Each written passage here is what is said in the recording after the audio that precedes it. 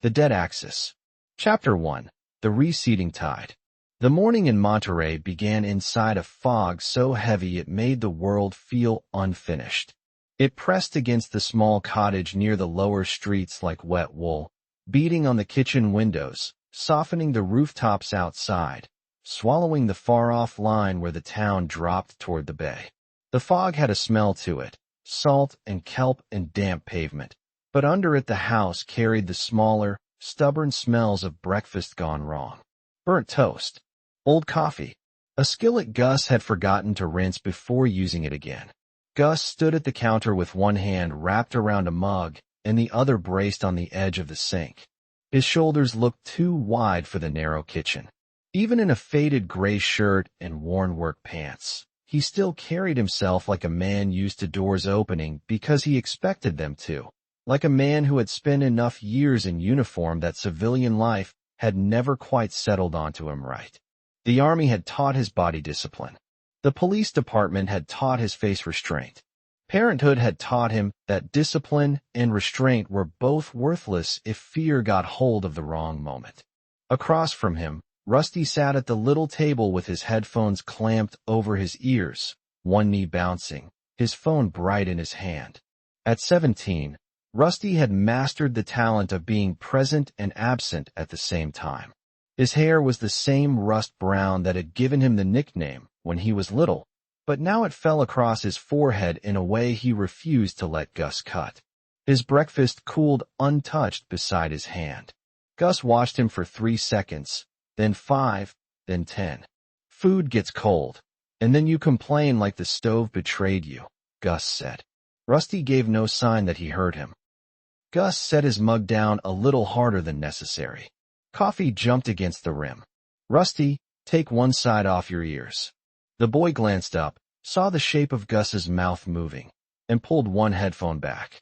Music leaked out in a thin, frantic hiss. What now? Eat now. I am eating. You are looking at a screen near food. That is not the same activity. Rusty looked down at the plate as though surprised it had been there the whole time. I had a bite. You had a negotiation with a corner of toast. Rusty rolled his eyes, but there was a twitch at the edge of his mouth. You are in a mood this morning. I am always in a mood before the second cup. You are always in a mood after it too. Gus pointed at him with 2 fingers, the old cop gesture he tried not to use, and used anyway. That right there is why I miss when you only knew 9 words. You miss when I could not win arguments. You have never won an argument. I let you think that because you are aging and fragile. Gus snorted despite himself. That was how mornings worked when they worked at all. A little friction, a little sarcasm, familiar scratches on familiar wood. Then the house went silent. Not quiet, but silent in a way that felt deliberate. The refrigerator stopped its low vibration. The old wall clock stopped ticking, or maybe Gus stopped hearing it. Even the gulls that usually screamed somewhere above the fog seemed to vanish out of the air. The silence settled so cleanly that Gus turned his head toward the window before he knew why. Rusty noticed his face. What is it? Gus lifted a hand. The coffee in his mug trembled. At first the surface only shivered, a small, tight circle of ripples spreading from the center. Then the handle began to tap against the counter, once and then twice. A tiny hard sound in the dead kitchen. The floor gave a long, deep hum. It did not sound like thunder. It sounded older than thunder, lower than any engine, a guttural pressure rising through concrete, wood, bone, and teeth. Gus felt it in the soles of his boots first, then in his knees, then in the plates of his chest. The house seemed to inhale. Rusty pulled the other headphone off. His eyes sharpened. Dad, what is happening? Gus was already moving. Under the table with me. The hum broke into a roar. The kitchen lurched sideways so violently that the table skidded 3 feet across the floor. Cabinet doors snapped open. Plates leaped out and shattered. The window above the sink became a white starburst and then exploded inward, throwing glass across the counter like ice. The floor slammed up under Gus's boots, then dropped away. He grabbed Rusty by the shirt and drove him down hard enough that the boy's breath burst out. Cover your head and keep your face down," Gus shouted. The table banged against the wall. A chair flipped. The light fixture tore free and swung by its wire, sparking. The whole house screamed with nails ripping through wood. Gus got his body over Rusty's shoulders, one hand on the back of the boy's head, the other gripping the table leg, as if he could hold the world in place by force. Rusty shouted something, but the roar swallowed it. The shaking was not one motion. It came in waves, vicious and overlapping, a side shove followed by a hard buck upward, then a rolling drop that made Gus's stomach rise. The ceiling cracked open in a jagged line. Dust poured down. Somewhere behind them, the old bookshelf in the living room toppled with a crash that shook through the walls. The house smelled of ruptured plaster, burned wiring, spilled coffee, and the copper edge of fear. Gus counted because counting was what training did when thought became useless. 10 seconds. The chimney came apart outside with a heavy collapse that punched brick through the side fence. 15 seconds. Rusty's hand clamped around Gus's forearm so hard his nails cut skin. 20 seconds. A gas pipe hissed in the laundry room. Gus heard it through the roar and filed it away with brutal clarity. Gas leak. Fire risk. Move fast after movement stops. 30 seconds. The shaking got worse. That was the part Gus would remember later, when memory became a broken film that played without mercy. He would remember thinking it had to be ending, that no structure could take more, that the earth had spent its rage. Then the real violence arrived, a savage rolling convulsion that threw both of them sideways under the table. The refrigerator tore loose and crashed onto its front. The back door burst from its frame and slapped open and shut like a panicked thing. Rusty screamed then. Not words, just fear. Gus lowered his head until his mouth was near the boy's ear. "I have you. Stay with me." 40 seconds. 45 seconds. The world stopped moving. The silence after was not silence at all. It rang. It had alarms in it, dogs barking, glass settling, a woman screaming somewhere down the block, the high thin whistle of gas. But compared to the roar, it felt hollow and unreal, like Monterey had been placed under a glass jar. Gus stayed still for 3 full breaths. After a major quake, people got killed by the second movement because they trusted the first calm. He waited until his own instincts stopped shouting over each other. Then he rolled off Rusty. "Can you move?" Rusty's face was gray under the kitchen dust. "I think so. I need more than think. My arms work. My legs work. My ribs hurt. Show me." Rusty pushed himself up on shaking hands. His right cheek had a shallow cut from glass, thin blood trailing down toward his jaw. His eyes were wide, stunned, and too young. Gus touched the cut with his thumb and checked the blood. "Skin only. Shoes right now. My phone. Leave it. My phone is right there. Rusty, this house is leaking gas. Shoes, jacket, pack, and out." That reached him. Rusty looked toward the laundry room, heard the hiss, and scrambled. Gus rose into a crouch. His knees complained. One forearm burned where Rusty's nails had opened him. He ignored it and moved. The house had changed shape. The hallway leaned. Picture frames lay face down in broken glass. The front door was jammed in the frame, so Gus kicked the splintered back door open the rest of the way and shoved Rusty through it. Outside, the fog had thinned, dragged into ragged sheets by air that felt wrong. Cold in one breath, warm in the next. The street beyond the fence was cracked down the middle. A sedan had dropped its front tires into a split in the asphalt. A power pole leaned across the road, throwing blue sparks into a puddle. Neighbors stumbled out in robes and pajamas. Mr. Alvarez from 2 houses down stood on his porch with blood soaking one sleeve, staring at the place where his garage had folded inward. A woman Gus knew only as Karen carried a toddler against her chest and kept saying the same prayer over and over without changing tone. Rusty came up beside Gus with his backpack half-zipped.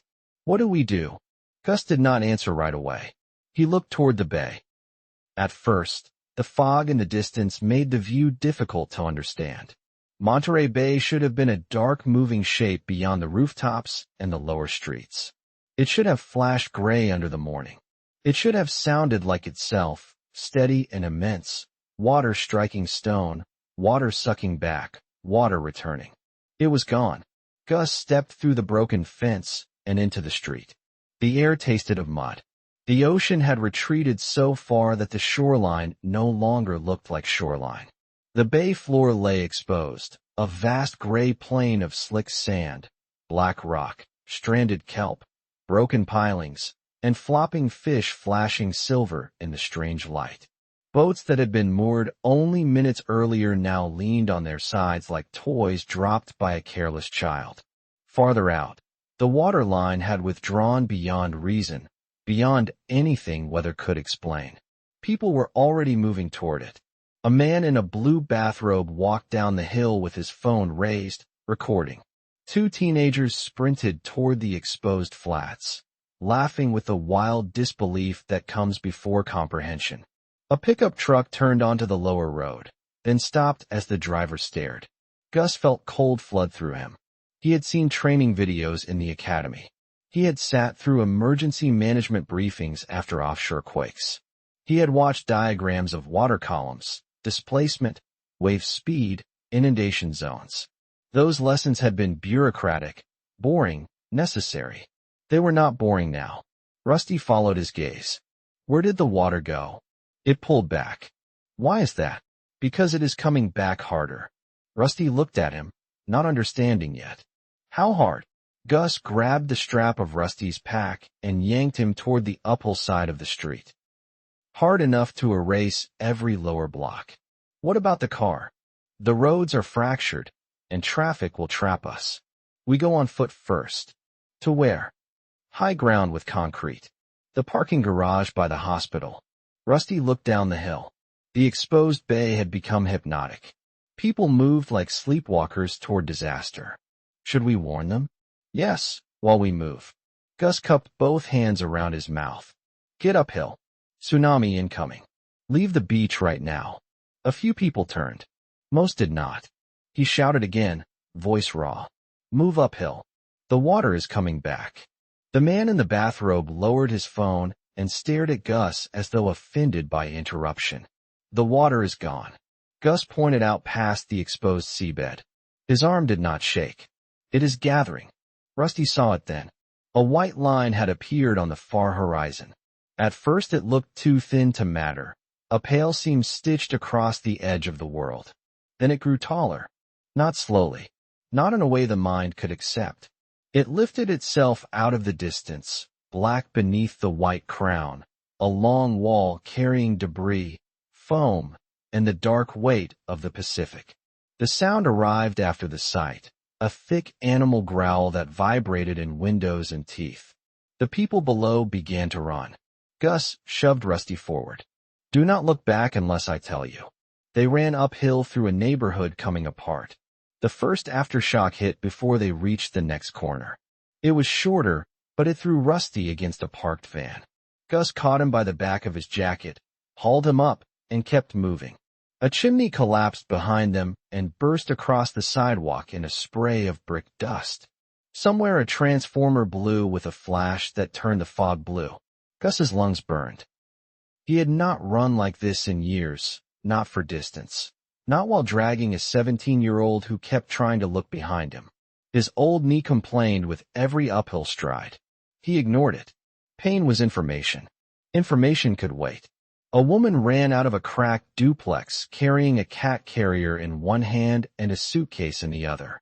The suitcase snagged on a broken step. She screamed in frustration. Gus did not slow. Drop the bag. I need it. Drop the bag and run. She hesitated. Rusty looked at Gus. Dad, help her. Gus cursed under his breath, veered, and kicked the suitcase free. The woman kept hold of it for half a second, then saw his face and let it go. He shoved her uphill in front of them. Garage by the hospital. Top floors. My husband is at the marina. Gus looked toward the growing wall and made himself say the cruel truth. You cannot reach him. Her face broke. There was no time to hold that break. They climbed another block. The road pitched steeply now. Cars jammed the intersection ahead, engines revving, horns bleating in a useless chorus. A delivery truck had jackknifed across 2 lanes. Drivers shouted at one another as if anger could straighten metal and open asphalt. Gus saw a father trying to carry 2 children. He saw an old man fall, and 2 strangers lift him. He saw a young woman abandon her car in the middle of the road and run barefoot over glass. The ocean growled louder. Rusty heard it and finally looked back. Gus saw the moment understanding hit him. The boy's face lost the last of its sleepy teenage disbelief. The black wall had doubled in apparent height. It was eating the flats, swallowing boats, tearing docks into splinters, pushing a brown-black front of mud, cars, pilings, and foam into the lower city. "Dad," Rusty said, breathless. "I see it. It is too big. We only have to be higher than the water. Keep moving." "Are we high enough?" "Not yet." The hospital parking garage rose 2 blocks ahead, 6 levels of reinforced concrete above a cracked access road. It looked ugly, blunt, and miraculous. People streamed toward it from every direction. Some ran. Some limped. Some carried children, pets, backpacks, nothing. The lower entrance was already jammed with cars trying to force their way in. Gus did not aim for the car ramp. He aimed for the stairwell. A security guard stood at the base in a fluorescent vest, trying to direct traffic with both hands. His face was slick with sweat and ash-colored fear. Cars to the left. Pedestrians to the stairs. "Keep moving. Lock the elevators open and kill power if you can," Gus told him as they reached him. The guard stared. "What now?" "Water rises through shafts. You do not want people trapped between floors." The guard swallowed. "I do not know how to do that." "Then keep people out of them." Gus shoved Rusty through the stairwell door. The air inside smelled of urine, concrete dust, and panic. Feet hammered on stairs above them. Someone had dropped a purse, and its contents had scattered across the landing. Lipstick, keys, pills, a little photograph in a cracked plastic frame. No one stopped for it. They climbed. 2nd level. 3rd level. Rusty stumbled on the turn and slammed one hand against the rail. Gus grabbed him before he fell into the crowd behind them. "I cannot breathe," Rusty gasped. "You can breathe while climbing. My legs are dead. Your legs can file a complaint later." That got a ragged laugh out of him, half fear and half habit. 4th level. Behind them, outside the concrete walls, Monterey screamed. The sound changed from many separate noises into one massive impact. The tsunami struck the lower city with a concussion Gus felt through the stairwell. The building shuddered. People cried out. A child screamed for his mother. The lights flickered once and died, plunging the stairwell into gray emergency gloom. Water hit the lower door like a beast hitting a cage. The metal boomed inward. People froze. Gus turned on the landing and looked down through the central gap between stair flights. The bottom was shadow, then froth, then black water punching through the doorway with debris in it. A bicycle spun end over end. A strip of red awning snapped like cloth. The water rose impossibly fast, filling the lower stairwell, slamming against concrete, throwing spray up through the shaft. "Move," Gus roared. "Go up. Keep going." Panic returned movement to the crowd. Bodies surged. A man shoved past Rusty hard enough to knock him into the wall. Gus grabbed the man by the collar and slammed him against the rail. "Touch him again, and I will throw you down the stairs." The man looked into Gus's eyes and believed him. Gus released him. "Climb like a human being." 5th level. The water reached the 3rd landing. 6th level. The stairwell opened onto the top deck of the garage, and they spilled into a world of fog, windless air, and rising screams. Hundreds of people had gathered there already, pressed against the concrete barriers, watching the bay become a moving field of wreckage. The city below was no longer streets and buildings. It was water, mud, and broken shapes carried inland with terrifying force. Gus pushed Rusty away from the edge. "Center of the deck. I want to see." You have seen enough. I need to see where it goes. You need to stand where debris cannot hit you if the side fails. Rusty's mouth opened, then closed. He followed. The first surge slammed into the lower levels. Cars on the ramp lifted, turned, and smashed together. The concrete structure groaned, a deep, grinding complaint, but held. Water sprayed up the exterior in dirty sheets. A minivan struck the second-level barrier and folded around a support pillar. The sound was like a giant hand crushing a can. People prayed. People filmed. People called names that could not answer. Rusty stood beside Gus, trembling so hard his teeth clicked. Gus wanted to put an arm around him and tell him something fathers were supposed to say, something about safety and being all right. The words would have been lies. He settled for the truth he could offer. We stay here until the water finishes moving. Then we get out before the crowd decides the garage is a shelter. Rusty looked at him with wet eyes. That is what you are thinking about right now. That is how we stay alive. Our house is gone. Maybe it is gone. Everything is gone. Gus looked across the drowned lower streets.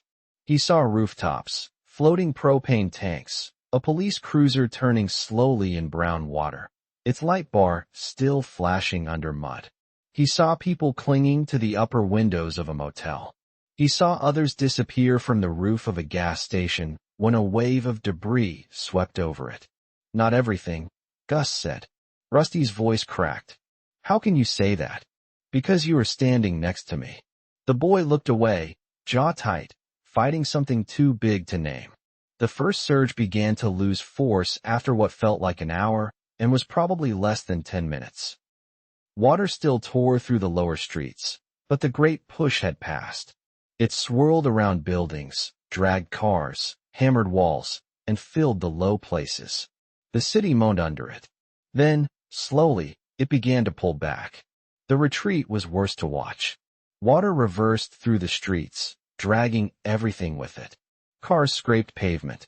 Furniture spun. Whole sections of walls broke free and slid seaward. Somewhere below, a man shouted for help from a rooftop. His voice carried thin and desperate across the deck. Rusty took a step toward the edge. Gus stopped him. Do not.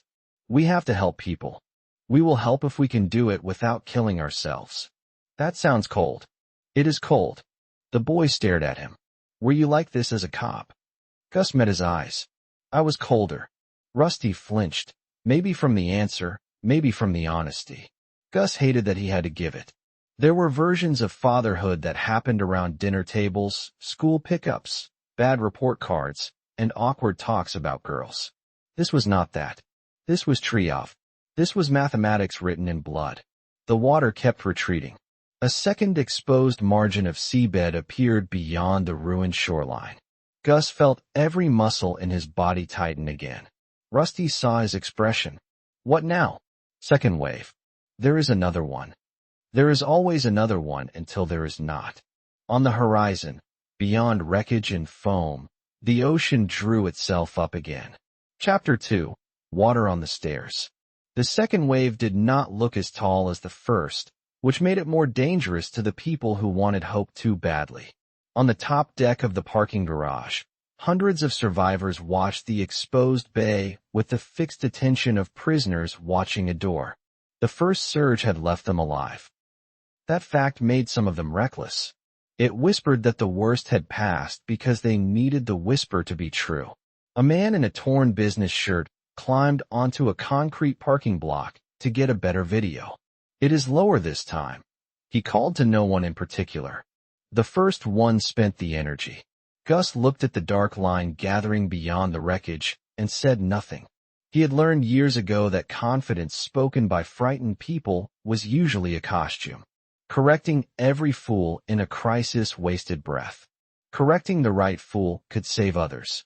The man raised his phone higher. Gus walked over, grabbed him by the belt at the back of his pants, and pulled him down.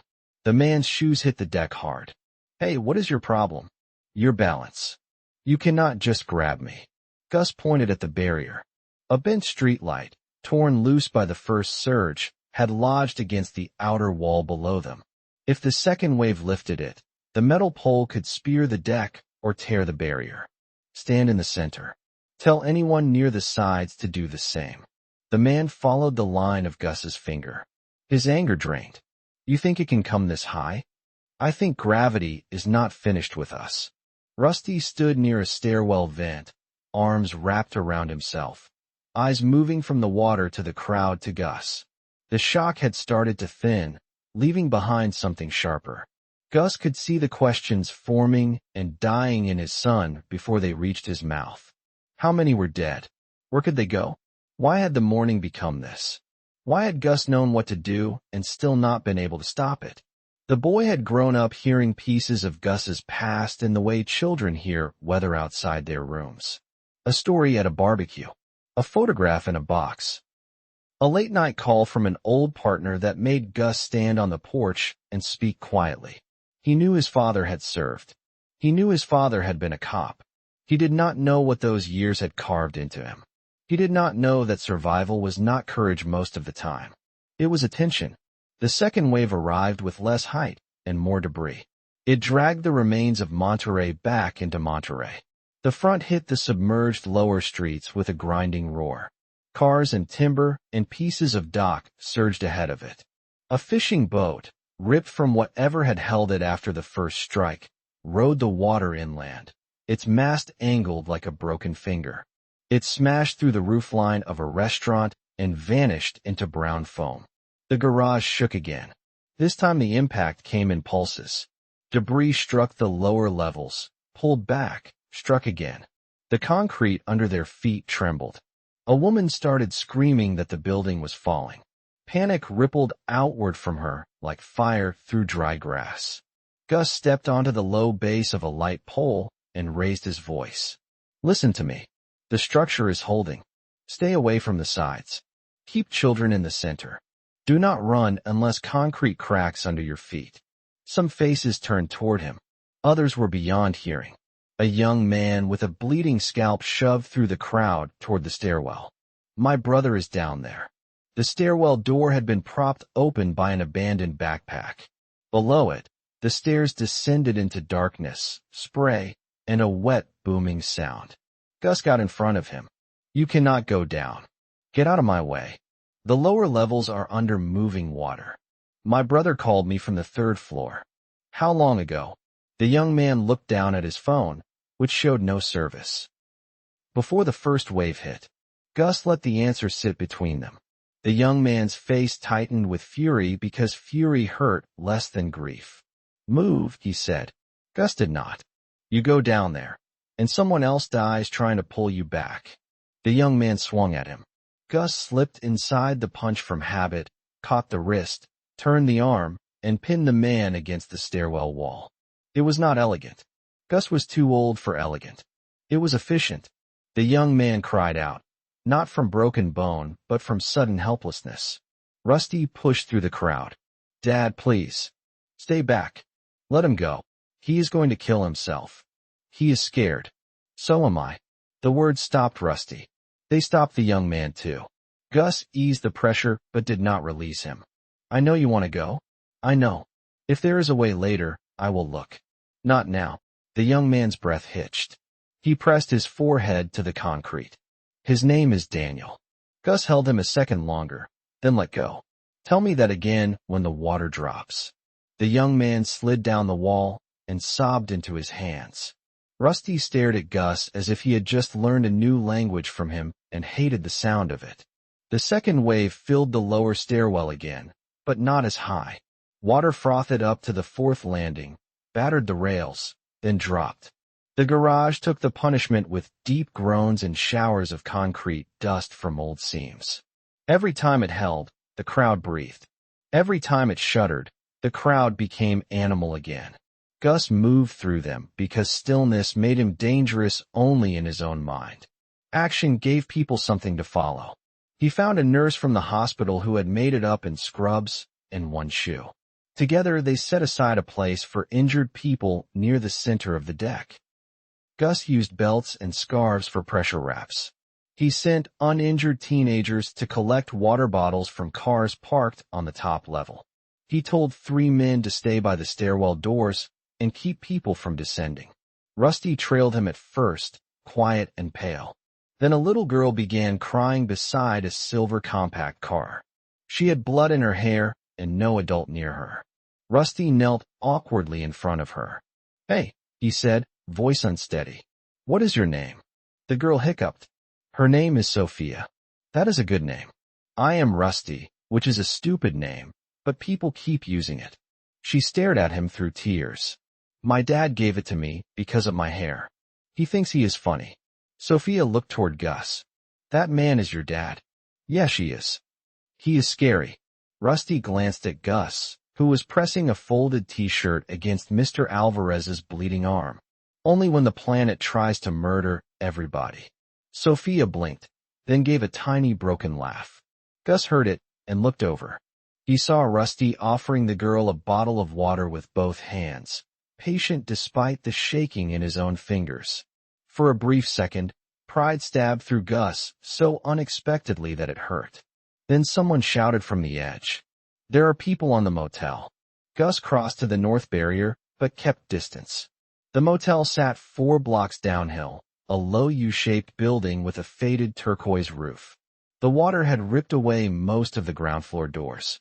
Several people clustered on the upper walkway, waving towels. One man had climbed onto the roof and was pointing toward a woman trapped in a tree closer to the garage.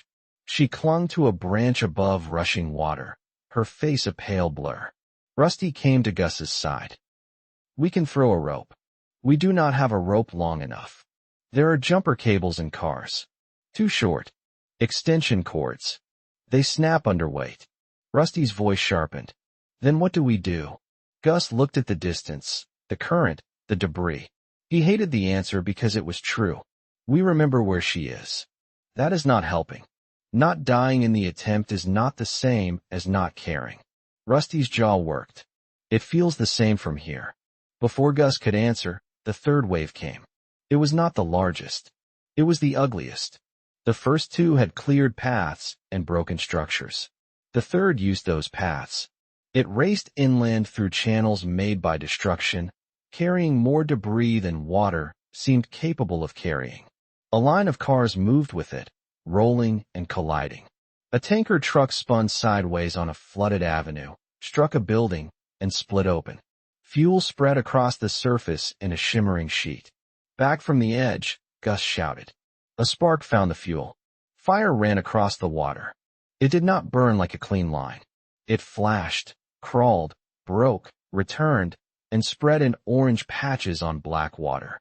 The effect was impossible enough that people froze. A burning car slammed into the base of the garage ramp. Flames licked up the side of the structure, feeding on whatever gasoline, oil, and trash the waves had brought. Heat rose through the air. The fog turned orange below them. Gus smelled fuel and smoke. A new calculation appeared in his head, unwelcome and exact. If the fire found parked cars on the lower floors, it could climb. If it heated support columns while the water hammered them, the building could fail in sections. High ground was no longer a guarantee. Nothing was. Rusty saw his face. What now? We may need to leave as soon as the water drops enough. Leave the garage? If fire gets into the structure, yes. To where? Uphill.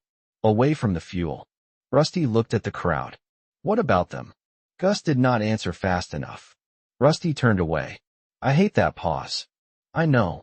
You always know, and it still does not change anything. Gus caught his arm. Not hard. Enough to make him stay. Listen to me. I cannot save a crowd by pretending physics is negotiable. I can save you by moving when we need to move. Rusty's eyes were wet again, but anger kept the tears from falling. Maybe I do not want to be the only thing you save. You are not the only thing I will try to save. But I am the thing you choose. Every time. The answer landed between them with more force than Gus intended. Rusty looked at him, and for a moment the noise of the deck faded around them. Beneath the fear and anger, a child's need showed through the face of a young man who hated needing anything. Then the stairwell belched smoke. People near it screamed and surged backward. Gus pushed through and yanked the door open wider. Smoke rolled up, greasy and black, from somewhere below the fifth landing. Heat followed it. Not a full fire yet, but enough. Can we go down the other stairs? Rusty asked. Maybe, but we need to check. The garage had 2 stairwells and a car ramp. The main ramp was a death channel, slick with water and debris. The eastern stairwell might still be clear. Gus grabbed Rusty's pack and turned him toward it. The nurse in scrubs caught Gus's sleeve. Her name tag read Elena. Are we evacuating? Not everyone at once. That causes a crush. Smoke in west stairs. East stairs may be usable after water drops. How long? Minutes, if we are lucky. She looked at the injured people. Some cannot walk. Pair them with those who can. Move only when we know the lower landing is clear. A fresh aftershock hit. This one cracked the top deck. The sound was a sharp report under their feet, followed by a line splitting across the concrete near a row of parked cars. It did not open wide, but it opened enough to send people running. The crowd surged toward the east stairwell in a panicked mass. Gus saw the crush before it happened. Rusty with me. He and Rusty shoved through the flow to the stairwell door. 2 men were already forcing their way in at the same time. A woman fell. Someone stepped on her hand. She screamed. Gus drove his shoulder into the nearest man and slammed him against a parked SUV. Stop pushing. The man snarled. Get off me. Gus put his forearm across the man's chest and pointed at the fallen woman. You trample her, and you are no better than the water. The man's face changed. He looked down, then grabbed the woman's other arm and helped lift her. Rusty planted himself at the stairwell entrance, both hands out. Move slow. Slow down. Kids first with adults. Injured with help. Everybody gets down faster if you stop shoving. His voice cracked on the first sentence. It strengthened on the second. The crowd nearest him heard the youth in it and the desperation, and some obeyed because obedience was easier than terror. Gus looked through the stairwell. The emergency lights flickered red. The air was smoky but breathable. Down through the central shaft, he could see water churning below the second level, lower than before, still moving but dropping. Not yet, he said. A woman shouted at him. Who put you in charge? The water did. Rusty glanced at him despite everything. That was almost funny. It was not a joke. That is why it was almost funny. The smoke thickened behind them from the west side. Flames popped below, finding something with plastic in it. The air filled with the stink of burning rubber. Gus looked at the water again. It dropped another half level. Debris scraped and thudded below. The second floor might still be impassable, but the third-level pedestrian bridge toward the hospital hill could be reachable. He had seen it from outside, a concrete walkway connecting the garage to a service corridor that climbed toward the medical complex. If it held, it could get them off the garage without descending all the way. He made the decision. Third level only, he shouted. Do not go lower unless you want to get dragged out through the street. Use the hospital bridge. Move steady. He turned to Rusty. You stay on my shoulder. If we get separated, you go up, not down. That makes no sense if we are leaving. If a crowd crush starts, up gives you air. Down gives you bodies. Rusty's face tightened. You have thought about this before. Yes, that is true.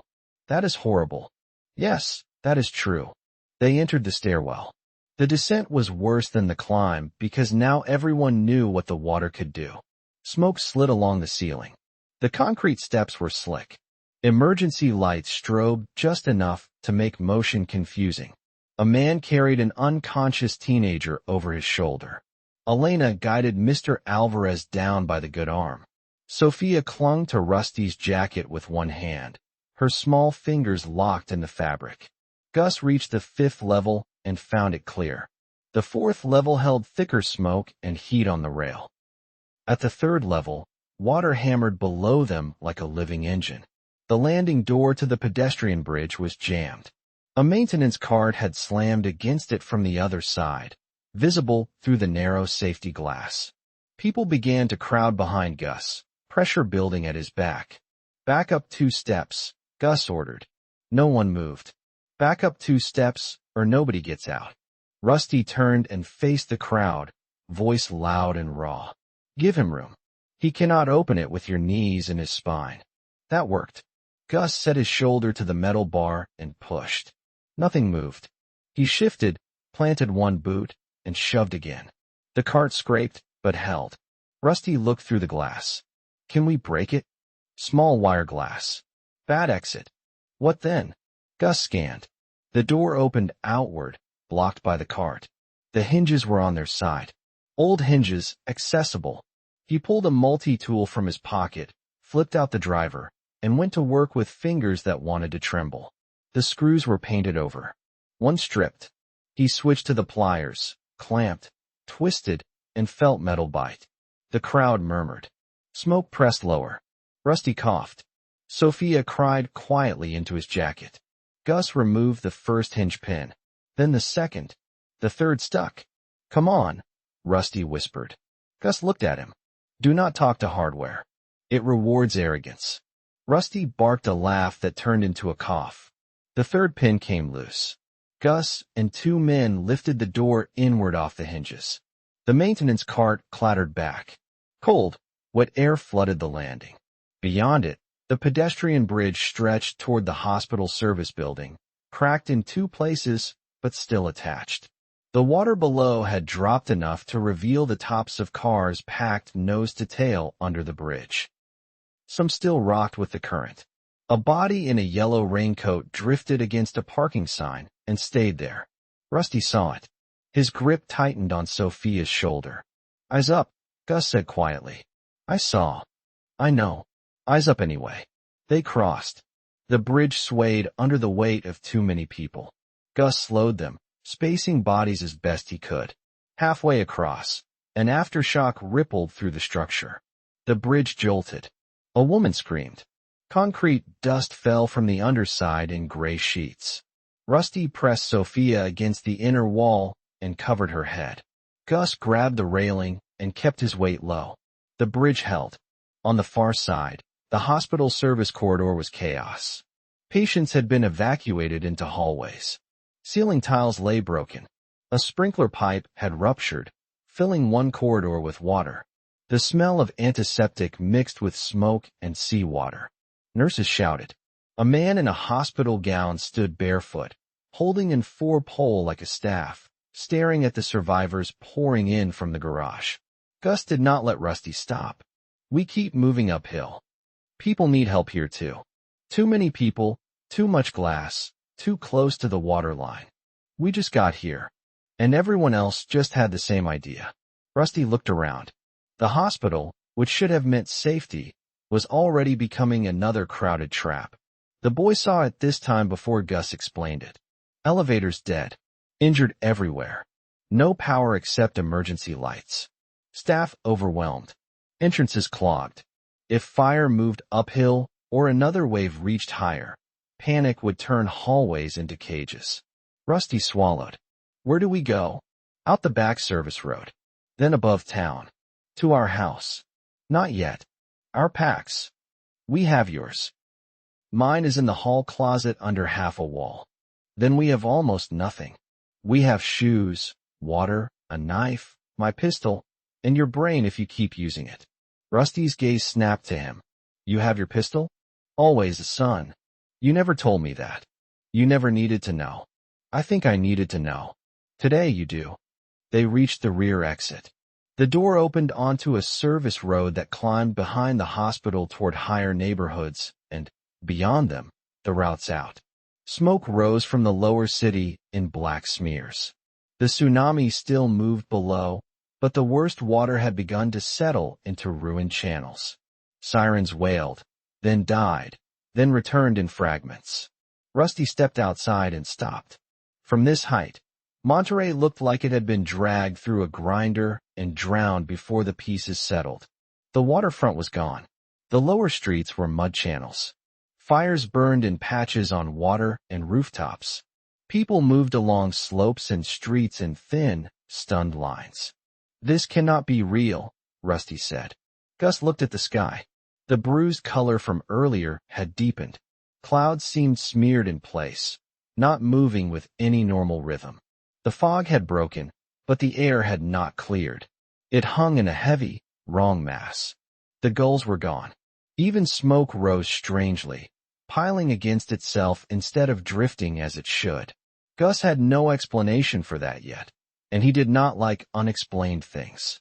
"It is real enough to kill us," he said. "That is the only part that matters right now." Chapter 3. Dead Air. They did not go back to the cottage. Rusty argued for it 3 times in the first 20 minutes, and each time Gus gave him the same answer with less patience and more fatigue. The house may still leak gas. The road below may flood again. Everyone who survives the lower blocks will be moving inland, and every empty house on the slope will become a target before dark. On the third answer, Rusty stopped walking and spun on him. "That is our home." Gus stopped too. They stood on an access road above the hospital, with the ruined city below them and a line of shaken survivors moving past in both directions. Some headed uphill carrying bags and children. Some headed downhill calling names. Smoke rose from the waterfront. The air had turned warmer again, then cold, as if invisible doors kept opening and closing somewhere in the sky. Gus wanted to be gentle. He could feel the need for gentleness like a stone in his hand. Rusty's face was smeared with dust and dried blood. His backpack hung off one shoulder. He looked younger than 17 now, and older too, both at once. "Our home is a structure," Gus said. "You are my son. I am choosing the living thing." Rusty's anger flared, but it found nowhere to go. "All my stuff is there." "I know. Mom's pictures are there." Gus looked away for one breath. Rusty's mother had been gone 9 years, taken by an aneurysm in a grocery store aisle, while Rusty was still young enough to believe adults could fix anything. Gus had kept the photographs in a fireproof box under his bed. Wedding picture. Beach day. Rusty with frosting on his chin.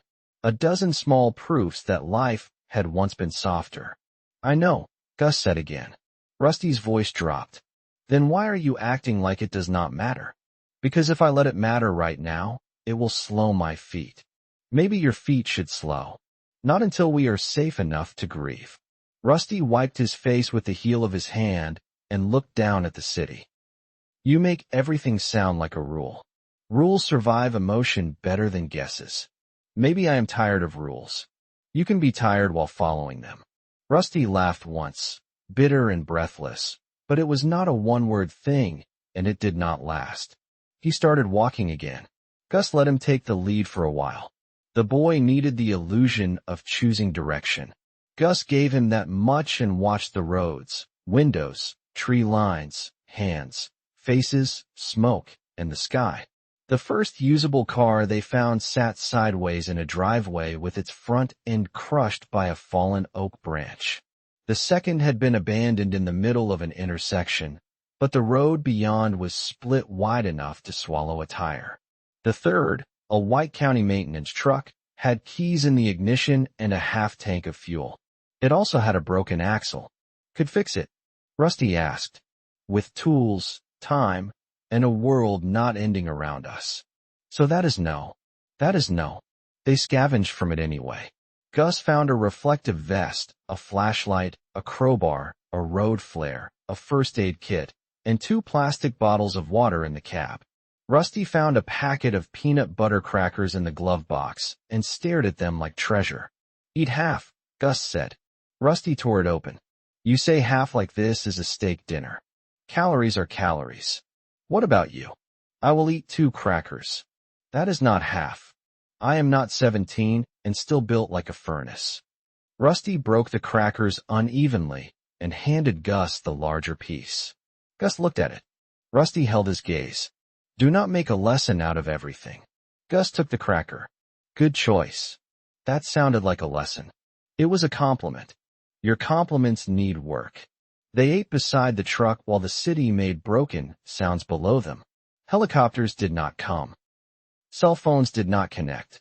The radio in the truck produced static on every channel except one, where a voice came through for 3 seconds and vanished under a wash of noise.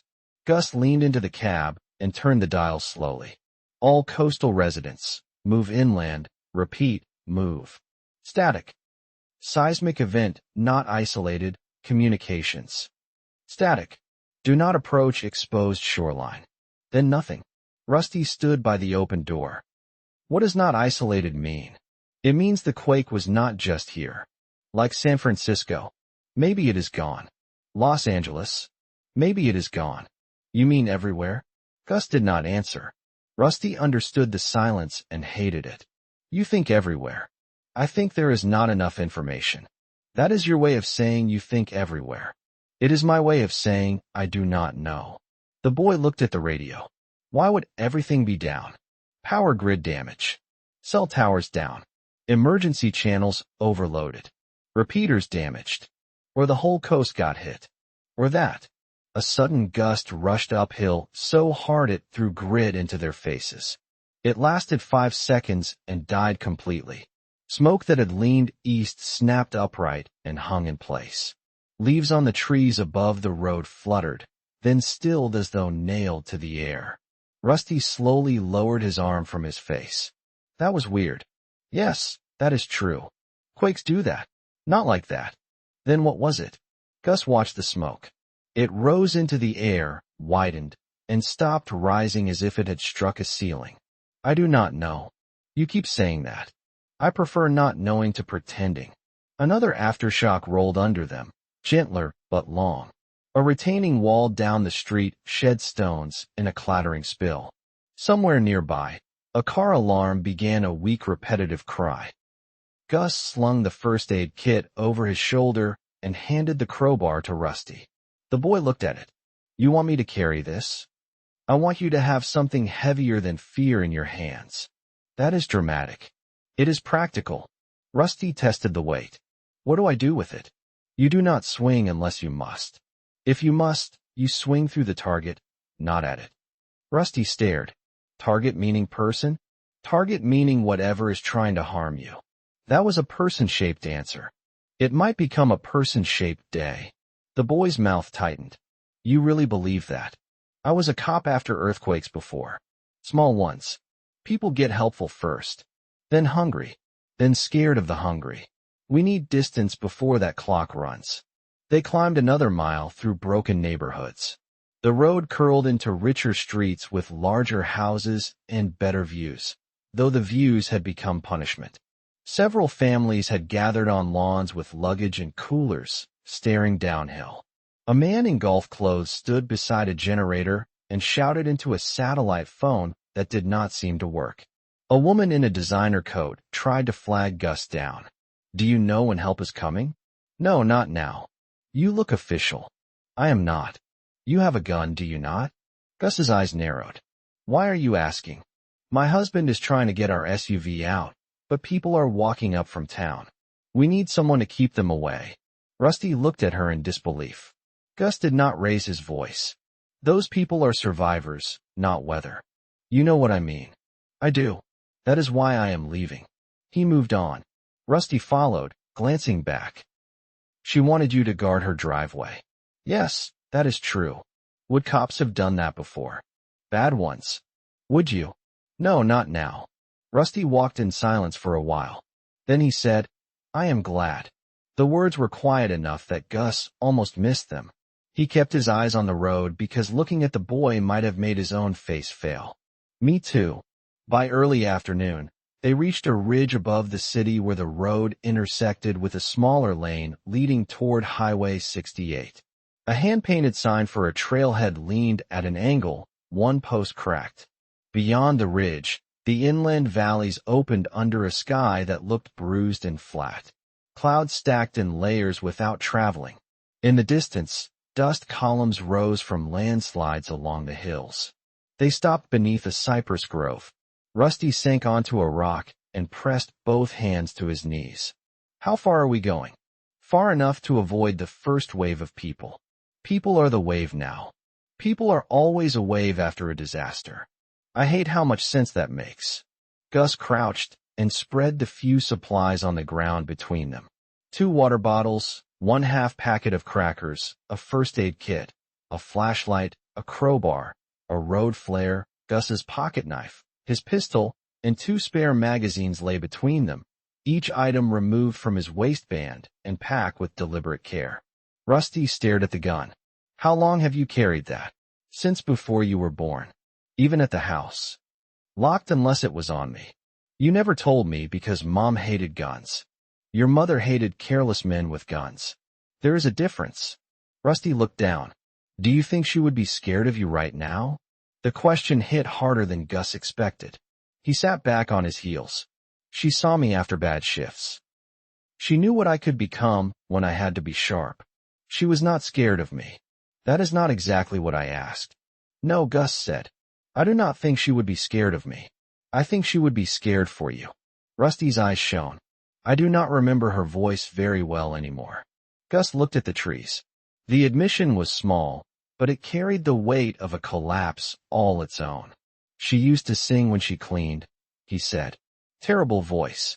Whole house suffered through it. Rusty gave a faint smile. You never said that. She knew she was terrible. That made it worse because she sang louder. What songs? Old stuff. Things her father played in the garage.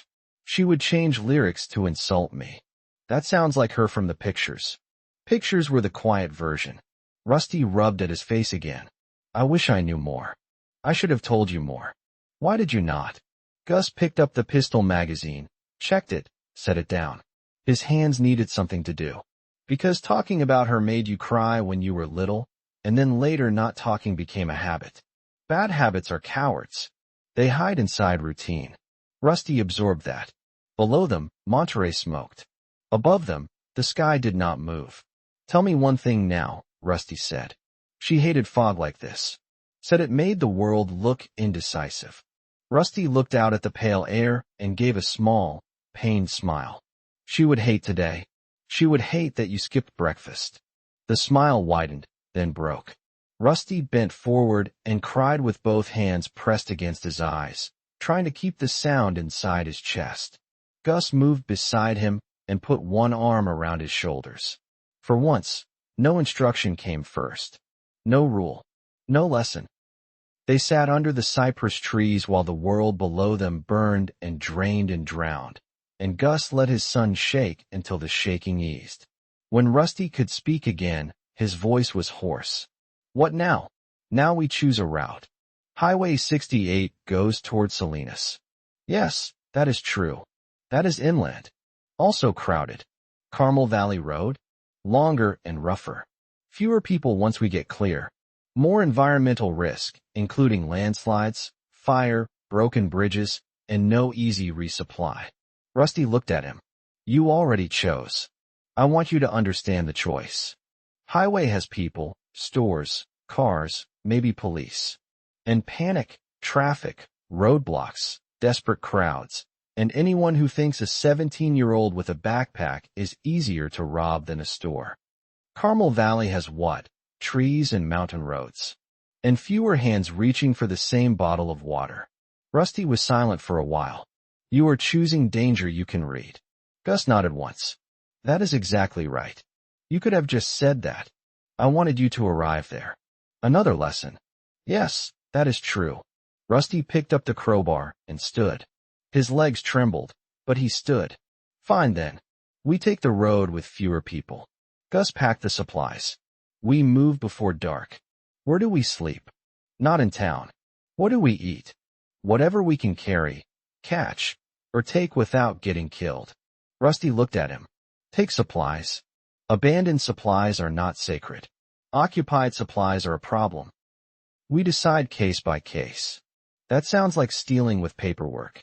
It is survival with judgment. You have a phrase for everything. I have been waiting 17 years for you to appreciate that. Still waiting.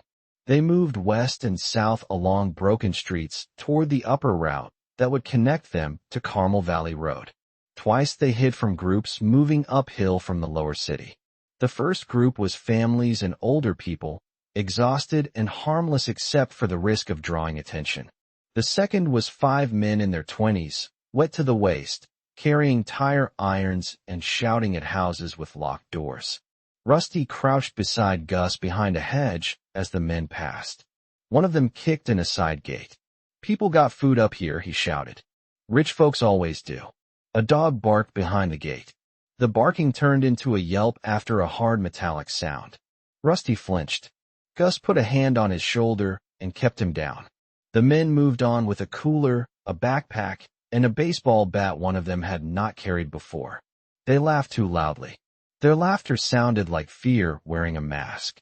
After they passed, Rusty whispered, "We should have done something. 5 of them. 2 of us. 1 pistol that draws every desperate person within earshot if I fire. They killed a dog. Yes, that is true. And we hide. We survive." Rusty looked sick. "I do not like survive as a word. You do not have to like it. That answer is getting old. So am I." They waited 5 more minutes before moving. Gus knew the boy was angry at him again, and maybe he deserved it. But anger could walk. A bullet in the spine could not.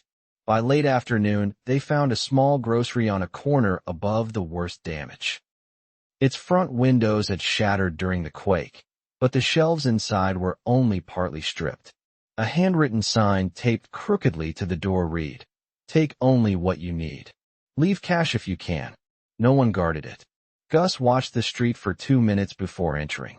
Rusty followed, crowbar in hand, stepping carefully around glass. The store smelled of spilled milk, fruit, and fear. A freezer case had failed. Water spread across the floor from broken bottles. "We have cash," Rusty said. Gus glanced at him. "What?" The sign said leave cash. Gus took his wallet out, removed 2 20s, and tucked them under the register screen. "Grab dense food. Not chips. Peanut butter, jerky, nuts, protein bars, water, electrolyte powder if you see it." Rusty moved down an aisle. "What about candy?" "After protein." That was not no. It was conditional no. That is the worst kind. They filled Rusty's pack until the straps strained. Gus found a small day pack behind the counter and used it for water and medical supplies.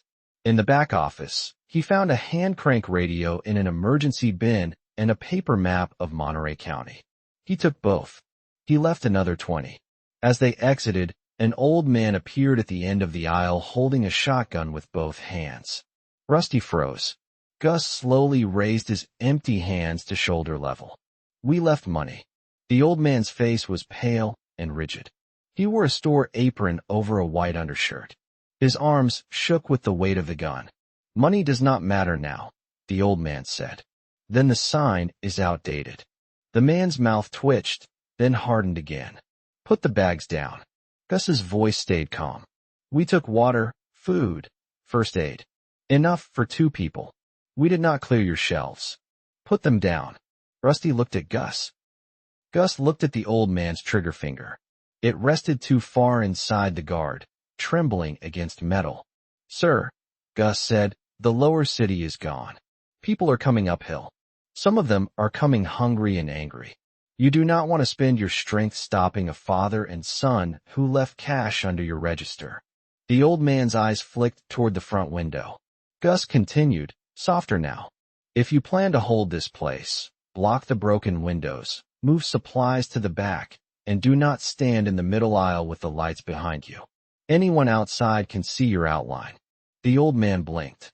Training language had reached him where pleading might not. "You police? Retired now. Nobody retires from that." "That is true." The shotgun lowered an inch. Rusty breathed again. The old man looked at Rusty's dusty face and the blood on his cheek. "You his boy?" "Yes, sir," Rusty said. "Where is his mother?" Rusty's voice tightened. "Gone before today." The old man swallowed. He lowered the shotgun more. "My wife was at the aquarium." No one spoke. Gus lowered his hands. "I am sorry. Do not say that unless you can make it mean something." Gus accepted the rebuke. "You have anyone here with you?" "My nephew was coming from Seaside." "Then secure the back and wait out of sight. If he comes, he will know to knock.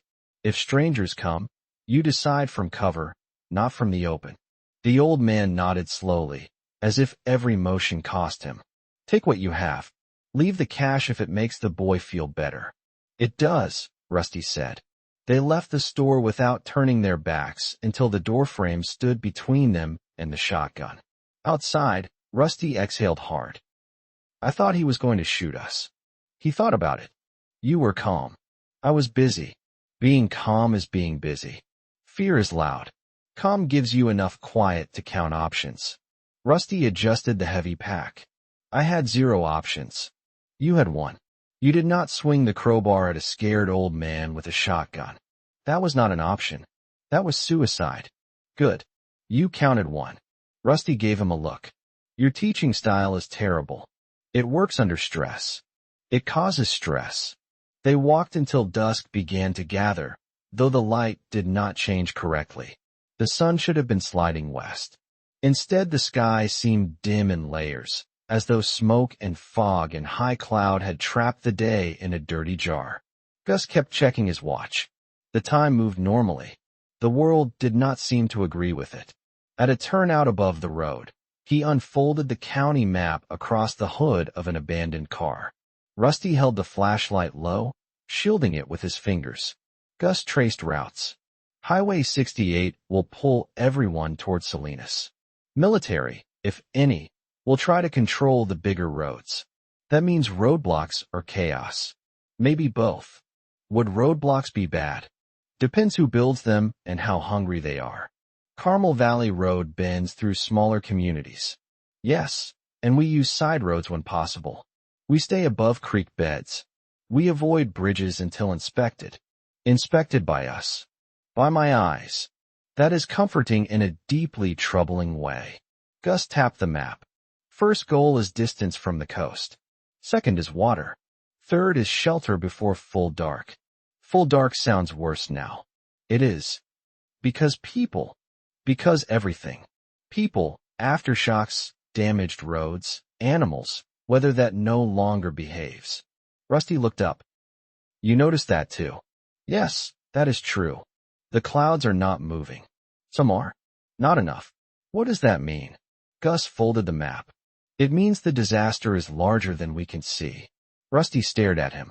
That was not comforting. I did not mean it to be. The first night noises began around them, but they were wrong too. No normal bird calls. No traffic hum beyond distant shouts. No steady ocean voice. Only the intermittent crackle of fire, far alarms, and the strange dead air pressing against the hills. They were leaving Monterey before Monterey had finished dying. Chapter 4. The road away from the crowd. They reached Carmel Valley Road just after the last usable light bled out of the sky. The road was not empty, but it was emptier than the alternatives. That was enough. A few cars moved in fits and starts, weaving around cracks, stalled vehicles, and people walking with flashlights. Most headlights pointed inland. A few pointed back toward the coast, driven by people who either had not seen enough or had seen too much and needed to return to the place where their minds had left someone behind. Gus kept them off the pavement whenever he could. They moved along the shoulder, then behind hedges, then through a drainage ditch that stank of mud and gasoline. Rusty complained less now.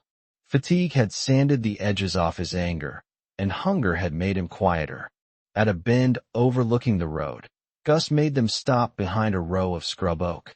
Below, traffic had jammed around a collapsed section where the shoulder had dropped into a ravine. Drivers shouted in the dark. Someone fired a gun into the air. Rusty ducked instinctively. Gus pulled him down fully. Get flat. The shot echoed into the hills. For 3 seconds, everyone below went silent. Then the shouting returned louder. A man's voice carried up. Back up. I said back up. Another voice answered with rage. My kid is in the car, you idiot. Metal struck metal. Glass broke. A child cried. Rusty's face was barely visible in the dark, but Gus could feel the boy's attention fixed on him. We could help. No, not now. You did not even look. I looked. There is a kid. There are 10 problems, and 2 of us. That cannot be the answer every time. It will be the answer most times tonight. Rusty pressed his forehead against the dirt for a moment. When he lifted it, his voice had changed. It was not acceptance, not exactly. It was the first taste of a harder thing. Then what do? We go around. They crawled back from the ridge and cut uphill through brush.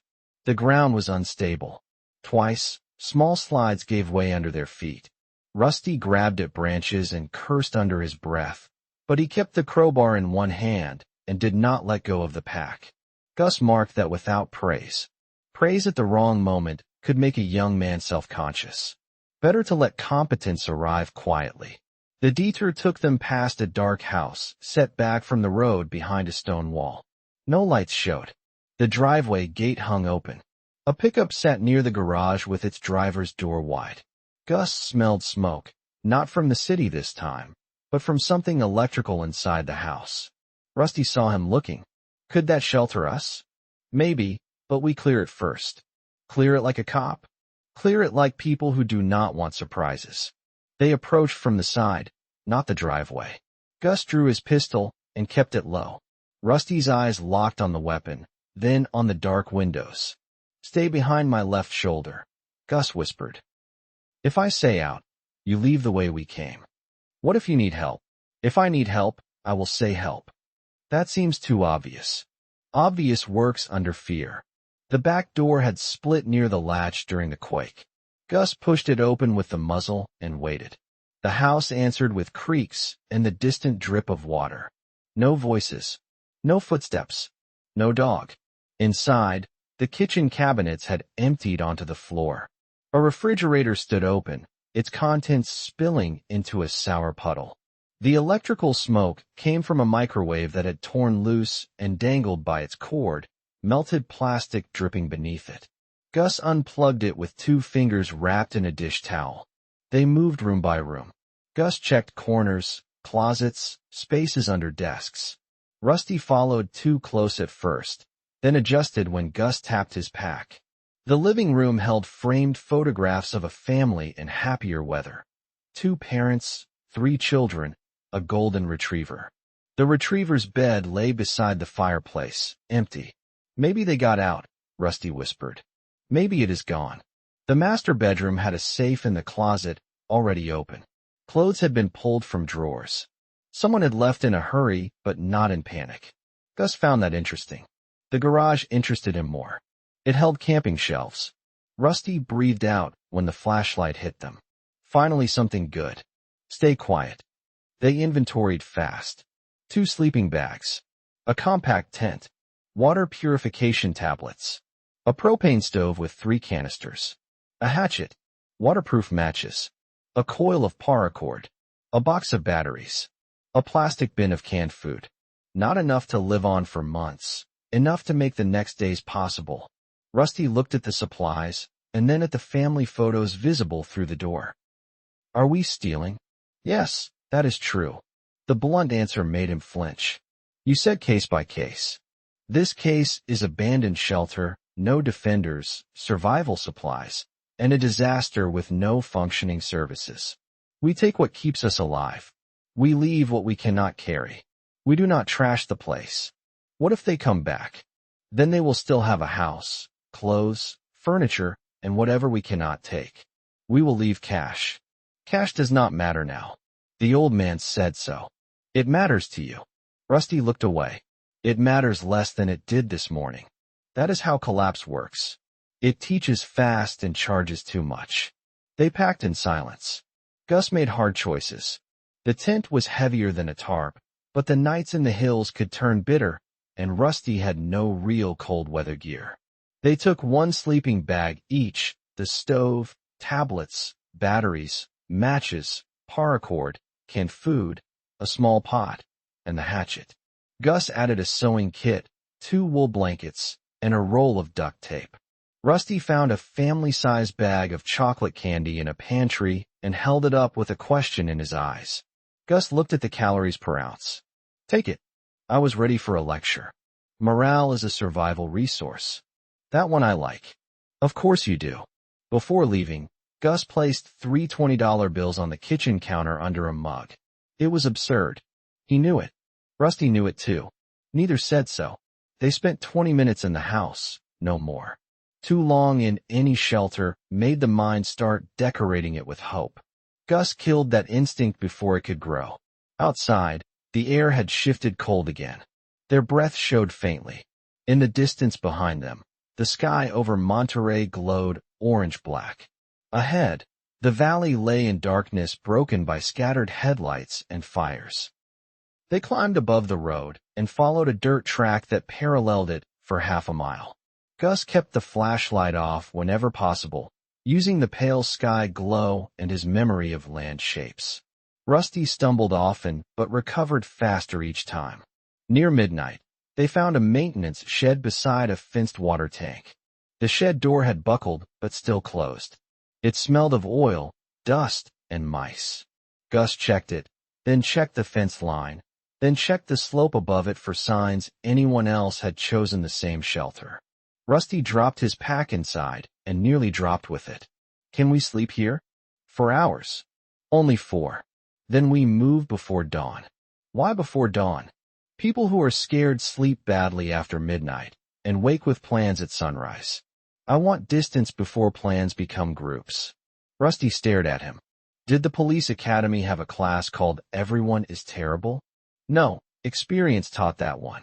Gus set a small piece of reflective tape from the county vest on the inside of the shed door, positioned so he could see if it shifted. He wedged a bent rake handle under the latch as a crude alarm. Then he unrolled the sleeping bags on the floor. Rusty watched.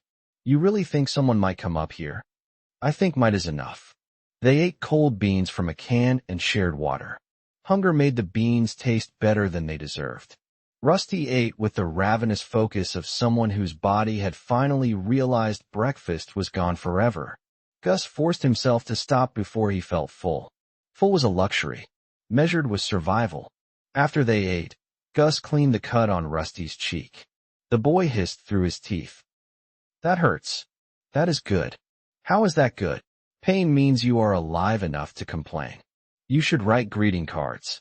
I would, but they would be too useful. Rusty smiled despite himself, then grew quiet. Do you think the people at the motel made it? Gus taped gauze lightly over the cut. Some might have. That is not an answer. It is the only honest one. What about the woman in the tree? Gus looked at the floor. He had hoped the boy had not carried that image this far. Of course he had. Images like that did not stay behind because you told them to. I do not know. I keep seeing her. I know. How do I stop? You do not stop it tonight. Rusty's eyes found his in the dim. Then when? It changes when you give the memory somewhere to go. That sounds like therapy. It is what your mother told me after my 3rd bad shooting. Rusty stilled. You had 3? More than 3 bad ones. That was the 3rd I brought home in my face. What happened? Gus leaned back against a stack of empty crates. He did not want to tell this story. That was one reason he should. A man took his own daughter hostage after a domestic call. She was 6. He had a knife. I talked to him for 20 minutes. He cried. He apologized to her. Then he moved wrong. You shot him. Yes, that is true. Did she see? Yes, that is true. Rusty looked down. Did you save her? She lived. That is not what I asked. Gus closed his eyes for a second. No, not the part that mattered after. I stopped her from dying. I did not save her from what she saw. The shed was quiet except for their breathing and the far-off sounds of engines and shouting from the road.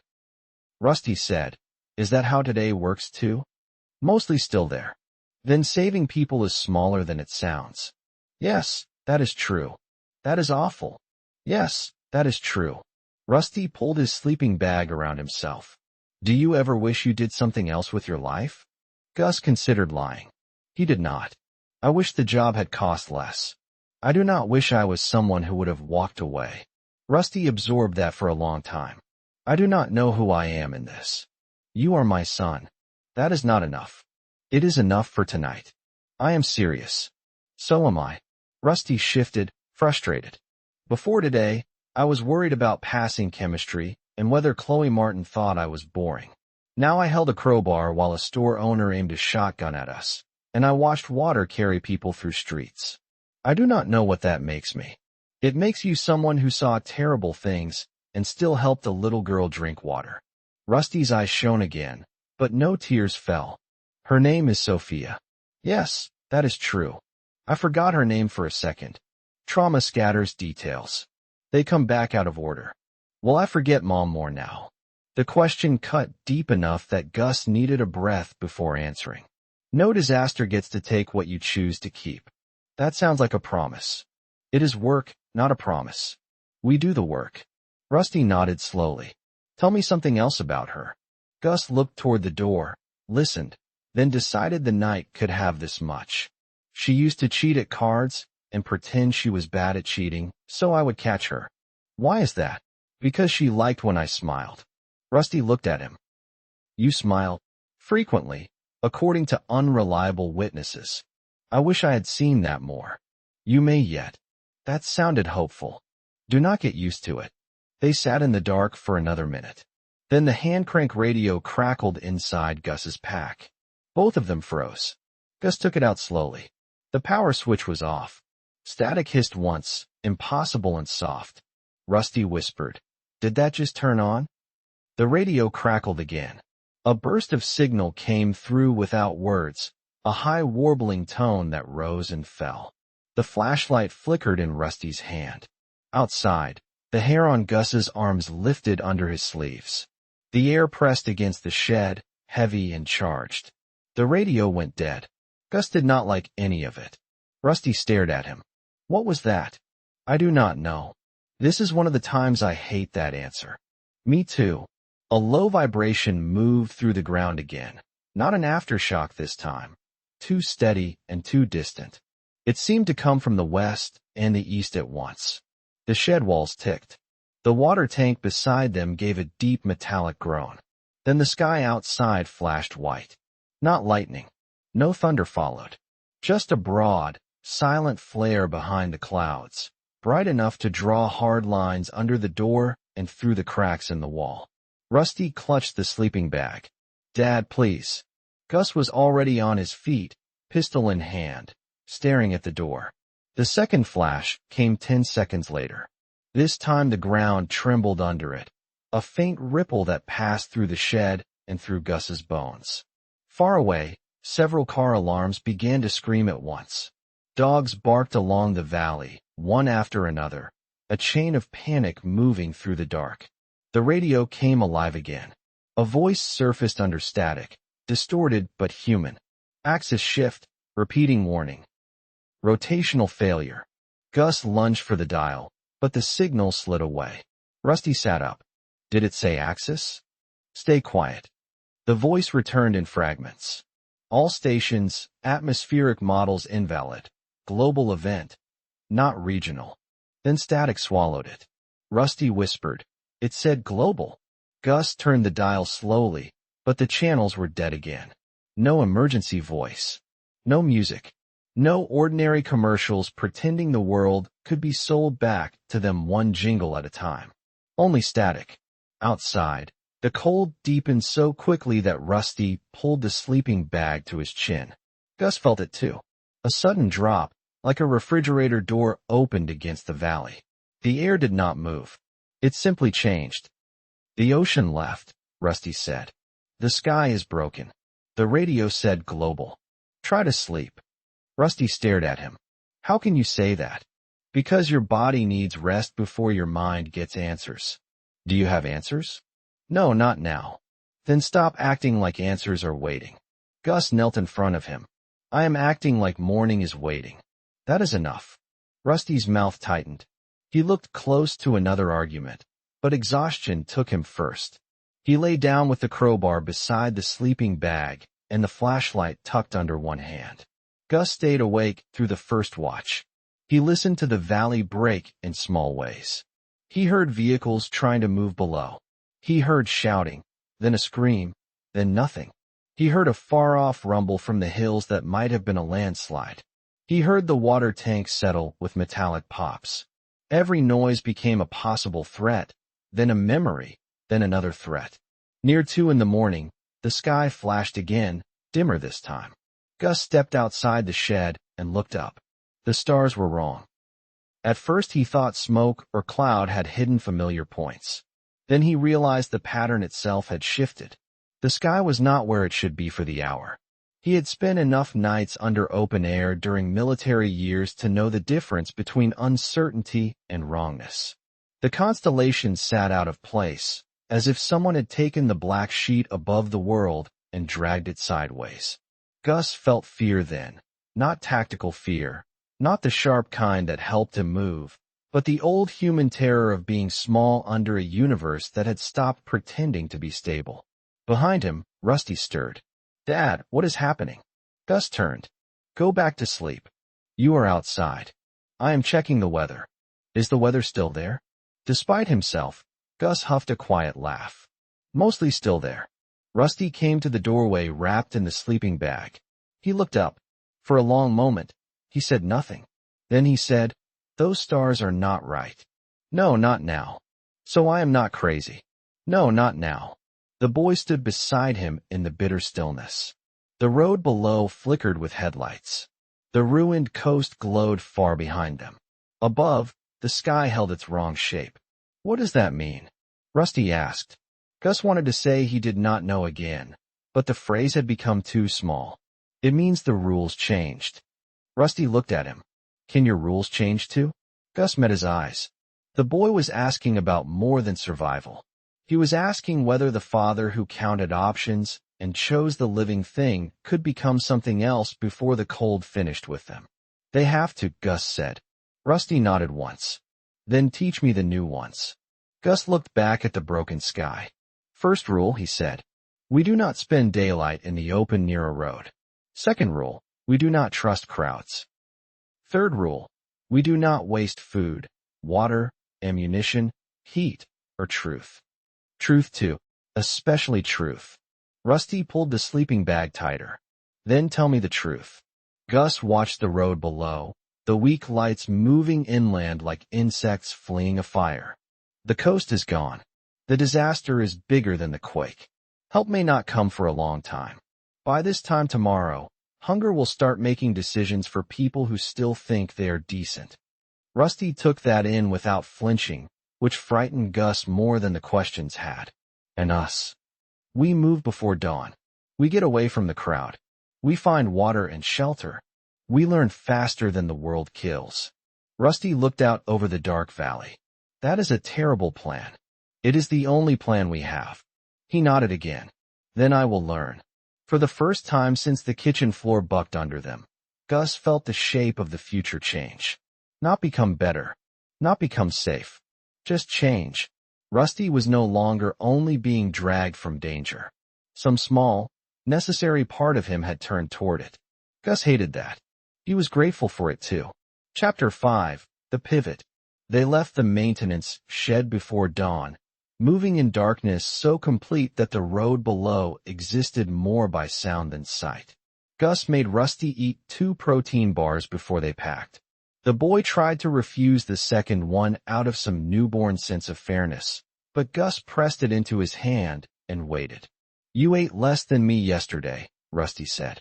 "I also burn fewer calories growing 3 inches every time I sleep. I stopped growing. Your appetite disagrees." Rusty took the bar. "I know what you are doing. Keeping you functional. Making sure I am not scared by giving me a normal argument." "That too." Rusty ate. He did not thank him. Gus did not need him to.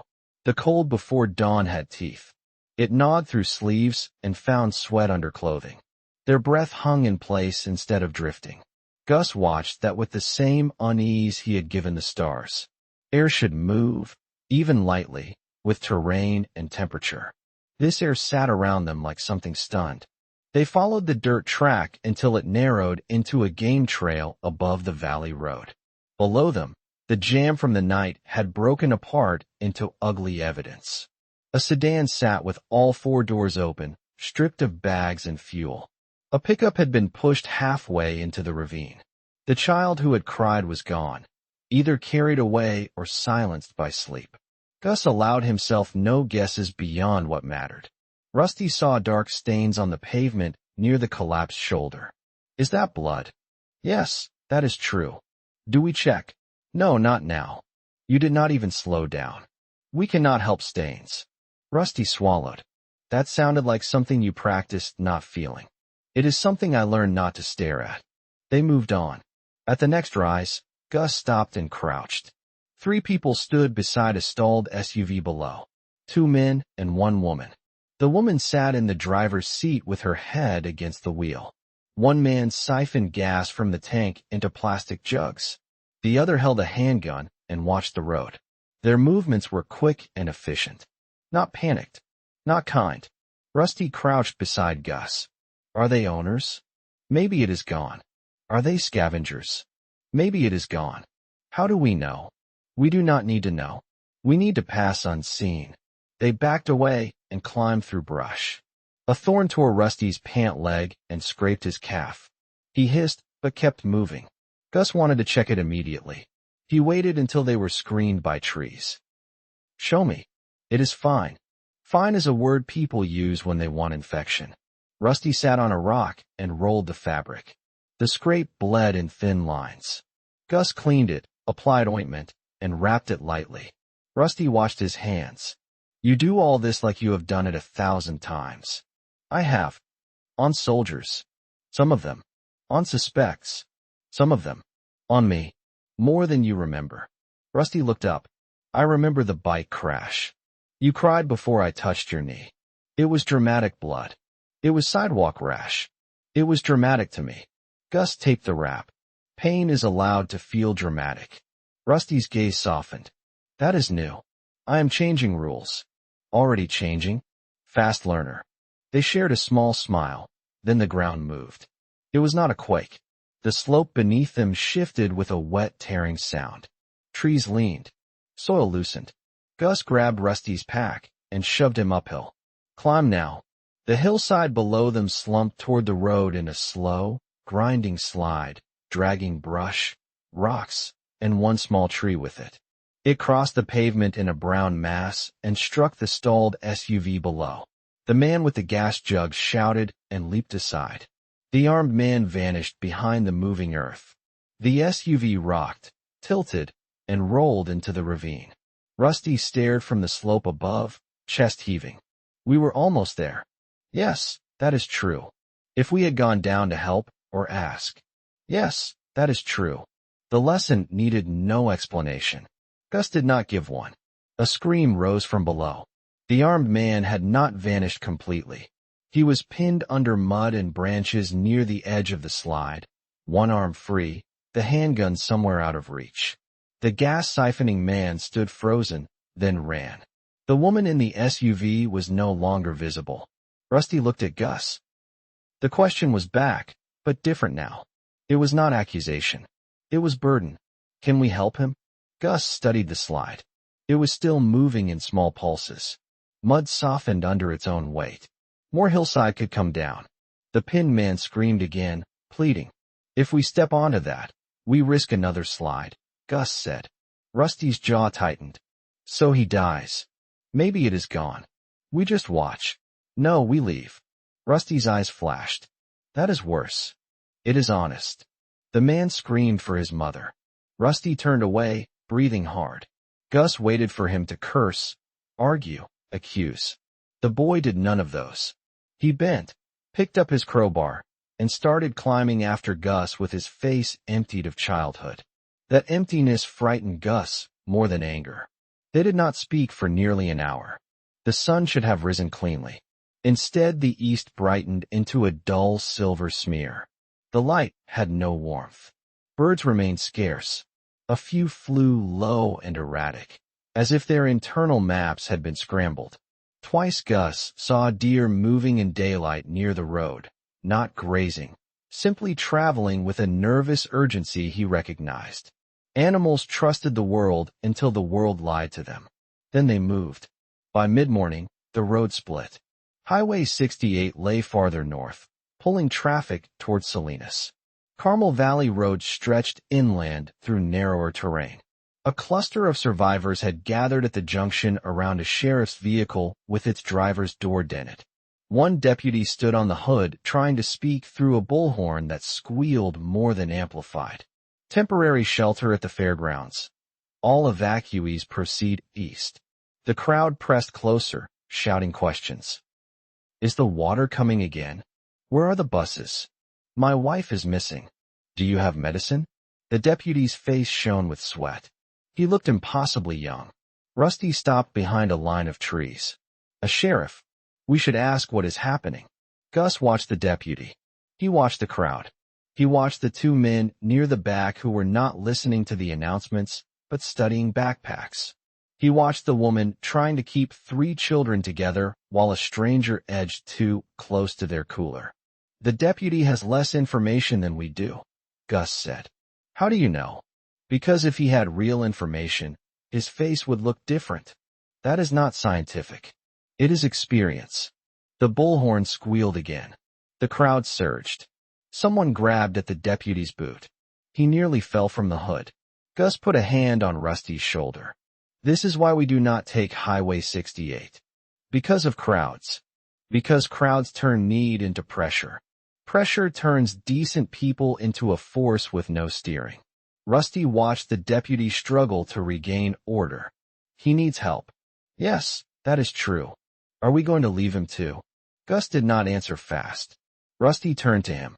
Truth, remember? Gus nodded. Yes, we are leaving him too. Rusty looked back at the deputy. I hate this road. We are choosing the road that may keep us alive. Those people are alive. For now. That is cold. It is. Rusty studied him, searching for cruelty and finding grief instead. That seemed to unsettle him more. Does it hurt every time? Gus looked at the crowd. Yes, that is true. Then why do you sound like it does not? Because if pain steers, we crash. Rusty breathed out through his nose. I am not there yet. You should not be. What if I need to be? Then I will be sorry, and I will teach you. They skirted the junction through brush and emerged on the quieter branch of Carmel Valley Road beyond the crowd. Traffic thinned quickly. The land changed too. Houses sat farther apart. Oaks and scrub thickened along the slopes. The road twisted along creek beds and low ridges where cracks crossed the asphalt in jagged seams. In places, the pavement had buckled into ridges like frozen waves. In other places, it had dropped a foot without warning. Gus found an abandoned mountain bike in a ditch, front wheel bent, but rear rack intact. He stripped the rack, lashed it to Rusty's pack frame with paracord, and shifted heavier items onto it to save the boy's shoulders. Rusty watched him work. You just see uses for broken things. Most things are broken after a while. Uses matter more. People too. Gus tightened a knot. People especially. Rusty was quiet. Am I broken now? Gus looked up sharply. No, not now. You said especially. Being hurt is not the same as being broken. How do you know the difference? Broken means a thing cannot carry its purpose anymore. Hurt means carrying costs more. Rusty looked down at his hands. What is my purpose? Today? Keep walking, learn, and stay alive. Do not let fear make you cruel. That is a lot. It is enough. They walked through the heatless light. Around noon, they stopped near a creek that had turned cloudy from mud, but still moved. Gus showed Rusty how to collect water upstream from obvious contamination, how to let sediment settle in a bottle, how to use purification tablets, how to save the cleanest water for drinking and the questionable water for washing. Rusty listened without sarcasm. Gus noticed. You are quiet. I am trying not to miss anything. That is good. Do not sound so surprised. I am relieved, not surprised. Rusty looked at the creek. This morning, before everything, I was mad because you wanted me to eat toast. That was a serious crisis. I mean it. I know. I keep thinking there should be a line. Before and after. But it is all the same day. My phone still has messages from last night. Chloe sent a stupid meme. I never answered. She might be dead. She might be alive. Do you believe that? I believe might cuts both ways. Rusty nodded slowly. I want to check my phone. Save the battery. There is no service anyway. Then checking only hurts you. Maybe I want it to. Gus sat on a rock across from him. Why is that? Because if I hurt from that, I do not have to think about the man under the mud. Gus let the truth stand. The creek moved between them, thin and dirty and precious. Pain can distract from pain, Gus said. It does not remove it. Rusty picked up a pebble and rolled it between his fingers. You sound like Mom again. She was better at this part. Were you bad at feelings when she met you? I was excellent at avoiding them. That means yes. Yes, that is true. How did she fix you? Gus smiled faintly. She did not. She refused to let me confuse silence with strength. Rusty pocketed the pebble for no reason Gus could see. I wish she was here. So do I. Would she choose this road? Gus looked at the hills ahead, the empty stretches, the risks he could read and the risks he could not. She would hate this road. Then she would ask which choice kept you safer. Then she would choose it and blame me for making sense. Rusty laughed softly. I like that. They ate peanut butter from the jar with crackers and moved on. By afternoon, the air warmed abruptly. Not gradually. The temperature rose as if someone had turned a dial. Frosty breath vanished. Sweat gathered under pack straps. The clouds above sagged lower and darker, but still did not travel. The stagnant atmosphere trapped smoke from countless fires into layered bands that turned the light amber. Gus smelled it before he saw it. It was wildfire, not close yet, but alive. He stopped on the road and lifted his head. Rusty sniffed. Smoke from Monterey? No, a different kind. Dry brush. How far? Hard to tell with dead air. Dead air. Smoke is not dispersing right. Fire can move strange if gusts come in pulses. As if summoned, a blast of hot wind tore through the valley, bending grass and throwing ash into their faces. It lasted less than 10 seconds. Then stillness slammed back down. Rusty coughed. That was not normal. No, not now. Ahead, around a curve, a thin line of orange showed through the trees. Gus's route options collapsed in his mind. Road behind them held crowds. Road ahead held fire. Slopes might slide. Creek bed might trap smoke and heat. Staying put was not an option. We move now, he said. We have been moving. Move faster. They jogged along the road, packs bouncing. The orange line grew brighter, then disappeared behind a rise, then reappeared wider. Somewhere uphill, a tree crowned with a sound like 100 flags snapping at once. Embers lifted into the unmoving air and hung there, glowing. Rusty looked over his shoulder. It is behind us, too. Gus turned. A second smoke column rose from the direction they had come, fed by something near the junction or one of the neighborhoods beyond. The valley was not burning in a line. It was lighting in pockets, and the pockets were finding each other. Up there, Gus said, pointing to a rocky cut above the road where a service path climbed toward a ridge with less brush. That looks steep. Steep is better than fuel. They climbed. The path was loose gravel and baked dirt. Rusty slipped twice. Gus hauled him up once by the pack strap, and Rusty hauled Gus up once when his bad knee buckled. Neither commented. The air thickened with smoke.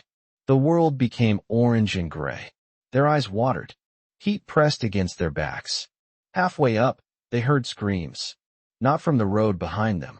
From the brush to their right. Rusty stopped. Someone is down there. Gus heard it too. A woman's voice, high and ragged, calling for help between coughs.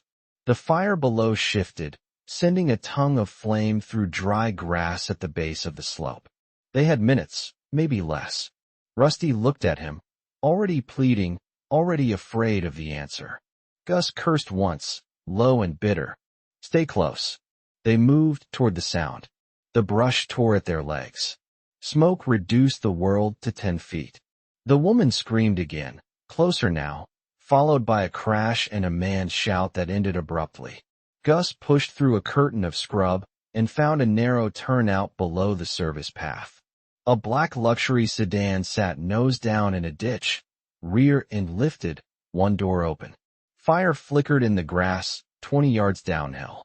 A man lay near the rear bumper, face down, not moving. Blood spread from under his head into the dirt. A young woman stumbled beside the car in torn high-end clothes, one heel missing, hair streaked with ash, both hands slick with blood that did not appear to be hers. She saw Gus's pistol and flinched backward. "Please do not," she gasped. "I have the keys.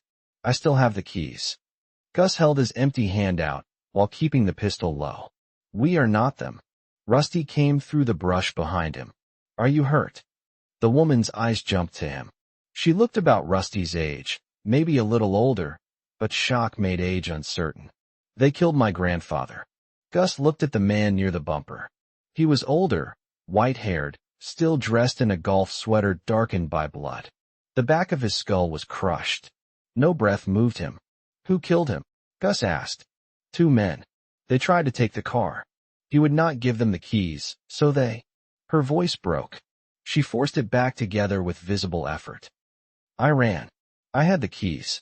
I hid in the brush. They are looking for me. Rusty looked toward the smoke. The fire is looking too. Gus moved to the dead man, checked for a pulse he knew he would not find, then searched fast and found a wallet, a folding knife, a small flashlight, and no gun. The woman made a choked sound. What are you doing? Looking for tools that help the living. That is my grandfather. Gus looked up. I am sorry. He is gone. You are not. What is your name? My name is Madison. Madison, can you walk? Yes, that is true. Can you run uphill? I do not know. Find out now. She looked at the body again. Fire popped below. Ash fell through the smoke like black snow. Rusty stepped closer to her. Madison, I am Rusty. My dad is rude when he is saving people. He is still saving people. She stared at him, and somehow that reached her. My bag is in the car, she said. No, Gus said. It has medicine. That changed the math. What kind? Inhaler. Antibiotics from my grandfather's dental thing. Water. Gus looked at the fire, the ditch, the car. Rusty, with me. Madison, point to the bag. Maddy, she said suddenly. What now? My grandfather called me Madison when I was in trouble. Everyone else calls me Maddy. Gus nodded once. Maddy, point to the bag. She pointed to the rear seat. Gus and Rusty moved fast. The car's rear door had jammed. Rusty swung the crowbar into the frame. The first strike bounced. The second caught. Gus wedged fingers into the gap and pulled while Rusty pried. The door screamed open. Smoke rolled over them. Rusty coughed hard. Bag, Gus said. Rusty grabbed a leather backpack and a canvas grocery tote from the floor. Gus saw bottled water and a pack of medical supplies inside the tote. Worth it. A shout came from the road below. There she is. Maddy went white. Through smoke, 2 figures appeared near the lower turnout. One carried a tire iron. The other held a pistol low at his side. They saw the car. They saw Maddy. They saw Gus and Rusty. The man with the pistol raised it. Gus fired first. The shot cracked through the valley and came back in hard echoes. The man with the pistol spun and dropped behind the ditch bank, alive or dead, impossible to tell. The other man ducked and ran into the smoke. Rusty froze with Maddy's bag in his hands. Gus grabbed the back of his shirt. Move now. They ran uphill as the fire reached the turnout. Heat chased them. Smoke thickened until breathing became work. Maddy stumbled within the first 30 yards. Rusty caught her without being told, one arm around her waist, pulling her up. Gus took her backpack and shoved her forward. Behind them, something in the luxury sedan ignited with a deep thump. Fire rolled through the brush and climbed the slope in hungry strips. The dead man's body vanished behind smoke. Maddy sobbed once, then clamped it down. They reached the rocky ridge on hands and knees. The fire slowed where brush thinned, but embers jumped past them into dry grass on the far side. The valley below had become a map of flame, broken road, and moving smoke. The route they had planned was gone. Gus scanned the ridge. There is a fire road on the other side. We follow it east until we find clear ground. Maddy bent over, coughing. Rusty offered her water. She drank too fast and choked. Small sips, he said. She glared at him through tears and ash. I know how to drink water. Today is weird. Everybody gets reminders. The glare cracked. Not into a smile, but into something human. Gus watched them for half a second, then turned back to the fire. One shot fired. At least one armed man possibly alive below. A new person added to their supplies and risks. Fire changing routes. Earth changing rules. Radio saying words that made no sense and too much sense at once. The day had started with burnt toast. Now the world had become a dead axis, and every road away from the crowd seemed to lead deeper into proof. On your feet, Gus said. We are not camping in smoke. Maddy straightened, shaking but upright. Where are you going? Away from the fire first. Away from people second. Rusty adjusted the stolen pack on his shoulders and looked at her. That is basically our family motto now. Gus did not correct him. Together, the three of them moved along the ridge while the valley burned below and the strange sky held still above them, waiting. Chapter 6. High Ground. Carmel Valley Road should have felt like a way out. For the first hour after Monterey vanished behind them, Rusty kept looking back through the dirty rear glass of the truck, expecting the city to rise again from the flood like a thing that had only ducked under for a breath. He expected sirens. He expected rescue lights on the hills, white and red flickers cutting through the fog. He expected to see the old world reorganizing itself, because that was what the old world had always done. The old world had burned down houses and rebuilt them. It had cracked highways and paved them again. It had sent ambulances, police cruisers, fire engines, helicopters, tow trucks, and men in bright vests who pointed people where to stand. It had given names to disasters so people could put them in headlines, donate money, argue on television, and then go back to sleep. Behind him, there was no headline, no city crew, no order trying to return. There was only the stink of the ocean dragged through streets where it had never belonged, the dull grind of broken structures settling, and the swollen hiss of water draining from places that were now tombs.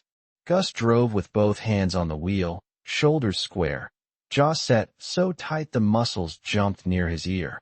He had a strip of blood dried across his cheek from a cut near his hairline. He had not wiped it away. Rusty had looked at it 3 times and had not found the courage to ask if it hurt. The truck belonged to a man who was either dead, missing, or past caring. Gus had found it half sideways against a curb near the base of the parking garage after the water had pulled back. The driver's door had been open. The keys had been under the floor mat. Gus had not hesitated, not even for a breath. You stole this, Rusty had said when they climbed in. I borrowed it from the end of the world, Gus had answered, and that had been the last joke either of them had tried to make. Now the road climbed away from the coast, and the air changed. It lost the thick salt taste and took on the dry bite of crushed brush, cracked earth, and dust hanging in place. The fog did not move like normal fog. It sat in torn veils between the oak trees, drifting in slow, sick sheets without any real wind to carry it. Rusty stared at it and felt the first tiny crack open in his understanding. He had always thought the air moved because it wanted to, because weather was one more automatic thing, like clocks, traffic lights, and phones charging beside the bed. He had never once thought about the planet turning beneath it all. His phone was dead now. He knew that mattered less than it should have. Dad, Rusty said. Gus did not look over. I hear you. The radio is still nothing. I know. Not static. Not stations. It is just dead. I know that too. Rusty looked at the dashboard, then at the road, then back through the glass at nothing. That means everyone is down. It is not just us. Gus slowed for a split in the asphalt that crossed both lanes like a black grin. He angled the truck over it, letting each tire drop and climb one at a time. Do not build the whole nightmare from one piece of evidence. You taught me that. Then remember the rest of it. Evidence piles up. You keep moving while it does. Rusty wanted to be angry at the calm in Gus's voice. He wanted his father to yell or curse or admit that he was scared too. Gus had been scared in the parking garage. Rusty had felt it in the way those big hands held him against the concrete stairwell while the black water slammed below them, rising step by step, dragging cars through the lower levels like toys in a washer. Gus had whispered curses then, old cop prayers that were not prayers at all. He had held Rusty hard enough to bruise his ribs. Now Gus was iron again. Why not Highway 68? Rusty asked. There are more people that way. Maybe help. Maybe hospitals. More people is the problem. People are not automatically the problem. After 3 missed meals, they become the problem fast. After 1 dead kid in a crowd, they become something worse. Rusty's throat tightened. That is a messed up thing to say. It is a useful thing to know. They came around a bend and saw 3 cars jammed across the road. One had rear-ended a delivery van. Another had skidded into the ditch, its front end buried in a fence post. A woman stood beside the van with both hands pressed to her head, rocking in place. A man in a business shirt was shouting into a phone that would never answer him. 2 children sat on the hood of a sedan and cried without sound, their faces twisted red. Gus slowed but did not stop. Rusty sat forward. Dad, wait. Seatbelt stays on. They need help. So do we. You were a cop. Gus's eyes flicked once toward the woman, once toward the children, then back to the road. I was a cop when there was a city behind me, a radio on my belt, a jail to take bad men to, and a hospital to take hurt people to. Right now I am 1 man with 1 kid and half a tank of gas. I am not a kid. Then stop making kid arguments. The words hit Rusty harder than he expected. He sank back in the seat and folded his arms, hating the sting in his eyes. He wished his headphones still worked. He wished music could still build a wall around him.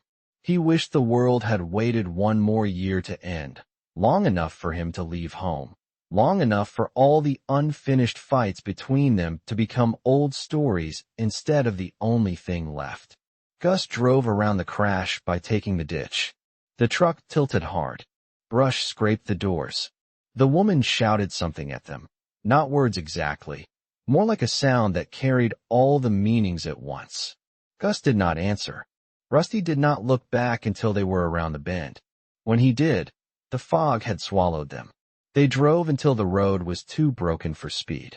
The earthquake had ripped the hillsides open in places, pulling brown seams through the chaparral. Pebbles clicked down slopes. Dust lifted and stayed suspended like dirty gauze.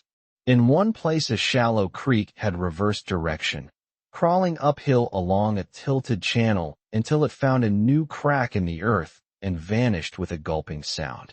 Gus stopped there long enough to stare. That is not possible, Rusty said. It was not possible yesterday, Gus answered. They left the truck near a grove of oaks when the road ahead collapsed into a fresh sink where the pavement had folded inward. Gus made Rusty carry the lighter packet first. Rusty hated that he was grateful. Gus took the heavier one with the first aid kit, the tire iron, the hatchet from the truck box, and 3 plastic bottles of water they had taken from a convenience store with no clerk and no front wall. The convenience store had smelled like spilled soda, dust, and panic. Rusty had stepped over candy bars and broken glass while Gus moved with hard purpose, filling the packs from the shelves. He took canned beans, jerky, a cheap flashlight, batteries, 2 lighters, a roll of trash bags, a small sewing kit, and a bottle of aspirin. Gus had also taken a road map from a spinning rack near the door. Rusty had laughed once, a broken little sound. A paper map. Gus had turned on him with a stare sharp enough to cut. That paper map is smarter than your dead phone. Now the map was folded in Gus's back pocket, already creased and dirty. They climbed above the road, pushing through scrub oak and manzanita. The air had no rhythm. Sometimes it felt warm enough to bring sweat to Rusty's neck. 10 steps later a sheet of cold drifted through the trees, sudden and bitter, making him shiver. Gus noticed every change. Rusty saw him pause, lift his face, sniff like an animal, and choose the next angle up the slope. Are we camping? Rusty asked when the truck was out of sight. We are hiding first. Camping comes after hiding. From who? Anyone who saw us leave the truck. Anyone who wants the truck. Anyone who thinks we have food. Anyone who thinks we know something. That is everyone then. Now you are catching up. Rusty stepped over a root and almost tripped. Gus caught the strap of his pack and steadied him without slowing. The gesture was automatic, almost gentle. Rusty hated that too, because it reminded him that the same man who had just abandoned crying children on the road would still catch him before he fell. They climbed for another hour. The sun, if it was still the sun, smeared behind a brown lid of cloud and smoke. The horizon looked wrong from every gap in the trees. There was no sense of west or east in the light, no honest direction. The day did not move forward. It hung. Gus finally found a bowl-shaped hollow behind a screen of brush, high enough to see pieces of the valley but tucked low enough that a fire would not show if they kept it small. A fallen oak leaned across the back of the hollow, its roots lifted like a wall. Dry leaves filled the pocket underneath. "We stop here," Gus said. Rusty dropped his pack and bent with both hands on his knees.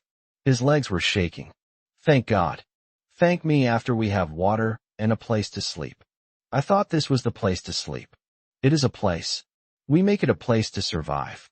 Gus moved immediately. He cleared leaves away from the base of the fallen oak, not all of them, only the top layer, then checked the ground for ants, glass, snakes, and any damp rot that would soak through clothes. He showed Rusty how to lay branches in a low frame without making the shelter look made from a distance. He cut brush with the hatchet and made Rusty weave it through the gaps. He used the trash bags as a ground barrier under a layer of leaves and grass.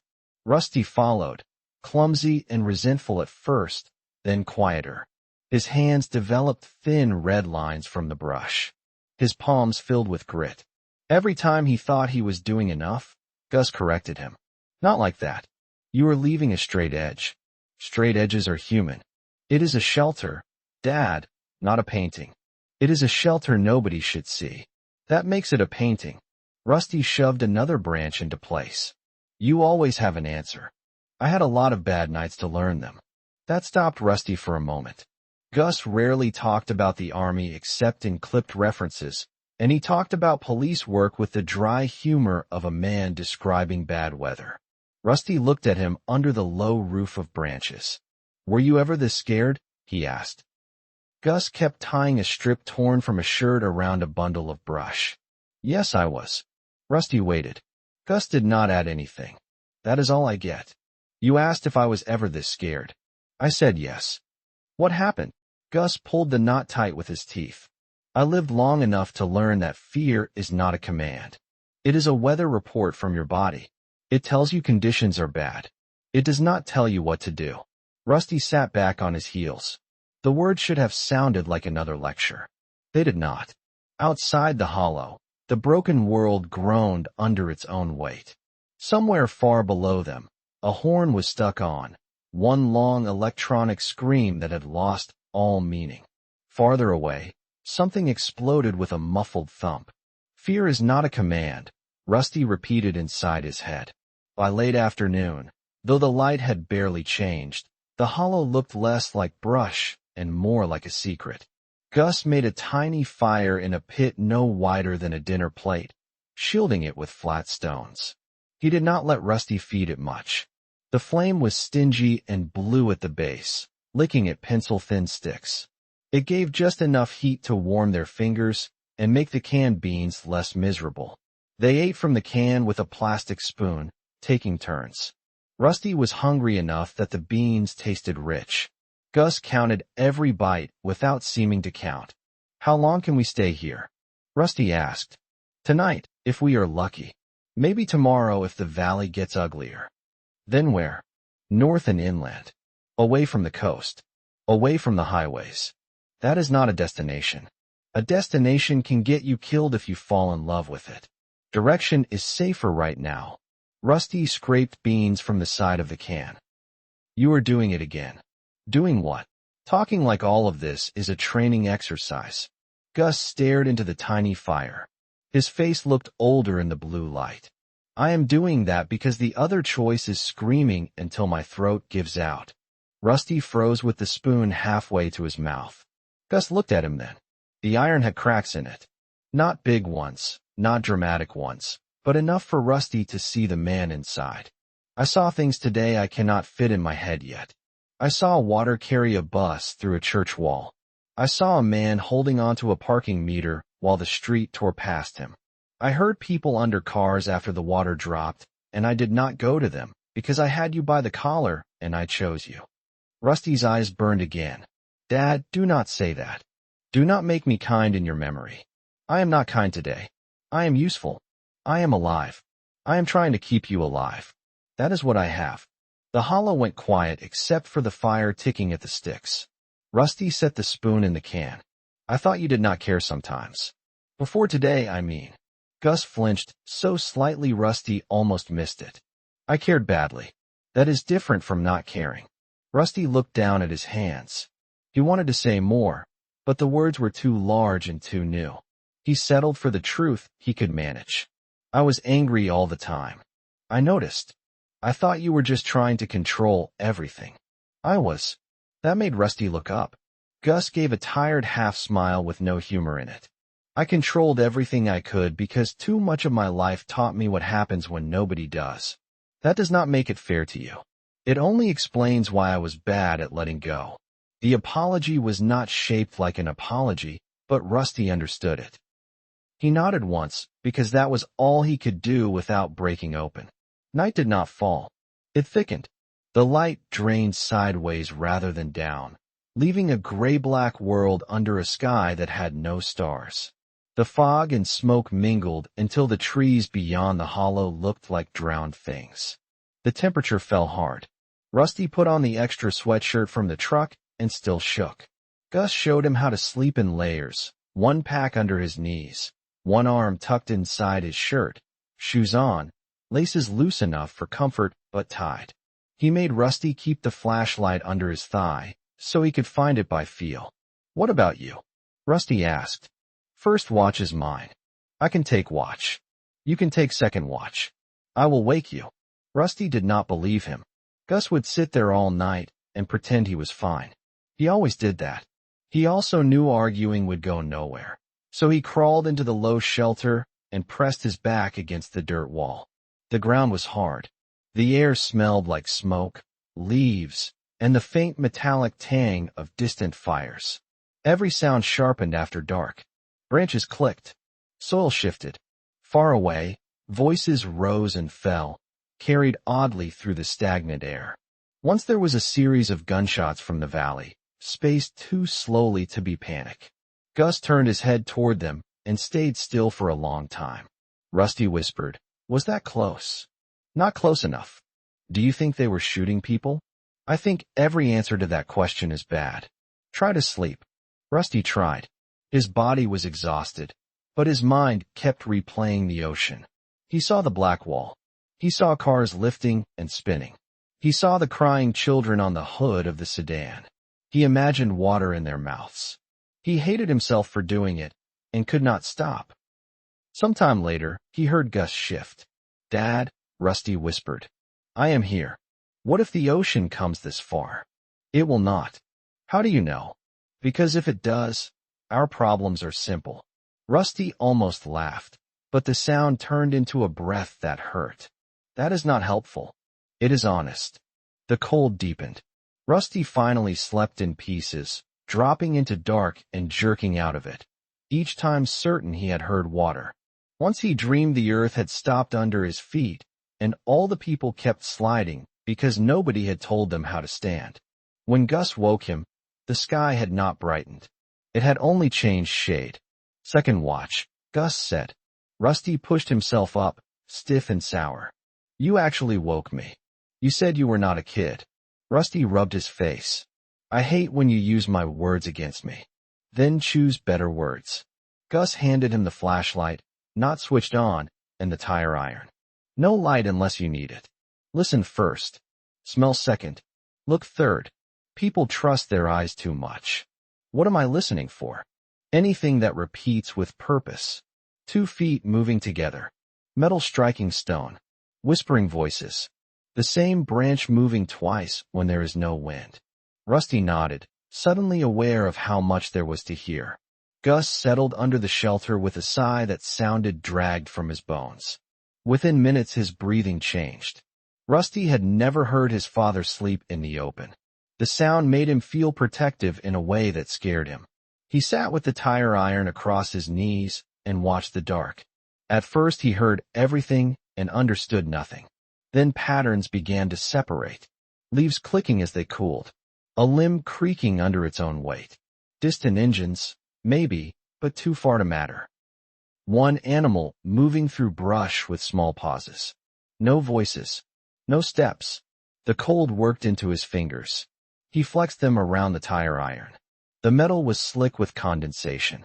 The world smelled wrong, like wet ash and hot wires. An hour passed, maybe two. Time had lost its handles.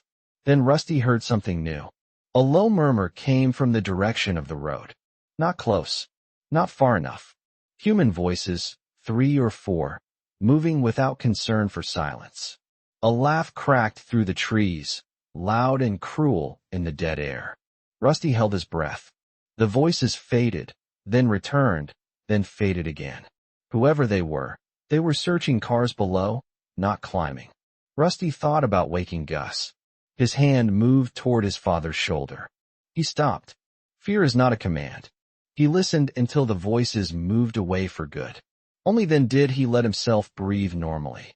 When Gus opened his eyes later, he found Rusty sitting exactly where he had left him, pale and stiff but awake. "Report," Gus said. Rusty swallowed. People on the road. 3 or 4 voices that were laughing. They did not climb. They moved east along the road maybe an hour ago. No light that I saw. One small animal to the north. No repeated steps near camp. Gus studied him. "You did not wake me. They were not close enough." "You sure?" "No, but I made the call." For a moment Gus said nothing. Then he nodded. It was the smallest approval Rusty had ever received, and it steadied him more than praise would have. "Pack up," Gus said. "We leave before they decide to climb." Rusty stood on sore legs and looked once through the brush toward the valley. The world below was a smear of smoke, fog, broken roads, and scattered fires. Somewhere inside it, Monterey was gone. Somewhere inside it, the old version of him had gone with it. He picked up his pack. The weight felt different now, not lighter. His shoulders had simply stopped believing anyone else would carry it. Chapter 7. The Fire Line. They moved before the strange morning found them. Gus took the slope at an angle, never walking a straight line when the land offered curves. Rusty followed close enough to see the scuffed heels of his father's boots, and far enough back that a branch snapped by one of them did not hit the other. That was one of the rules Gus gave him in a whisper as they left the hollow. Close enough to help. Far enough to avoid becoming one target. Rules kept coming. Do not step on ridgelines when you can walk below them. Do not grab dead brush unless you have checked for thorns. Do not drink just because you are thirsty. Drink because the plan says it is time. Do not let hunger make choices. Do not assume a quiet house is empty or a crying person is safe. Rusty listened without arguing. That was new enough that Gus glanced back twice. The land had changed overnight. Cracks that had been thin the day before had opened wider. A section of hillside had slid across the old trail, leaving raw earth where tree roots jutted out like snapped ribs. The air still carried smoke from the coast, but now another scent rode beneath it. Gus stopped at once. Rusty nearly walked into him. "What is it?" Gus lifted one hand. Rusty closed his mouth. The smell was faint at first, hiding under dust and damp leaves. Then it sharpened. Hot resin. Dry grass. Burning oak. "Fire," Gus said. Rusty turned in a slow circle. "I do not see it. That does not make me happier." They climbed onto a cluster of rocks where the trees thinned. From there Rusty could see down into the valley and across the folded hills. Smoke lifted in 3 places, but one column was not lifting right. It spread sideways in a low, dirty sheet and pressed itself through the gullies as if the world had become a shallow bowl. "There is no wind," Rusty said. "Not normal wind." "Then how is it moving?" Gus watched the smoke with a face that gave nothing away. "Heat makes its own weather. The ground is broken. The air is confused. Fire does not need permission." They changed direction, angling toward a dry creek bed Gus hoped would lead them around the burn. By noon, or what should have been noon, the smoke had thickened enough to scratch Rusty's throat. Ash began to drift through the trees in soft gray flakes. It looked almost gentle until one landed on the back of his hand and left a black smear. The temperature climbed without warning. Sweat ran down Rusty's spine. Minutes later, cold air slid between the trunks and made the sweat feel like ice. The shifts came faster as they descended. Gus kept muttering to himself, not words Rusty could catch, more like calculations with no numbers. They found the creek bed choked with stones and dead leaves. A trickle of water ran through the center, brown but moving. Gus made them stop long enough to fill one bottle through a strip of cloth and treat it with tablets from the first aid kit. Rusty wanted to drink immediately. Gus made him wait. "This is stupid," Rusty said, though without much force. "Dying of bad water while running from fire would be stupider. Can you say anything in a normal way? Drink after the tablet does its job. That normal enough." Rusty sat on a stone and looked at the creek. Tiny bubbles rose from a crack near the bank. The water trembled though nothing touched it. The ground is still moving. It will keep moving. How long? After a quake that size, maybe weeks. After whatever happened to the planet, I do not know. It was the first time Gus had admitted he did not know something that important. Rusty looked up. "Whatever happened to the planet?" he repeated. Gus capped the bottle. "You saw the sea pull out too far. You saw the sky. You saw the creek try to run uphill. You tell me." "I am trying not to." "Good, that is wise. Think enough to survive the next hour. Do not think so much you freeze." They followed the creek until the smoke turned the trees into black shapes. The fire was still unseen, but its voice arrived first, a deep, constant rush like a highway heard from underwater. Birds burst from the canopy ahead, dozens of them, flying low and wild. Rabbits shot across the creek bed. A deer crashed through brush 20 yards away with foam at its mouth and terror in every line of its body. Gus grabbed Rusty's arm. "We move now." They ran along the creek, boots slipping on wet stones. Smoke burned Rusty's eyes. His pack slammed between his shoulders. The creek curved, narrowed, and dropped into a channel too steep to follow. Gus scrambled up the bank, pulling Rusty by the strap when his foot slid. The roar grew louder. At the top of the bank, Rusty saw the fire. It was not a line. A line was too clean a word. The fire moved through the trees in torn sheets, climbing trunks, leaping brush, dropping sparks ahead of itself like scouts. It glowed orange inside the smoke, then vanished, then reappeared closer than seemed possible. Without steady wind, it should have crawled. Instead it pulsed, driven by pockets of heat and sudden drafts that seemed to come from the ground itself. "This way," Gus shouted. Rusty followed him across a slope of loose shale. A blast of heat hit his face. He stumbled, caught himself, and kept moving. The world narrowed to breath, foot, hand, stone, smoke. Gus cut left, then right, seeking gaps Rusty could not see until they were inside them. The first ember landed in Rusty's hair. He slapped at it and smelled singed strands. "Hat up," Gus snapped. Rusty pulled his hood over his head and tied it tight. His lungs hurt. He tried to breathe through his shirt, but the cloth sucked against his mouth and made panic rise. Then, through the roar, another sound cut across the slope. A scream. Not an animal. Not the fire. A human scream, high and ragged, from somewhere below them and to the left. Gus stopped, so suddenly Rusty slammed into his back. "Dad, no," Rusty said, understanding before Gus moved. The scream came again. A girl this time, or a young woman, maybe both in that one terrible sound. "Help me. Please, someone help me." Gus's face turned toward the sound. For one breath, he was two men. One was the father who had driven past people on the road. The other was the man who had once run toward gunfire because his badge said he had to and his heart agreed. "We cannot," Rusty said, and hated the words even as he said them. Gus looked at him. Rusty felt shame hit, hot, and instant. "I mean, the fire is right there. We do not even know where she is." Gus tightened his grip on the pack straps. "Now you are making adult arguments. They are not always clean." The scream turned into coughing. Gus made his choice. "Stay on my hip. You fall behind, I drag you. You argue, I leave your pack. You are going down there? We are going down there. They plunged left through brush that tore at their clothes. The smoke thickened under the trees, trapped by the slope. Rusty could not see more than 10 yards. Gus called out, not loudly enough to advertise them across the valley, but sharp enough to carry. Keep yelling. Follow my voice. The answer came as a sobbing cough. I am stuck. I cannot see. Keep talking. I am here. I am here. Rusty heard her before he saw her. She was choking, crying, and beating at something with her hands. They found her in a tangle of manzanita where the brush had formed a cruel cage. She wore what had once been a cream-colored coat, expensive and useless, now ripped, blackened, and smeared with mud. Her hair was dark with ash. One ankle was caught between two twisted branches.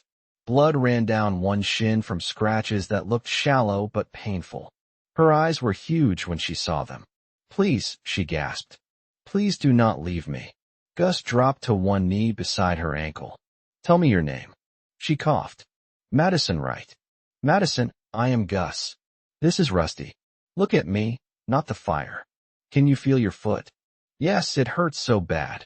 Pain means the lines still work. Rusty, hold that branch. Push it away from her leg, not toward it. Rusty grabbed the branch. It was hot on one side. He pushed. The wood flexed, scraped his palms, and held. Gus swung the hatchet once, twice, 3 times. The third strike cut through. Madison cried out as Gus pulled her ankle free. Can you stand? Gus asked. I can try. Trying happens later. Standing happens now. Gus lifted her under one arm. Rusty took the other side. Madison was lighter than Rusty expected, but she leaned with the full weight of panic. Her shoes were ridiculous, thin leather things with torn soles. One was missing the heel. Those shoes go, Gus said. They are all I have. Then you have less than you think. He cut strips from the bottom of her coat and wrapped her feet over the ruined shoes, tying the cloth tight around the arches. It looked ugly. It looked painful. It also looked like something that might last a mile. The fire cracked above them. A burning limb dropped somewhere close enough to spray sparks through the smoke. Move, Gus ordered. They climbed. Madison stumbled every few steps. Rusty cursed, apologized, and pulled her upright. She kept saying the same thing in pieces. My grandfather. They killed him. They took the car. I ran. I kept the keys. I kept the keys. Gus did not ask for the story yet. He only asked one question. Where's the car? Madison pointed downhill with a shaking hand. Road below the vineyard. Black SUV. They made me get out. I ran when they were fighting with him. I heard shots. I hid. I ran into the trees. Rusty stared at her through stinging eyes. You ran from men with guns into a wildfire? Her laugh was a cracked, hopeless thing. It was not on fire when I started. Gus looked downhill, then uphill, then at the smoke folding between the trees. Where are the keys? Madison fumbled at her collar. A key fob hung on a thin chain around her neck, tucked under her shirt. She clutched it as if Gus might take it and leave her. Good, Gus said. That makes you useful. Rusty shot him a look. Dad, ease up. Madison's face hardened through the tears. I am more than useful. Prove it by walking, Gus said. She did. They cut across the slope, trying to stay between the fire and the road below. Twice they had to turn back when brush ahead of them flashed bright.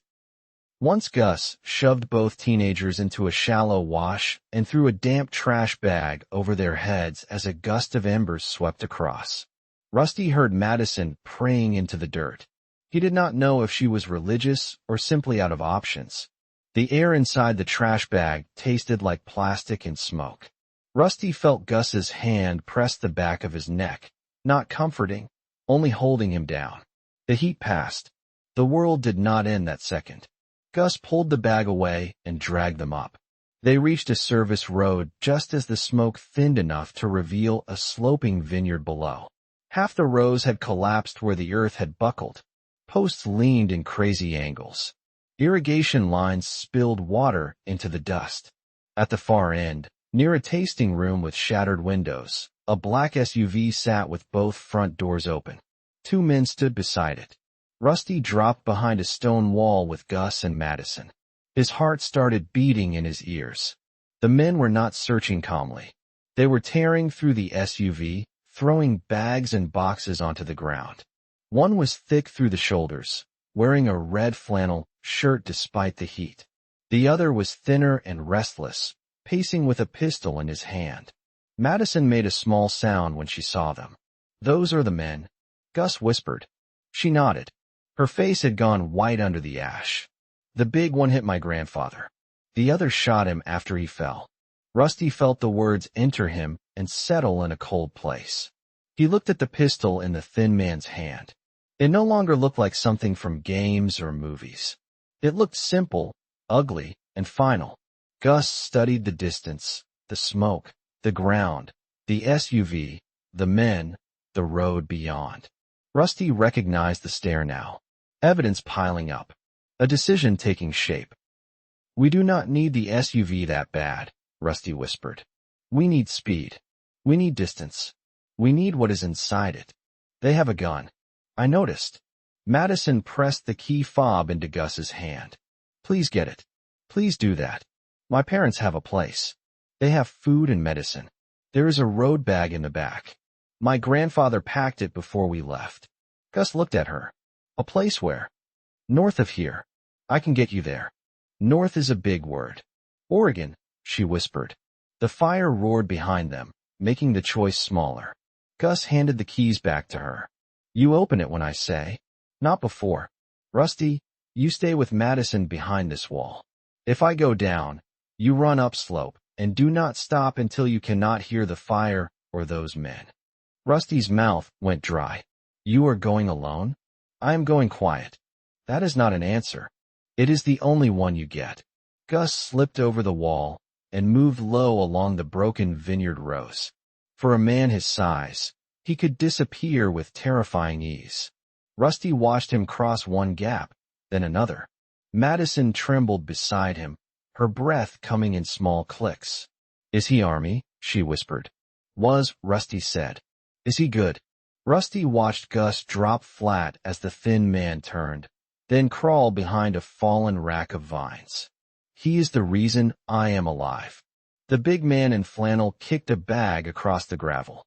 "Keys have to be on her." Stupid girl ran with them. The thin man spat. "Then we wait. Fire pushes everything out." Madison covered her mouth. Gus reached the tasting room wall. A metal rack leaned beside the doorway, filled with empty wine bottles that had survived the quake by some insult of luck. Gus picked one up, waited, then threw it hard into the brush on the far side of the lot. The bottle shattered. Both men turned. The thin one lifted the pistol and stepped toward the sound. The big one followed, slower, irritated. Gus moved behind them. Rusty saw only pieces after that. Gus rising from smoke, his arm around the thin man's gun hand. The pistol snapping once into the air, the sound cracking across the vineyard and then dying under the fire's roar. The thin man folding when Gus drove an elbow into his throat. The big man charging. Gus turning with the hatchet low in his right hand. Madison pressed her face into Rusty's shoulder. He did not look away. Gus did not kill the big man. Not then. He took the man's knee with a brutal kick, smashed the hatchet handle into his face, and left him choking on gravel. The thin man was on his side, clutching his throat and making wet sounds. Gus waved once. "Now," Rusty said. He and Madison vaulted the wall and ran.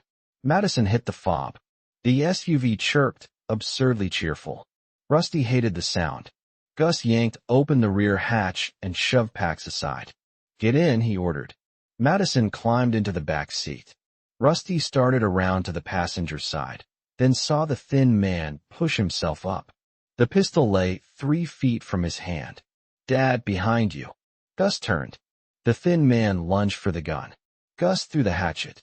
It spun once and struck the man's forearm with the blunt back of the head, knocking the arm sideways. The pistol skittered under the SUV.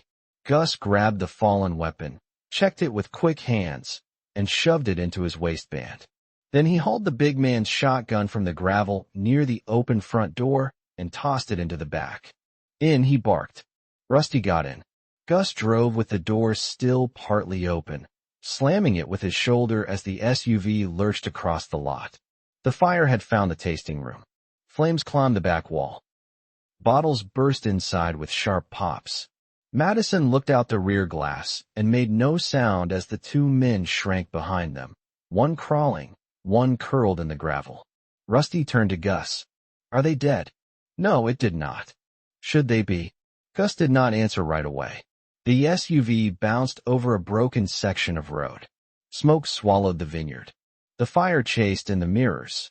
Ask me again after you have slept, Gus said. Rusty looked back at Madison. She was staring at the keychain in her hand. Her lips moved, but he could not hear the words. He thought she was saying, I kept the keys. He wanted to tell her that mattered, that she had saved them, that she had not only run. He did not know how to say it without sounding foolish, so he turned forward and watched the road appear out of the smoke, one damaged piece at a time. Behind them, the hills burned in a world with no honest wind to carry the smoke away. Chapter 8. Night Watch. The SUV gave them speed, shelter, and new problems. It was a luxury model, dark leather inside, screens across the dash, a sunroof cracked from the quake, and a cargo area packed with the kind of emergency gear people bought when they had money and a vague fear of bad roads. Gus found a real first aid kit, 2 wool blankets, a compact water filter for protein bars, a folding shovel, road flares, jumper cables, a tire pump, a flashlight better than the cheap one from the store, and a sealed plastic case with a small pistol and 3 boxes of ammunition. He did not smile when he found the pistol. He only unloaded it, checked it, loaded it again, and placed it where he could reach it. Madison watched from the back seat with her knees drawn up, coat ruined around her like a dead animal. She had stopped crying. That was not the same as calm. Her eyes tracked every movement Gus made, then moved to Rusty, then to the windows, then back to the road behind them. Are they following? She asked for the 4th time. Gus looked in the mirror. Not yet. Not yet means maybe. Most things mean maybe now. Rusty sat in the passenger seat with the shotgun across his lap, unloaded because Gus would not trust him with it loaded in a moving vehicle. The weapon felt heavy and too real. He knew how to shoot in theory. Gus had taken him to a range 3 times, each visit buried under enough safety lecture to make the shooting itself feel like homework. Rusty had complained then. He would have given anything to be bored at a range again. You should rest, Rusty said to Madison. She looked at him as if he had spoken in another language. My grandfather is dead. The sentence had no edge. That made it worse. Rusty nodded slowly. I am sorry. He raised my mom mostly, and then he half-raised me because my parents were always traveling for work. He called himself the emergency adult. He said every family needed one. Gus's hands tightened on the wheel. Madison looked down at her scraped legs. He had a plan for everything. Earthquake kit, satellite phone, paper maps. He kept food in the car because he said people get stupid when they are hungry. He knew where every hospital was between here and Portland. He sounds like my dad, Rusty said. Was your dad rich and paranoid too? Rusty almost smiled. Only paranoid. Gus gave him a side glance. Frugal and prepared. Paranoid and cheap, Rusty said. For 1 second, the old rhythm almost returned. Then the road dropped 6 inches where the pavement had split, and the SUV hit hard enough to make the shotgun jump on Rusty's legs. Hands on it, Gus snapped. Rusty grabbed it. The almost smile vanished. They drove north through back roads Madison knew only in fragments, and Gus guessed from the map. The GPS screen showed a spinning icon and then nothing. Every few miles they found evidence of the break. Fences cut by fissures, trees tilted at wrong angles, water pooling on high ground, cattle loose in the road, houses split open with furniture visible inside like stage sets after the actors had fled. They passed people. That was the hardest part. A family walking with rolling suitcases along a road that would destroy the little wheels within a mile. A man pushing a grocery cart filled with blankets and bottled water, a rifle slung across his chest. Two teenagers on bicycles with backpacks and blank faces. An old couple sitting beside a stalled camper, holding hands as if waiting for a bus. Gus did not stop. Madison did not ask him to. Rusty noticed that. After the fire, after the men at the vineyard, she understood the same thing Rusty was starting to understand. A vehicle that stopped became a question. Food became a rumor. A rumor became a crowd. Near dusk, if it was dusk, they found a narrow access road leading into thick timber above a dry drainage. Gus turned onto it, drove until branches scraped both sides of the SUV, then backed into a screen of trees so the front faced outward. "We camp here," he said. Madison looked through the glass. "Here is nowhere." "That is the point." They unloaded only what they needed. Gus made them cover the SUV with cut branches, careful not to create a pile that looked placed. Rusty worked faster this time, remembering the shelter from the night before. Madison tried to help until Gus saw her hands shaking too badly to tie knots. "Sit," he told her. "I can help. You can sit and drink half that bottle. Then you can tell me what is in the road bag. That helps more than falling over." She looked ready to fight him, then seemed to run out of force. She sat on a flat stone and drank. The road bag was built like a small expedition pack. Inside were freeze-dried meals, a metal cup, a compact stove, fuel canisters, a multi-tool, medical gloves, a thermal blanket, iodine tablets, a hand-crank radio, a laminated map of Northern California and Oregon, 2 envelopes of cash, and a notebook wrapped in plastic. Gus lifted the radio first. Madison leaned forward. "That worked this morning. Before everything went dead." Gus cranked it for 30 seconds and turned the dial. Static rasped, then faded. He adjusted the band and found nothing. He tried weather frequencies and found nothing there either. He tried again with a patience that felt like anger wearing a mask. The radio gave one brief squeal, then silence. Madison closed her eyes. "Tell me about Oregon," Gus said. She opened them again. "My parents own land outside a small town. Not in town, but near it. They built a bunker there. They call it a resilience shelter because rich people do not like saying bunker." Rusty looked at her. "Your parents have a bunker? They have a lot of things. Most of them are ridiculous. That one may not be." Gus unfolded the laminated map. "Where is it?" Madison hesitated. Gus looked up. "Madison, listen carefully. I do not need your family secrets for fun.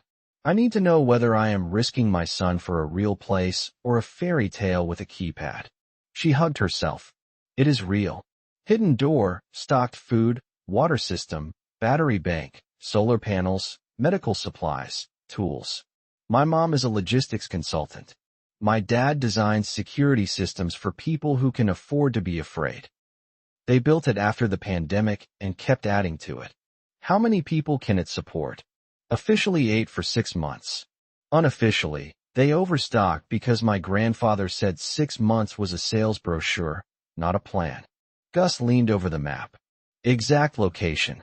I can show you the area. I do not know the final trail from memory in a way I can explain on paper. I have to see it. Biometric lock? Do you have keys? Do you have a code? Voice and face, plus a manual code. I am in the system. My parents are. My grandfather was." Rusty noticed the past tense hit her after she said it. Her mouth pressed tight. Gus's voice softened a fraction. "Are your parents there?" "They were in Seattle for a conference. I do not know where they are now. I do not know if Seattle is still Seattle." Nobody answered that. They made a cold meal because Gus did not want flame or scent drifting. Freeze-dried chicken and rice tasted like salt, powder, and survival. Madison ate 3 bites, then stopped. "Eat more," Gus said. "I cannot." Cannot is often a lie. Her eyes flashed. "My grandfather died today. 2 men tried to kill me. I ran through fire. My shoes are scraps. I have ash in my teeth. I am sitting in dirt with strangers while the sky looks dead. So when I say I cannot swallow another bite, Maybe do not turn it into a lesson. Rusty stared at the meal pouch. Gus held Madison's stare for a long second. Then he nodded. Fair enough. Drink instead. Madison blinked, surprised by the retreat. She took the bottle. Later, after the shelter was made and the SUV hidden, Gus laid out the weapons on a blanket. The shotgun from the thieves. The pistol from the SUV. The pistol taken from the thin man. A folding knife from the road bag. The tire iron. The hatchet. Madison stared at them as if they were snakes. Do you know how to use any of these? Gus asked. I took a self-defense class at school. Gus's expression did not change, which somehow made it more insulting. It was a real class, she said. Did it teach you what a trigger reset feels like when your hands are slick with sweat? No, it did not. Did it teach you how loud a gun is under trees? No, it did not. Did it teach you that most people freeze for half a second after deciding to hurt another person? And that half second is either your life or theirs. She looked away. No, it did not. Then it taught you less than you need and more than nothing. We start there. Rusty expected her to snap at him again. Instead, she looked at the pistol and whispered, Those men shot my grandfather because he would not give them the keys. He had a gun in the glove box. He never touched it. Gus sat back on his heels. Why not? Because he was talking to them. He thought they were still people. The words settled over the camp. Gus picked up the SUV pistol, cleared it, and handed it to her grip first. They were still people. That is the part that makes it hard. Monsters do not arrive wearing signs. Sometimes they are scared people who make a choice and become worse while you are still hoping they will choose different. Madison took the pistol with both hands, fingers nowhere near the trigger because Gus guided them away before she made the mistake. Rusty watched her face as the metal touched her palm. Fear, disgust, grief, anger. All of it, layered. I do not want this, she said. One has left the conversation, Gus said. Need is talking now. He showed her how to hold it, how to check whether it was loaded, how to keep the muzzle away from Rusty and herself, how to set it down without sweeping anyone. He did not let her shoot because sound traveled and ammunition mattered, but he made her practice the motions until her hands stopped shaking so badly. Then he turned to Rusty and loaded the shotgun with 2 shells. Rusty stiffened.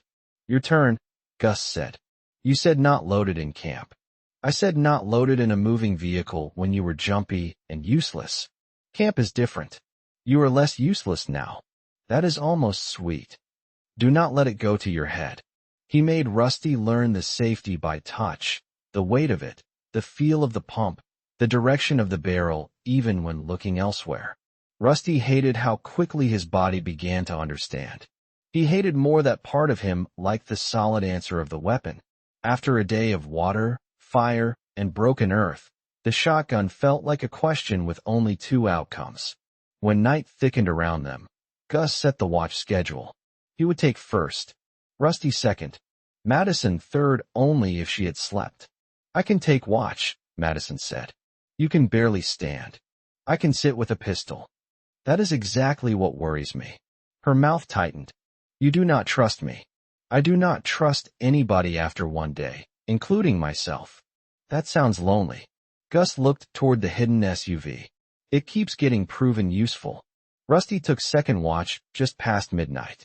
Gus woke him with a hand over his mouth, not because there was danger, but because the habit was apparently part of the lesson. Rusty jerked awake, then nodded against Gus's palm. Gus removed it. Report every 15 minutes in your head, Gus whispered. North, east, south, west, ground, sky, people, fire, weather. Keep the pattern. Panic hates patterns. Rusty sat at the edge of the camp with the shotgun across his knees. The forest was darker than the night before. Smoke blotted the sky. The cold had returned and settled in the low places. He checked the pattern. North, trees and drainage. East, access road. South, hidden SUV. West, fallen timber. Ground, dry leaves and ash. Sky, dead gray-black. People, Gus sleeping, Madison breathing unevenly. Fire, distant glow behind the hills. Weather, cold pulses with no wind. He repeated it until the words became a fence around his mind. After a while, Madison stirred under her blanket. "Rusty, are you awake?" "I am here." She sat up slowly, wincing as her scraped legs moved. "I keep seeing him fall." Rusty did not pretend to misunderstand. "Your grandfather." He turned like he was surprised, not scared. He looked surprised, like he still thought there had been a mistake. Rusty looked into the trees. He did not know what to say, so he chose not to polish the truth. "I keep seeing the wave." "Were you in it?" "We were almost in it. We got to a parking garage. The water came up the stairs. It sounded like it wanted us personally." Madison pulled the blanket around her shoulders. "I was in a hotel when the quake hit. My grandfather dragged me out before the first aftershock. He kept saying we had to get away from glass and away from the water. I was mad because my bag was upstairs. I was mad about a bag." Rusty thought about his headphones, his phone, the irritation he had felt when Gus told him to eat breakfast. "I was mad about toast." That made her look at him. "Burnt toast," he said. "My dad makes terrible toast. Made, I mean. He still makes terrible toast if we ever have bread again." Madison's face folded, not into laughter exactly, but into something that needed laughter and found grief in the way. Rusty felt it happen to him too. The two of them sat in the dark, making almost laughing sounds that were too soft to wake Gus and too broken to be joy. When it passed, Madison wiped her face with the heel of her hand. "I am not usually like this." "Like what?" "I feel useless." Rusty shook his head. "You kept the keys." She looked at him sharply. He shrugged, embarrassed by the intensity of her stare. "You said it over and over in the fire. I think you need to hear it from someone else. You kept the keys. That means we have this SUV. That means we have food, water gear, maps, and a chance at your bunker. That is not useless." Madison looked down at her hands. The key fob rested beside her blanket, black plastic dulled by ash. "I ran. Running kept you alive. My grandfather did not run. Maybe he made sure you could." Her breathing hitched. Rusty wished he could take the words back and was glad he had said them. Both feelings sat together. Madison leaned her head against the tree behind her. "You talk different when your dad is asleep. Less stupid. Less defended." Rusty considered that. "He takes up a lot of space. Because he is huge. Because he knows things. Around him, I feel like every sentence I say is evidence against me." Madison looked toward Gus's sleeping shape. "He came for me. I know. After leaving other people." Rusty swallowed. "You saw that?" "I saw enough. I saw the kind of day that teaches you what people choose. He chose you first. Then he chose me. I do not know what that makes him." Rusty watched the trees until the dark blurred. "Human, I think." Madison nodded. "That is Messier than hero. He would hate being called a hero. What would he prefer?" "He would prefer prepared, annoying, and right." This time Madison did laugh. A small real sound that vanished quickly but left warmth behind. Rusty found himself smiling into the dark. A branch snapped to the east. The warmth vanished. Rusty raised the shotgun, and Madison froze. Another sound followed. Slow steps and leaves. Not an animal. Too heavy. Not many. One person, maybe two. Rusty reached back with one hand and touched Gus's boot. Gus woke instantly, sitting up with the pistol already in his grip.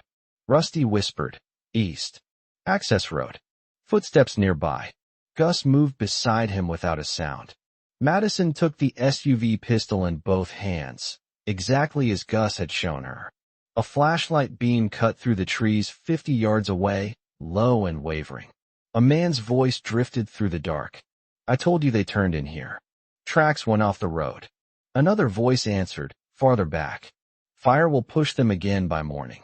We just need the keys." Madison stopped breathing.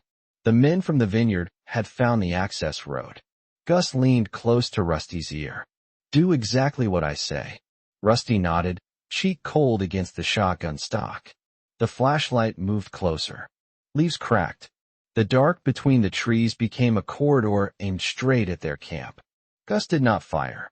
He waited until the first man stepped into the faintest gap between two trunks.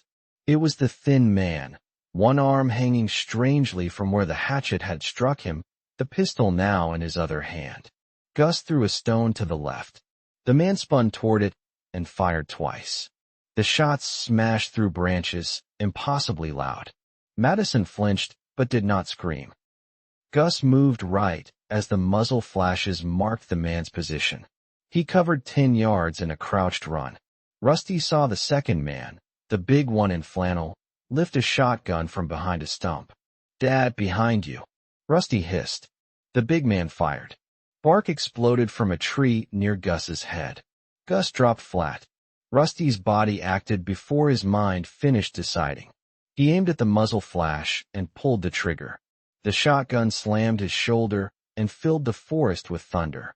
The big man screamed and fell backward into brush.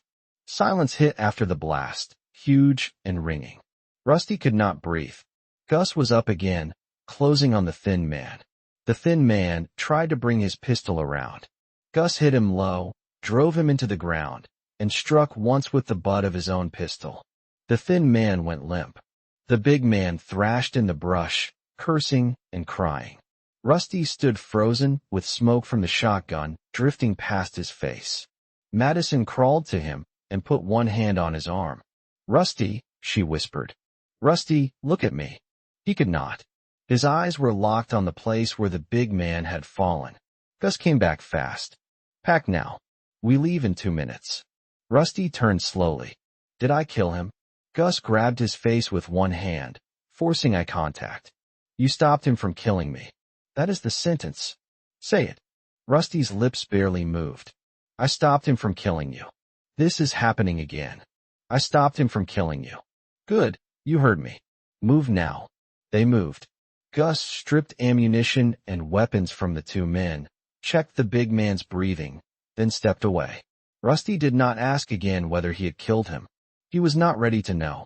Madison gathered blankets and the road bag with shaking efficiency. Within minutes they were in the SUV, branches tearing away from the roof as Gus drove blind down the access road without headlights. Only when they were miles away did Gus pull into another stand of trees and stop. Madison was the first to speak. They were going to keep coming. Gus nodded. "Because of me. Because of the keys, the car, the food, and because they already crossed the line once. Do not flatter yourself with all the blame." She stared at the back of his seat. "My grandfather had a radio. He heard something before it died. I did not tell you all of it." Gus turned slowly. Rusty looked back at her. Her face was pale in the dark, but her voice had changed. Fear was still there. So was resolve. "Tell us," Gus said. Madison swallowed. He heard an emergency broadcast from somewhere inland. Not a normal one. It kept cutting out. They said the planet's rotation had changed. Then they said stopped.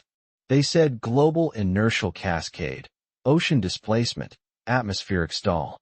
My grandfather turned the volume down because he thought I would panic. I heard enough. Rusty stared at her. "Stop spinning." "That is what they said." Gus said nothing. Rusty waited for him to reject it, to say no, to say people misunderstood, to say emergency broadcasts got things wrong. Gus only looked out through the windshield at the trees. Madison's voice dropped. They said coastal zones were gone. They said weather models were invalid. They said long-term shelter was the only viable strategy until orbital stabilization efforts could be assessed. Then the radio died. Rusty's skin went cold. Gus closed his eyes for 1 second. When he opened them, he was iron again. "Oregon," he said. Madison nodded. "Oregon is the answer." Rusty looked between them, feeling the road ahead stretch into a distance too large for his mind. The planet had stopped spinning. The sentence was impossible and still somehow explained everything. The sea, the sky, the fog that would not move, the fire making its own weather, the creek running wrong. He turned forward and tightened his grip on the shotgun. Behind them, the coast burned and drowned. Ahead of them, somewhere beyond broken roads and frightened people, a hidden door waited under Oregon trees. For the first time since the kitchen floor had bucked beneath him, Rusty understood that survival was not the same as escape. Chapter 9. The Loaded House. They did not sleep after Madison told them the world had stopped. They sat in the SUV beneath the trees with the engine off, the windows cracked just enough to keep their breath from fogging the glass, and nobody said anything useful for a long while. Rusty watched the dark windshield reflect 3 faces he barely recognized. Gus looked carved from old stone. Madison looked hollowed by grief and ash. Rusty looked younger than he wanted and older than he had any right to be. Earth stopped spinning. The phrase repeated in his head until the words lost meaning, then regained it in pieces. Earth meant the ground under the tires. Stop meant clocks did not matter. Spinning meant everything he had never noticed because it had never failed. He thought of science class, the teacher rolling a globe beneath fluorescent lights, her finger on California, her voice tired by third period. Rotation, axis, day and night, weather, ocean currents, and Coriolis force had been words he memorized for tests and then threw away because real life had seemed to happen somewhere else. Real life had been happening under him the whole time. Gus finally reached for the map. He turned on the flashlight under his jacket so the glow stayed low. The map showed roads as confident colored lines, a lie so pretty it almost made Rusty angry. Gus traced routes north with one thick finger. He avoided the coast. He avoided major cities. He avoided anything that looked efficient. We head toward the interior first, Gus said. Not straight to Oregon. Straight routes will be blocked, watched, or gone. We take farm roads, forest roads, utility cuts if the SUV can handle them. If it cannot, we walk. Madison leaned forward between the seats. The bunker is west of Bend, but not near the main roads. My parents used to complain that deliveries got lost. Good, because lost is useful. There is a small town near it. My grandfather called it a last fuel stop. I remember a clinic, a feed store, and a coffee place with a bear sign. Gus made a mark in the notebook. You remember more than you think. Keep digging. I remember my mom saying the place had enough food for a year if people were careful. Maybe longer with 3 people. 3 became 4 if your parents made it there. She flinched at that. Gus did not apologize. It was not cruelty. It was math. Rusty listened as they planned the road, like people planning a robbery from the future. Fuel mattered. Food mattered. Tires mattered. Bridges were suspect. Towns were danger and supply at the same time. Every mile north had to be paid for with risk. What about rescue? Rusty asked, because somebody had to let the old word breathe once. Gus did not look at him. Rescue from where? The government, the military, or someone with authority. Someone may still exist. That does not mean they can reach us. It does not mean reaching us helps. Madison rubbed her arms. The broadcast said orbital stabilization efforts. That sounded like space agencies, military, maybe everybody still able to talk. Good for them, Gus said. We are not in orbit. We are in a car with half a tank of fuel and 2 teenagers who need calories. You make everything small, Rusty said. Gus folded the map. I make everything the size we can touch. That is how we live long enough to deal with the big thing. They moved again before dawn, though dawn was another word with less power than before. The sky paled in the east, but did not carry the clean promise Rusty remembered. It was an old bruise spreading behind smoke. The temperature rose, fell, rose again. Ash streaked the hood. Gus drove without headlights, keeping to back roads until broken pavement forced them into dirt lanes between fields. The farms looked abandoned until they did not. Rusty saw curtains move in an upstairs room of a white farmhouse. He saw a man standing in a barn door with a rifle held across his chest. He saw 3 bodies lying near a gas station pump with a cardboard sign taped to the glass that read "No fuel" in red marker. Gus did not slow for any of them. By mid-morning, the fuel gauge sat below a quarter tank, and hunger had made Rusty's thoughts sharp-edged. Madison's stomach growled loud enough that she pressed both hands over it in embarrassment. Sorry, she said. That is the least offensive sound any of us has made today, Rusty answered.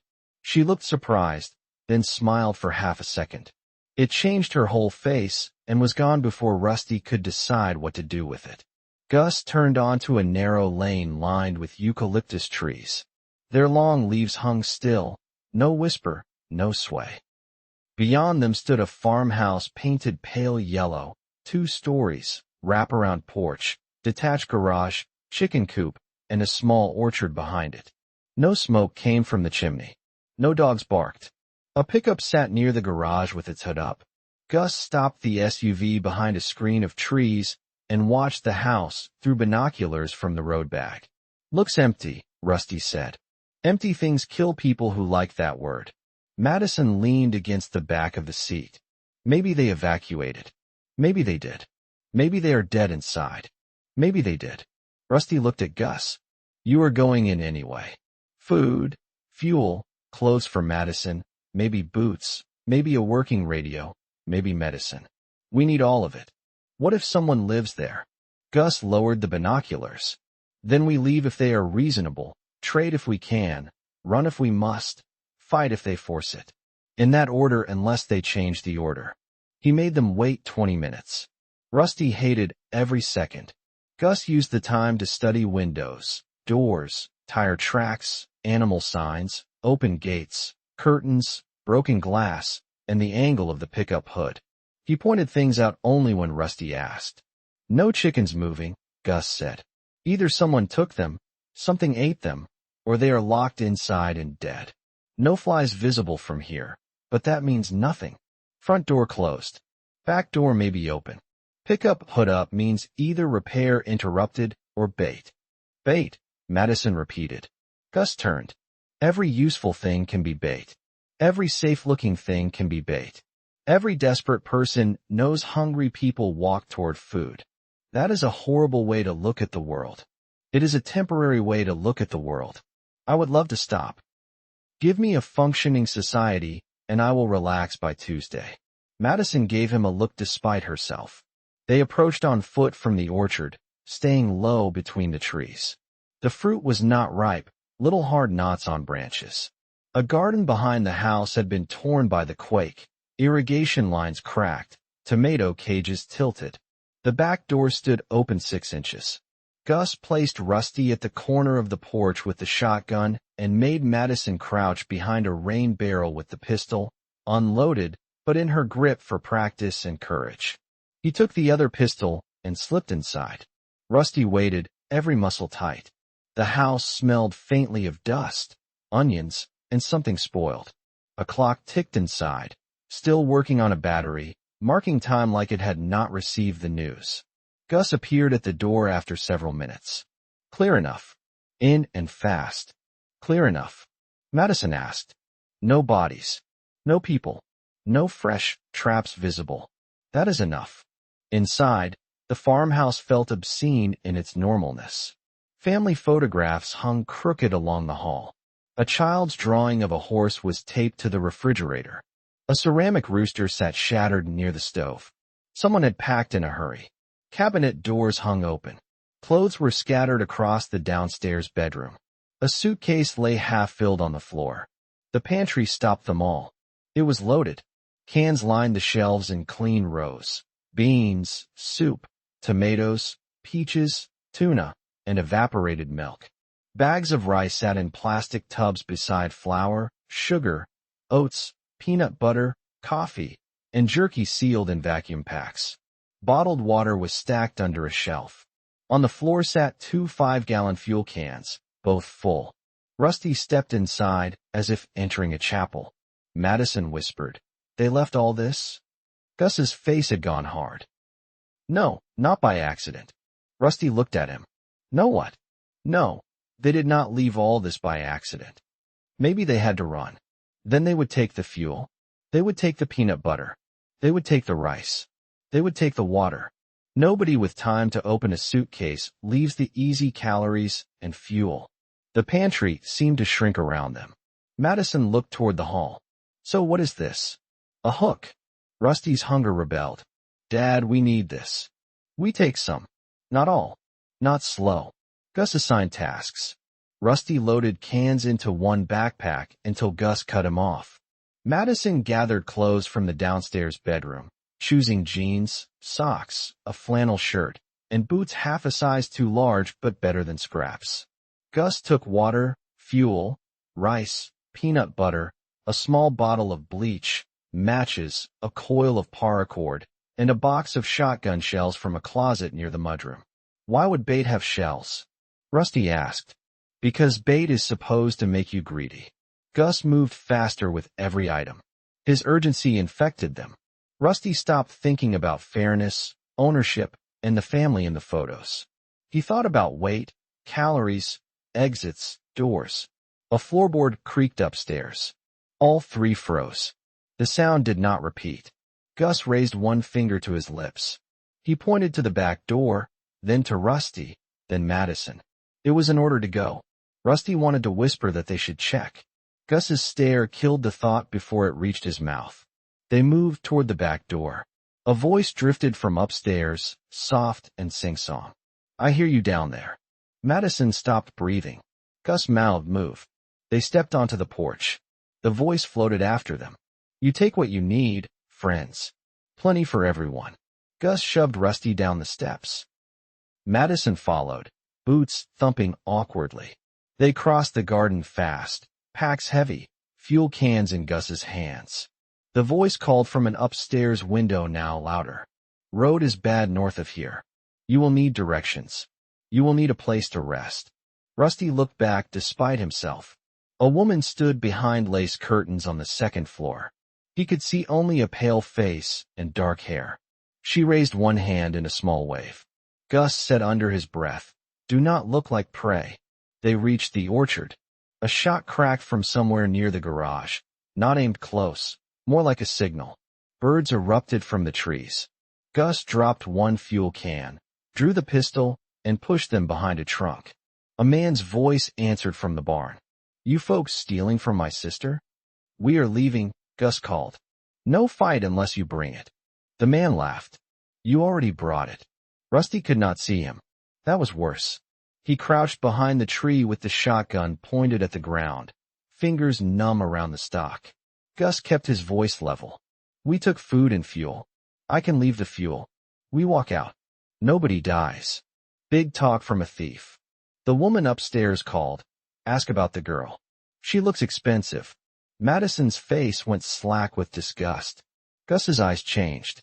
Rusty had seen anger on his father before. This was not anger. This was a door closing. Rusty, Gus said softly, when I say move, you take Madison to the drainage ditch and keep going to the SUV. Do not stop for me. Dad, wait. Answer me. Rusty swallowed. I move when you say move. Good, keep moving. The barn man fired again. The round struck a trunk above Rusty's head and showered bark over his hair. Madison flinched, but stayed low. Gus fired twice toward the barn, not wild, not slow. He changed position before the echoes faded. Move, he said. Rusty grabbed Madison's sleeve and ran. They sprinted between trees, packs bouncing, branches slapping their faces. Another shot tore through leaves behind them. Gus fired from somewhere else, drawing the man's attention. Rusty and Madison dropped into the drainage ditch and crawled along its muddy bottom until the orchard hid them. Where is he? Madison whispered. He told us not to stop. That was not my question. Rusty looked back. He could not see Gus. He could hear him, though. One shot. Then silence. Then a shout from the barn man that ended in a strangled curse. They reached the SUV. Rusty shoved Madison behind the engine block and loaded the shotgun because his hands were no longer waiting for permission. He watched the trees until Gus appeared, moving fast with one fuel can in each hand. Blood ran from a scrape along his temple. It was not the same cut from Monterey. Rusty's chest loosened only when he saw his father was upright. Gus threw the fuel cans into the back. Get in. What happened? Rusty asked. They are alive. They are mad. We are gone. They were halfway down the lane when a truck engine coughed to life behind the barn. Madison twisted in the seat. They have a truck. Gus accelerated. I expected that. You expected a chase? I expected a trap to have teeth. The lane was narrow, eucalyptus trunks close on both sides. Gus drove too fast for the damaged road. The SUV fishtailed over cracks and bounced through potholes. Behind them, the pickup burst from the farm lane, headlights flashing through dust though the sky was not dark. It gained quickly. Rusty looked back through the rear glass. The woman from upstairs sat in the passenger seat, hair whipping through the open window. The barnman drove, rifle propped against the steering wheel. He is going to shoot, Rusty said. Get down, Gus ordered. The rifle cracked. The rear glass starred but held. Madison ducked. Rusty slid lower, clutching the shotgun. Gus swerved around a fallen branch. The pickup followed. The road ahead dipped toward a narrow bridge over a dry wash. The bridge had shifted during the quake, one side lower than the other, rails twisted. That bridge is bad, Madison said. I noticed. Gus did not slow. The SUV hit the bridge with a metallic scream. For one weightless second Rusty felt all four tires lose certainty. Then the vehicle slammed down on the far side. Gus jerked the wheel hard right immediately after the bridge and killed the engine behind a screen of dust, sliding behind a low berm. The pickup came in too fast. The barnman saw the bridge too late. He braked, skidded, overcorrected. The pickup struck the raised edge, bounced sideways, and slammed into the twisted rail. The rail gave way. The truck tipped, hung for a breath, then rolled down into the wash with a crash that threw dust high into the dead air. Madison covered her mouth. Gus restarted the SUV. Rusty looked at him. Are we checking? Gus stared through the windshield at the dust cloud. His answer came low. Not this time. They drove. For miles nobody spoke. The stolen cans rattled in the back. The food packs pressed against Rusty's legs. His shoulder ached from the shot he had fired in the night. His mind kept seeing the pantry, the family photos, the woman's pale hand raised behind lace curtains. They lived there, he said finally. Maybe it was their food. Gus nodded. It was. Then we stole it. Yes, that is true. Rusty expected a lesson that would make it clean. Gus did not offer one. Madison leaned forward. They were using it to catch people. Also true, Gus said. Does that make it okay? Rusty asked. Gus drove for a long time before answering. No, it does not. It makes it necessary. Necessary and okay are not twins. Do not confuse them, or you become the kind of person who can do anything and sleep fine. Rusty looked at the map on the dashboard. Are you sleeping fine? Gus gave a tired breath. Not for years. Madison turned her face to the side window. The strange light caught the ash still in her hair. Rusty wanted to say something to her, something about the boots, about surviving, about how the world kept demanding pieces of them before they had learned what the pieces were called. Instead, he reached into the open pack, took out a protein bar, and handed it back. She accepted it without looking at him. Their fingers touched for 1 second. Her hand was cold. Thank you, she said. You need to eat. You sound like him now. Rusty glanced at Gus. That may be the worst thing anyone has ever said to me. Gus grunted. Best compliment you will get today. Madison broke the bar in half and handed one piece back to Rusty. He almost refused, then remembered Gus's rule. Do not let pride waste calories. They ate in silence while the farmhouse disappeared behind them, not forgotten, never clean, only added to the weight they carried north. Chapter 10, What Madison Heard. They reached the remote fire road by mistake, which made it the best place they had found all day. The road did not appear on Gus's main map. It broke away from a county lane marked by a fallen sign and climbed into a ridge of scrub pine and rock. The SUV could barely fit between the branches. Twice Rusty had to get out and move stones. Once Madison, wearing the borrowed boots and a man's flannel shirt over her smoke-stained top, guided Gus around a washout with hand signals she had learned 5 minutes earlier and performed like failure would insult her personally. By the time they found a flat clearing near a dry cattle pond, all three were too tired to celebrate. Gus parked under trees, nose out, as always. Rusty gathered dead branches for a smokeless little cooking fire, as always. Madison checked the packs and counted food because Gus told her that numbers were harder for fear to corrupt, and she seemed to appreciate having a task that did not involve running from flames, thieves, or armed farmers. The clearing sat high enough to see miles of broken country through gaps in the trees. Far to the west, a dirty glow marked the wildfire. To the south, dust hung over roads in long, unmoving smears. To the north, the hills folded toward a distance none of them understood. The sky did not move right. Rusty could not stop noticing it now. Clouds did not stream. Smoke did not lift and travel. Everything smeared, pooled, and stalled until heat or terrain shoved it somewhere else. The world had lost its spin, and the air was still trying to remember what orders to follow. Madison watched the horizon with the hand-crank radio in her lap. "Try it again," Rusty said. Gus looked over. "We saved the crank." "For what?" "For when it might matter." Madison's fingers tightened on the handle. "It matters to me." Gus stared at her for a moment, then nodded once. 30 seconds. Low volume. She cranked the radio. The small machine clicked and whirred in her hands. Rusty sat beside her, close enough to hear the mechanism and the faint tremble in her breathing. Gus stayed near the fire, but his attention had shifted fully to them. Static came first, then a tone, thin and distant. Madison adjusted the dial with careful movements. A voice broke through for less than 2 seconds. "All coastal evac. Repeat, rotational cessation event." The signal vanished under static. Madison went still. Rusty leaned closer. "Keep going." Gus did not stop her this time. She adjusted again. The voice came back, warped and buried. "Continental command nodes, shelter in place.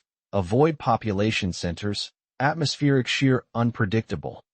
Static swallowed it. Rusty felt the hairs rise on his arms. Madison whispered, "That is the same kind of message." Gus crouched beside them. "Can you find it again?" She tried. For 5 minutes there was nothing but static, a distant pulse, and one burst of sound that might have been a voice or might have been the radio dying a little more. Finally Gus touched her wrist. "That is enough." She stopped cranking but did not set the radio down.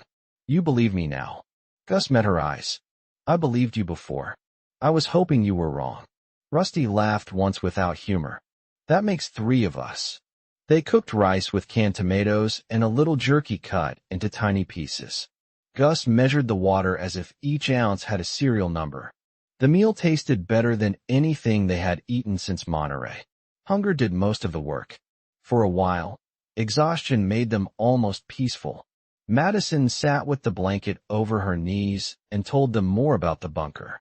The entrance was hidden behind a false maintenance shed on a slope above a creek.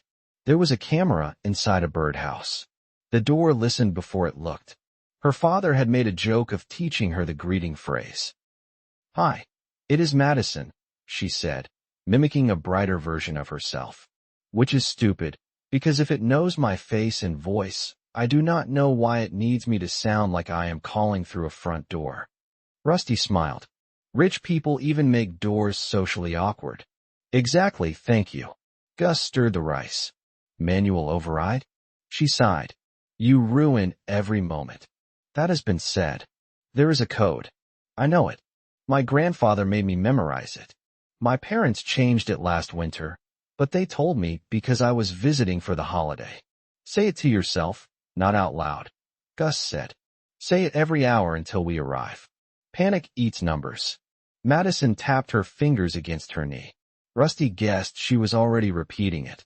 After the meal, Gus let them have 10 minutes without work. He cleaned the guns. Madison washed her face with a damp cloth and came away looking younger, which Rusty found unsettling. Ash had made her seem like some survivor from another era.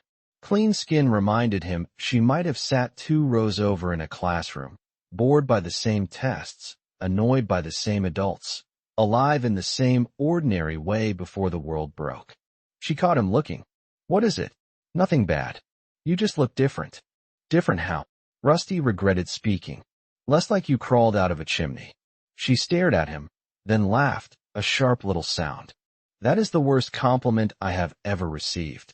It was not supposed to be a compliment. That helps, because it failed. Gus looked up from the pistol. If you two are finished courting through insults, Rusty needs to learn how to clean this shotgun. Heat climbed Rusty's neck. We are not courting. Madison lifted both eyebrows. Definitely not if Chimney Girl is his best work. Gus almost smiled. It was so brief Rusty might have imagined it. The lesson lasted until Rusty's fingers were black with oil and residue.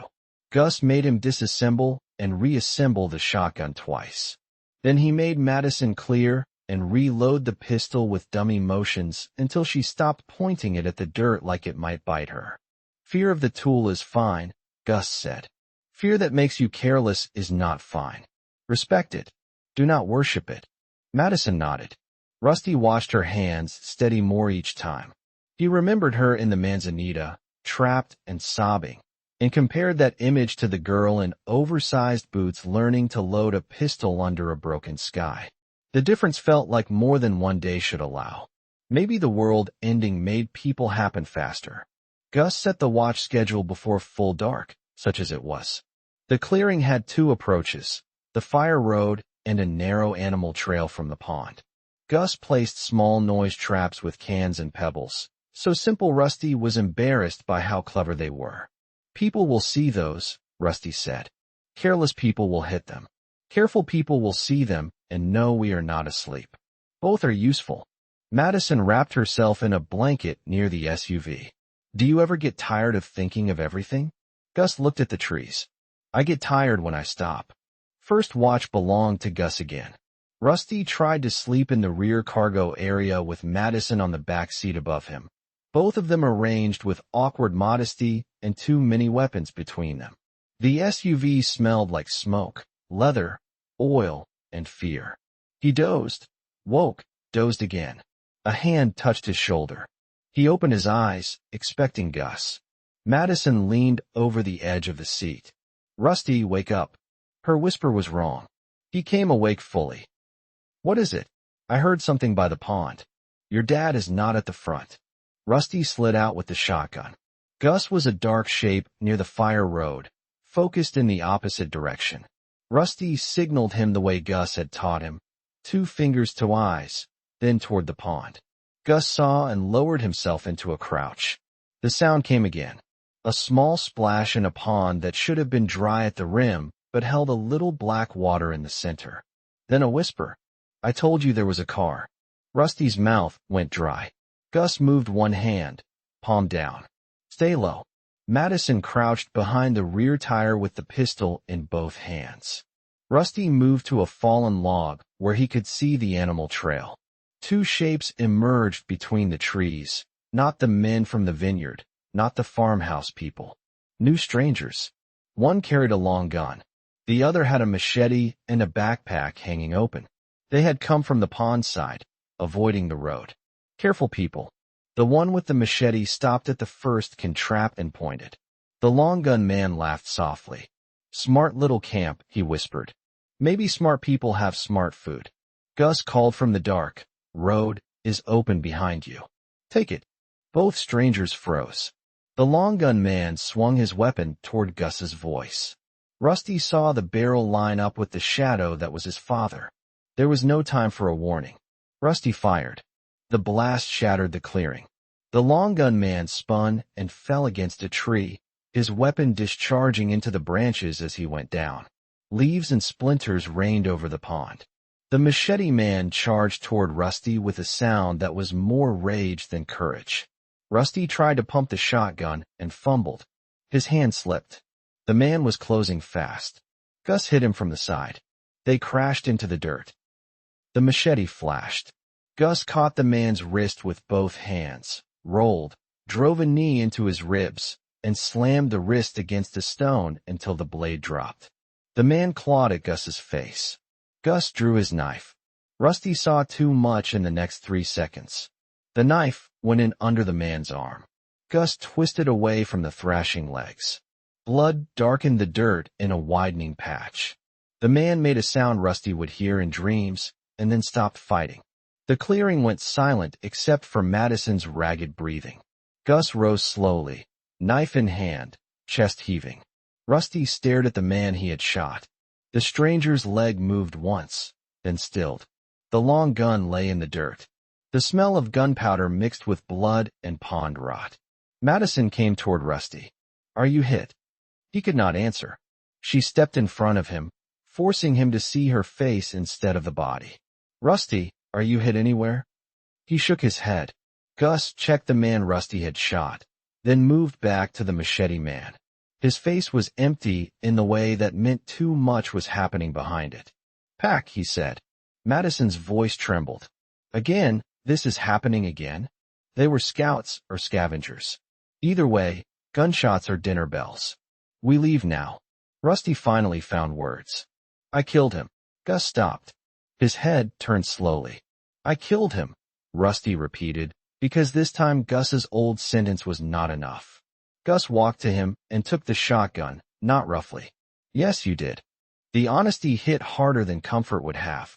Rusty swallowed and tasted smoke. "I did not wait. If you had waited, I might be dead. That does not change what happened." "No, it only changes why." Rusty looked down at his hands.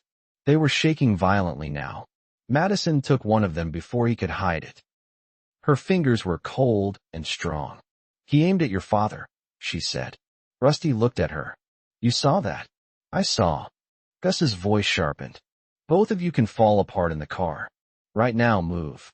They moved because his tone left no room for anything else. They stripped ammunition, a canteen, a packet of dried fruit, and a small medical pouch from the attackers. Gus dragged the bodies off the main clearing, not to hide them well, only to keep them from the headlights when they drove out. Rusty helped without looking at faces. 20 minutes later, the clearing was empty except for dark stains, trampled ash, and the faint smell of cooking rice nobody had finished. Gus drove north with the headlights off until the road became too dangerous. Then he used them in short bursts, 3 seconds of light, 10 seconds of dark. Madison sat in the back seat beside Rusty this time instead of alone. She did not let go of his hand until his shaking eased. After an hour, Gus pulled into a cut beside a hill of stone and killed the engine. "We sleep in shifts here," he said. "No fire. No talking above a whisper." Madison leaned forward. "We need to tell you the rest." Gus looked back. "The rest of what?" She glanced at Rusty, then at the radio. "The broadcast. I remembered more when the signal came back. There was a phrase I did not understand, but my grandfather did. He said it meant the day-night cycle was not reliable anymore. Some places would freeze under long dark. Some places would burn under long light. Weather would stack where it formed because the rotation was not tearing it apart the way it should. Storms could sit in one place until there was nothing left to flood or bury. Fires could feed on their own heat and stay."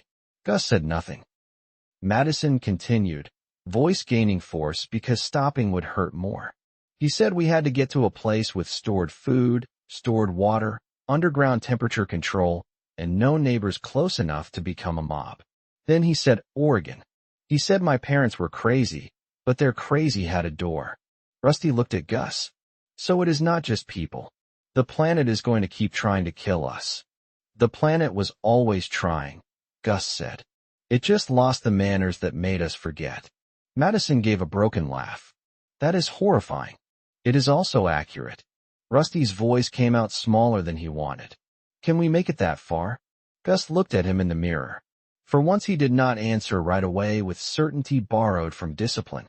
He considered Rusty, Madison, the road, the weapons, the food, the map, the strange sky. "We can make the next mile," he said. "Then the one after that. We keep doing that until Oregon stops being a word and becomes a door." Madison nodded, eyes wet but steady. "My grandfather used to say a plan is just courage with shoes on." "Your grandfather and I would have argued a lot," Gus said. "He would have liked that." Rusty leaned his head against the seat and closed his eyes. His hand still remembered the shotgun. His ears still held the blast. His mind still saw the man fall. But beneath the horror, something else had taken root. Not pride. He was not that far gone. Not bravery either. Bravery sounded too clean. It was a hard little fact. When danger raised a weapon at his father, Rusty had acted. The boy who had ignored breakfast with headphones over his ears felt very far away now. Rusty did not miss him exactly. He mourned him the way he mourned Monterey, as something lost before he had known to love it. Madison shifted beside him, blanket drawn to her chin.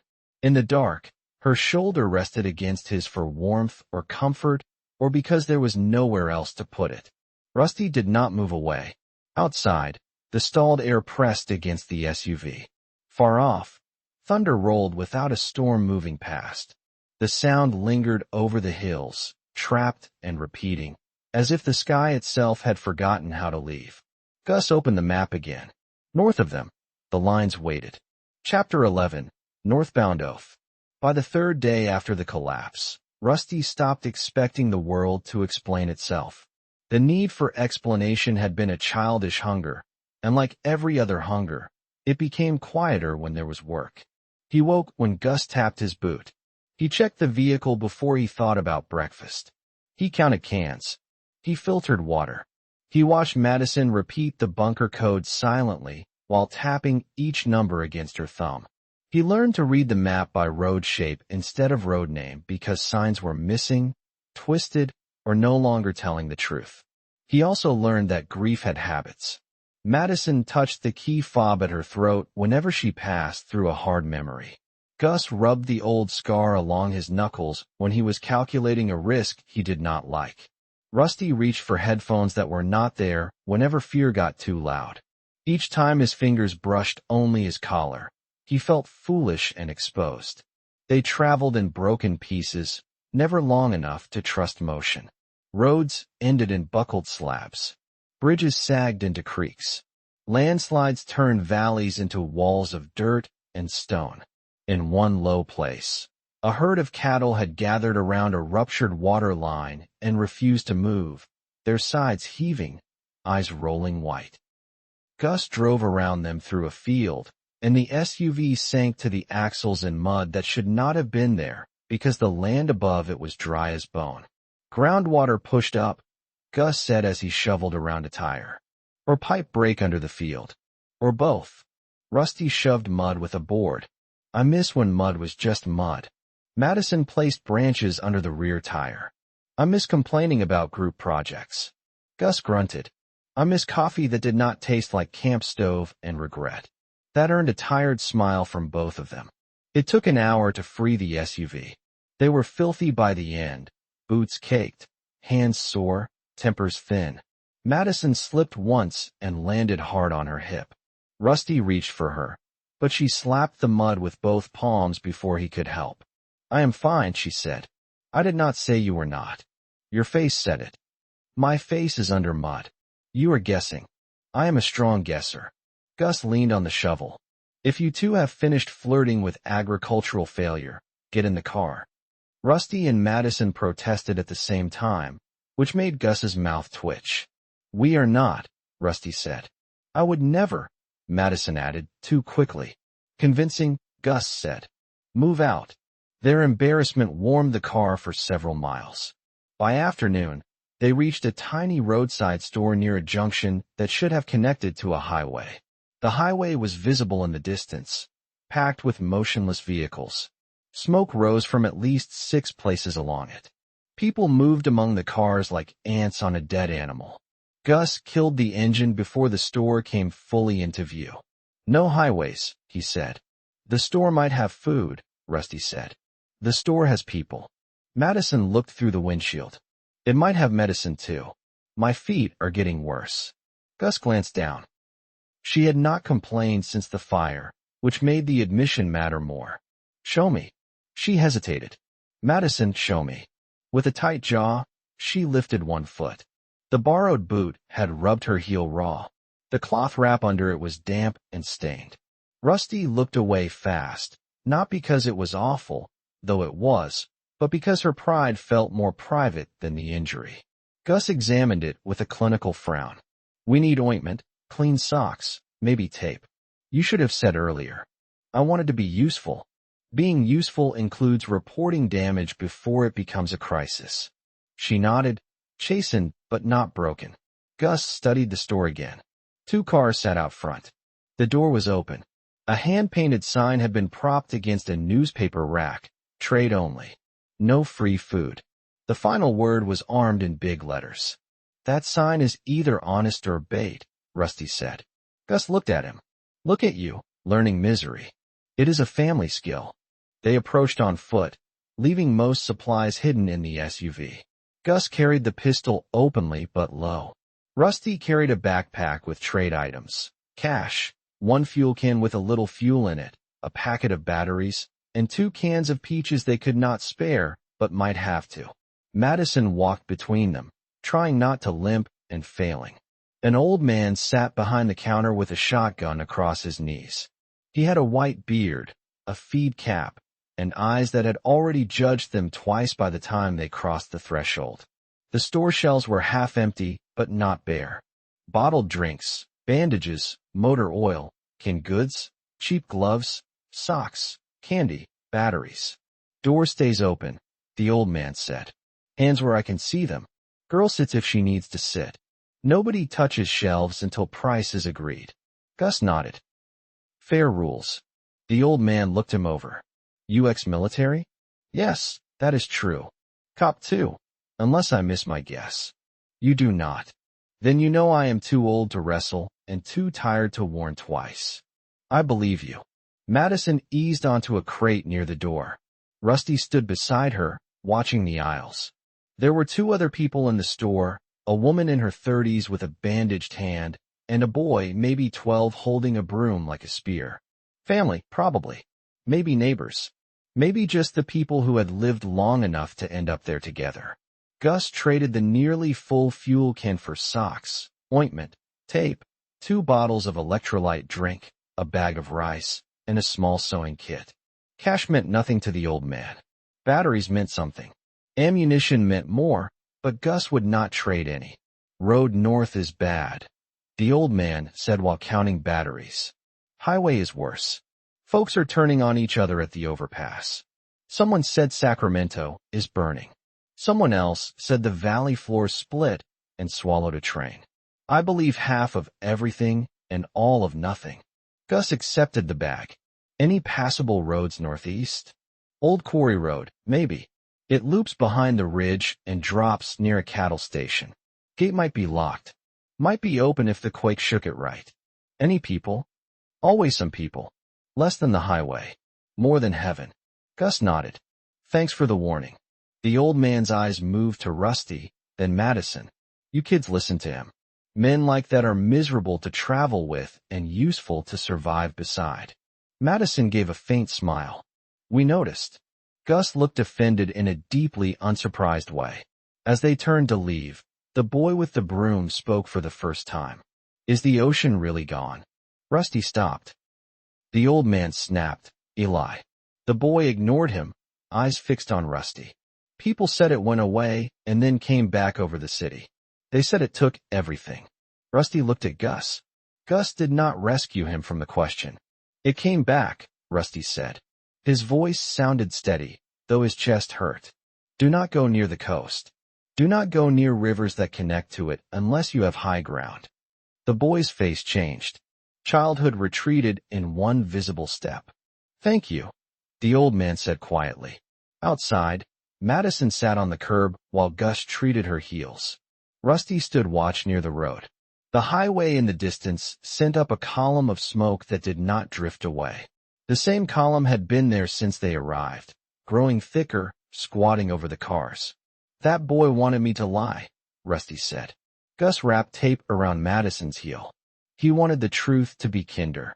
That is not the same thing. Madison winced, then steadied herself. Did you want to lie? Rusty watched the smoke. Yes, I did. Why did you not? He thought about it. Because the coast does not care what he believes. Gus looked up at him then. Pride flickered across his face and disappeared before it could embarrass them both. They left the store by the quarry road the old man described. The gate had been locked once. The quake had twisted one post loose, and Gus widened the gap with the SUV until the chain snapped. The road beyond was rough but passable, climbing through pale rock and scrub. Halfway up, the first microstorm hit. There was no warning that made sense. The air went stiller than still. Dust lifted from the road in a perfect ring around the SUV. The temperature dropped so fast Rusty's teeth clicked together. Then hail slammed down from a cloud that had not been above them a minute earlier. It was not rain. It was hail. Stones of ice hammered the hood, roof, and windshield. Madison cried out as a crack spidered across the glass. Gus stopped under an overhang of rock, but the hail came sideways, up, down, everywhere at once, thrown by violent little winds that spun and died and spun again. The SUV rocked on its suspension. Where did this come from? Rusty shouted. Air pressure pocket, Gus said, though he sounded like he hated the guess. Cold and hot layers colliding in place. The hail turned to rain, then sleet, then hot rain that steamed on the hood. In 5 minutes the road became a stream. In 8 minutes the storm moved nowhere and intensified, trapped against the ridge. Water poured down the quarry road, carrying gravel under the tires. Gus shifted into gear. We cannot sit here. Road will wash under us. We drive in this. Madison asked. Unless you want to float in it. He eased forward. The SUV crawled, tires slipping. Water shoved at them from the side. Rusty gripped the handle above the door until his fingers hurt. Madison braced herself between the seats. Twice the rear and slid toward the drop. Gus corrected without panic. All his attention narrowed to the few feet ahead. Then, as violently as it had arrived, the storm weakened. The hail stopped. The rain fell straight for 10 seconds, then became mist, then nothing. The road steamed. The air warmed. Behind them, the storm still raged in the exact place they had left, a gray column pinned to the ridge as if nailed there. Rusty looked back. That is impossible. Madison whispered. It is not impossible anymore. Gus drove until the road leveled out, and the storm was hidden behind rock. Only then did he stop. Everyone sat breathing. Rusty started to laugh. It came out too hard, too close to panic.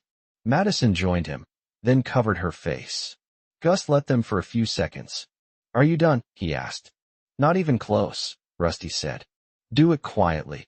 That made Madison laugh harder, which made Rusty laugh harder, which made Gus close his eyes like a man praying for patience he did not believe in. They made camp that night inside an abandoned quarry office with one wall cracked, but the roof intact. Gus cleared the rooms. Rusty blocked the main door with a desk. Madison found a metal cabinet with old work gloves, a dust mask, and a first aid refill kit that felt like treasure. They ate rice and peaches cold from the can because the smell of cooking might travel. Madison changed the dressings on her feet and did not cry, though Rusty could see the effort in her face. Gus cleaned a cut on his forearm from the farmhouse chase and wrapped it without comment. Later, as Gus took first watch outside the door, Rusty and Madison sat on the floor under a faded safety poster. The poster showed a smiling worker in a hard hat pointing at the words "Think before you act." Rusty found it personally insulting. Madison leaned her head against the wall. Do you think my parents are alive? Rusty had been expecting a lighter question. He took his time because she deserved more than reflex. I think if they are anything like you and your grandfather, they had a plan. That is not an answer. It is the answer I have. She looked at him. Do you think we will find them at the bunker? He wanted to say yes. He wanted to give her one clean thing. Instead, he gave her what he had given the boy at the store. I think we will find the door. After that, I do not know. She nodded. Her eyes shone, but the tears did not fall. I hate you a little for not lying. Fair enough. I trust you a little because you did not. That landed somewhere deep. Rusty looked down at his hands. I killed someone today. He was going to shoot Gus. I know. People keep telling me the reason is a sponge that soaks up the blood. It does not. Madison was quiet for a long moment. When those men took the car, I wanted them dead. I did not want them stopped or arrested. I wanted them dead forever. I hated them so much I scared myself. Then at the vineyard, when your dad left them alive, part of me was angry. I thought justice was supposed to look like them on the ground forever. Rusty looked at her. She kept her eyes on the safety poster. Then they came after us. After that, I did not know what justice was supposed to look like. I still do not. I only know I am alive because you and Gus did things I do not want to imagine doing. You might have to. I know. That is what scares me. Their shoulders touched. Neither moved away. Gus's voice came from outside. Sleep while the building is still standing. Madison whispered. He has the romance of a traffic cone. Rusty snorted. A prepared traffic cone. Outside the cracked office, the world settled into another uneasy dark. Somewhere far behind them, hail still battered the same trapped patch of ridge. Somewhere far ahead, Oregon waited with a hidden door, a voice lock, and maybe Madison's parents.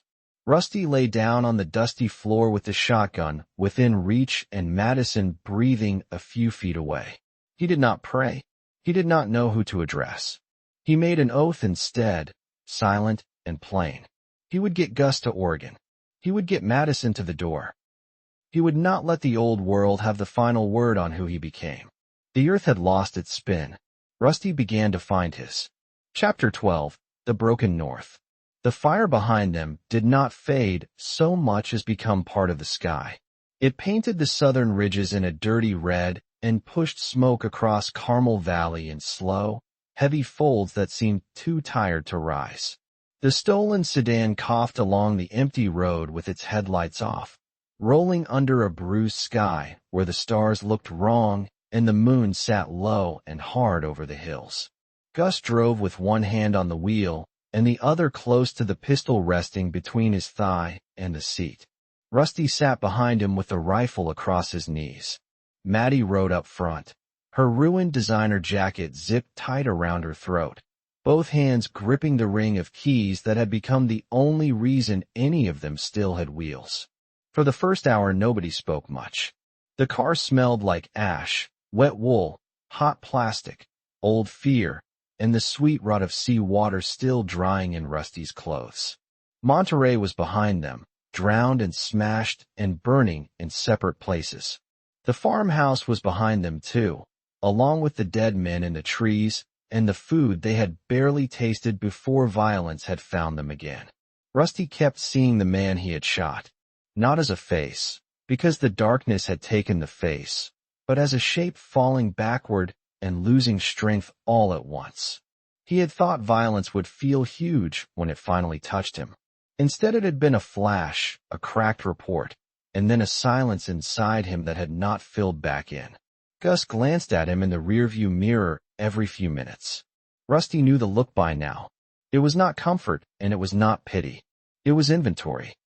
Gus was counting ammo, gas, bodies, miles, daylight, threat angles, and the fragile condition of a boy who had just crossed a line that could never be uncrossed. Rusty wanted to hate him for it. He wanted his father to say the soft thing, to pull over and say none of it mattered because the world had broken and decent rules could come later. Gus did not give him that. Gus watched the road and said nothing until the first landslide blocked the lane. The slope above them had released in a gray sheet of rock, mud, scrub oak, and torn roots. The sedan rolled to a stop 30 yards short of the debris. A mailbox, ripped from somewhere higher on the road, stuck out of the pile like a crooked marker over a grave.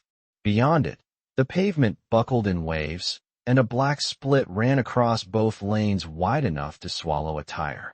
Gus killed the engine. The sudden quiet made the car feel too small. "Stay inside until I say otherwise," he said. Maddy looked at the dark slope. "You think someone caused that?" "The planet caused that," Gus said. "People will use it if they can. That makes it the same problem." He stepped out, shut the door without slamming it, and moved forward with his pistol low. He walked the edge of the road rather than the center, staying away from the clean funnel where anyone above could aim. Rusty watched his father use the world like a map of threats. Gus did not just look at the landslide. He studied where feet could stand, where a rifle could rest, where loose gravel might betray someone's shifting weight. He listened longer than he looked. The orange glow from the distant fire caught the side of his face and made him seem carved out of old iron. "He does that all the time?" Maddy asked quietly. Rusty kept his eyes on Gus. "Since before I was born, probably." "Was he Army first or police first?" "Army first, then police. Then the kind of dad who checked locks 3 times and ruined movies by explaining how every plan was stupid." Maddy almost smiled, but the expression did not last. "I would give anything for that right now." Rusty looked at her hands around the keys. Her knuckles were cut, and dried blood lined the broken nail on her thumb. She had stopped crying after the ambush, not because she was finished with grief, but because her body had run out of places to put it. He did not know what to do with that. Before the earthquake, girls like Madison had belonged to bright parts of life Rusty mostly watched from the edge. She had seemed untouchable when they found her, even covered in soot, because money had a posture and she still carried the ghost of it. Now she was just cold and hungry beside him, and the old distance had burned away. Gus returned after 10 minutes. "We are not clearing that. We go back half a mile, take the ranch road north, and hope the maps in my head still mean something." "Hope," Rusty said. "That sounds unlike you." "Everything is math until the numbers run out," Gus said. "Then hope becomes another tool. Do not lean on it unless you have to." They turned around and found the ranch road by feel. It was narrower than the main route and nearly invisible under the smoke. Branches scraped the sides of the sedan. The tires hissed through ash as if the road had been dusted with flour. Twice Gus stopped for downed trees and made Rusty get out to drag smaller limbs away, while Maddy held the flashlight under her jacket to dim the beam. Once they passed a hillside where cattle had broken through a fence and wandered into the road. The animals stood with their heads low, sides heaving, eyes reflecting pale green. They did not move when the car slid by. Rusty had seen cows before, but never like that, abandoned by every human pattern that had held the world in place. Near dawn they reached a rise that opened toward the Salinas Valley.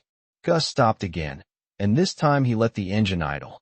Below them, the valley was a dark basin pricked with small fires and moving headlights. Some lights crawled along the highway in loose chains. Others stopped and clustered where bridges had cracked or vehicles had collided. Farther east, the horizon flickered with heat lightning, except the flashes were too low and too orange to be weather. Fuel tanks, transformers, houses, gas stations, or all of them together. The valley that had been fields and towns and commuter roads had become a maze of need. "That was the easy way north," Maddy said. "That was the populated way north," Gus replied. "Easy died yesterday." Rusty leaned forward between the seats. "So what now?" Gus pointed to a faint line beyond the valley, barely visible through smoke. "We skirt the towns, cross where we can, and keep moving by side roads. We need fuel, food, water, and distance. If Madison's bunker is real, Oregon is the only plan that has a roof at the end of it." Maddy turned on him. "It is real. I said if because I have not seen it. Do not make that emotional. It is my parents' bunker, not a campfire story. Then keep it real by remembering every detail before we need it," Gus said. "Roads, gates, codes, trails, neighbors, cameras, anything." Maddy swallowed hard. "My dad called it a storm shelter because my mom hated the word bunker. It is on land outside Roseburg, tucked under a ridge.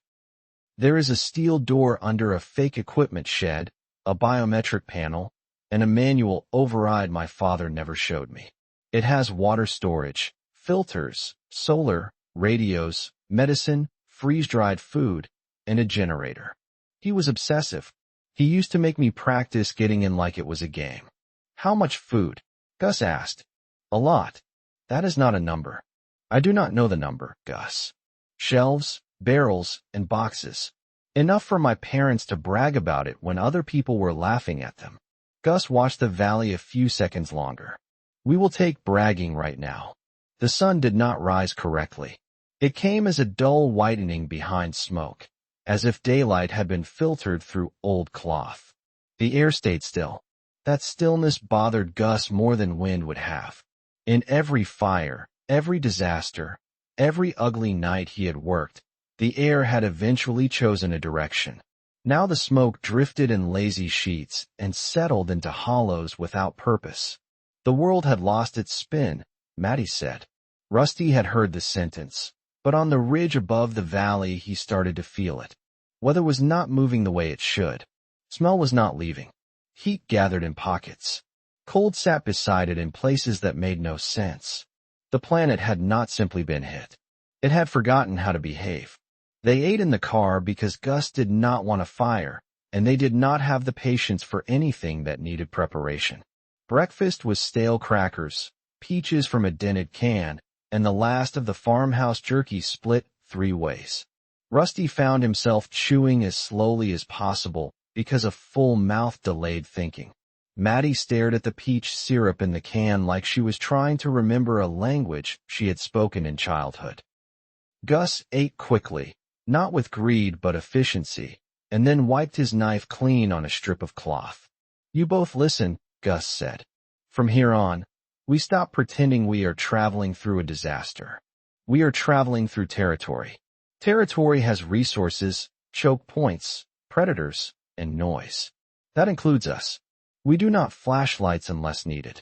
We do not fire unless the shot matters. We do not stop in places that invite company. We do not trust a quiet road because quiet can mean empty, and it can mean watched." Rusty nodded. Maddy did too, but her jaw tightened. "If we meet people," she asked. "We avoid them," Gus said. "All people. Until proven otherwise. That is a lonely way to survive." Gus's eyes shifted to her. Lonely is not the worst thing left. The ranch road took them through oak groves and dead vineyards, then down into country where fences leaned and irrigation pipes had snapped. A canal had overflowed and carved a new channel across the road. Gus stopped, walked it, and made Rusty toss rocks in to judge depth. They crossed with the sedan lurching like a boat. Water pushed against the doors. Maddy held her breath. Rusty gripped the rifle and watched small fish flash in the muddy current where no fish belonged. When the tires found pavement on the far side, Gus did not celebrate. He only drove on. By mid-morning, they came upon the first town they could not avoid. It was a cluster of gas pumps, a market, a feed store, and 20 houses tucked beside a highway junction. Smoke hung over it. A church bell rang at odd intervals, not because someone was calling worshippers, but because the tower had cracked and the bell swung whenever the earth gave a small aftershock. Cars packed the main road, many abandoned at angles, doors open. A woman stood in the middle of the street, holding a suitcase with both hands. She watched them approach, and for one awful second Rusty thought Gus might drive past her without slowing. Gus did slow, but he did not stop within reach. He rolled the window down 2 inches. "Road north," he called. The woman stared at the pistol in his lap, and then at the teenagers. Her face was gray with dust. "Bridge is gone. They are fighting at the station. Do you have water?" Gus did not answer that part. "Any passable route?" "County road behind the feed store. It climbs into the hills. People went that way, but some came back. Said the ground split." Maddy reached for a water bottle at her feet. Gus's hand snapped out and caught her wrist. Not rough enough to hurt, but hard enough to stop her. The woman saw the motion. Her expression did not change, and somehow that made it worse. "Please," the woman said. "I have a little boy." Rusty's stomach turned. He wanted Gus to give her something. He wanted Gus not to be right. He wanted the world to offer a choice that did not make every decent act dangerous. Behind the woman, 2 men stepped out of the shadow by the market. One carried a tire iron. The other had a shotgun held along his leg. Gus saw them too. "Get off the road," he said to the woman. She did not move. The men started walking. "Gus," Maddy whispered. "Down," Gus said. Rusty and Maddy ducked as he punched the gas. The sedan shot forward. The woman leaped aside at the last instant, dropping the suitcase. The man with the shotgun raised it, But Gus swerved hard, and the shot tore through the rear window instead of the windshield. Safety glass burst across Rusty's shoulders. He shouted and twisted away. Gus did not fire back. He took the alley behind the feed store, jumped a curb, and sent them bouncing onto a dirt lane that climbed through brittle grass. For a minute all Rusty could hear was the engine and Maddy's rapid breathing. "You could have helped her," Maddy said, voice shaking. "She was bait, whether she started that way or not," Gus said. "You do not know that. I know the men behind her had a line of fire. I know she stood where a vehicle would slow. I know the suitcase was empty by the way it fell. I know she looked at our water before she looked at our faces." Maddy turned toward the window, breathing through her nose. Rusty expected Gus to keep pressing, but his father stayed quiet and let the road punish the car. At the top of the lane, they found the split the woman had mentioned. It ran across the hillside like a fresh black scar, opening through pasture and road alike. The far side had dropped several feet, leaving pavement hanging in a broken lip. Heat breathed from the gap. It smelled of clay, minerals, and something deeper, a sour metallic odor that made Rusty's teeth ache. The fissure stretched left and right beyond sight. Gus parked well back from the edge. "Everybody out. We cross on foot first." "Cross where?" Rusty asked. Gus pointed downslope, where a fallen pine had bridged part of the gap. "There, maybe." "That tree is cracked," Maddy said. "So are our choices." They spent an hour testing the crossing. Gus tied strips of seat belt around their waists and used a tow strap from the trunk as a crude safety line.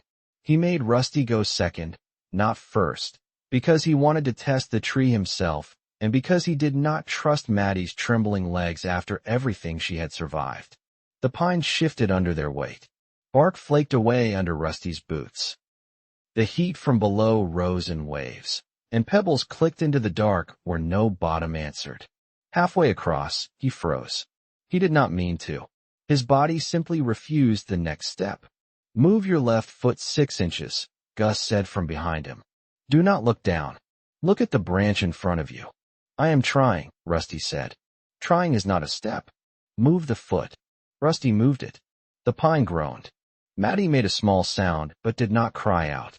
Rusty moved again, and then his boot found dirt on the far side. Gus came after him, quick and heavy.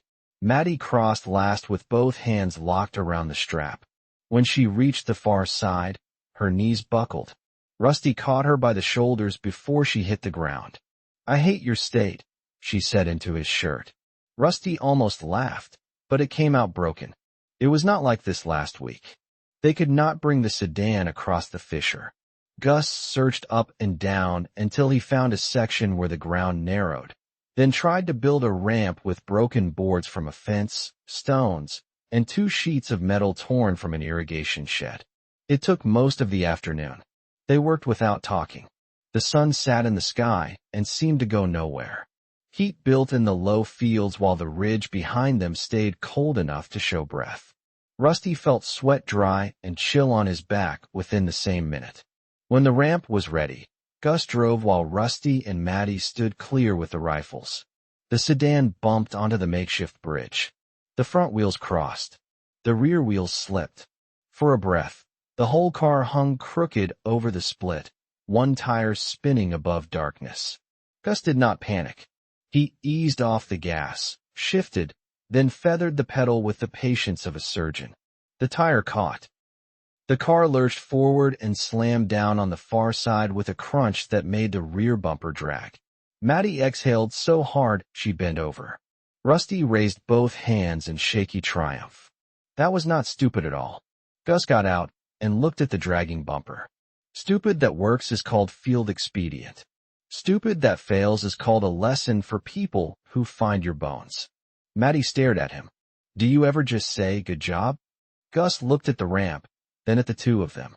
"Good job." Rusty did laugh then. It surprised him and hurt his throat.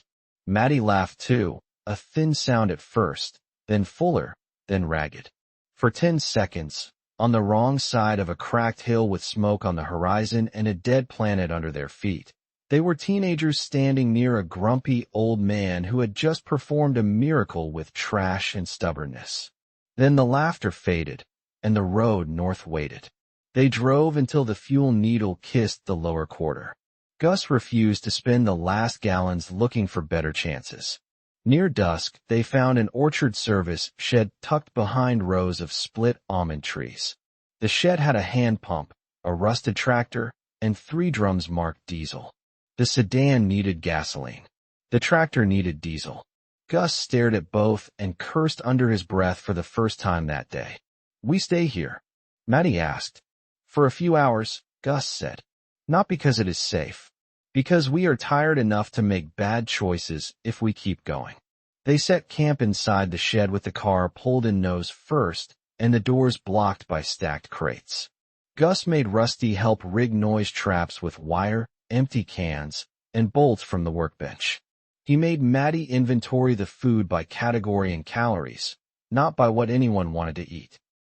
She resisted for 5 minutes, then sank into the work with a focus that made her look older.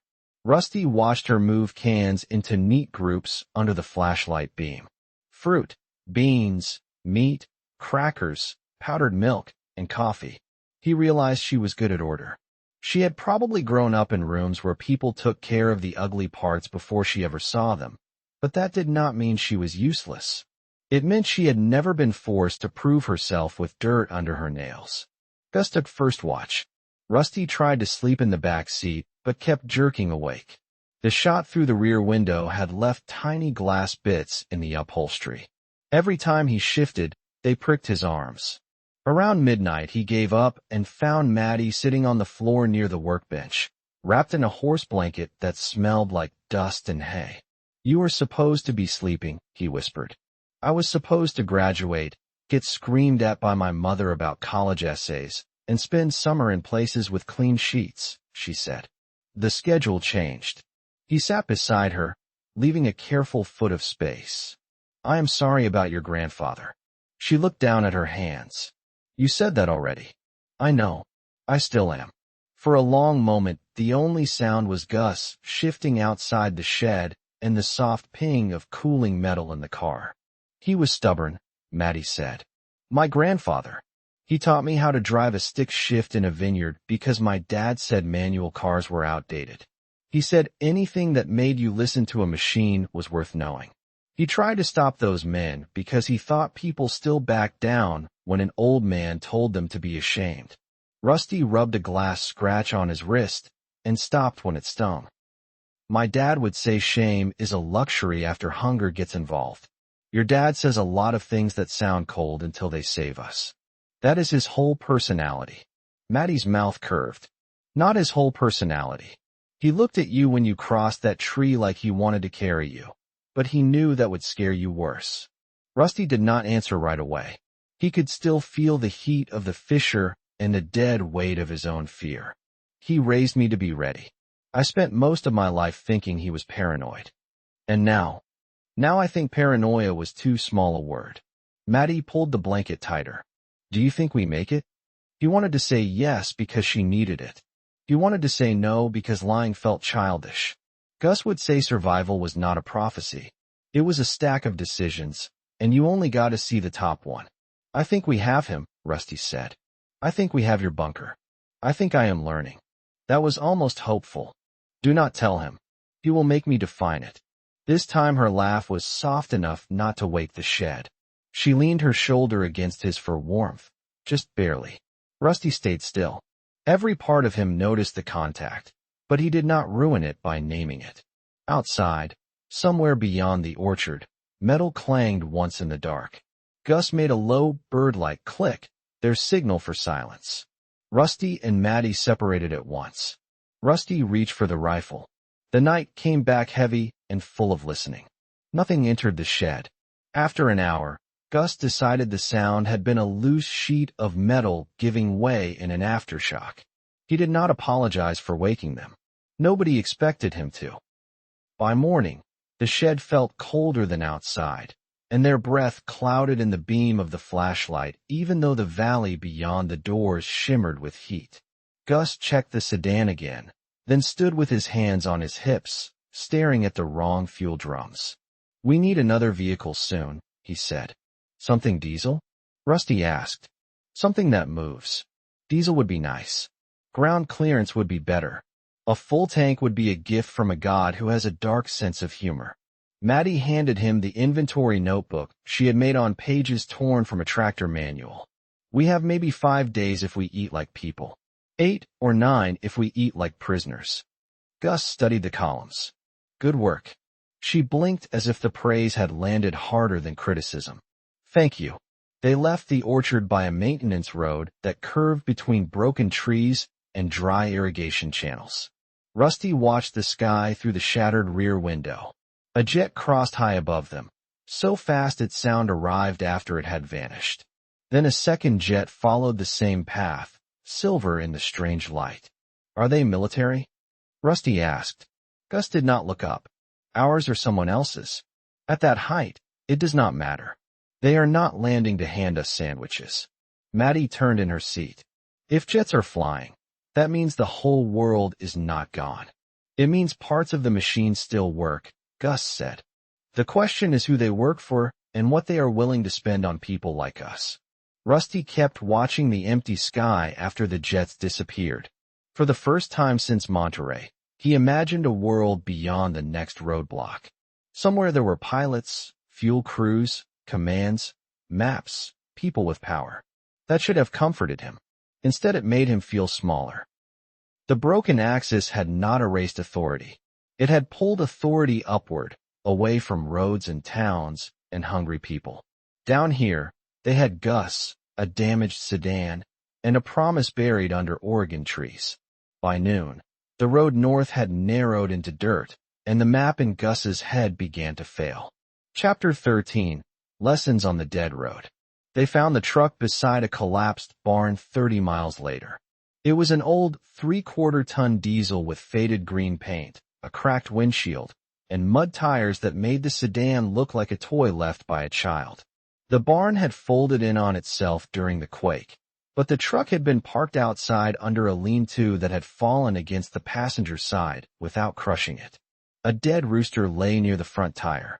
Chickens scattered through the weeds, feral already, pecking at spilled feed as if civilization had only been a rumor. Gus did not rush toward the truck. He parked the sedan behind a stand of eucalyptus, killed the engine, and watched the farm for 15 minutes. Rusty hated those pauses more than danger sometimes. Waiting gave fear room to put on costumes. Every dark window became an eye. Every loose shutter became a person shifting behind cover. Maddy sat so still in the front seat that only her fingers moved, rubbing the brass edges of the keys. "I do not see anyone," Rusty said at last. "That is one piece of information," Gus replied. "It is not a conclusion. Can I at least ask what we are waiting for?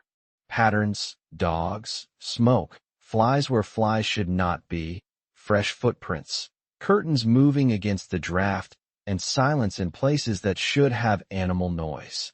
Maddy looked toward the barn. "And if the owners are hiding? Then we leave if they ask us to leave and do not point a gun at us. We are stealing their truck." Gus's eyes stayed on the farmhouse. Borrowing becomes a flexible idea after the ocean walks through town. They moved in a staggered line.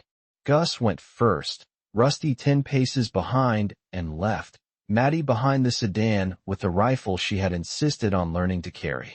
Gus had objected until she reminded him that men had killed her grandfather and tried to use her as leverage for a car. He did not soften, but he handed her the rifle and spent 20 minutes teaching her how not to point it at friends. Now she held it like it was heavy, which it was, and like it could change her life, which it already had. The farmhouse door was open. A white curtain breathed in the still air, moving not because of wind, but because temperature inside and outside argued through the doorway. Gus cleared the porch, stepped into the house, and emerged 3 minutes later with his face set. "Nobody living," he said. That was all. Rusty did not ask.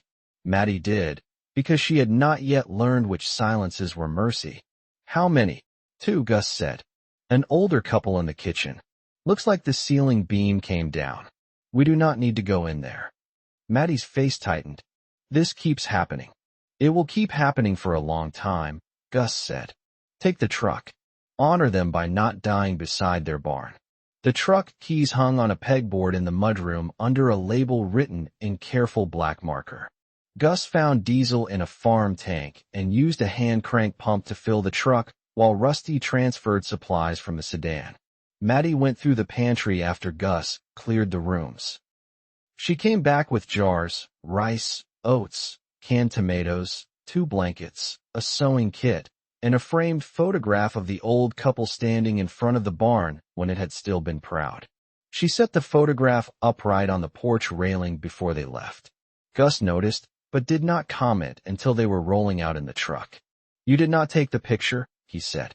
It was theirs, Maddy replied. You took their rice.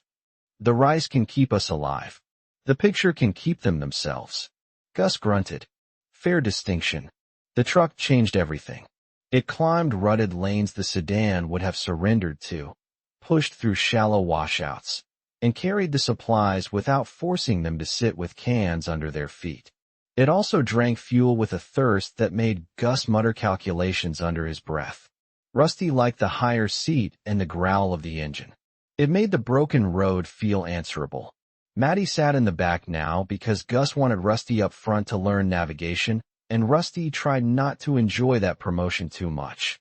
Gus unfolded a paper road atlas across Rusty's knees. The atlas had been in the farmhouse office, tucked beside tax records and old veterinary bills. It was 10 years out of date, which made it more reliable than the dead phone in Rusty's pocket. Gus tapped a county road with one thick finger. Tell me the problem with this route. Rusty studied the map. It goes near a town. Everything goes near a town eventually. Look harder. Bridge over a river. Yes, bridges are guesses now. What else? Rusty traced the printed line. It runs along a slope, so landslides could hit. Good work. What else? It is direct, so other people might choose it. Better answer. Direct routes attract fear. People under fear go to what they know. Highways, hospitals, police stations, grocery stores, churches. Some of those places help for a day. Then they become traps. Rusty looked out at the burned hills. What do smart people choose? Ugly routes with ugly problems, Gus said. A bad road can save your life if it scares lazy predators away. Maddy leaned forward from the back. And if it scares good people away too? Then good people survive somewhere else. You keep saying survive like it is the only virtue left. Gus glanced at her in the mirror. It is the one that keeps the others possible. They spent the day crossing inland California by pieces. A bridge near Hollister had buckled but not fallen, and Gus crossed it one tire track at a time while Rusty watched the river boiling through broken concrete below. The water had risen beyond its banks, not from rain, but from reshaped land forcing it into new paths. Fields that had been flat now held shallow lakes. Other fields had drained into cracked trenches, leaving fish and irrigation pipes stranded in mud. Flocks of birds moved in frantic black sheets, then settled suddenly, as if confused by the sky. Once, a microstorm formed directly ahead of them. It began as a dark bruise under a clear patch of atmosphere. Dust lifted from the road in a tight column. Leaves and ash spiraled upward. Then cold rain dropped in a furious circle no wider than a football field, hammering the road so hard Gus stopped the truck. 10 feet to the left, dry grass did not move. 10 feet to the right, sunlight glowed on a fence post. In front of them, the small storm beat itself against the earth like something trapped in a jar. That is not normal, Maddy said. Thank you for the scientific report, Rusty said. She nudged his shoulder from behind. I am adding value. Gus watched the storm through narrowed eyes. Stagnant layers. Heat pockets. Pressure trying to solve itself without the old rotation. This is going to make weather local and mean. The storm crossed the road so slowly that they waited 20 minutes. When Gus finally drove through, the temperature dropped so fast Rusty's teeth knocked together. The windshield fogged from the inside. Rain struck the hood in fat, icy drops. then vanished as the truck rolled out the other side into heat that smelled of dust and burned weeds. Maddy laughed once, not because it was funny, but because the alternative was screaming. They found bodies in cars that afternoon. Gus drove past most of them, jaw tight, because stopping for every tragedy would spend time they did not have. At an overturned minivan, he did stop. A child seat was strapped in the back, empty and tilted. Blood marked the side door. Drag marks led away from the road into brush. Gus studied the marks and then returned to the truck. "We leave. Could be survivors," Maddy said. "Could be bait. Could be a cougar. Could be people worse than the animal. We leave." Rusty hated how easy it was becoming to accept that. Yesterday he would have called it cowardice. Now he saw the road, the open brush, the angle of the vehicle, the way the drag marks were too obvious.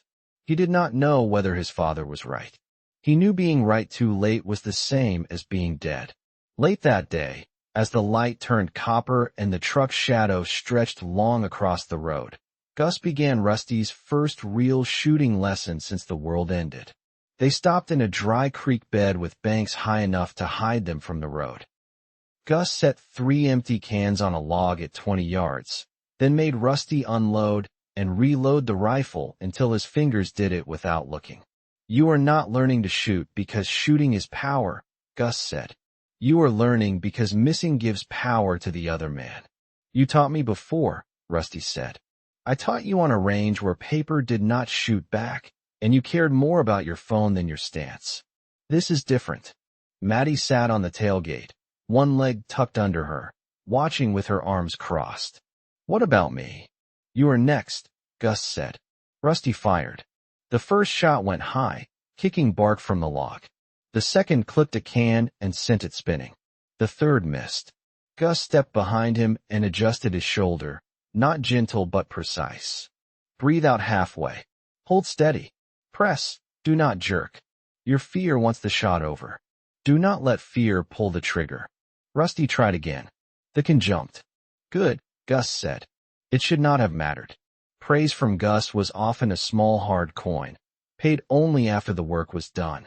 Still, Rusty felt it land in his chest. Maddy was worse with the rifle and better with the pistol. The rifle's weight dragged her aim low, and recoil made her flinch. With the pistol, she listened harder. Gus had her dry fire until her finger learned the pressure. Then he let her fire at a can from 10 yards. The first shot missed. The second punched the dirt beneath it. The third hit clean enough to make the can leap. Maddy stared at it. "I did that." "You did," Gus said. "Now do not fall in love with the feeling." She looked at him. "Why would I?" "Because helplessness is humiliating. The first tool that makes it stop can become a drug. Respect the tool. Do not worship it." The lesson ended when a distant engine growled on the road above. Gus snapped his hand down. Rusty and Maddy crouched behind the creek bank, while Gus climbed just high enough to look through weeds. 2 motorcycles passed along the road, moving north. The riders wore mismatched helmets and carried long guns across their backs. A plastic fuel can was strapped to one bike. A bundle that might have been blankets or stolen clothing was tied behind the other. They did not see the truck. Gus waited until the sound faded completely. Then he slid back down the bank. "We camp here. No fire. No talking above a whisper after dark." Night in the creek bed was a bowl of hard earth and colder air. Rusty sat watch from midnight to 2 while Gus slept in the truck cab and Maddy dozed under blankets in the bed. The sky had cleared enough to show stars, but they no longer gave him comfort. He had grown up thinking stars proved stability. They had been the same dots above homework, fast food parking lots, football games, and late walks back from a friend's house. Now they looked like witnesses keeping distance. Maddy woke during his watch and climbed quietly over the tailgate. She sat beside him with her blanket over her shoulders. "Did Gus say I could join you?" she whispered. He said no talking. He did not say no existing. "That sounds like permission if you hate joy." Rusty smiled in the dark. He would define joy as a distraction with occasional utility. She leaned back against the bank. "You love him." "Of course I do." You say that like it is obvious. Some people would just complain. I complain too. I am trying to maintain balance. She looked toward the truck where Gus's shape was barely visible behind the windshield. My father loved systems more than people, but he loved people through systems. The bunker, the accounts, the cameras, the weird emergency drills. My mom hated it until she needed it. I hated it because I thought he was buying fear and calling it love. Maybe he was buying time, Rusty said. Maybe yes. Her voice softened. You think my parents made it there? Rusty wanted to answer carefully, but she deserved more than careful. I do not know. If they had warning, maybe. If they were already in Oregon, maybe. If they were still traveling, roads could have taken them. That was honest. Was it too honest? Everything fake tastes terrible now. They sat without speaking. After a while her hand found his in the dark, not dramatic, not asking permission with words. Rusty closed his fingers around hers. Her skin was cold, her palms scratched from the last 2 days, and her grip was stronger than he expected. He felt 17 and ancient at the same time. I am scared, she whispered. Me too. I keep thinking I am going to wake up in my own bed and be embarrassed because I dreamed something ugly. I keep thinking my phone will buzz and I will hate the sound. Then I remember I would give anything to hear it. She pressed her shoulder against his. Do you think we are bad people now? Rusty looked at the rifle across his knees. He thought of the man in the dark, the shot, the body falling. He thought of Gus refusing water to a woman who might have had a child or might have been bait. He thought of eating food from dead people's shelves and sleeping in places that did not belong to them. I think bad people enjoy this, he said. I do not. Maddy's thumb moved once against his. That is not a full answer. It is the one I have. At 2. Gus woke without being called and took over. He saw their hands. His face did not change. Rusty waited for a comment, a warning, a lecture about distractions and hormones and security risks. Gus only looked out over the creek bed and said, Get sleep while sleep is available. Rusty and Maddy separated, embarrassed and relieved. As Rusty climbed into the truck bed, he saw Gus settle into the darkness with the rifle across his lap. His father had noticed, judged, and chosen mercy. That frightened Rusty almost more than the lecture would have, because it meant Gus understood the world had changed enough to let small human things survive where they could. The next morning broke pale and airless. Gus made them drink before eating and check their feet before boots. Rusty found 2 hot spots on his heel. Gus taped them without mockery. Blisters kill slow, he said. Slow problems become big problems because people only respect fast ones. I am starting to think everything kills, Rusty said. Correct, so prioritize. They drove north by the ugliest roads Gus could find. At a farm stand outside a deserted crossroads, they traded nothing with nobody because nobody remained. Peaches rotted in crates, bees worked the split fruit, and a handwritten sign still advertised weekend pies. Maddy stared at the sign longer than seemed reasonable. My mom would have stopped here, she said. She loved places that looked simple from the road and expensive up close. Gus loaded 2 crates of salvageable peaches into the truck. Then your mom had useful instincts. She would have hated you, Maddy said. Probably so. She would have called you severe. Accurate enough. Then she would have flirted with you just to make my dad angry. Gus paused with a peach in his hand. Rusty looked at him, waiting. Your mother sounds tactically unpredictable, Gus said. Maddy burst into laughter. It startled birds from the orchard and made Gus scowl toward the trees. Rusty laughed too, and for a few bright seconds the dead road was only a road.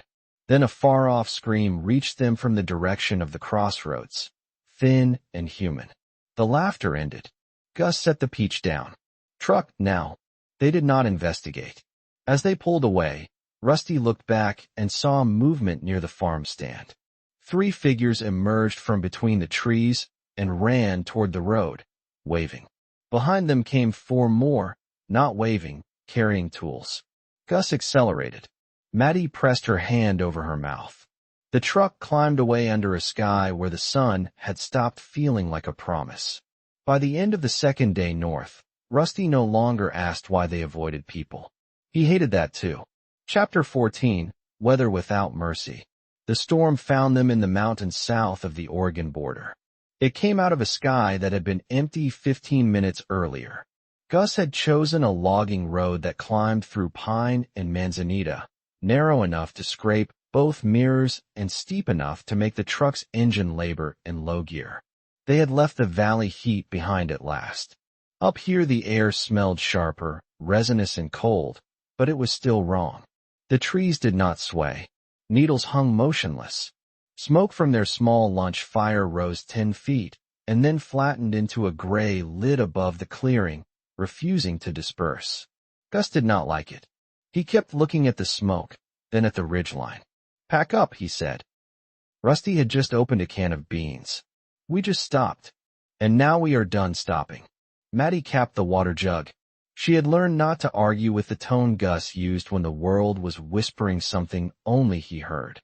Rusty kicked dirt over the small fire and scattered the ashes. By the time they climbed back into the truck, the temperature had dropped enough that his fingers felt stiff. The first gust struck from the wrong direction. It did not build.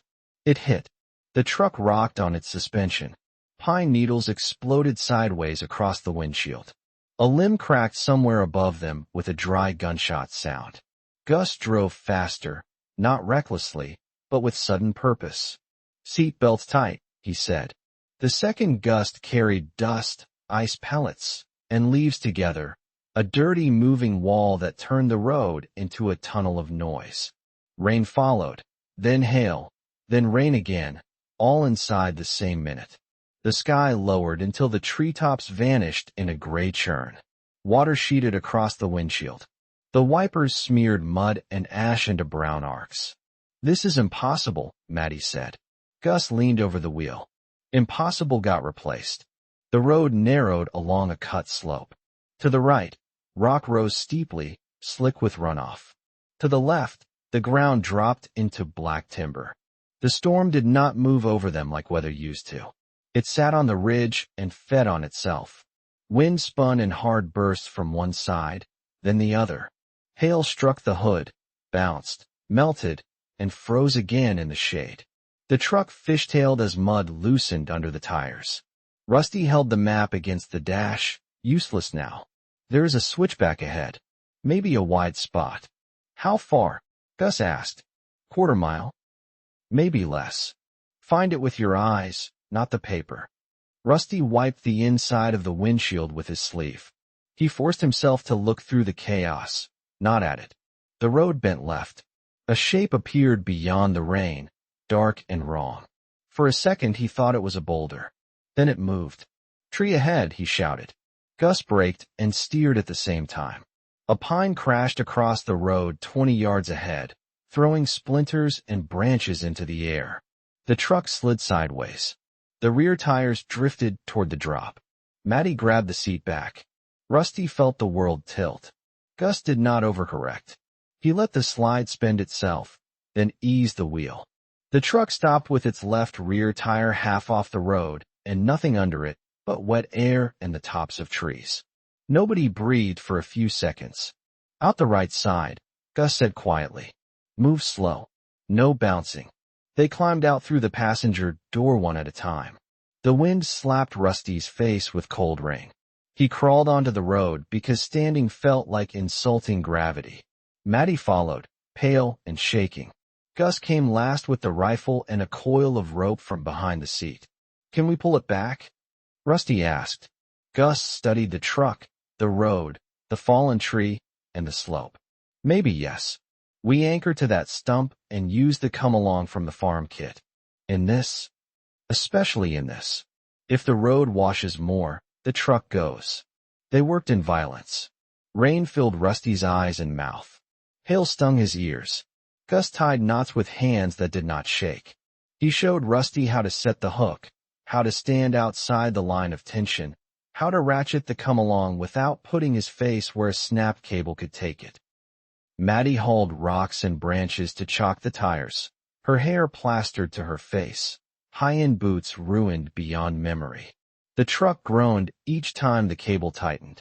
Mud slid under the rear tire in slow, greasy chunks. Again, Gus shouted. Rusty worked the handle. Metal clicked. Cable sang. The truck shifted an inch. Again now. Maddy slipped and slammed one knee into the mud. She got up with a cry of anger rather than pain and shoved another rock under the tire. Blood ran down her shin, thin and bright in the rain. You good? Rusty shouted. I am furious, she shouted back. That counts. The cable tightened until Rusty could feel the strain in his teeth.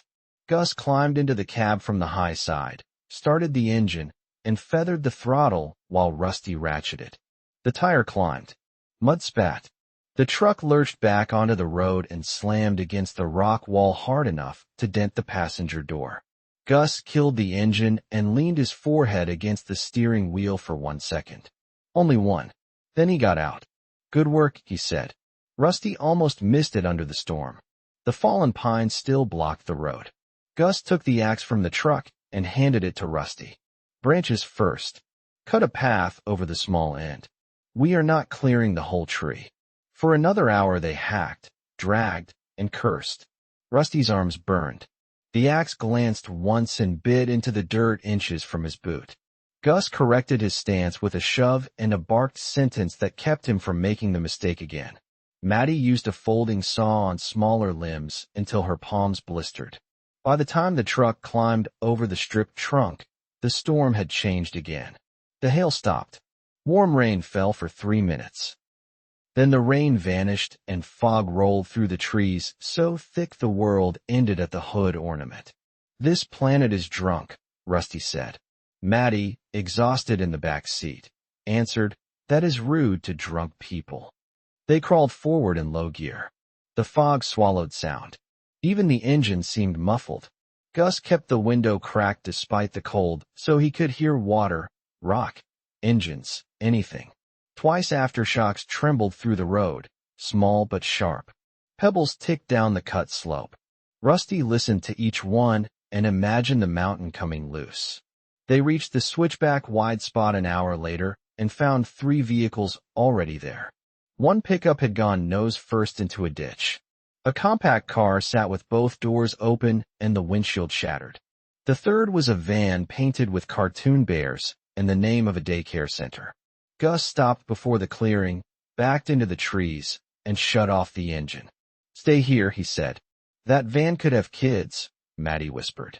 Gus looked at her. Rainwater dripped from his gray hair. Yes, it could. He went alone first. Rusty watched through the rifle sight because Gus had ordered him to cover, not because Rusty felt ready. The clearing lay ghostly in fog. Gus moved between vehicles, touched hoods, checked windows, opened doors from the hinged side. At the van he paused longer. Rusty's finger rested outside the trigger guard the way Gus had drilled into him. He scanned the trees behind his father, then the ditch, then the van again. Gus returned after several minutes. It is empty. Signs they left on foot. No fresh blood. We can use the clearing. Maddy's shoulders dropped. Thank God. Do that quietly, Gus said. We are not alone in these mountains. They searched the vehicles. The compact car gave them a first aid kit, 3 granola bars, a phone charger that meant nothing now, and a child's raincoat that Maddy folded carefully even though none of them could use it. The pickup had a toolbox and half a tank of gasoline. Less useful for the diesel truck, but valuable if they found a siphon trade or another vehicle. The daycare van held blankets, bottled water, crayons, crackers, and a plastic bag of small socks. Maddy sat in the van for a long time with the bag in her lap. Rusty climbed in beside her. We do not have to take those. Someone packed them for a normal emergency, she said. A field trip got rained out. A kid spilled juice. That kind of emergency. Maybe the kids got out. Maybe yes. She looked at him. I need maybe to be enough for a minute. Then maybe is enough. She leaned against him, damp and cold. He put an arm around her before he could overthink it. Her head settled under his chin. Through the fogged windshield of the van, he saw Gus standing outside the clearing with his back to them, guarding the road and giving them privacy without admitting it. They camped inside the daycare van because it offered more room than the truck, and because the fog made travel suicidal. Gus blocked the road behind them with the pickup and set noise traps in both directions. He let Rusty help choose the positions and corrected only half of them. That felt like progress. Dinner was beans, peaches, crackers, and coffee boiled over a tiny stove with the flames shielded by the van's sliding door. They ate from mismatched containers in the dim light. The cartoon bears on the van walls smiled down with cheerful stupidity. Maddy traced one bear's painted paw with her finger. "I used to babysit sometimes," she said. "Not because I needed money. My mom thought it would make me less self-involved." She was probably right. Kids are honest in a way adults pretend to admire until it inconveniences them. Gus sipped coffee. "You good with them?" I was. "Maybe yes. I do not know if that counts now." "It counts. Skills do not disappear because the setting gets ugly. They just get tested differently." Maddy looked surprised by the gentleness of that. "Did you have to work at being this severe, or did they issue it with the uniform?"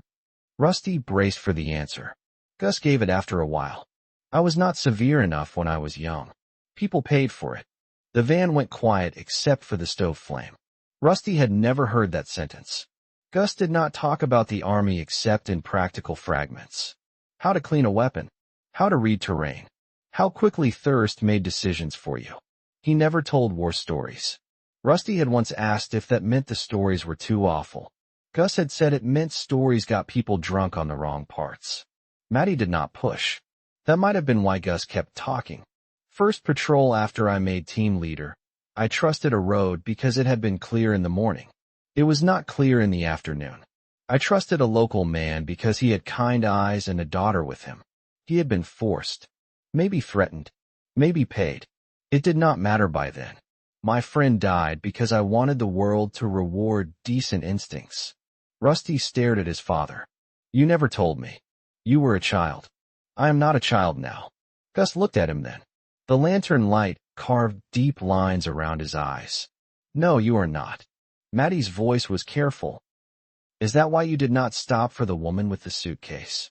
"Partly, yes. And the other part?" "The other part is that I have seen desperate people become weapons other desperate people point. She may have been innocent. She may have been forced. She may have chosen it. None of those versions change the geometry." Rusty felt the word settle, geometry. Gus saw danger as lines, angles, distances. Rusty had wanted morality to cancel geometry. It did not. Maybe survival meant holding both until your hands bled. Later, when Gus took first watch, Rusty lay on the van floor beside Maddy with a blanket between them and the cold metal. They were not touching at first. Then the fog thickened, and an animal cried somewhere in the trees. Maddy shifted closer. Rusty let his hand rest near hers. She took it. "Your dad scares me," she whispered. "Me too sometimes. Not because he is cruel. Because he is usually right, and I hate what right costs now." Rusty watched moisture gather on the van's ceiling. "I think he hates it too. He just does not waste the hate where people can see it. You are becoming like him." That should have bothered him. It did and did not. "I hope I become enough like him to keep us alive. I hope I stay enough like me to care why." Maddy squeezed his hand. "That was a very good answer. I have one every 3 days. Use it wisely." She smiled in the dim. The smile faded into something softer, and before Rusty could think, she kissed him. It was not long. It was not polished. Their lips were cold, and the blanket smelled like old crackers and rain. Still, the kiss opened a door inside him that the end of the world had not managed to close. He kissed her back carefully, as if too much hunger in any form might frighten them both. When they separated, she looked embarrassed and brave. "I wanted one thing to be mine before tomorrow takes it." Rusty's throat tightened. "It is yours. Do not become noble and weird about it." "I was planning to become awkward and quiet." "That is acceptable." They slept shoulder to shoulder. Gus did not mention it when he woke them before dawn, though Rusty suspected he had noticed the smaller space between their blankets. The fog had thinned. The The storm had spent itself or moved on or simply forgotten them. The road ahead steamed in patches where cold rain met warmer ground. The world smelled scrubbed and rotten at the same time. They drove out before first light. At the edge of the clearing, Gus stopped and stared at the daycare van in the mirror. "What is it?" Rusty asked. "Remember this place," Gus said. "Not because it matters on a map. Because when you are tired later, your brain will tell you every stop was the same. It is lying. Details save you. The van, the storm, the tree, the way the fog sat low but the ridge above was clear. Store it." Rusty looked back at the cartoon bears disappearing in mist. He stored it. By afternoon they reached a high ridge where the road split. One fork dropped toward a town in the valley. The other climbed along a fire road marked closed by a rusted gate. Gus cut the chain with bolt cutters from the farmhouse truck and chose the closed road. "Ugly route," Rusty said. "Ugly route," Gus confirmed. The closed road took them past fire-black trunks, across rockfalls, and through pockets of air that smelled like sulfur. They saw no people for 6 hours. That made Gus uneasy. Near evening, they came upon a narrow bridge over a ravine. The bridge still stood, but the far end had shifted sideways, leaving a jagged lip where tires could catch. Gus walked it twice, then decided to cross. Rusty stood outside with Maddy, both of them watching the truck creep forward. Boards groaned under the weight. The ravine below was choked with fallen trees and white water. Gus moved 1 inch at a time. Halfway across, a rifle shot cracked from the far tree line. The driver's side mirror exploded. Rusty dropped flat. Maddy hit the ground beside him. Gus slammed the truck into reverse, but another shot punched through the hood. Steam hissed. A third shot struck the windshield, spiderwebbing the glass in front of Gus's face. "Shoot her uphill," Rusty shouted, voice tearing. Gus ducked low and forced the truck backward off the bridge. The engine coughed. Another round hit the front tire. Rubber burst. The truck lurched, rim grinding on wood. Gus kept it moving until the rear wheels hit dirt. Then he bailed out the passenger side and rolled behind a boulder. "Ridge, 2 o'clock high," he barked. Rusty saw nothing but trees and muzzle smoke. Gus fired twice, controlled shots into the far slope, not because he had a clear target, but to make the shooter flinch. Maddy crawled toward the ditch, dragging the medical bag.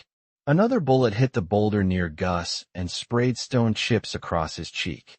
"Move back," Gus shouted. "Back to the cut." They retreated the way he had drilled them, moving one at a time while another covered. Rusty fired at shapes he could not confirm. Maddy crawled, slipped, rose, and crawled again. Gus moved last. He put himself between them and the bridge, firing slow, making each shot a wall. The sniper did not chase. The shot stopped after they reached the bend in the road. That was worse. A reckless attacker might have charged. This one waited, patient enough to let fear work. Gus checked the truck from cover. The front tire was ruined. The hood vented steam. The bridge was now a killing lane. "We are walking," he said. "With what?" Maddy asked. "With what we can carry." Rusty stared at the truck. The supplies. The fuel. The blankets. The sense of power the vehicle had given them. All of it had become a trap on wheels. Gus looked at his son. "You have 60 seconds to hate it. Then you pack."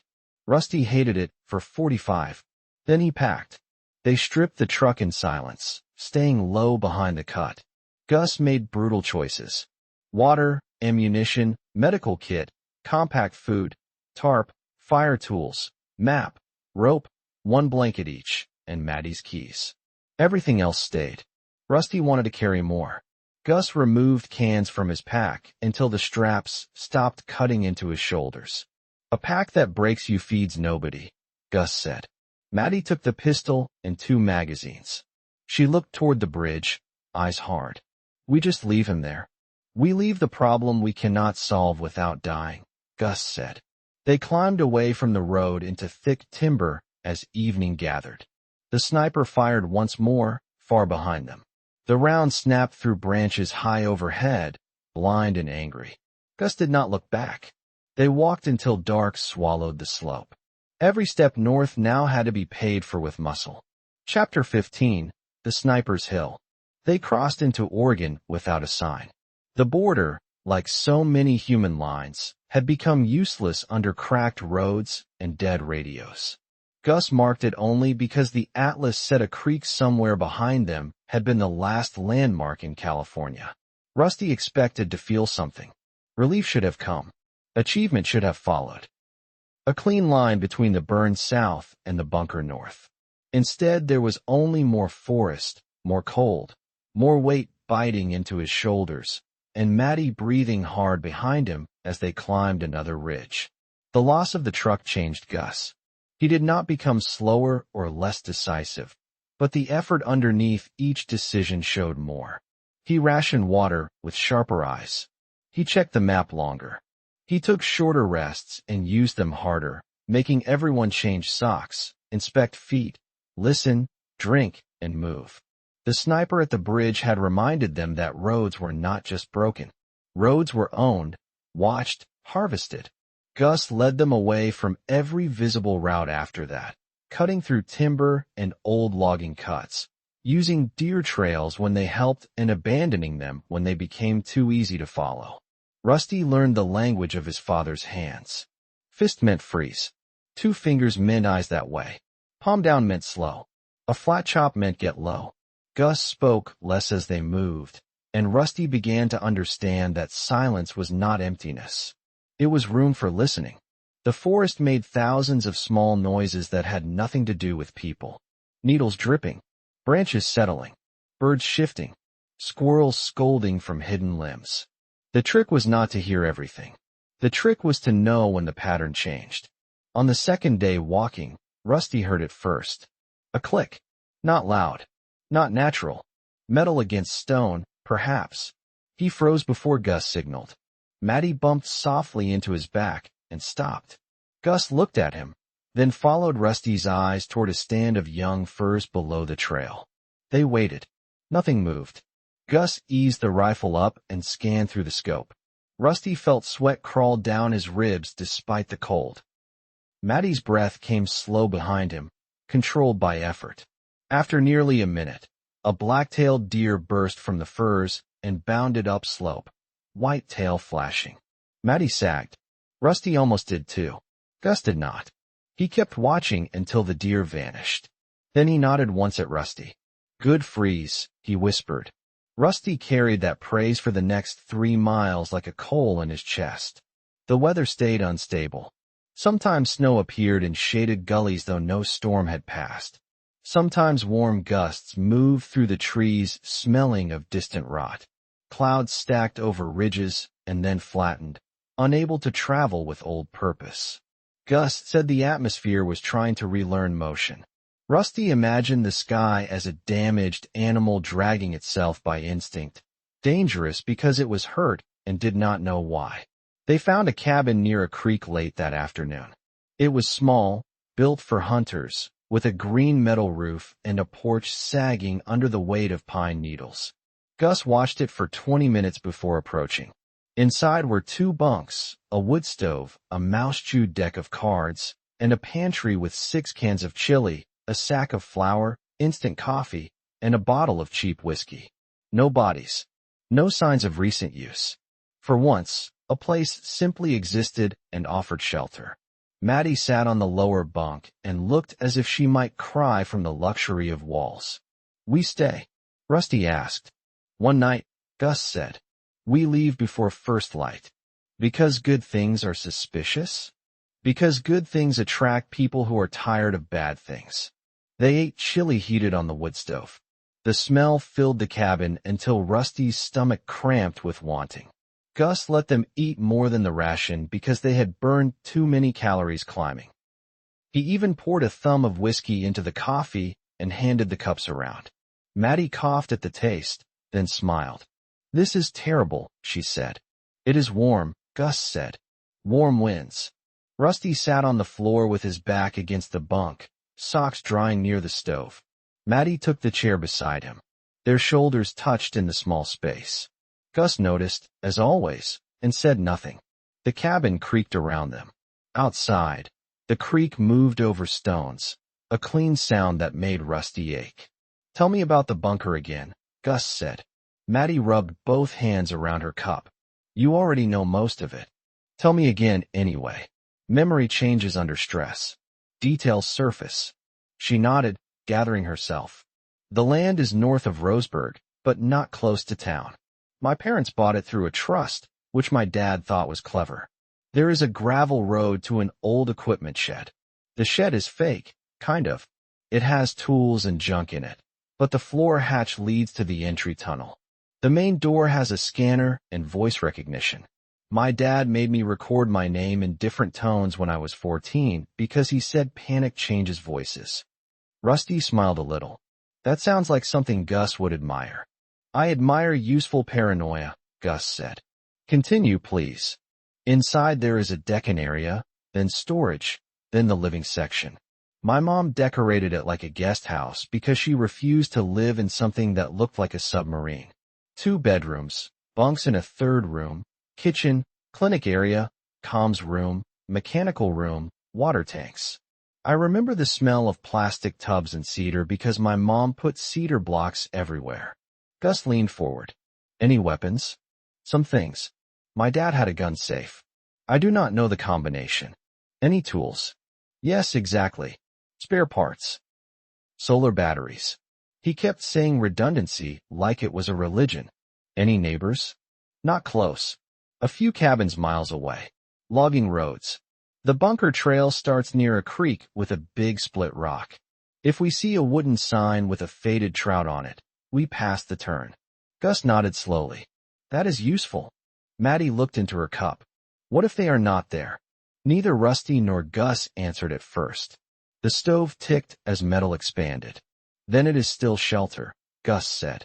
"That is not what I asked." "I know." Her eyes shone. "I keep saving the fear for later because I cannot carry it and everything else. But later keeps getting closer." Gus's face changed. Only slightly. Enough that Rusty saw the man under the training. "When we get there, whatever is true will become the next thing we carry. Until then, do not pick it up early." Maddy wiped her eyes with the heel of her hand. "That is almost kind. Do not let it spread around." They laughed quietly, all 3 of them. It was the last easy sound Rusty would remember from before the shot. The next morning came blue and brutally cold. Frost silvered the porch. Gus woke them while the sky was still dark, and they left the cabin cleaner than they found it, with the door latched and a small stack of firewood inside for whoever came next. Rusty wondered whether that was foolish. Gus had done it anyway. Survival kept virtues possible, he had said. Maybe leaving firewood was one of them. They followed the creek north for half a day. The land grew steeper and greener. Moss covered fallen logs. Ferns crowded the banks. The air smelled of water, stone, and cedar. It would have been beautiful if beauty still knew how to be separate from danger. Near midday, they heard engines high overhead. Not jets this time. Helicopters passed overhead, 3 of them, moving fast above the cloud deck. Gus pulled them under thick trees. The rotors thudded through the forest, then faded north. Maddy looked up through the branches. Could be rescue. Could be military moving people who matter to other people who matter, Gus said. "You are allergic to hope." "I ration it." Rusty watched the sky long after the sound vanished. They were going north too. "Lots of things are," Gus said. "Cold, hunger, people, rumors. Keep moving." By late afternoon, they reached a logging road that offered the first clear progress in days. It ran along a ridge and pointed generally toward the land Maddy described. Gus hated taking it, but the forest below was too tangled and Maddy's ankle had begun to swell after a slip on wet rock. He made the choice with visible reluctance. "We use it for 1 mile," he said. "Then we cut off at the first drainage." The road was gravel, washed in places, but passable on foot. Rusty moved point for the first time while Gus watched the rear. It felt like being handed a loaded version of adulthood. He scanned the bends, the ditches, the timber. He stopped at a place where gravel had been disturbed and crouched the way Gus had shown him. Truck tracks, he said. Old, maybe. Rain hit them. Gus came beside him. Good work. What else? Rusty studied harder. Boot prints over them. 2 people. One limping or carrying weight. Going north. Gus nodded. And what? They did not hide the tracks. Either they did not care, did not know, or were too tired. Good work. We stay alert and do not follow directly.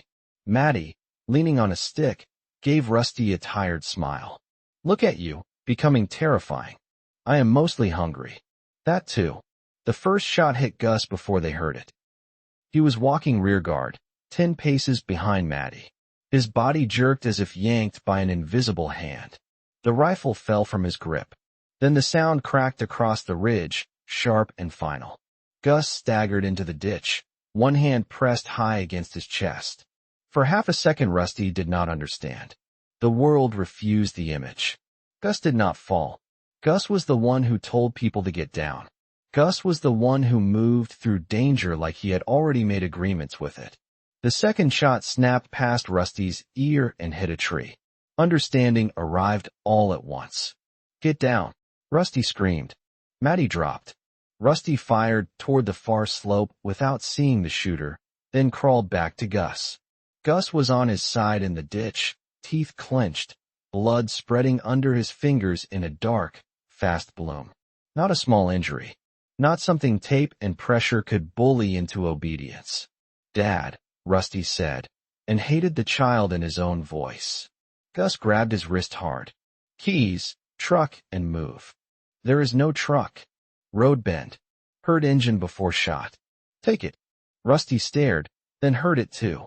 An engine idled beyond the next rise. The shooter had a vehicle.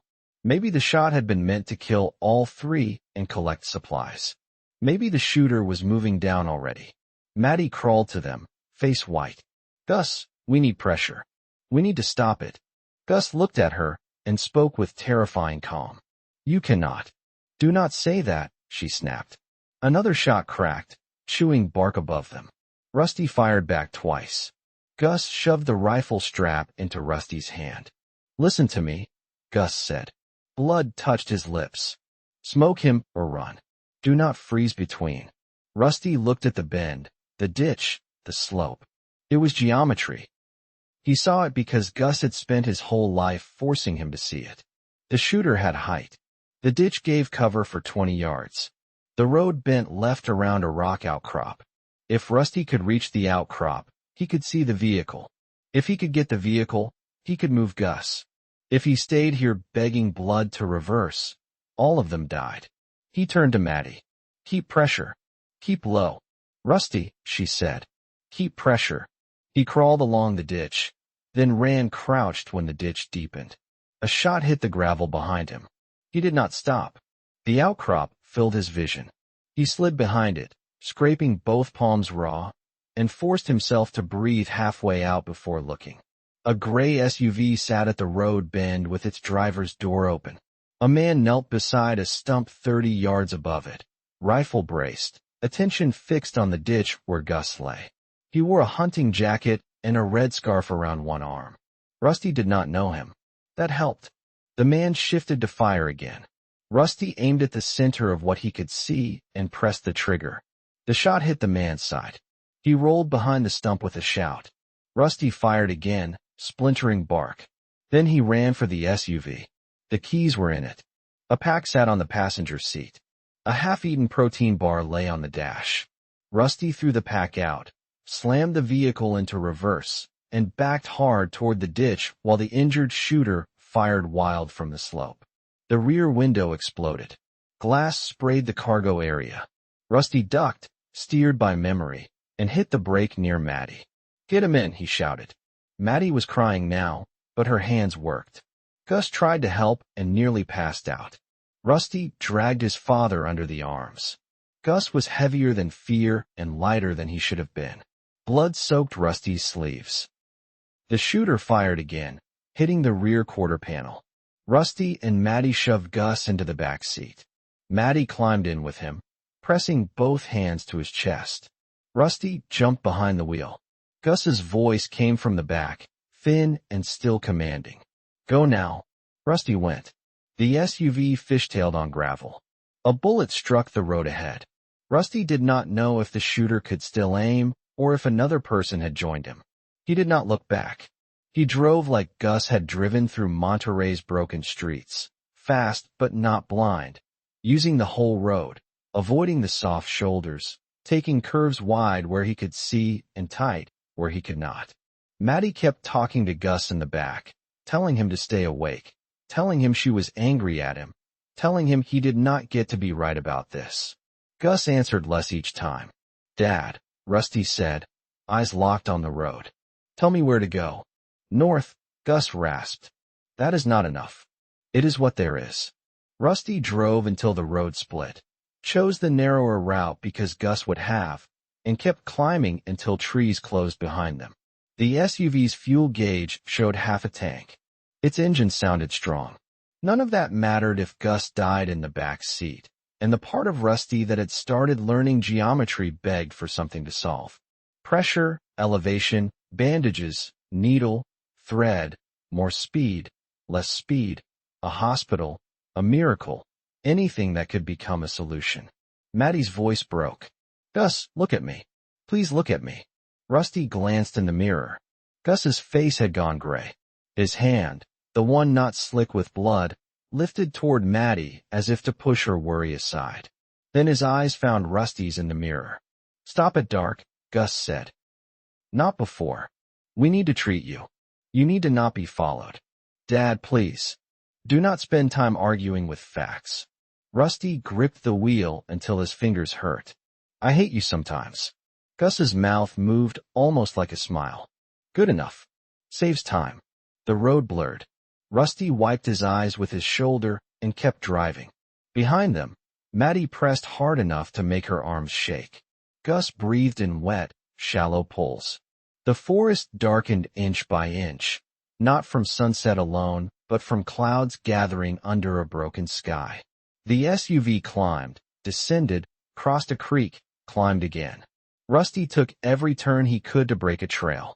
He remembered to look for soft ground, for branches that might show their passage, for places where gravel hid tracks. Gus had made him practice before Rusty knew what exam was coming. Near dusk, they found an old quarry road and followed it behind a ridge. Rusty drove into a stand of young trees until branches scraped both sides of the SUV. He stopped only when the vehicle could not be seen from the main road. Then the world he had been holding back rushed in. Maddy was still pressing both hands to Gus's chest. Her arms were red to the elbows. Gus's eyes were open, but he seemed to be looking beyond the SUV roof. "Dad," Rusty said. Gus turned his head with effort. "Perimeter first." "No, not yet." "Perimeter first," Gus repeated. "You know better." Rusty did know better. He hated knowledge. He took the rifle and checked the trees around them, moving in a tight circle, seeing nothing because tears kept rising and because the forest had become a tunnel. When he returned, Maddy was bent over Gus, whispering something he could not hear. Gus looked at Rusty. "Sit down." Rusty sat in the open door, knees in mud. "You are hit bad," Rusty said, "because anything softer would break him." "Yes, exactly. Can we do anything?" "No, we cannot." Maddy made a sound like she had been struck. Gus moved his eyes to her. "You did right. Pressure was right. You bought time." "For what?" she said. "For this." He reached for Rusty's hand. Rusty took it. Gus's grip was weaker than it had ever been. "You know the priorities," Gus said. "Water, shelter, security, medical care, and food. In that order when exposed. Adjust by circumstance. Do not let grief make noise. Do not let guilt pick routes. Keep Madison alive. Let her keep you human." Rusty could not breathe right. "You keep saying things like you are not coming." Gus's eyes sharpened. "Rusty, listen." That tone cut through everything. Rusty forced himself to look straight at him. "I love you, son," Gus said. The words were simple. They did not sound like a speech. They sounded like something Gus had carried in a hard pocket and finally handed over because he could not carry anything else. Rusty's face twisted. "I love you too." Gus looked relieved, which hurt more than fear. His hand slackened. His chest rose once, shallowly. It fell. It did not rise again. Maddy whispered his name. Rusty did not. He kept holding his father's hand while the forest grew darker around the SUV, and the silence after Gus seemed larger than the stopped world itself. Chapter 16. What the Living Carry. Rusty did not break apart. Later, that would bother Maddy. In the moment, it saved them. He sat with Gus's hand in his until the last heat began to leave it. He closed his father's eyes because he had seen it done in movies, and because leaving them open felt like asking Gus to keep watch after death. Then he reached over, took the rifle from the floor, and checked the magazine. Maddy stared at him from the back seat. Her face was streaked with blood, rain, and tears. Rusty, listen. We wait until full dark to bury him, he said. The sentence came out steady. It sounded borrowed. Maybe from Gus.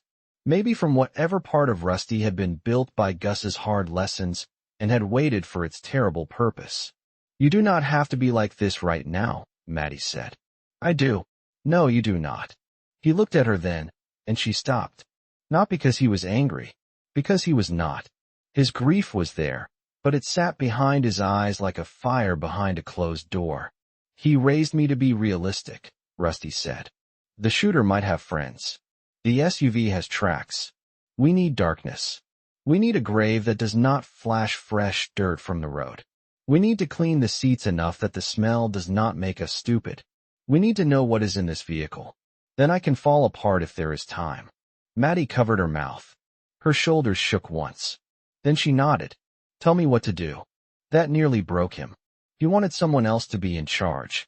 He wanted Gus to sit up and assign tasks with that grim patience that made impossible things feel merely unpleasant.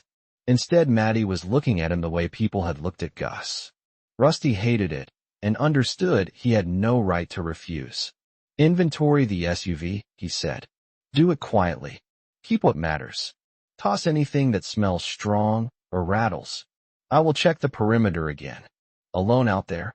You stay with him. Her eyes moved to Gus. I can. Rusty stepped into the trees with the rifle. His legs felt hollow, but they moved. The quarry road curved behind the ridge, then disappeared under brush. The SUV sat tucked into young firs, not invisible, but hidden from a casual scan. The ground was soft, which meant tracks. He found branches and brushed over the tire marks where he could. He snapped off a cedar bough and dragged it behind him as Gus had once shown him on a camping trip Rusty had resented because there was no signal. He had thought the lesson ridiculous then. Now he used it to hide from men who would kill them for food and fuel. At the edge of the trees, he stopped and listened. No engines. No voices. Water dripped from leaves. Somewhere down the slope, an owl called twice. Rusty had never heard a lonelier sound. When he returned, Maddy had emptied the SUV's contents onto a tarp.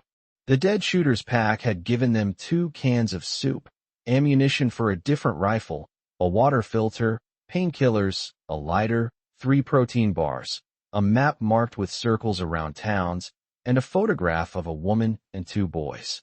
Maddy had placed the photograph face down. I did not want to look at them while deciding what we could use, she said. Rusty nodded. Fair enough. He had antibiotics. Good work. He had handcuffs, too. Rusty looked at the metal cuffs, then toward the road they had fled. Not good. Maybe he was police. Maybe he robbed police. Maybe he liked controlling people. We do not know. Maddy sat back on her heels. You sound like him. Rusty expected that to hurt. It did, but not cleanly. I know. They ate 1 protein bar each because Rusty made them. Maddy could barely swallow. He could not taste his. They drank water. He set aside Gus's share, then realized what he had done and stared at it until Maddy gently took the bottle from his hand. He would be angry if we wasted it, she said. He would lecture for 10 minutes. At least 12. That made Rusty laugh once, a cracked, miserable sound. Maddy reached for him, but he stepped away before comfort could open the door too wide. They buried Gus after midnight. The ground near the quarry was rocky, and the small folding shovel was nearly useless. Rusty chose a place beneath two cedars where the soil was darker and roots held it together. They dug in shifts. Maddy's hands blistered and split. Rusty's back spasmed. The hole did not look deep enough.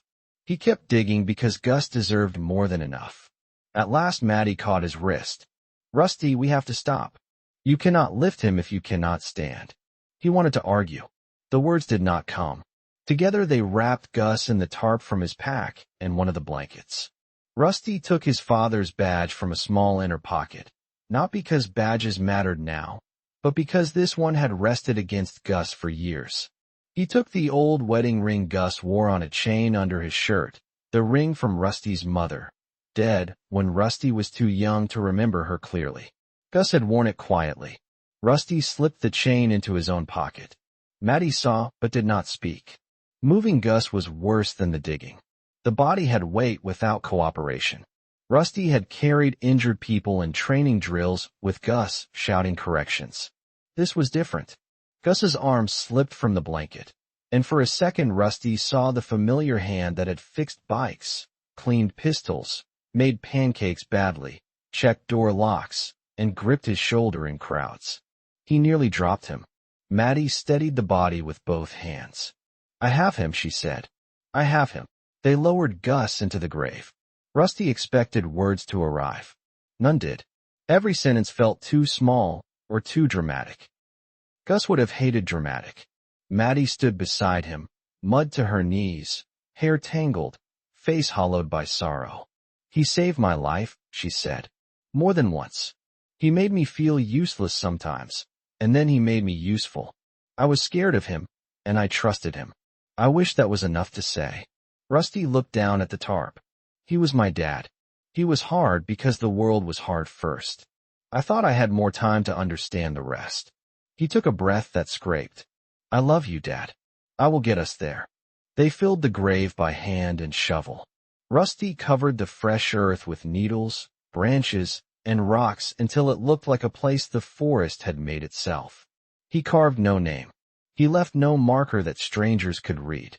At the end, he placed one flat stone near the cedar root, not upright, not obvious, just enough for him to know if he ever found his way back. They returned to the SUV near dawn. Maddy fell asleep, sitting up with the pistol in her lap. Rusty stayed awake because someone had to, and because sleep seemed like a country he no longer had papers to enter. The eastern sky turned gray. It did not brighten much. Clouds pressed low, and frost formed on the hood though the air had felt above freezing an hour before. At first light Rusty cleaned the back seat as best he could. He used creek water, rags, and cold focus. Maddy woke and tried to help.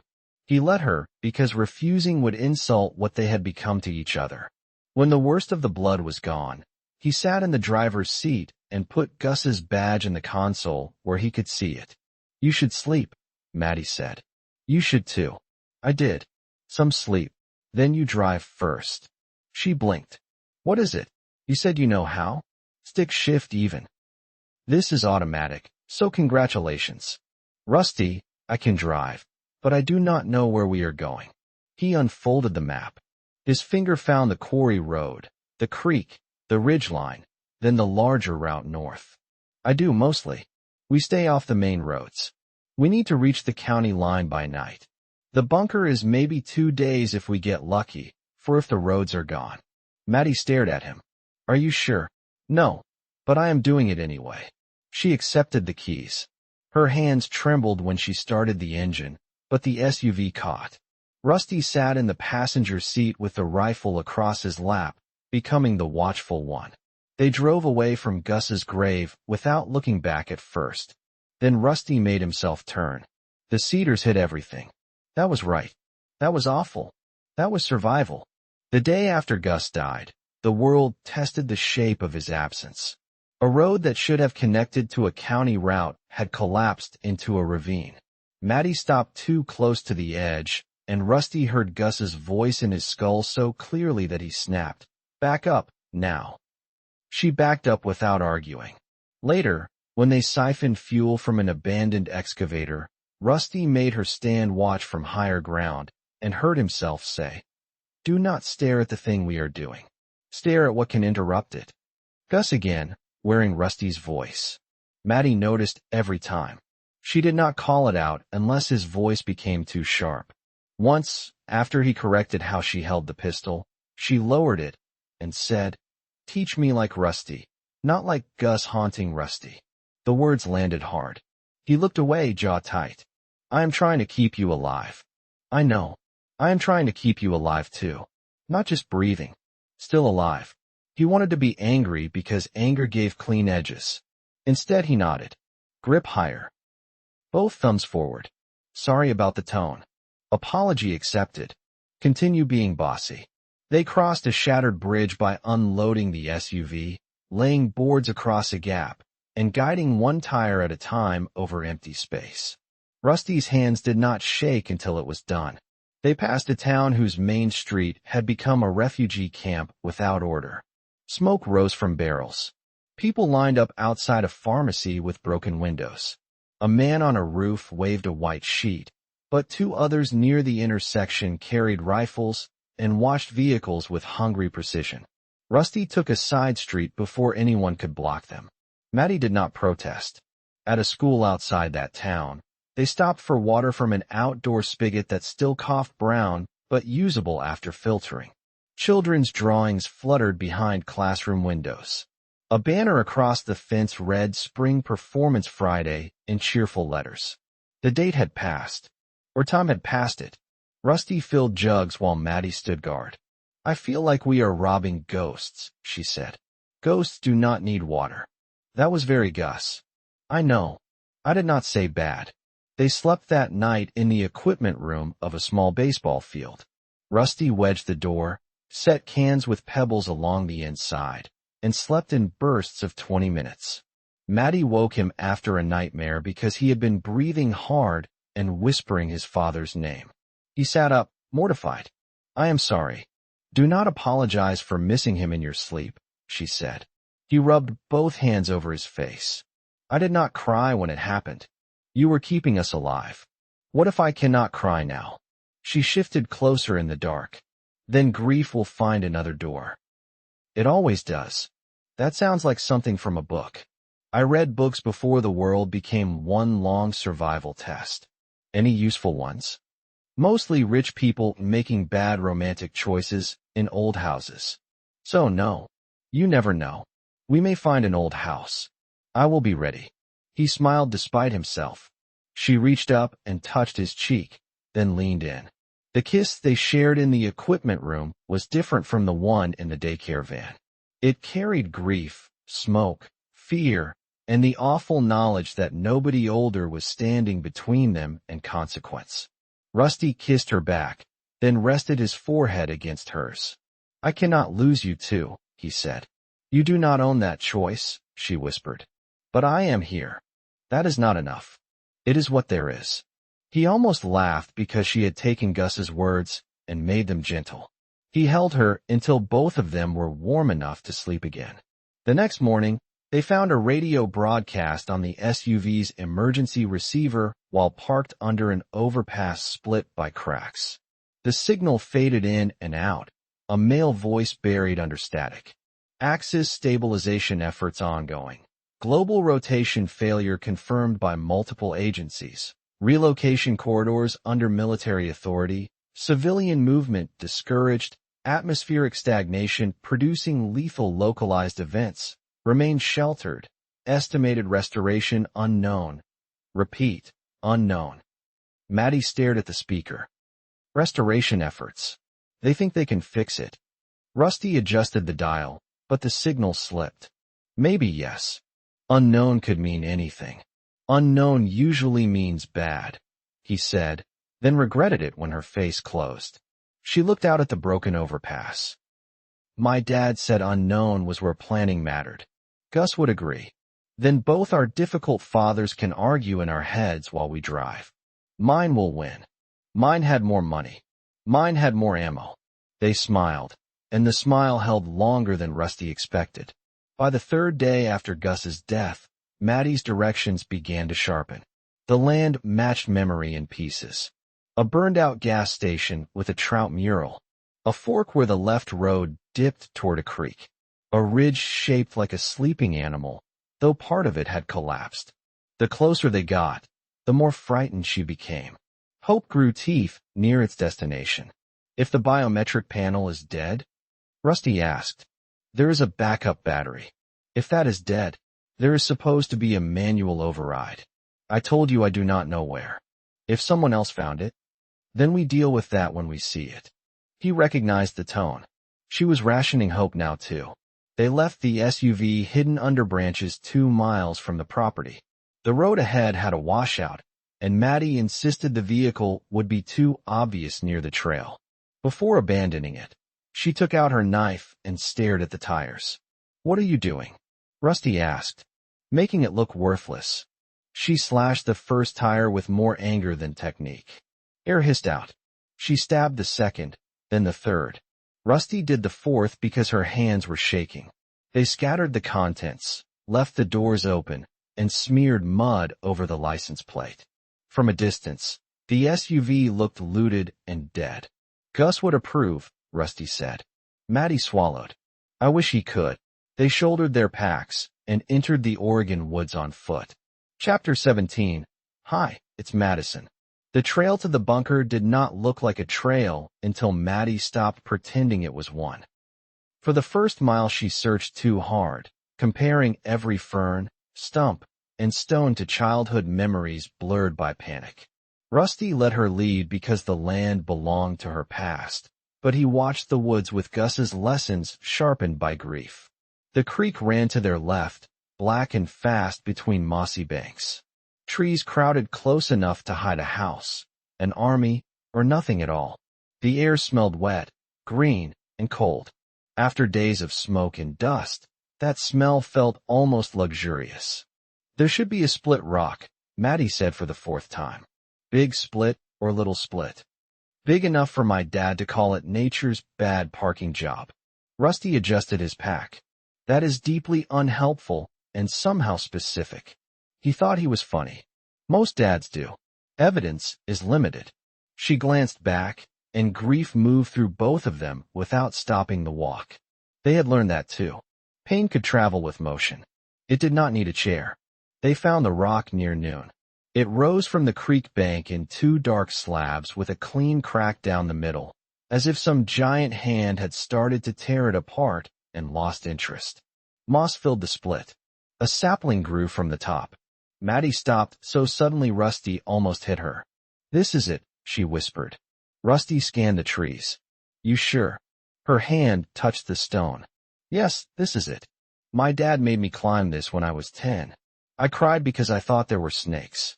My mom yelled at him for turning emergency practice into a wilderness punishment. Was there a snake? A stick. Terrifying species.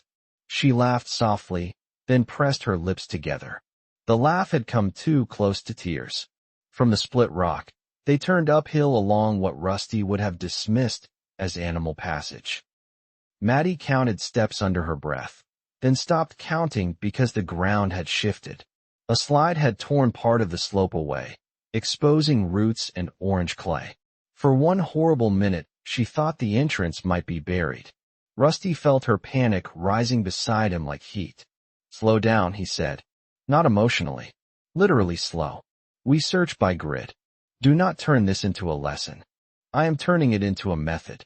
Panic is a bad flashlight. She looked at him, angry and scared. Then she nodded. Grid fine. They searched. Rusty marked trees with small cuts low near the roots. Maddy worked upslope, touching trunks, moving ferns, studying the ground. Twice they found old metal scraps and thought they had it. Twice they were wrong. Clouds thickened overhead. Somewhere far above, another jet crossed the sky, its sound delayed and lonely. There, Maddy said at last. The equipment shed was half hidden under fallen branches and designed to be forgettable. Weathered boards. Rusted tin roof. A padlock red with age. A stack of old irrigation pipe leaned against one side.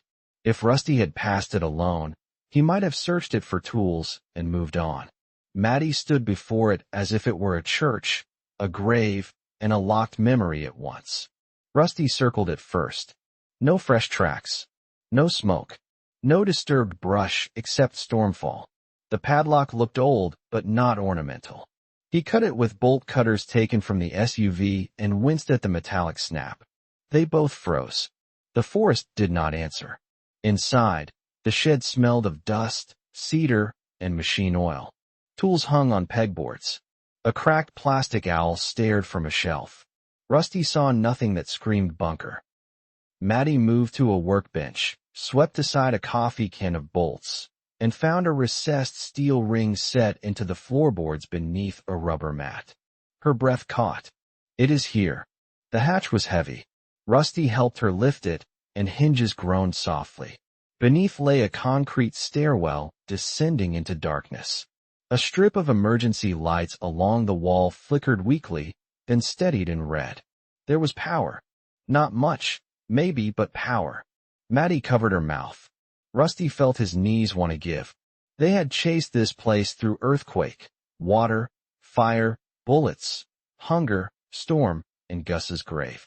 Now it opened under an old shed like the world admitting one secret had survived. We go slow, Rusty said. I know. I clear first. It is my bunker. That does not mean it stayed empty. She hated that. She also stepped aside. Rusty descended with the rifle raised and a flashlight tucked under the barrel. The stairwell was narrow and cold. Dust marked the steps, but no footprints cut through it except small insect trails and one dead beetle. At the bottom stood a steel door with a keypad, a palm scanner, a camera lens, and a small speaker grill. The door looked less like a shelter entrance than the side of a vault. Maddy came down behind him. Her face changed in the red light. Fear, relief, and childhood all fought for space. The panel blinked once. A flat electronic voice said, "Identity." Maddy flinched. Then she laughed under her breath, a broken sound. My dad loved drama. Rusty kept the rifle angled down but ready. Do it. She stepped to the scanner. Her hands were filthy, shaking, cut, and bruised. She wiped her palm on her pants, then placed it on the panel. The light flashed amber. Voice, the system said. Maddy leaned toward the grill. For a moment no sound came. Rusty watched her gather every version of herself. The girl who practiced emergency drills under protest. The granddaughter who ran with keys while men murdered family. The survivor who crossed fire and mountains. The young woman who had kissed him in the dark because tomorrow had become an enemy. Hi, she said, voice trembling. It's Madison. The speaker clicked. Static hissed. Identity confirmed, the system replied. The locks released one after another inside the door, deep metal bolts withdrawing with heavy clunks. Rusty closed his eyes for half a second. He did not pray exactly. He thanked Gus, or the dead, or the stubborn fathers who built impossible shelters because fear sometimes loved more honestly than comfort. The door opened inward. Air breathed out. It smelled stale but clean, filtered through plastic, dust, metal, and cedar blocks. Emergency lights glowed along a short tunnel. Beyond it, another door stood open to a decontamination area with benches and shelves of sealed suits nobody had time to use. Maddy stepped across the threshold and stopped. Mom, are you here? Dad, can you hear me? Her voice moved down the corridor and came back alone. Rusty shut the outer door behind them because security came before grief. Then he followed her through the Deccan room into the bunker proper. The living section looked almost absurdly intact. A small kitchen with white cabinets. A table bolted to the floor. A couch with a folded quilt over the back. Shelves of books. A hallway leading to rooms. Battery monitors glowed on the wall, some green, some amber. The air system hummed softly, a sound so steady it felt unreal. For days, every noise had meant threat. This one meant machinery doing its job. Maddy moved through the room like a ghost haunting her own life. She touched the couch, the table, the edge of a framed print of the Oregon coast. Then she called again, louder. Mom, please. Dad, answer. No answer. Rusty checked rooms one by one. Master bedroom empty, bed made. Second bedroom empty. Bunk room empty. Clinic area stocked and untouched. Storage room sealed with shelves full of boxes, cans, barrels, and labeled tubs. Comms room dark except for one standby light. Mechanical room humming. Gun safe locked. No bodies. No signs of violence. No note on the table. No parents. Maddy stood in the kitchen when he returned. They are not here. No, they are not. They could still come. Yes, exactly. Do you believe that? Rusty looked at her. He had promised himself after Gus died that he would not spin lies where truth was needed. But truth had weight, and Maddy already carried too much. I believe they knew this place mattered, he said. If they can come, they will try. She nodded as if he had given her a plank over deep water. Then her face crumpled. Rusty caught her before she hit the floor. She folded against him, sobbing with a force that seemed to tear days of saved fear out of her body. He held her in the clean, humming bunker and let her grief finally be louder than survival. When her legs could hold her again, he guided her to the couch. She clung to his sleeve. Do not leave the room, she said. I need to secure the entrance. Her grip tightened. Please stay. Not yet. Rusty looked toward the corridor, hearing Gus in his head. Perimeter, locks, vents, exits. He also felt Maddy shaking against him. Let her keep you human, Gus had said. 2 minutes, Rusty said. Then I checked the door. 5 minutes. 3 minutes. You bargain like your father. He would have started at 30 seconds. She laughed through tears and hated him for making her do it. He sat beside her for 3 minutes. Then he checked the door, the hatch, the shed, the immediate tree line, and the monitors. Everything held. When he returned, Maddy had stopped crying and was staring at the kitchen cabinets with exhausted wonder. There is hot chocolate in that one, she said. You know that. My mom said civilization required hot chocolate. My dad said calories were calories. They fought about it for 20 minutes and bought a whole case. Rusty opened the cabinet.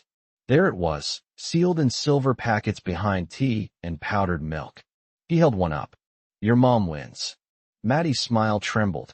She usually did, eventually. They drank hot chocolate from real mugs while sitting at the bolted table. The sweetness felt indecent. Rusty could barely swallow at first because his body did not trust comfort. Maddy held the mug in both hands and closed her eyes. The bunker hummed around them. No rain hit their faces. No wind stole heat. No shooter watched from a ridge. Gus was not there to see it. That thought struck Rusty so hard he stood abruptly. Maddy looked up. What is it? I need a minute. He made it to the Deccan room before the grief found its other door. He leaned both hands against the wall and shook without making much sound. He did not cry like he thought people cried. It came out of him in hard breaths and broken pressure, as if his ribs had become a vice. Gus would never step through that door. Gus would never inspect the pantry, criticize the sight lines, praise the generator, or pretend he did not like hot chocolate. Gus had delivered them to the idea of safety and died short of touching it. Maddy found him and did not speak. She wrapped her arms around him from behind and pressed her cheek between his shoulder blades. He covered her hands with his. They stood there until the humming of the bunker became part of their breathing. He got us here, she whispered. I know. You did too. He shook his head. Rusty, listen. You did. He turned, and she held his face in both hands. Her eyes were red, but steady. You got us here. This time he let the words enter. Not all the way. Enough to matter. They spent the rest of the day learning the bunker. The storage room held more food than Rusty had seen since Monterey, but less than Hope wanted. Maddy found binders with inventories, maintenance schedules, radio frequencies, medical instructions, and a letter from her father sealed in an envelope marked read if main comms fail. She did not open it yet. Rusty did not push. The clinic had sutures, antibiotics, splints, pain medicine, prenatal vitamins that meant nothing to them then, and shelves of supplies labeled with maddening precision. The water system showed full tanks and a functioning filter. The generator had fuel, though the gauge warned against casual use. Solar input was low because the panels above were probably dirty or shaded by storm debris. The comms room drew Rusty last. Radios, battery backups, maps, notebooks, headphones, and a bolted chair faced a panel of switches.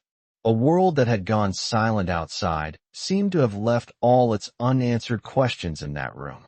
He powered the main receiver only after checking the manual twice. Static filled the bunker, then fragments of voices. Civilian relocation suspended. Equatorial fires still uncontrolled.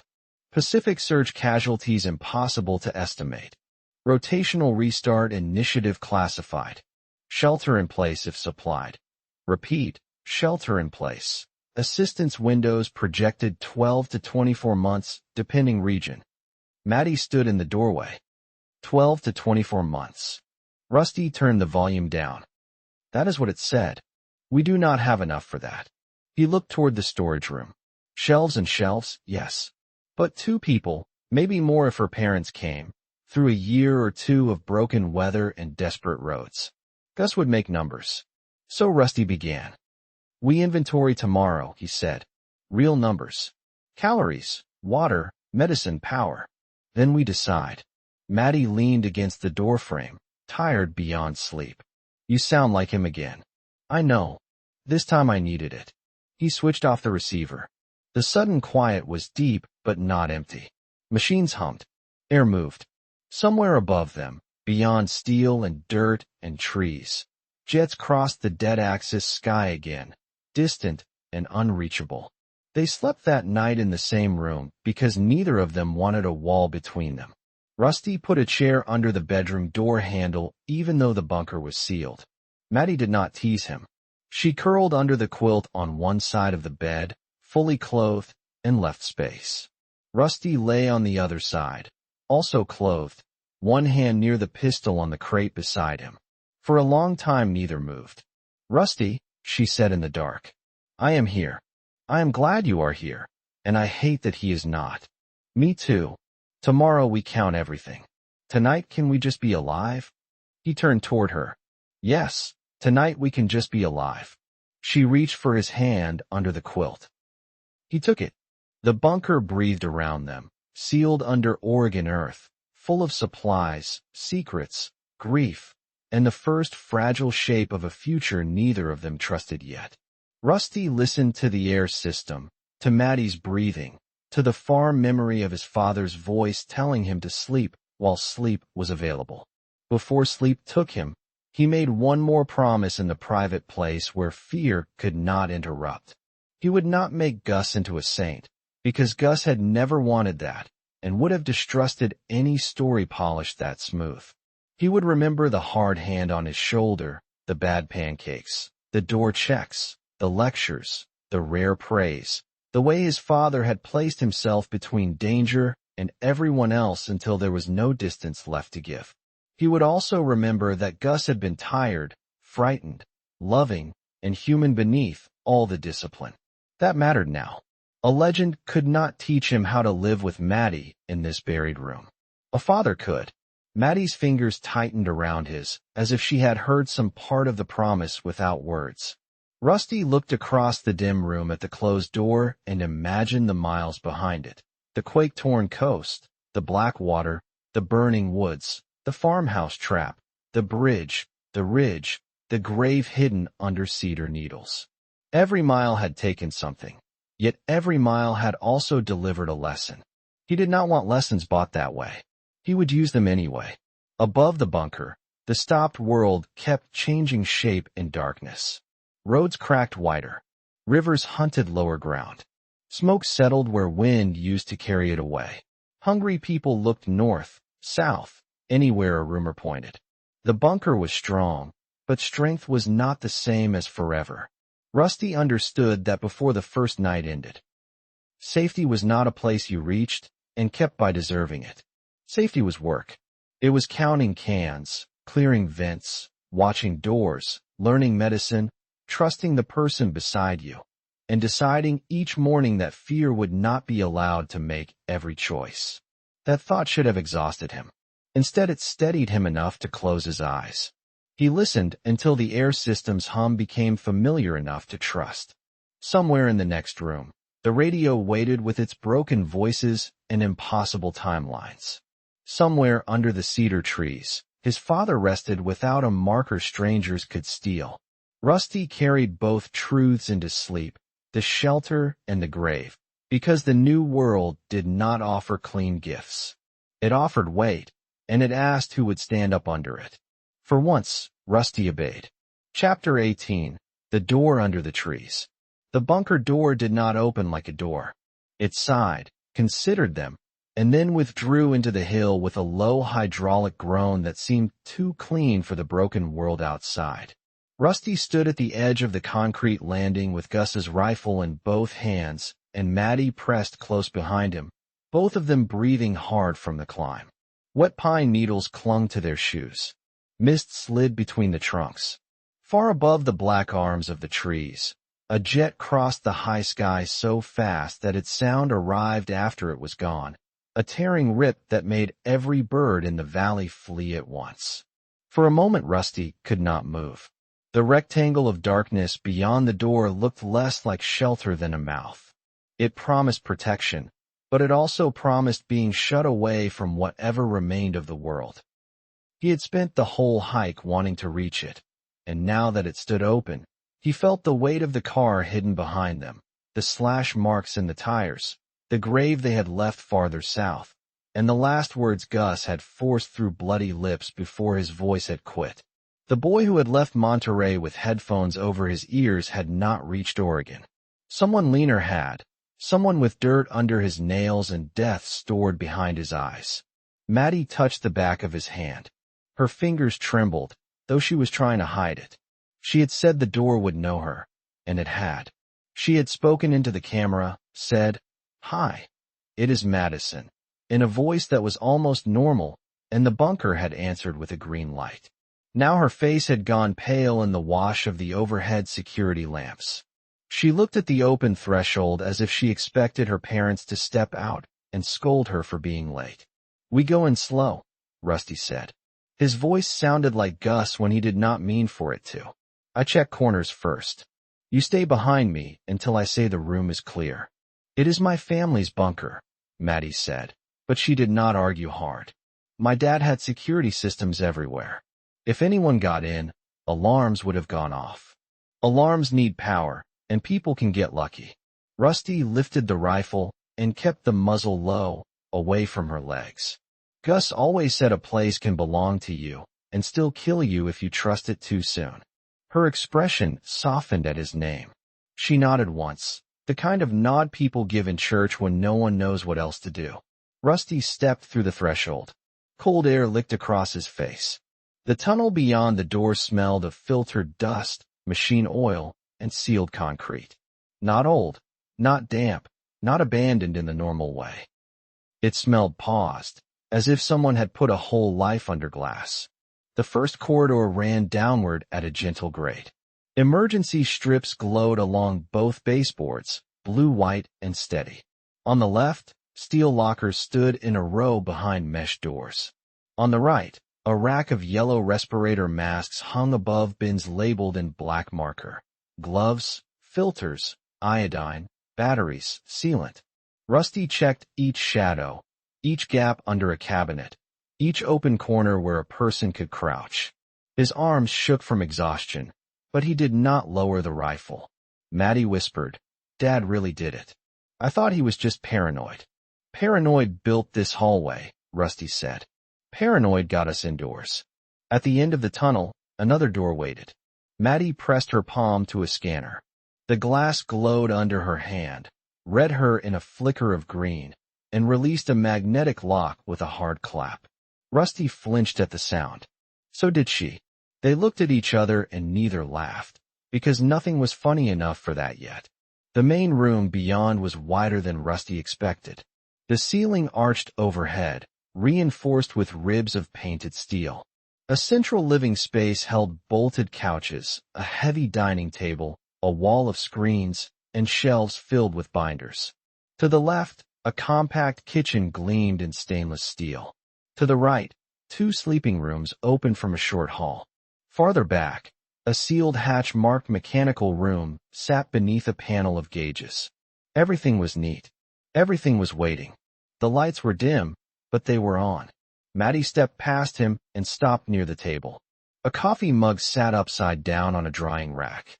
A folded sweater rested over the back of a chair. A framed photograph was magnetized to the refrigerator door. In the picture, Maddy was younger, braces on her teeth, standing between a woman with bright eyes and a man with a square jaw. Behind them was a summer lake and a sky that did not look poisoned. Maddy put one hand over her mouth. She made no sound, which was worse than crying. Rusty cleared the kitchen, the hall, the sleeping rooms, the bathroom, the storage alcove, and the first mechanical room before he let himself breathe normally. No one was inside. No sleeping bag on the floor. No fresh trash. No unfamiliar boot prints in the dust. No smell of sweat or rot or unwashed people. The bunker had not become someone else's den while Maddy was gone. It had been waiting for her, but it had waited alone. When he returned to the living space, Maddy was still standing by the refrigerator. Her shoulders had folded inward. She was staring at the photograph and rubbing her thumb over the plastic edge. Rusty wanted to say something that would bridge the distance between them. He had no words that would not sound cheap. Gus would have said the practical thing first, because practical things gave grief a container. "We need to lock the outer door," Rusty said gently. "Then water. Then food inventory. Then radio." Maddy closed her eyes. "I know. You do not have to do it all right now. Just show me what switch does what." She turned from the photograph, and tears had cut clean lines through the ash on her cheeks. "No, I need to do it. If I stop, I will hear my grandfather again. I will hear the men at his house. I will hear the shot in the car. I need a list. Give me a list, Rusty." The way she said his name made him stand straighter. Not because she needed him to be older, exactly, but because she needed him to be present. He set the rifle on the table with the safety on and a hand still near it. Outer door first, then cameras, water, food, heat, radio, and medical. After that, we both sit down before we fall down. That is 7 things. 7 is still a list. She swallowed, almost smiled, and led him to the security panel. They sealed the first door. Rusty watched the camera feeds bloom across one screen. Tunnel entrance, upper trail, ridgeline, solar rack, vent caps, generator exhaust port, and a wide fisheye view of the trees that hid the hillside. Nothing moved except fog and branches. That should have comforted him. It did not. After the road, empty spaces felt like loaded guns. The water system sat in its own insulated compartment. Maddy showed him the deep well pump controls, the storage tanks, the manual backup handle, the filters, the UV purifier, and the stack of replacement cartridges. Her father had labeled everything in printed tape. Her mother had taped a handwritten note beside the main valve. "Madison, shut this if pipe 2 leaks." The casual tenderness of the note made Maddy go still again. Rusty pretended to study the gauge so she could regain her face without him watching. The food room was the real miracle. It was longer than the sleeping hall and lined from floor to ceiling with shelves bolted into concrete. There were buckets of rice, beans, oats, flour, sugar, powdered milk, freeze-dried vegetables, canned meat, broth, tomato paste, peanut butter, salt, oil, vitamins, coffee, tea, honey, dehydrated fruit, electrolyte powder, and vacuum-sealed Mylar packs stacked in plastic tubs. Rusty felt his stomach cramp at the sight. He had been hungry for so long that abundance looked dangerous. "How long?" he asked. Maddy shook her head. "Dad said 6 people for 6 months, or 3 people for a year if we were careful. He kept adding after that, but I never paid attention. We are 2 people. For now." She looked at the shelves as if the numbers might arrange themselves for her. "If my parents come, that changes everything. If they bring anyone, that changes everything again." Rusty did not say what the road had taught him. People did not always arrive. Sometimes they were already gone, and your mind kept saving a chair, because it had not caught up with the body. He reached for a clipboard hanging from a hook and found an inventory list 6 pages long. Dates, quantities, calorie estimates, expiration rotations, water logs, fuel logs.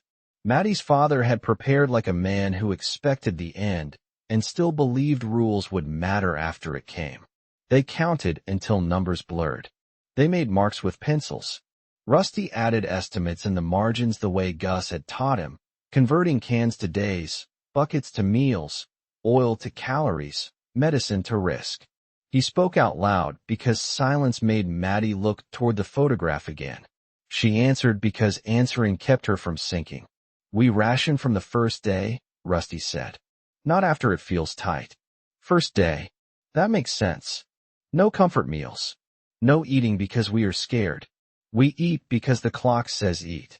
Maddy held a can of peaches in both hands. "My mom loved these. She used to put them on pancakes when she wanted to pretend camping was fancy."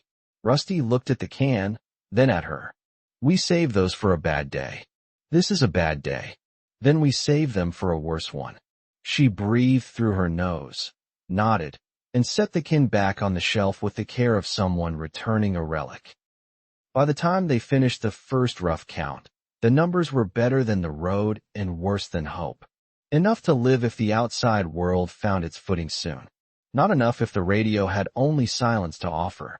The radio room sat behind a narrow sliding door. Rusty expected a desk and a handset. Instead, he found a compact command center, stacked receivers, a shortwave set, battery monitors, signal maps, binders of call signs, a fold-out antenna diagram, and 3 headsets sealed in plastic. Maddy turned on the main console. Static filled the room, soft at first, then rough and oceanic. Rusty felt his skin tighten. For days the world had been noise without messages. Now the noise had shape, and somewhere inside it, people might still be speaking. Maddy tuned with practiced uncertainty. "Dad made me learn, but I hated it. He would quiz me during dinner. I thought it was embarrassing. I hated half of what Gus taught me," Rusty said. "Now I keep hearing him in my head every time my hand touches a latch." She glanced at him. "Does that hurt?" "Every time." He listened to the static. "It helps too. That makes it worse." They found the first voice after 20 minutes. It was thin and clipped, speaking through interference from somewhere far away. A man repeated a frequency, a call sign, and a warning not to attempt coastal travel. Then another voice cut through, female, strained and official. She said the phrase global rotational cessation like the words had been invented by someone who did not have to sleep next to them. She said atmospheric stagnation. She said jet stream failure. She said organized federal relief remained limited to hardened inland sites, high-altitude air corridors, and priority scientific installations. She said civilian extraction from isolated private shelters was not currently possible. Rusty and Maddy sat shoulder to shoulder at the console, neither of them moving. The static breathed between the sentences. Then the voice said estimated broad rescue or relocation timelines remained uncertain, with provisional models ranging from 12 to 24 months in accessible regions. Isolated terrain, coastal collapse zones, and fire corridors would remain low priority until airfield networks stabilized. Maddy whispered, 12 to 24 months. Rusty stared at the inventory clipboard. The pencil marks became small black accusations. "We do not have that. There is food. You saw the food. Not 2 years. Not with injuries. Not with mistakes. Not if winter gets bad. Not if anyone else comes." Her face tightened at the last part. "My parents might come. I know. You said that like it would be a problem. It would be a problem we want, but it would still be a problem." She pushed away from the console. The chair wheels squeaked too loudly in the small room. "They're my parents." Rusty kept his voice low. "I am not saying leave them outside. I am saying numbers do not care who we love. Gus taught me that, and I hate him for being right." The anger in her eyes faltered, because grief recognized grief even when it came wearing someone else's logic. She looked back at the radio, where the official voice had vanished beneath a sheet of static. So what do we do? Rusty looked at the map pinned above the desk. Nearby towns were circled in red pencil. Forest roads were marked in green. A small cluster of notes identified fuel, clinic, hardware, feed store, and grocery. Someone had planned for shelter, but also for the day shelter would not be enough. We rest tonight, he said. Tomorrow we build a real inventory. After that we decide what is worth risking a supply run. Maddy stared at him for a long time. You sound like him again. Like Gus. Like someone who already buried the part of himself that gets to panic. The words landed harder than she meant them to. Rusty looked down at his hands. Dirt filled the lines in his palms.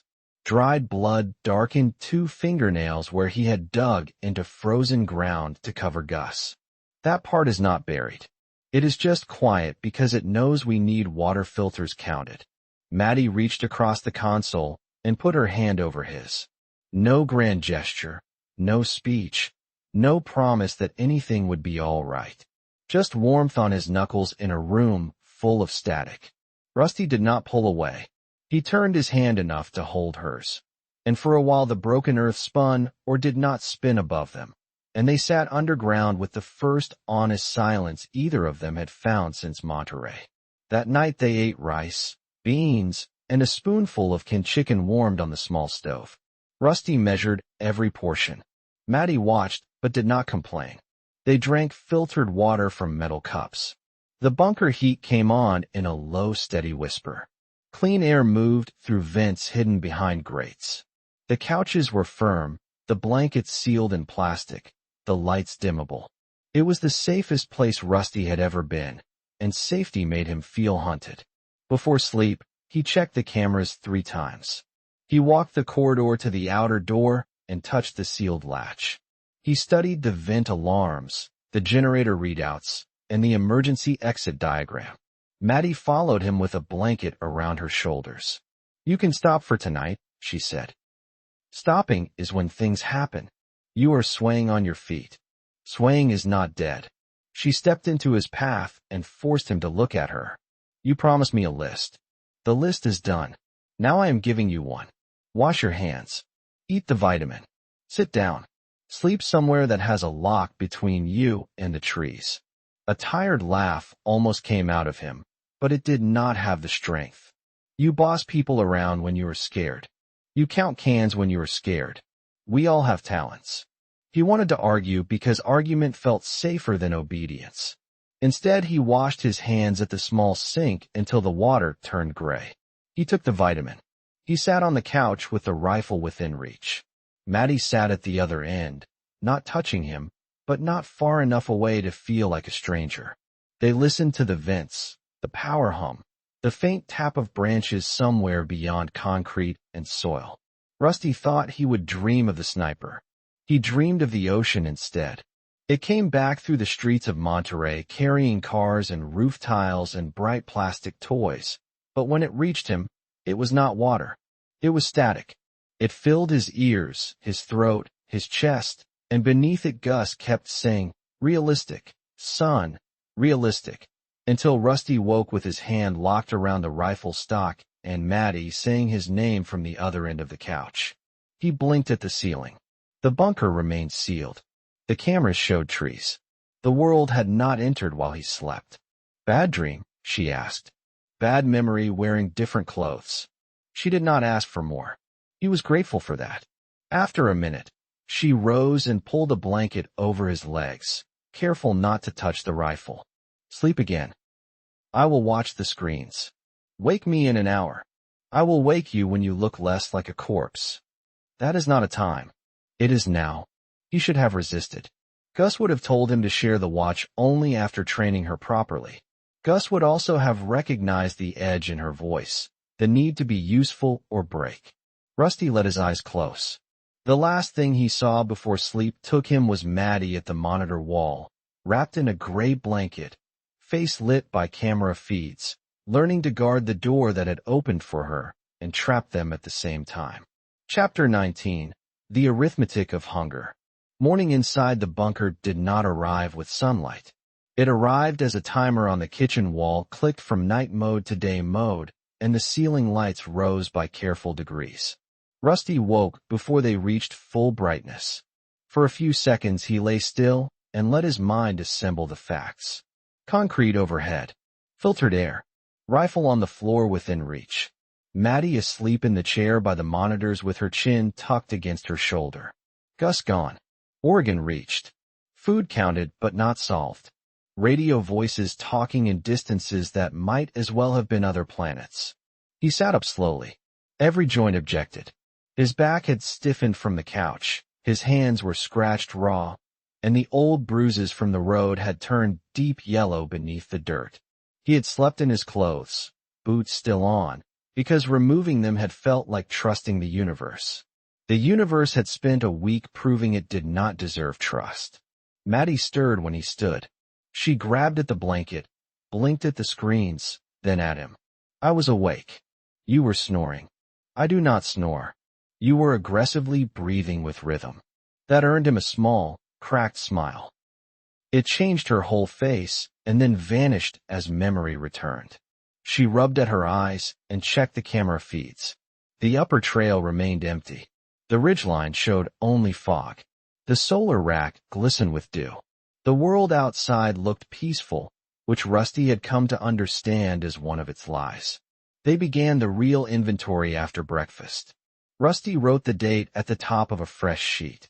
Maddy retrieved a scale from the kitchen drawer and a calculator from the office cabinet. They weighed rice and flour. They counted cans by protein and calories rather than by type. They logged salt, fat, sugar, vitamins, coffee, tea, first aid supplies, antibiotics, bandages, burn cream, sutures, disinfectant, water filters, propane canisters, batteries, lantern fuel, spare fuses, solar components, ammunition, tools, clothing, blankets, and hygiene supplies. The task should have been boring. It was not. Each number carried a threat. 100 pounds of rice sounded like wealth until Rusty divided it by 2 people, then by days, then by hard labor, then by the possibility of sickness. Powdered milk felt generous until Maddy reminded him that stress could ruin digestion and cold demanded calories. Coffee became less a comfort than a moral question. Soap mattered as much as bullets. Batteries became time. Antibiotics became chances. Ammunition became distance between warning and death. My dad had spreadsheets, Maddy said after the 3rd hour. She sat on the floor of the storage room with her hair tied back in a strip of cloth and a clipboard balanced on her knees. He would have had all this done already. Your dad is not here. Rusty heard the bluntness after he said it and hated himself for it. I mean, we use what he left. We do not need to be him. She looked at the shelves. He would have known how to make it enough. Maybe he would have. Gus would have known how to get here without getting shot. He pressed his pencil so hard the tip broke. We have the versions we have. Maddy set her clipboard down. Do you blame yourself? For what? You know what. Rusty opened a tub of Mylar packets and counted them twice. I was driving. He told me to keep going. I kept going. That is not an answer. It is the only one that works. She did not push. He appreciated it, but the question stayed in the room like a bad smell. Did he blame himself for not seeing the sniper? For not turning sooner?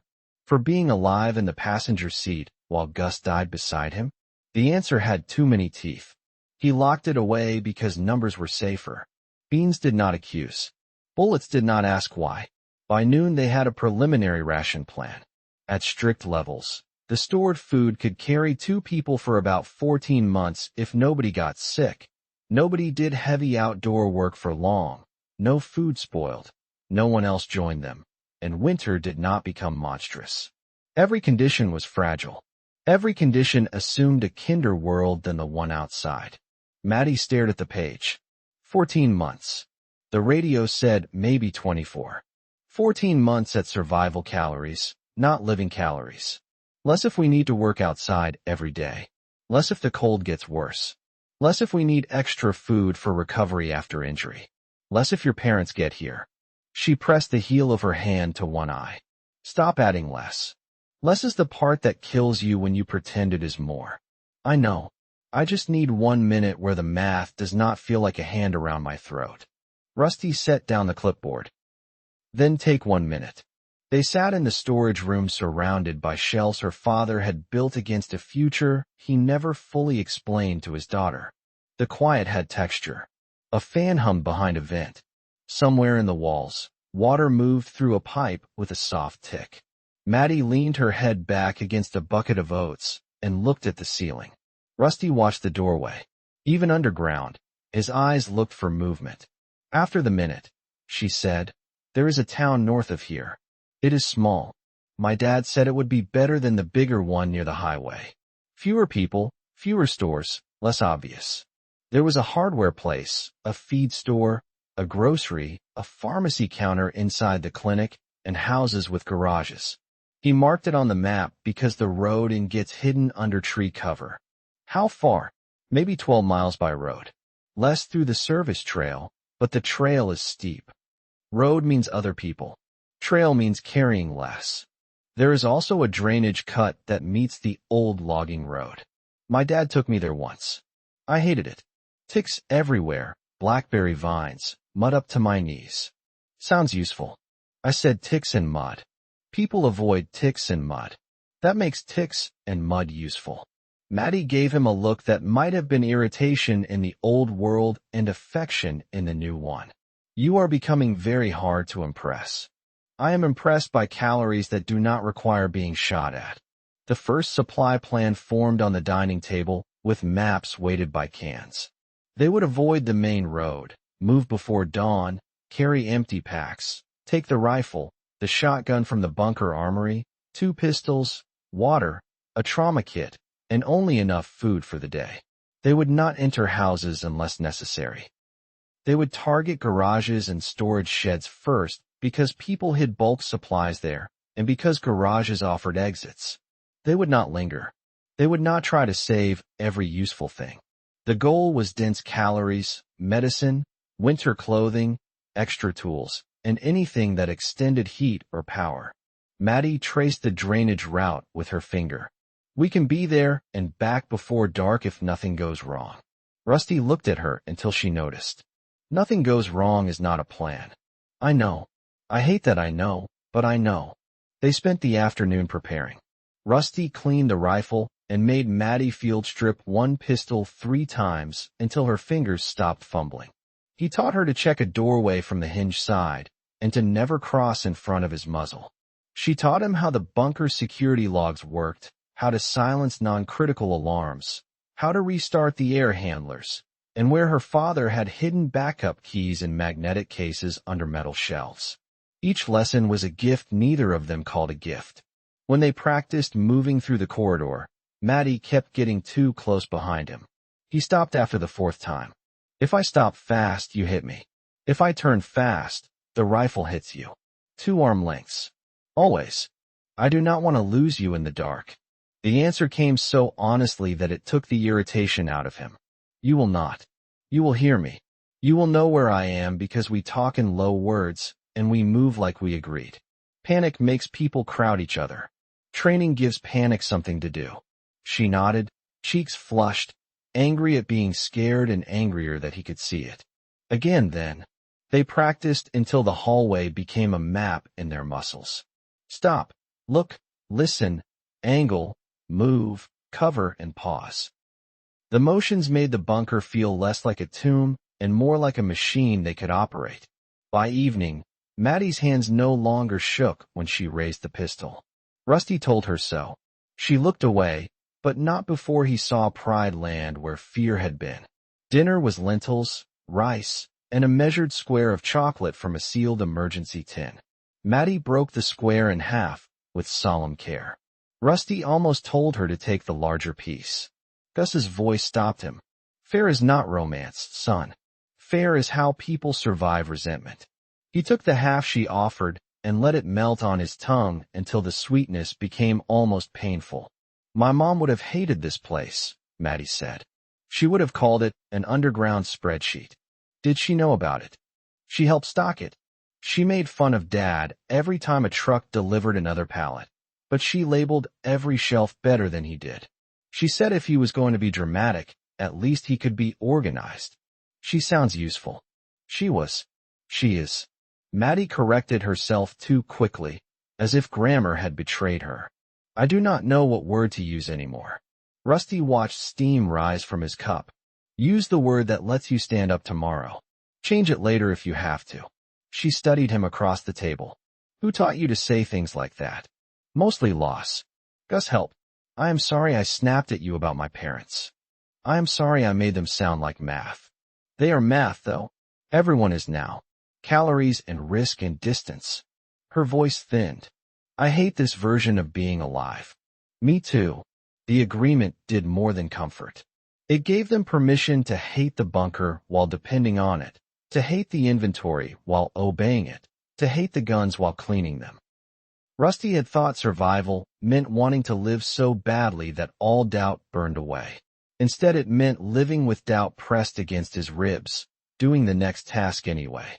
Before bed, they monitored the radio again. The official band repeated fragments from the previous night. A relay in Idaho reported refugee movement along major corridors, violence near distribution gates, fuel shortages, respiratory illness in crowded shelters, and severe winter projections for parts of the western interior due to stalled pressure systems.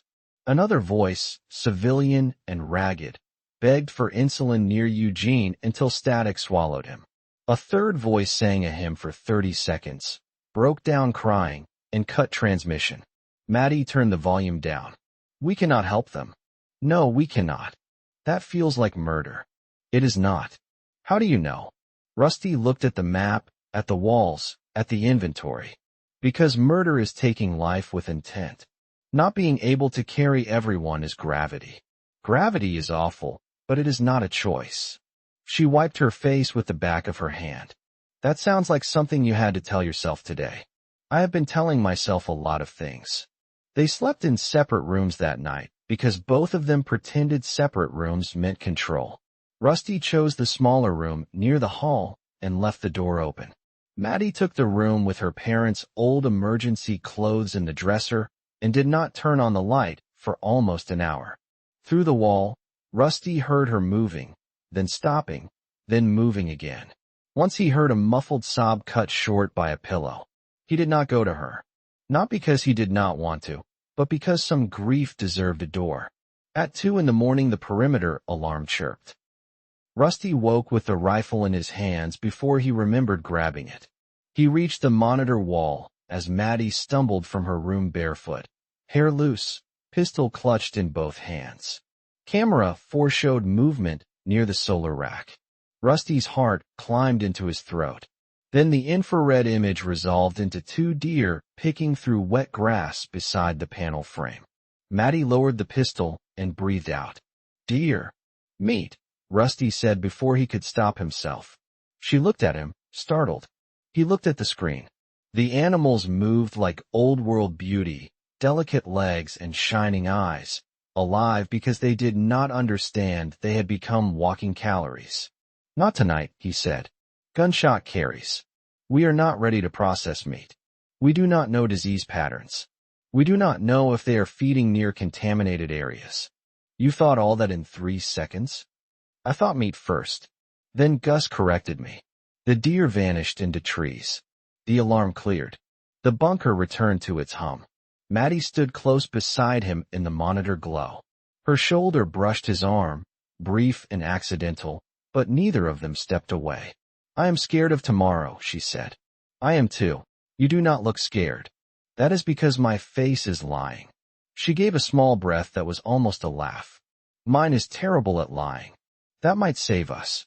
People who know they are scared listen better. Maddy leaned her hip against the table and looked at the dark trail on the screen. When this is over, if over still means anything, I want one morning where no one counts the food before speaking. I want a shower long enough to waste water. I want peaches on pancakes. I want Gus to complain about the pancakes being too sweet. The words escaped before he could armor them. The grief opened under his ribs, sudden and hot. Maddy reached for his hand, not timidly this time. He let her take it. They stood together under the false morning of the monitor wall, watching empty woods, wanting impossible things, and learning that wanting did not kill discipline unless you fed it too much. When dawn mode lifted the lights again, their packs were ready by the door. The supply run had become real. Rusty wrote one last note on the table pad before they sealed the bunker behind them, out by drainage route. Back before dark if possible. If not, wait for camera signal and challenge phrase. It felt foolish to leave a note for a bunker with no one inside, but it also felt like manners addressed to Hope. Maddy read the note, then touched the photograph on the refrigerator. We come back. Rusty checked the rifle chamber, the safety, the strap, the pistol at his belt, the knife at his side, and the map in his pocket. We come back with more than we left with. The outer door opened to a gray world that smelled of wet leaves and coming cold. Rusty stepped out first. Maddy followed 2 arm lengths behind him. The bunker sealed itself into the hill, and the forest took them without a sound. Chapter 20. The Garage with the Red Door. The drainage cut was worse than Maddy remembered and better than Rusty hoped. Water had carved a narrow scar through the hillside, then abandoned it to roots, ferns, stones, and thorned vines. Fog collected there in pale layers. The ground sucked at their boots. Every few steps, wet branches slapped Rusty's sleeves and left dark streaks across the fabric. The route bent away from the obvious trail, slipped under a mat of old cedar limbs, and descended through terrain that would punish anyone moving fast. That made it perfect. Rusty led for the first hour, then let Maddy pass when the cut split into 2 shallow channels. She remembered the left fork because a fallen tree had looked like an animal to her when she was 12. The tree was still there, softer now, its bark peeling in black strips.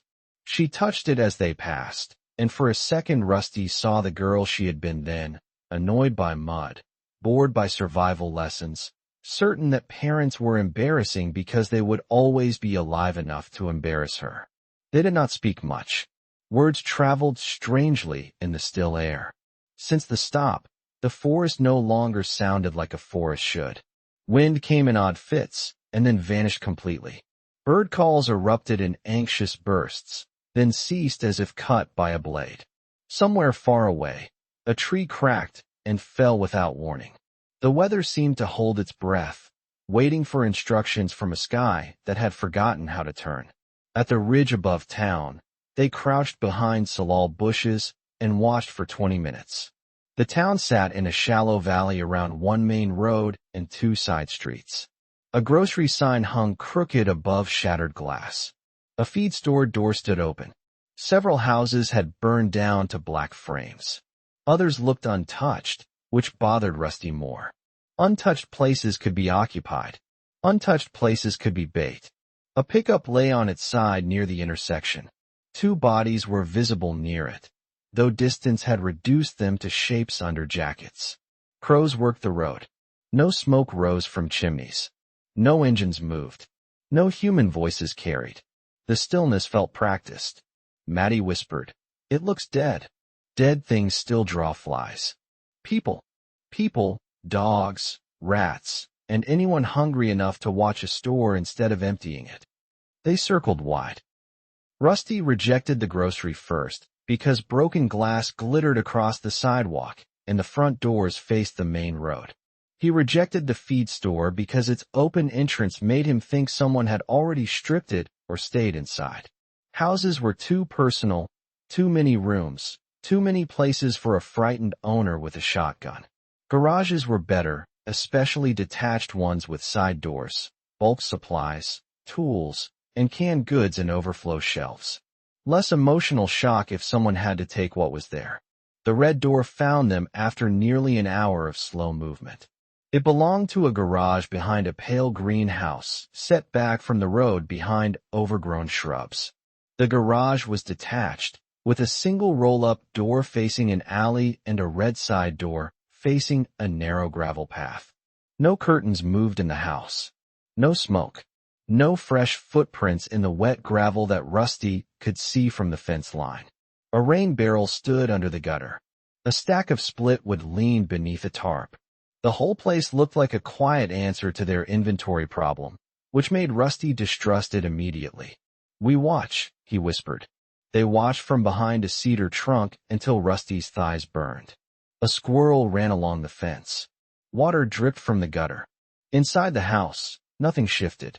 On the main road, crows argued over something hidden by the pickup.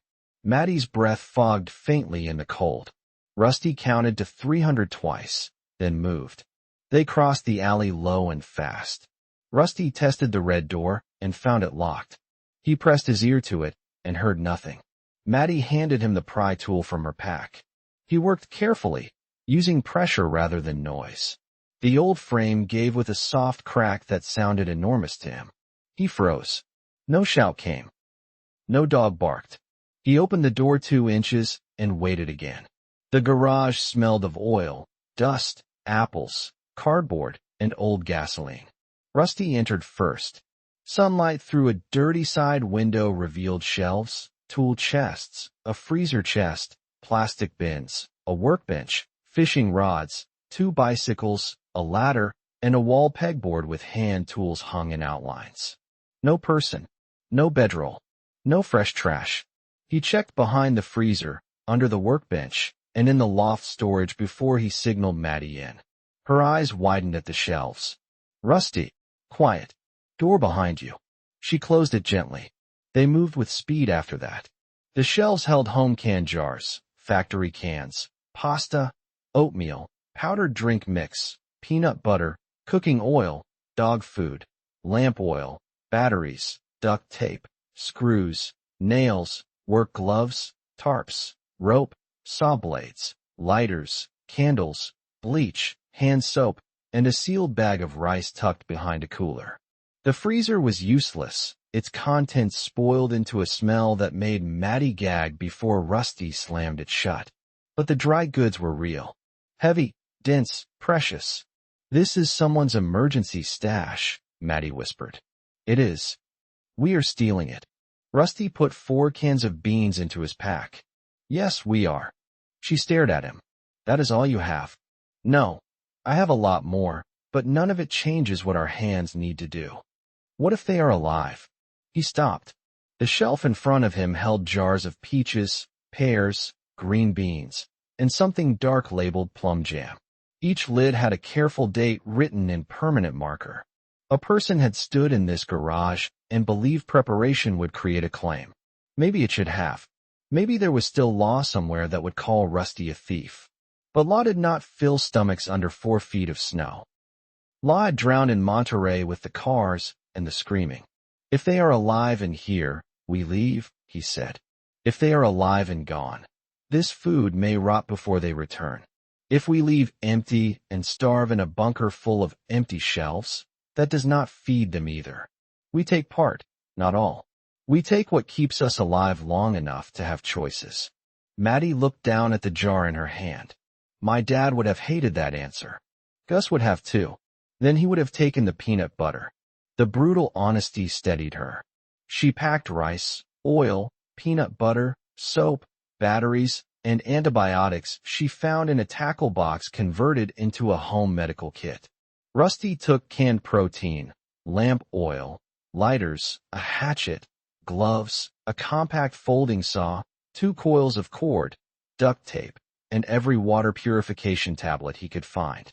They left half the food on the shelves because taking everything felt like crossing a line he could not uncross.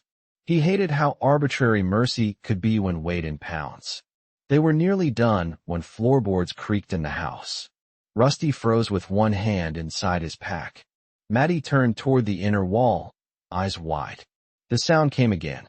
A step, then another. Slow, dragging, but human. Rusty lifted a finger to his lips and pointed to the corner behind the freezer. Maddy moved without argument, pistol in both hands. Rusty shifted to the side of the red door, rifle angled low. A man's voice came through the wall, muffled but close. "I know you are there." Maddy's face drained of color. Rusty did not answer. The man coughed. Something metallic clicked. A latch inside the house opened, not the red door, but a connecting door hidden behind hanging tarps at the back of the garage. Rusty had missed it. The tarp moved. A shotgun barrel appeared first. "Put it down," Rusty said. The man stepped through. He was older than Gus, but not old enough to be harmless. Gaunt, gray-bearded, wearing a wool coat over pajamas, one slipper and one boot. Fever shone in his eyes. The shotgun shook in his hands, but it pointed near enough to matter. "My garage. My food. My wife is sick in that house, and you little rats are robbing us." The word wife hit Maddy like a fist. Her pistol dipped. Rusty kept the rifle steady and moved just enough to put himself between the shotgun and Maddy.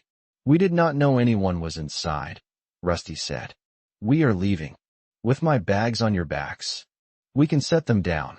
You can set them down, and then you can lay flat until I decide whether I waste shells." The man's mouth twisted.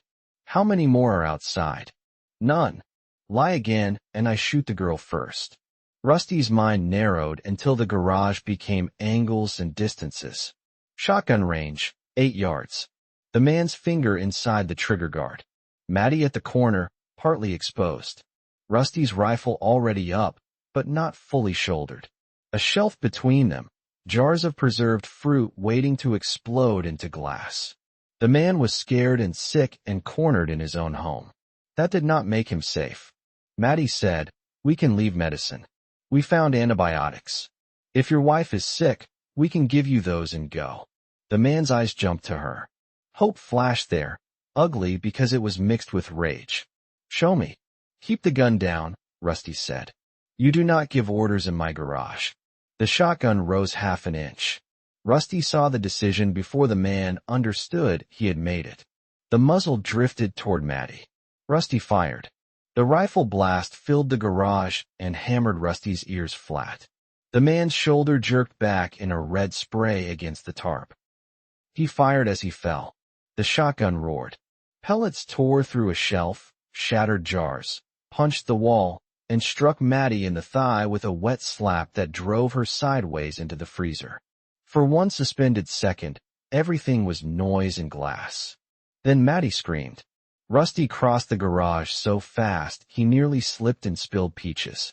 The man was on the floor, choking, trying to bring the shotgun around with his remaining strength. Rusty kicked the barrel away and pressed his boot down on the man's wrist. The man stared up at him with shocked hatred. "My wife," the man gasped. Rusty could not answer him. He stepped away, grabbed the shotgun, and cleared it with hands that suddenly felt too large. Maddy was on the floor beside the freezer, both hands clamped around her upper leg. Blood ran between her fingers and soaked her pants. She was trying not to cry and failing. "Look at me," Rusty said, dropping beside her. "Maddy, look at me. It hurts, it hurts, it hurts." "I know. Hands off for 1 second. I need to see." No, please. 1 second. Then pressure. I promise."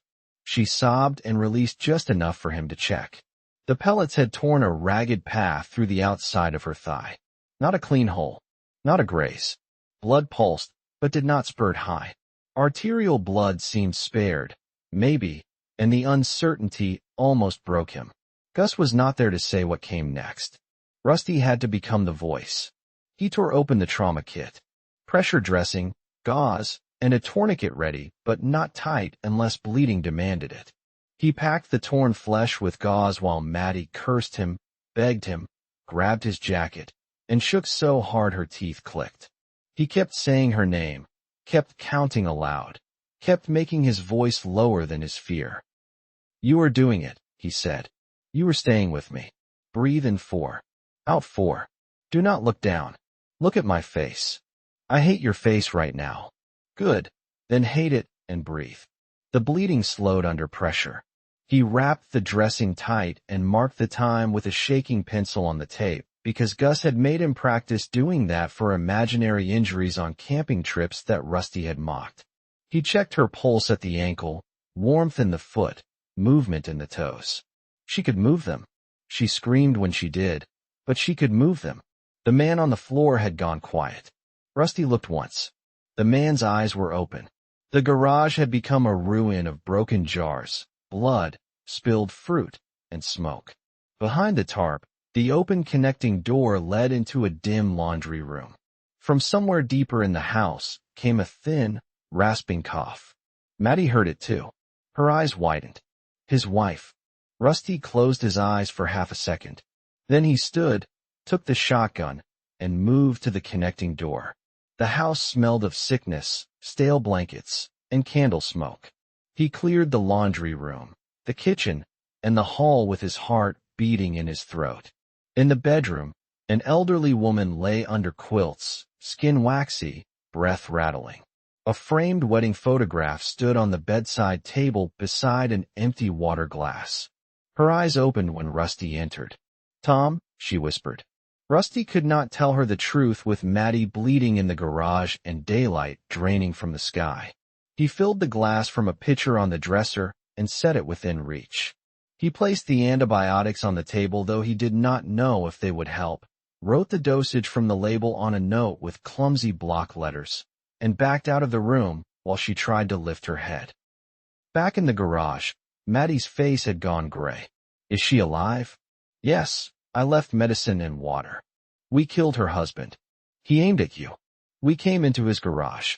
Rusty tightened the straps on their packs with jerky movements. "Both can be true. We do not have time to make either one stop hurting. Can you stand?" Maddy tried. Her scream ripped through the garage and sent crows exploding from the roof outside. Rusty caught her before she fell. The leg would not carry her. Not properly. Not for 12 miles of mud and roots. "We need to leave most of it," she gasped. "No, we need it. I cannot carry a pack." "Then I carry yours, and you lean on me." "That is insane." The sane options died when the shotgun went off. He built a crutch from a broom handle and duct tape, then rejected it because every step nearly dropped her. He found a small garden cart behind the garage, its tires half flat, but usable. He loaded the densest supplies, patted the metal bed with a tarp and old towels, and helped Maddy sit with her injured leg braced. It was not stealthy. It was not fast. It was what they had. Before they left, Rusty stood over the dead man. His name might have been Tom. He had owned jars of peaches and a wife who still breathed in the next room. He had tried to kill Maddy. Rusty wanted the world to sort him into one clear box: enemy or victim, monster or husband. The world refused. Maddy watched him from the cart. "Rusty, I know.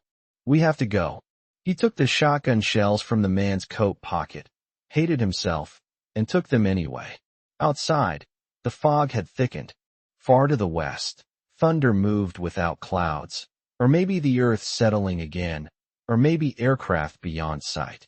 The town remained still, but stillness after gunfire was a countdown. Rusty pulled the cart into the alley. Maddy held the pistol in one hand and the edge of the cart in the other. The first flakes began falling before they reached the drainage cut. They were small and wet, dissolving on Rusty's sleeves. Maddy looked up at them with fever-bright eyes. "Is that snow?" "It is too early." Rusty thought of the radio voice, the stalled fronts, the atmosphere with nowhere to go. He looked toward the hills where the bunker waited under trees. The route that had been hard in fog would become cruel in snow. The route that had been hidden would become a white trap. "We move until we cannot," he said.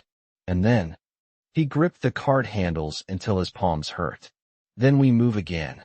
Behind them, somewhere in the town, a dog began to bark.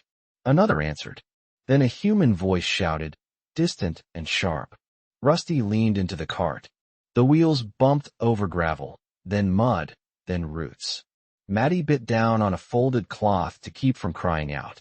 The snow thickened. The red garage door vanished behind trees, taking with it whatever right answer might have existed before hunger and fear met in a room full of glass. Chapter 21. White Earth. The snow did not fall like weather. It arrived like a decision. Within an hour, wet flakes became thick, dry clots that filled the air and erased distance. Trees that had been black columns in fog turned into pale ghosts. The drainage cut disappeared under a skin of white that hid roots, stones, puddles, and holes. Rusty pulled the garden cart with both hands while the rifle bounced against his chest and the pack straps cut into his shoulders. Every dozen yards, the wheels caught. Every catch sent pain through Maddy's injured leg, and a muffled cry passed the cloth clenched between her teeth. "I need to check the bandage," Rusty said after the third steep rise. "Keep going." "I said I need to check it." She glared at him through strands of damp hair. Her face was too pale except for two bright spots high on her cheeks. "You say everything like Gus now." "Good, because Gus kept people alive." He pulled the cart under a leaning cedar where branches shielded them from the worst of the snow. The dressing had soaked through, but not flooded. That was something. Her skin around the tear was swelling. He added more gauze, tightened the wrap, checked her foot again, and forced her to drink water with electrolyte powder. She shook so hard the metal cup rattled against her teeth. "Cold?" he asked. "Furious and also cold." "Stay furious. It uses less energy than panic." "You made that up." "Maybe. It sounds useful." The humor flickered and died. Somewhere downslope, the dogs barked again. Closer this time, or the dead air carried sound strangely. Rusty listened until the forest gave him nothing but snow hiss and branch creak. Maddy pulled the pistol from her jacket pocket and checked it the way he had taught her. "If they come," she said, "I can shoot from the cart." "You can. Wait until I say. No warning shots. No shooting at shapes. We cannot waste bullets on fear." "I know. Tell me the rule." She inhaled through pain. "If I cannot name the target, I do not own the shot." "Good, you know it." They moved again. The cart became an enemy. Its small wheels clogged with snow and mud. The handle bruised Rusty's hips when he pulled from the front. When he pushed from behind, the cart veered toward the drainage edge. He switched positions until his arms trembled. Maddy tried to help by bracing with one foot and pushing on trees as they passed, but each effort turned her face gray. The world shrank to 10-foot problems. Lift the left wheel over a root. Drag across the flat stone. Keep Maddy awake. Listen for dogs. Check the map at the split cedar. Do not think about the old woman in the bed. Do not think about Tom on the garage floor. Do not think about Gus under cold dirt. Do not think about the bunker being too far. Do not think about stopping. By mid-afternoon, light faded though the day should have had hours left. Clouds pressed low and green-gray through gaps in the trees. The snow fell harder. It gathered on Rusty's shoulders, melted from his body heat, soaked his jacket, then chilled him as the air dropped. His fingers went numb inside work gloves. Maddy's speech began to drift. "My dad said snow in Oregon is honest," she murmured. "What does that mean?" He said California pretends. Little frost, little storm, everyone dramatic. Oregon snow tells you it is coming, and then it stays. Your dad lied about the warning part. She closed her eyes. He lied about a lot. Keep them open. I am resting them. Open. She opened them with effort. Bossy. Alive. The drainage cut met the old logging road at a collapsed culvert. Rusty almost missed it. Snow had erased the old tire ruts, but the trees widened just enough, and a rusted marker post leaned at the edge like a rotten tooth. He checked the map with fingers that could barely unfold paper. The logging road offered easier ground, but less cover. The service trail climbed more steeply and would be hell with the cart. The bunker sat above both, tucked into the hillside beyond the solar rack. 3 miles by the easier route. Less than 2 by the cruel one. Maddy followed his gaze. "Short way. You cannot handle the short way in this cart. You cannot pull me 3 more miles if the long way fills in." He hated that she was right. He hated the calm in her voice more. The short way would force him to abandon the cart eventually. The long way might trap them where the road crossed open ground. Snow-covered tracks, but it also slowed escape. Dogs hunted by nose. People hunted by roads. The bunker did not care which route killed them. "We take the short way until the cart dies," he said. "Then I carry what matters." "And me?" He looked at her. Snow clung to her lashes. Blood had darkened the blanket under her leg. Her lips were cracked, but her eyes stayed on his, daring him to soften the truth. You matter. Something changed in her face, small but deep. Then say the whole plan. When the cart dies, I carry supplies in the pack and help you walk. If you cannot walk, I make a drag sled. If that fails, I hide you and go for the bunker, then come back with the rescue sled from the storage room. There is a rescue sled? I saw one, orange and folded near the snow gear. You noticed that yesterday? Gus raised me to stare at corners. I am glad he did. The words gave Rusty a brief, painful warmth. Then the first dog appeared on the road behind them. It was not close enough to shoot.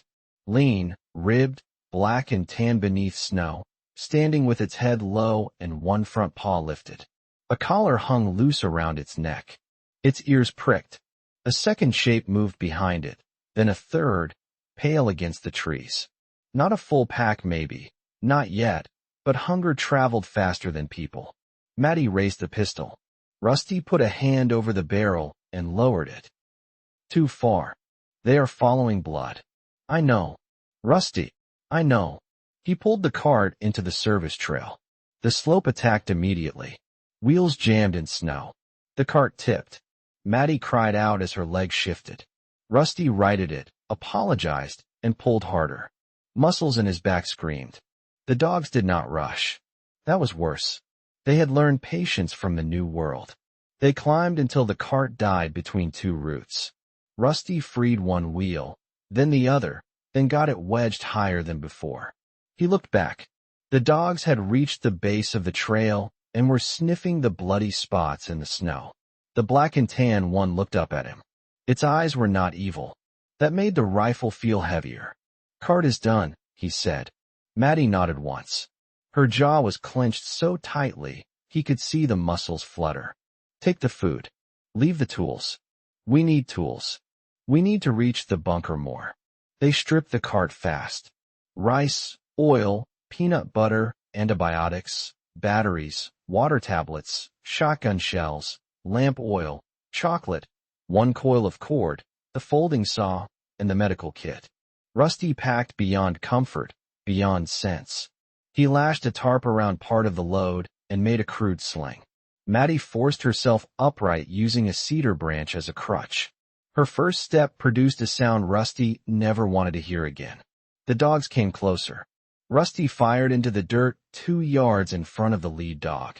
The cracks slammed through the trees. Snow dropped from branches. The dogs scattered, not far, but enough. His ears rang. Maddy swore under her breath. You said no warning shots. That was not warning. That was distance. That sounds like cheating. Cheating is alive if it works. They climbed. Maddy used the branch, then Rusty's shoulder, then the branch again. Her injured leg dragged more than stepped. Blood spotted the snow when the bandage shifted. Rusty wanted to stop and fix it.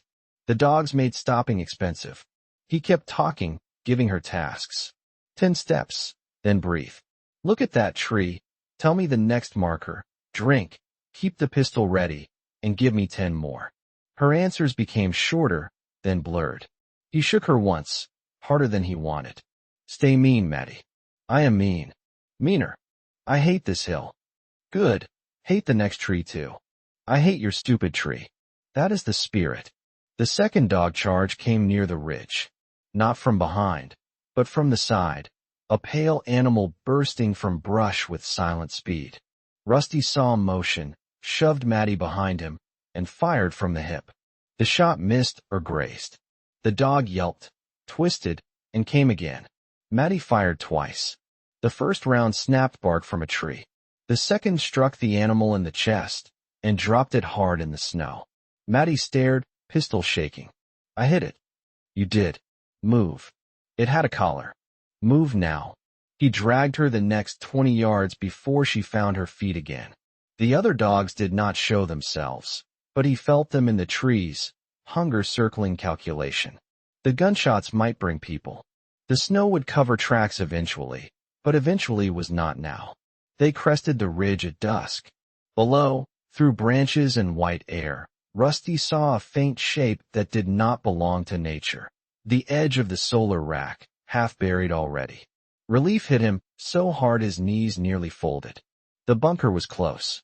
Close enough to kill them with hope. Maddy saw it too. Tears spilled down her face, freezing at her jaw. Home, she said. Rusty did not correct her. It was not his home, not yet, and maybe never in the way a house with parents and photographs could be. But it had doors that locked, water that ran, and a table where they had left a note for hope. In the new world, that was a kind of home strong enough to bleed for. The final descent nearly broke them. Snow hid the upper trail. Rusty slipped twice and tore skin from one palm, catching himself on rock. Maddy fell once and screamed until she vomited from pain. He checked her leg by headlamp under a cedar. The bandage was bad, but holding. Her skin felt hot through cold air. Fever could come from shock, exposure, infection, or all three waiting in line. Leave the pack, she whispered. No, we cannot. Leave me, then come back. The calm in her voice terrified him. He gripped her face between his hands, forcing her to focus. Listen to me. I buried my father 3 days ago because I could not carry him back to a life that did not exist anymore. I am not leaving you 50 yards from a door I can see. Do you understand me? Her eyes filled again. That is not fair. Nothing has been fair since the ocean left. Stand up. She stood. He half carried her the rest of the way, pack crushing his spine, rifle banging against his hip, breath tearing in his throat. The dogs barked once from the ridge, then did not come down. Maybe the gunshots had taught them. Maybe they were waiting for night. Maybe they smelled the concrete and knew hunger could not bite through it. At the outer camera post, Maddy could barely raise her head. Rusty dragged her hand to the biometric pad, wiped snow from the glass, and pressed her palm against it. Nothing happened. No, he said. The pad blinked amber. Snow had crusted over the side sensor. Rusty scraped it with his fingernails until one nail split. He pressed her hand again, and the light stayed amber. Maddy sagged against him. Password, she mumbled. Voice. Say it. Her lips moved. No sound came. He shook her. Maddy, say it. She drew breath like it hurt her lungs. Hi, it is Madison. Open the door. The speaker crackled. For half a second nothing answered. Then the light turned green. The door groaned inward, slow as mercy. Rusty pulled her across the threshold. The bunker swallowed them in warm light and machine air. He dropped the pack, kicked snow away from the seal, and hit the close control with the heel of his hand. Only when the outer door locked did his legs give. He slid down the wall beside Maddy. She lay on her side on the concrete, breathing fast, eyes half open. Blood marked the floor between them. Supplies spilled from the pack like offerings after a failed ritual. Rusty crawled to her. Maddy, stay with me. We made it. She looked at him without seeing much. Peaches. He laughed once, a broken sound that might have been a sob. Yes, we got peaches. Worst day, she whispered. This counts. He lifted her as carefully as he could and carried her down the corridor toward the medical room, leaving a trail of snow melt, blood, and stolen food behind him. Outside, the snow kept falling. It covered the cart, the dead dog, the red garage, the roads, the bodies, the old laws, and every track they had made on the way home. By midnight, the bunker was buried deep enough that the world above looked untouched. Beneath it, Rusty cut away Maddy's ruined pants with medical scissors and began the long work of keeping her alive. Chapter 22, 4 feet above. The first night back in the bunker became a sequence of tasks so narrow that Rusty could survive inside them. Cut fabric, wash hands, pull on gloves, and irrigate the torn flesh with sterile water.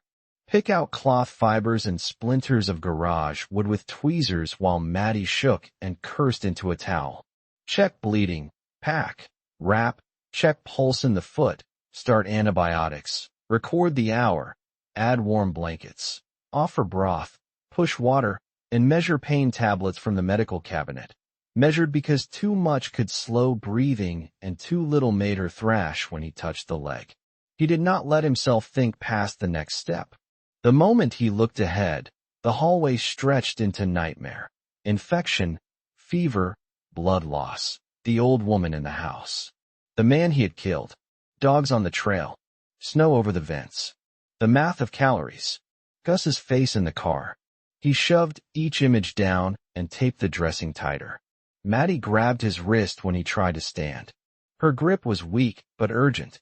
Do not let me die because we stole food. I will not let you die for any reason I can reach. That is not the same. It is the promise I can make. Her eyes searched his face. Fever or pain had stripped away the practiced edges she used when she wanted to seem older than fear. I heard his wife coughing. I know. I keep hearing it. You will for a while. Did we become bad people today? Rusty wanted to lie. He wanted to say no with the same certainty he used for checks and locks. Instead, he sat on the edge of the medical cot and looked at the blood drying in the lines of his hands. We became people who took food and killed a man who tried to kill you. If I call that good, I am lying. If I call it simple, I am worse than lying. But I would do it again to bring you back through that door. Tears slid into her hair. That should scare me. It scares me too. She closed her eyes. Stay until I sleep. I am not going far. He stayed until her breathing deepened, then stayed longer because leaving the room felt like betrayal. At last the monitor alarm reminded him that Vince did not care about grief. He checked the cameras and saw only white. Not trees. Not trail. White pressed against every exterior lens, bending the infrared into ghost shapes. The upper vent camera showed snow already halfway up the cap. The solar rack had vanished beneath a slanted mound. The world had put a lid over them. Rusty pulled on dry gloves, snow pants, a parka from the storage room, and the headlamp with the widest beam. He clipped a rope to the interior anchor beside the outer door and tied the other end around his waist. Gus had taught him to respect any whiteout like deep water. You did not step into a thing that could erase direction without tying yourself to home. The outer door fought him. Snow had packed against the entrance during the few minutes they had been inside, and the hydraulic motor groaned under the weight. He opened it only wide enough to squeeze through with a shovel. Cold struck his face so sharply his eyes watered. Snow swirled in the headlamp beam, dense and sideways though no real wind touched him. It moved because pressure had stalled above the valley and dropped its burden straight down until even the air seemed crowded. He dug the door clear first, then the camera post, then a path to the primary vent. The snow was already waist-deep in drifts and thigh-deep where trees shielded the ground. It had fallen too fast to settle properly, so each step broke through a crust into powder beneath. The rope tugged at his waist, a thin line back to light. Without it, the bunker could have vanished 6 feet behind him. The vent cap was nearly buried. Rusty cleared around it with hands and shovel, exposing the metal cage and checking for ice along the intake slots. If snow blocked the air system, the bunker would not suffocate immediately, but bad air could build while they slept. Carbon dioxide did not kick down a door. It crept. He cleaned until metal rang under the shovel, then marked the cap with an orange flag from the emergency bin. By the time he reached the second vent, his arms had become heavy and stupid. Sweat soaked his base layer despite the cold. He stopped every few minutes to listen. Snow swallowed sound. Once he thought he heard a dog bark, but it might have been a branch cracking. Once he thought he heard Gus say check your 6, and turned so fast he nearly fell. He cleared the generator exhaust, the secondary intake, and the emergency escape hatch, though the hatch was already hidden under a drift that would need daily work. Then he shoveled a rough trench from the door to each critical point, not because it would last, but because future work needed a starting memory. He tied bright cloth markers to low branches so he could navigate when the cameras went blind again. The forest looked close and wrong, every tree burdened, every shape softened into ambush. When he returned inside, 2 hours had passed. Maddy was awake and trying to sit up. He found her halfway off the cot, one hand clamped around the rail, face shining with sweat. "What are you doing?" His voice cracked like a whip. She flinched. "I heard the door. I thought someone was in." "You cannot stand." "I know that now." He helped her back onto the cot, anger draining into fear as soon as he touched her. Her skin was hot. Too hot. He checked the thermometer under her tongue and waited through the longest beeps of his life. 102.4. "Fever," she said when she saw his face. "A little. Do not lie badly." "Then stop making me practice." She tried to smile and failed. He changed the dressing again. The flesh around the pellet path was angry, swollen, and bruised. He did not see red streaks climbing the leg, which he decided to call good news. He gave the next antibiotic dose, more water, a little broth, and a damp cloth for her forehead. Then he set an alarm for every 2 hours. The days lost their names after that. Rusty built life around repeating loops. Wake, check Maddy's temperature. Check dressing. Log medicine. Force fluids. Cook ration. Eat standing up. Check cameras. Clear vents. Shovel door. Clear solar panels if safe, though snow returned faster than he could remove it. Inventory fuel. Adjust heat lower. Wash cloths. Clean tools. Sleep in pieces. Wake from dreams, already reaching for the rifle. Snow continued. Not all at once. Not with dramatic thunder, but with patient cruelty. It fell for 14 hours, paused for 2, then fell again. It stacked in the camera feeds until the views became white walls. For feet accumulated over the bunker roof and around the hill face. Drifts reached higher near the vents. Rusty marked depth with a measuring pole and watched the numbers climb like a sentence being passed. The radio gave them no comfort. Signals faded and returned in fragments. A station in Nevada reported multiple stalled weather cells across the west, extreme snow loads in zones that rarely saw them, and roof collapses in unreinforced buildings. A military relay advised shelters to conserve fuel, clear air intakes, and avoid unnecessary surface movement. Another broadcast listed evacuation centers by coordinates, but each one was hundreds of miles away, guarded by terrain, violence, hunger, and winter. Maddy listened when she was awake. Sometimes she asked questions. Sometimes she stared through Rusty as if the radio voices were speaking from inside a dream. Her fever rose on the 3rd day. 103. Then 103.7.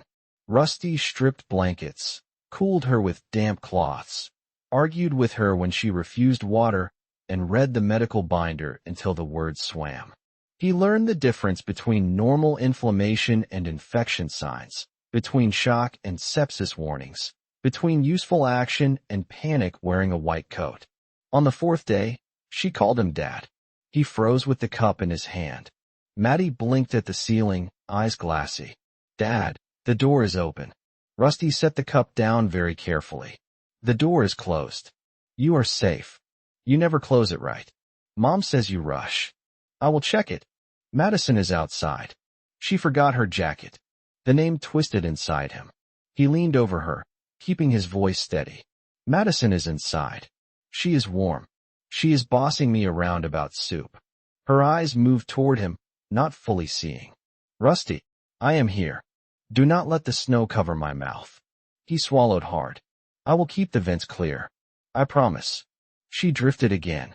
He went outside 10 minutes later and dug like a man, trying to keep a promise to someone who might not remember asking. The snow had crusted around the primary vent. He broke it loose with the shovel, then with a metal rod, then with gloved hands when the rod slipped. His breath came in ragged bursts. His lashes froze. By the time he finished, the orange flag was half buried.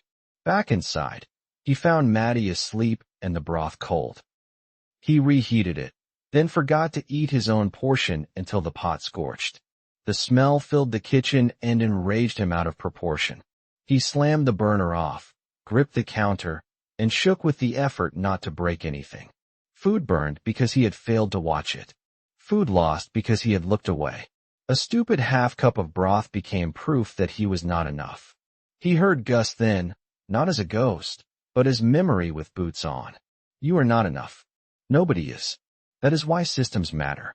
Checklists do not care if you are tired. Make one. Rusty made one. He taped it to the cabinet.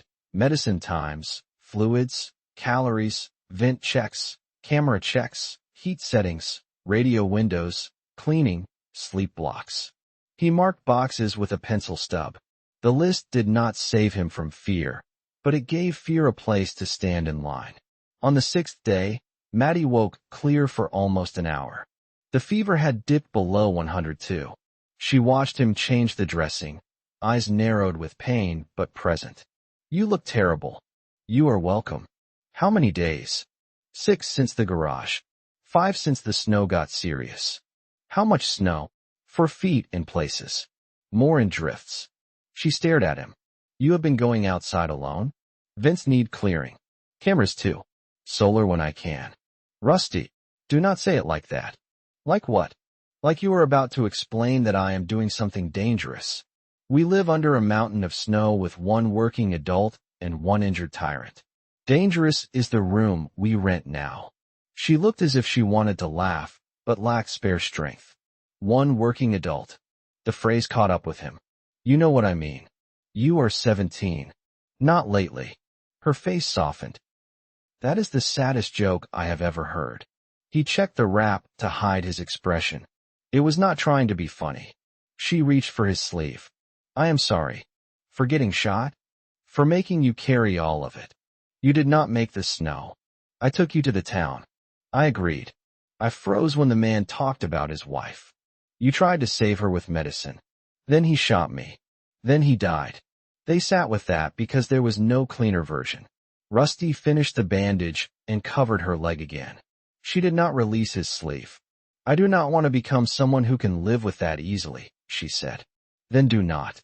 Live with it honestly. Easy is not required. Is that what you are doing?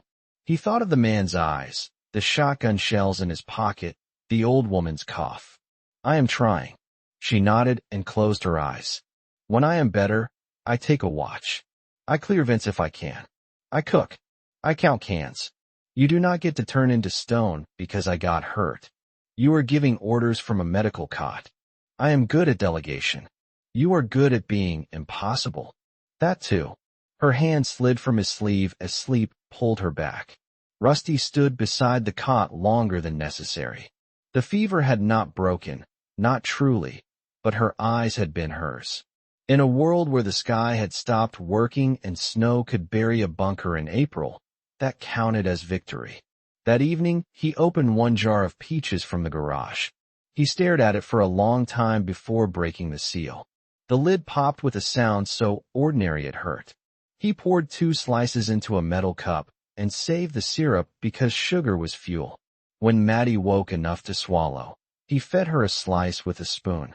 Her eyes filled. Worst day. Worst week. Do they taste stolen? Rusty looked at the jar. They taste like peaches. That might be the problem. She took another small bite. Then we remember both. Both what? That they were stolen, and that they kept me here. Rusty nodded. Outside, snow tapped softly against buried metal. Inside, Maddy chewed slowly, eyes closed, as if the sweetness were proof that life could still be complicated enough to hurt and be wanted at the same time. Chapter 23. Fever Weather. The fever came back harder on the 8th day. It rose through the afternoon in mean increments, each number a small betrayal. Maddy tried to joke at 102. At 103, she stopped pretending the light did not hurt her eyes. At 104, she began talking to people who were not in the room. Rusty moved the medical cot closer to the living space because he could not run between her, the stove, the monitors, and the radio anymore without losing track of something vital. He lowered the bunker temperature despite the cold outside, stripped her to a thin shirt and shorts, and laid cool cloths at her neck and wrists. The injury had developed a deeper redness around the ragged edges. Not streaking, not yet, but angry enough that the medical binders seemed to whisper failure. He cleaned it again while she gripped the cot rails. She screamed when the antiseptic touched the torn skin, then sobbed apologies he refused to accept. Do not apologize for pain. he said for the 10th time. I am making noise. Noise means breathing. I like breathing. You like quiet. I changed my mind. She tried to focus on him. Liar. Terrible at it, remember? For the first time in hours, her mouth moved close to a smile. Then the fever dragged her under again. Rusty adjusted the blanket, recorded the antibiotic dose, and forced himself to eat a spoonful of peanut butter over the sink. He hated the taste now. It stuck to the roof of his mouth and made him thirsty. He ate another spoonful anyway. The bunker became louder as his exhaustion deepened. Every fan click sounded like a footstep. Every pipe tick sounded like a latch. The refrigerator motor startled him. The radio static raised hair along his arms. The monitor wall gave him white, and the occasional black shape of a branch bending under snow. He began speaking aloud to the checklists because silence let fear invent dialogue. Primary vent cleared at 1400. Secondary vent at 1430. Exhaust checked. Camera 4 blind. Camera 2 partial. Medicine due at 1600. Water goal not met. Maddy will drink because she is stubborn, but I am worse. I heard that, Maddy muttered from the cot. Good drink. Tyrant. Delegated authority. The banter lasted less than a minute, but it mattered. Rusty measured time in these brief surfaces when she came up from the fever and knew him. Beneath them stretched hours where she shivered, burned, murmured, and twisted at blankets as if fighting ropes. Once she begged her mother not to let the water reach the stairs. Once she told Gus to stop bleeding on the seat. Once she whispered Rusty's name with such fear that he dropped the cup he was washing and ran to her, only to find her staring at the ceiling, lost in some internal road where he could not follow. He slept in 10-minute pieces. He learned to wake from the change in her breathing.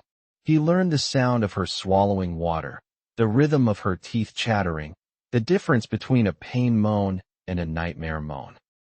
His world narrowed until it contained her temperature, the color around the injury, the air in the vents, and the supplies that would not stretch if he made a mistake.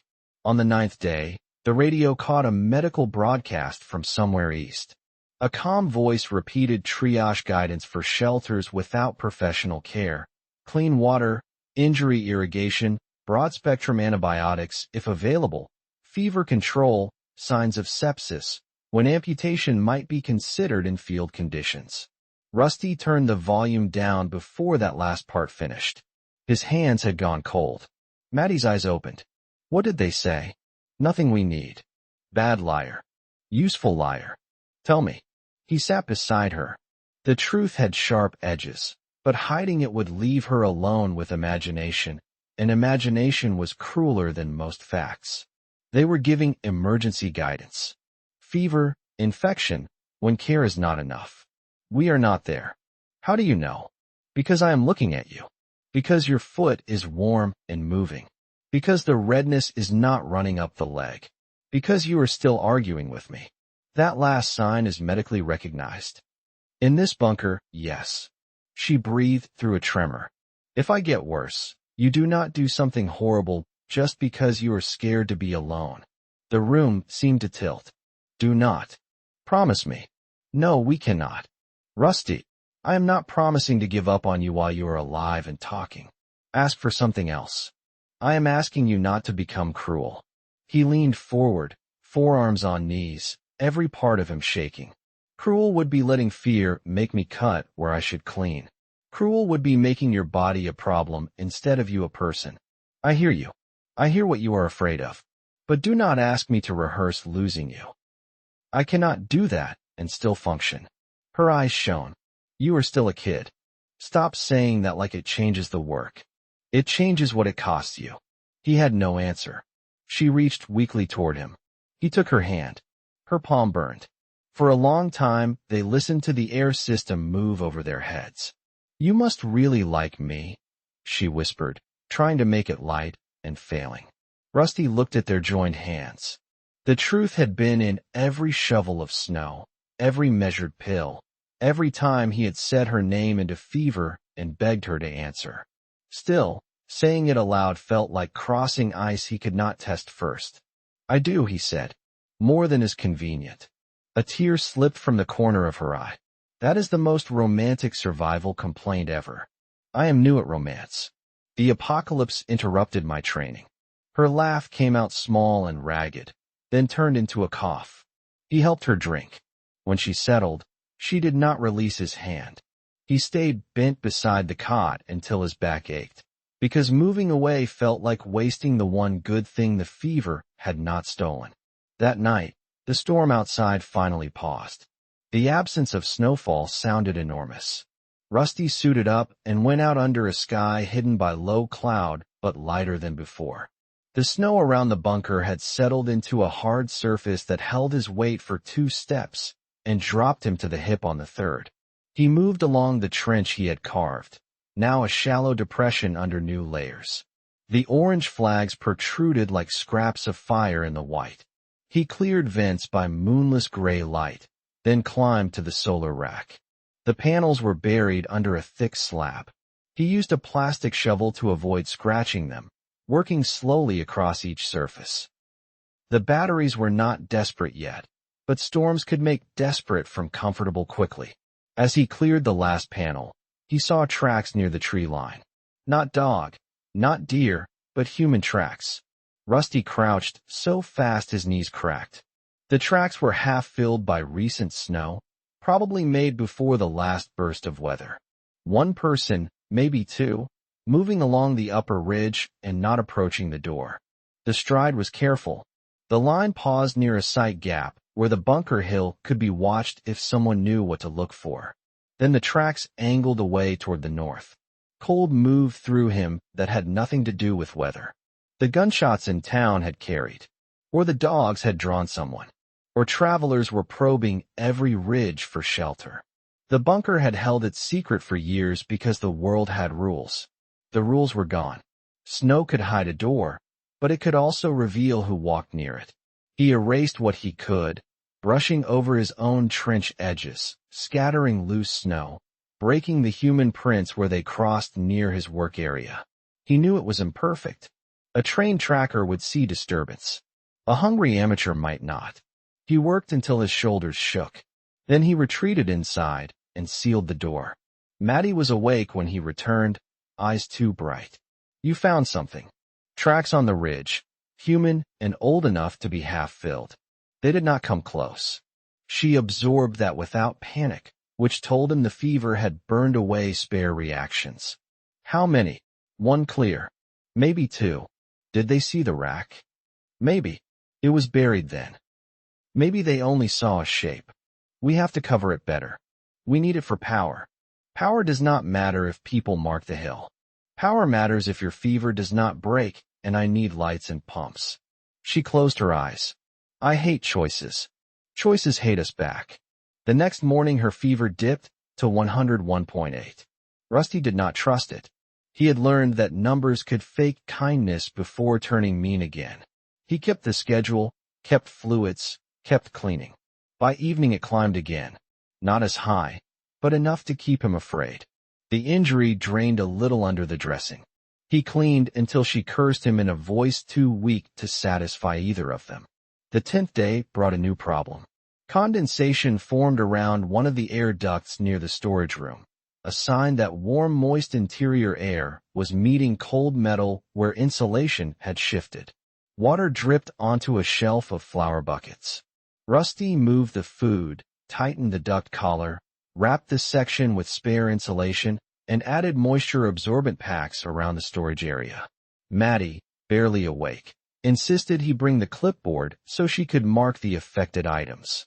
You are not working inventory with a fever. I am supervising. You are hallucinating sometimes. Then check my math. He brought the clipboard. Her numbers were shaky, but correct. The act of writing seemed to pull her toward herself. She noted possible moisture exposure, moved items, and ration adjustments if flour spoiled. Her handwriting looked like a seismograph, but it was hers. See, she said. Still useful. You were useful unconscious. You scared me into efficiency. That sounds like leadership. Terrifying leadership.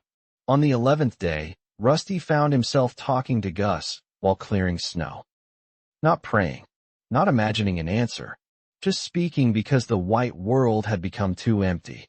He told Gus about the bunker systems, about the garage, about Maddy's fever, about the tracks on the ridge. He admitted he had burned broth. He admitted he was angry that Gus had died before teaching him how to be alone with someone else's life in his hands. The forest gave no reply. Snow slid from a branch and thumped beside him. Rusty laughed without humor. Good talk. When he returned inside, Maddy was watching him from the cot. Who were you talking to? The trees. They are judgmental but discreet. Gus. He shrugged out of the parka. Maybe. What did he say? Nothing. Very on brand for dead mentors. She patted the cot beside her with weak insistence. He sat. She studied his face, taking in the dark crescents under his eyes, the cracked skin, the beard starting along his jaw, the way his hands kept moving even at rest. You need to sleep longer than 20 minutes. I sleep. You collapse and reboot. That is different. The vents need checks. Set alarms. Lie down where I can see you. If I need you, I will throw something. Your aim is bad on medication. Then I will yell creatively. He wanted to refuse. He also knew he had started seeing movement in corners that was not there. He set alarms for the next medicine dose and the next vent check, dragged the second cot into the living space, and lay down fully clothed. Maddy watched until he closed his eyes. Sleep took him hard. He dreamed of the ridge tracks leading into the bunker, of Tom's wife sitting at their table eating peaches, of Gus cleaning a rifle with snow in his hair. When the alarm sounded, Rusty woke with a shout and rolled off the cot. Maddy was watching him with tears in her eyes. I am sorry, he said, embarrassed and breathless. Do not apologize for fear, she said softly. I heard that somewhere. The fever broke on the 13th night. It did not break like a movie, with sudden clarity and triumphant music. It broke in sweat. Rusty woke to Maddy shivering under damp sheets, skin cooler under his hand, hair plastered to her temples. Her temperature had dropped to 99.9. He checked twice because he did not believe mercy on the first reading. Then he sat on the floor beside the cot and put his face in both hands. Maddy opened one eye. Bad. No. His voice failed. He tried again. No, it is good. Then why do you look like that? He laughed and cried at the same time, quietly because he did not want to shake the room. Because good things are suspicious now. She reached for him. He took her hand and held it against his forehead. Her skin was warm, not burning. Warm like a person. Warm like someone still here. You kept me alive, she whispered. You helped. You complained constantly. It was motivating. Rusty. He looked up. The teasing left her face. She saw him then, maybe more clearly than anyone ever had. The 17-year-old beneath the hardened motions, the son without a father, the boy who had carried her through snow and then kept watch over her while the world tried to bury the door. Thank you, she said. There were answers people gave to those words. Rusty had heard them all. No problem. Anyone would have. You would have done the same. None of them fit. It had been a problem. Not everyone would have.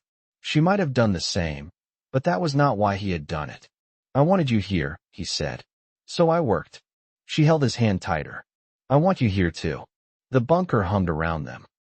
Above, for feet of snow pressed on concrete and earth. On the ridge, unknown tracks slowly vanished under the next light fall. In the storage room, the stolen jars sat beside labeled buckets. In the living space, 2 cots stood close enough that hands could reach across the gap. It was not peace. Peace had not survived the stop. But for that hour before dawn mode lifted the lights, Rusty let himself sit beside Maddy and feel something dangerously close to it. Chapter 24. The Work of Staying. Recovery was not a door Maddy walked through. It was a hallway with bad lighting and uneven floors. The fever broke, then left her weak, hollow-eyed, and furious at every limit. She could sit up for 10 minutes on the first clear day, 15 on the second. On the third, she insisted on standing with crutches Rusty adjusted from the medical storage rack. She made it 2 steps before pain folded her in half and Rusty caught her under the arms. "Do not say it," she gasped against his shoulder. "I was not going to. Your silence is smug. My silence is load-bearing." She laughed into his jacket, then winced because laughing pulled something in her leg. He helped her back to the cot. Her face shone with sweat, but she looked alive in a way that made the room larger. They rebuilt the bunker routine around her gradual return. Maddy took inventory from the cot. She reviewed the radio log, corrected Rusty's spelling of antibiotic names, recalculated calories after the supply run, and created a ration chart with 3 levels: normal survival, heavy labor, and medical recovery. Rusty objected to the recovery column because it gave her more food than him. She threatened to throw a pencil at his head and explained that if her body failed to rebuild, all his noble fairness would be expensive stupidity. "Gus taught you systems," she said. "My mother taught me that people are not identical machines. You shovel snow. I heal. Both cost fuel. You are using logic against me. I learned from the worst." She won. He added extra protein to her meals and told himself resentment would be less dangerous than infection. The truth was he did not resent it. He was relieved to have a rule that let him feed her more without feeling like he was stealing from their future. Outside, snow settled and hardened. The storm moved on or paused, but winter remained staged above them. Rusty expanded the trenches, built low walls along the paths to slow drifting, and rigged flags higher on branches. He cleared the solar panels when the sky brightened and watched the battery meters climb with the possessive pride of a farmer seeing green shoots. He repaired the camera 2 mount, tightened the loose conduit near the rack, and camouflaged exposed metal with cut branches that would not block sunlight too badly. The tracks on the ridge haunted him. Every outdoor trip included a scan of the tree line. He found no fresh human signs for 4 days. Then, on the 5th, he found a scrap of blue fabric snagged on a blackberry cane above the upper trail. It might have blown there. It might have been old. It might have been nothing. He bagged it anyway and showed Maddy. She turned it over between 2 fingers. "Jacket material. Cheap rain shell maybe. You recognize that? I used to care about clothes. It had to become useful eventually. Could be from before. Could be. Neither believed it enough." They added a ridge watch to the schedule. Rusty set trip cans along 2 approaches, using fishing line and empty food tins with stones inside. They were crude, ugly, and not as reliable as real sensors, but they did not use power. Maddy drew the perimeter map from memory and marked dead ground where the cameras could not see. "This is where I would come in," she said, tapping a shallow saddle above the emergency hatch. "If I did not know about the cameras and wanted to watch without being seen. You think like a criminal. I think like a girl whose father hid a bunker under a hill and made her play security games when she wanted to go to the mall. Your father was intense. My father was right. I hate that most." The bunker changed as they lived in it. At first it had felt like Maddy's family space with Rusty as an armed guest. Slowly, their hands left marks.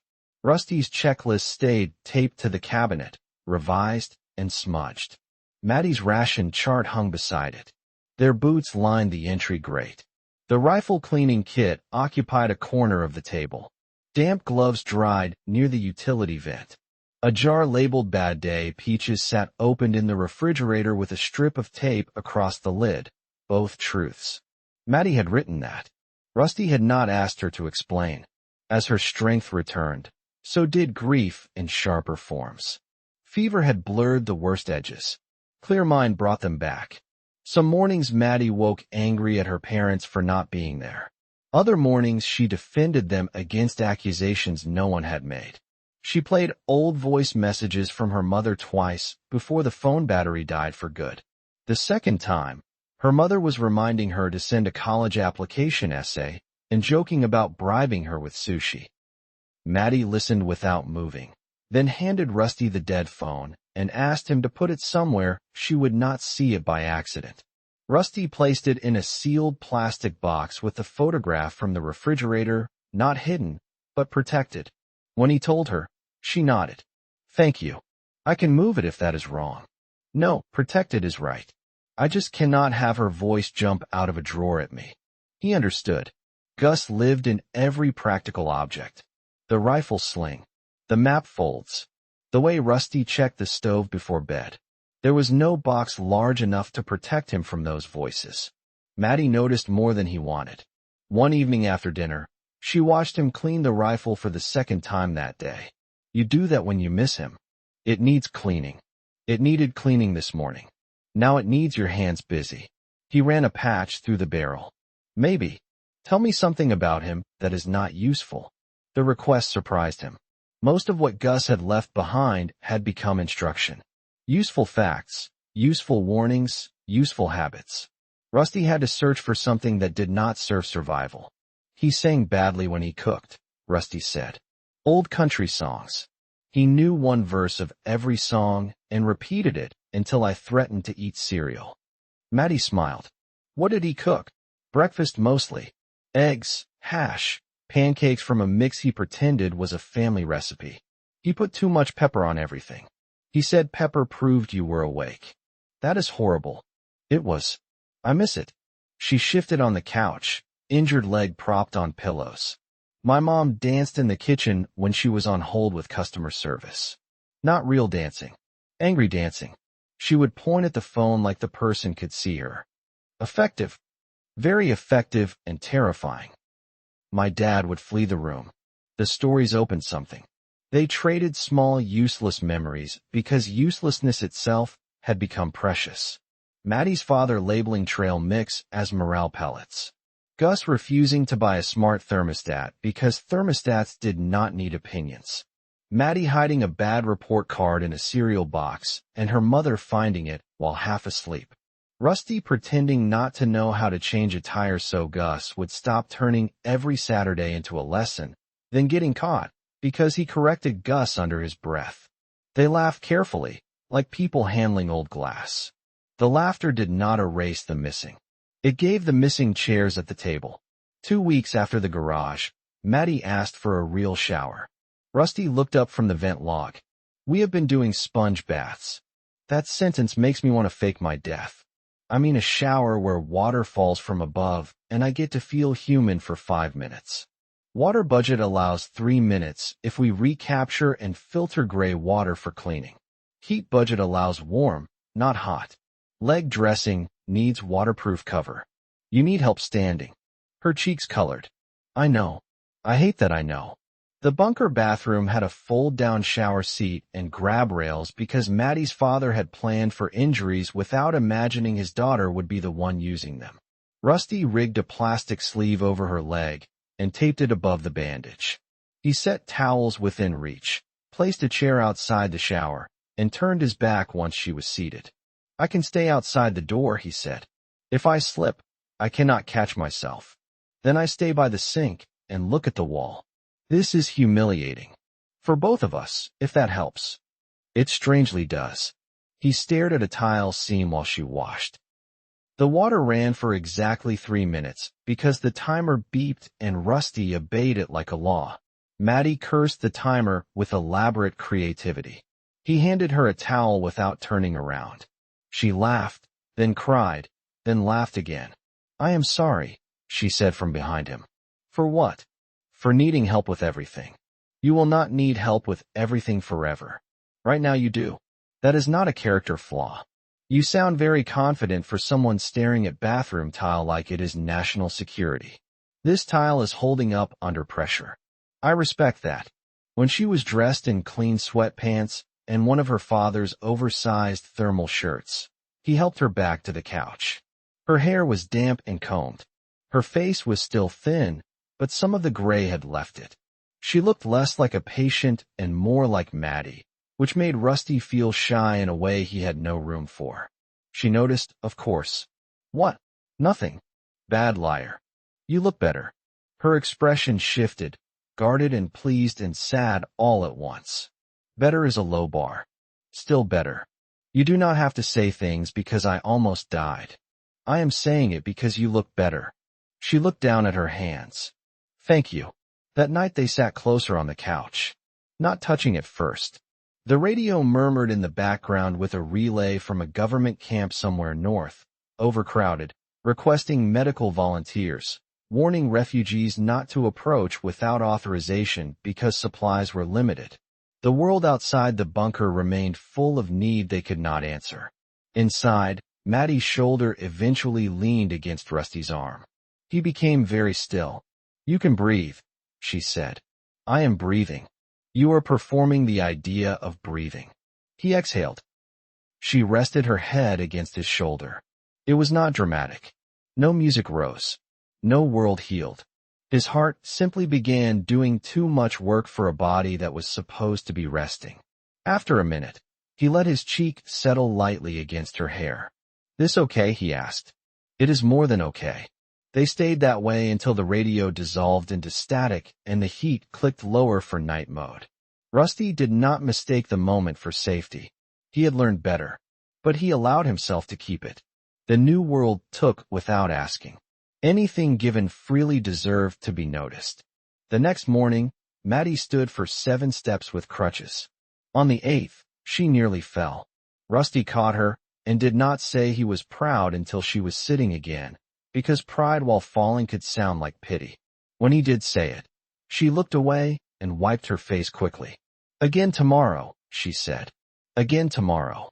Above them, the snowpack began to settle with low groans through the trees. Water dripped in daylight and froze at night. The world was still broken, but not motionless. Change had returned in small, dangerous increments. Rusty logged each drip, each thaw, each freeze, each radio report, each sign of movement on the ridge. Maddy logged calories, medicine, and the slow return of strength to her leg. Together they turned survival from emergency into labor and labor into days. Chapter 25. Deep Winter Terms.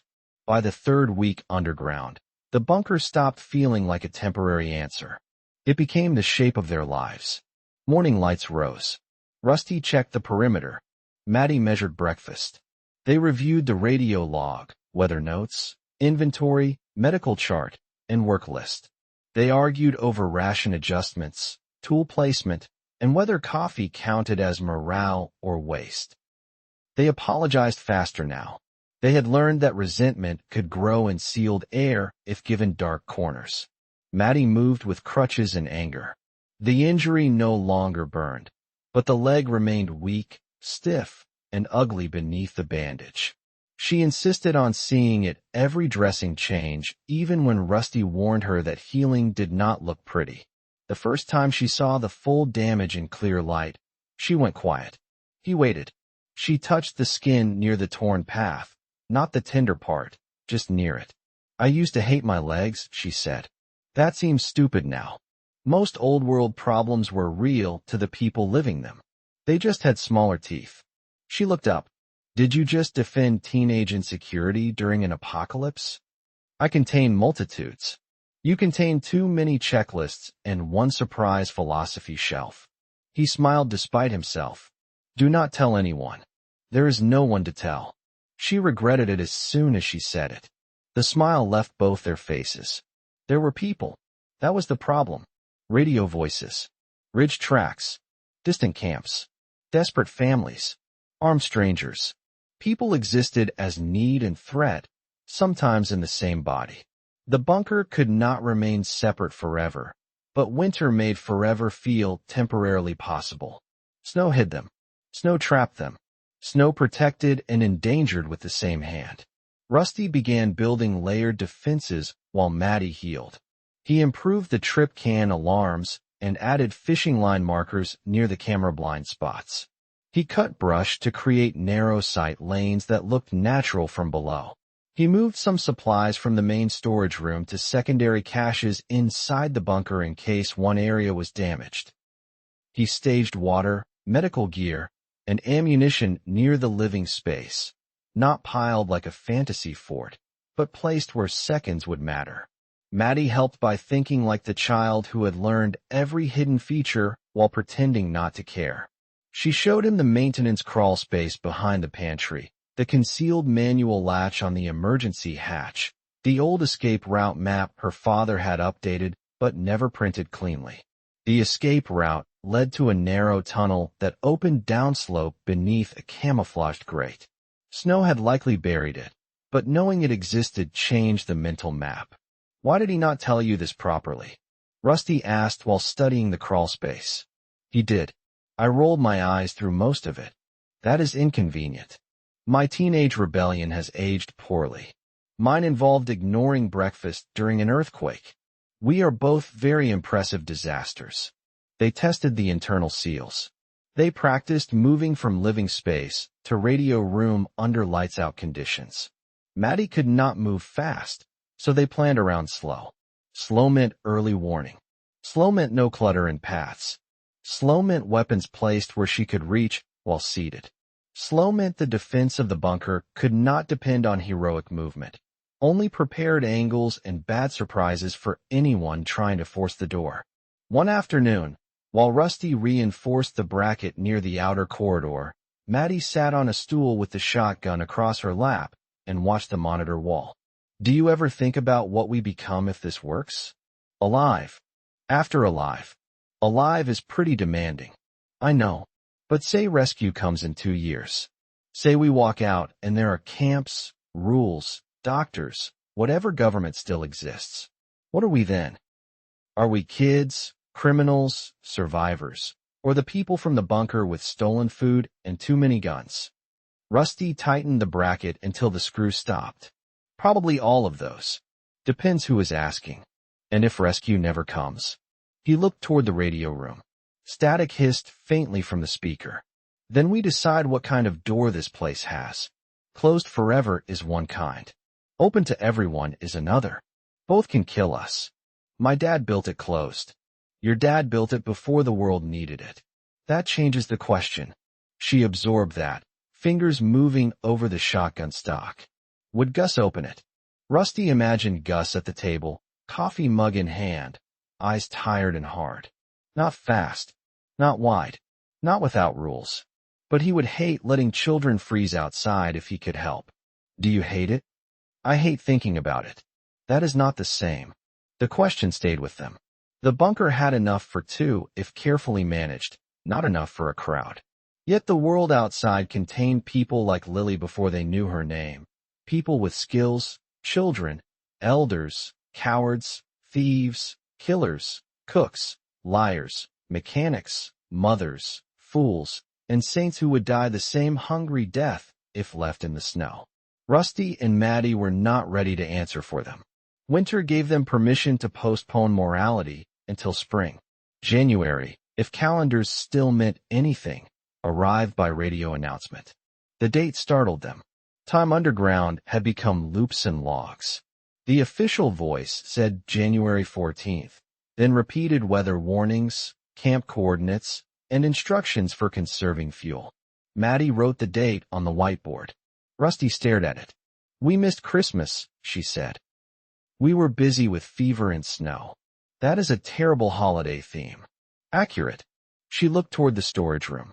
"My mom hid decorations in every house we ever lived in, even when we traveled. She said men could prepare for disasters, but women prepared for memory." They found a small plastic tub on the top shelf of the bedroom closet. Inside were battery candles, a folded paper garland, 2 dented ornaments, and a miniature artificial tree no taller than Rusty's forearm.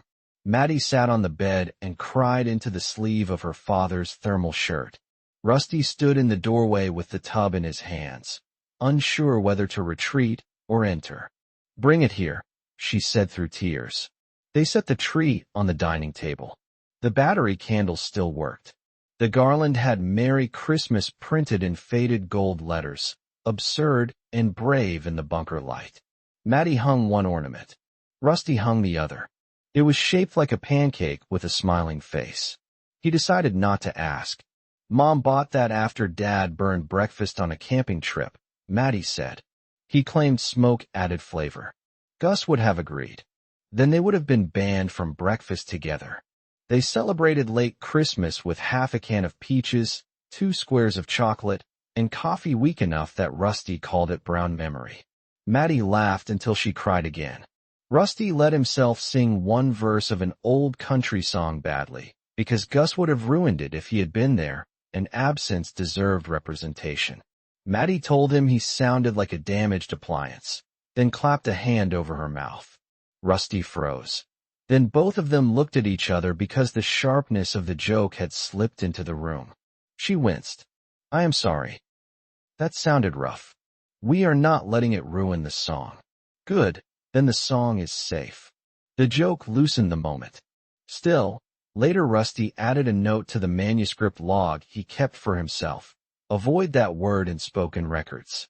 Some habits from the user's production notes had entered his fictional world, like superstition. But in the bunker, superstition and procedure often slept in the same bed.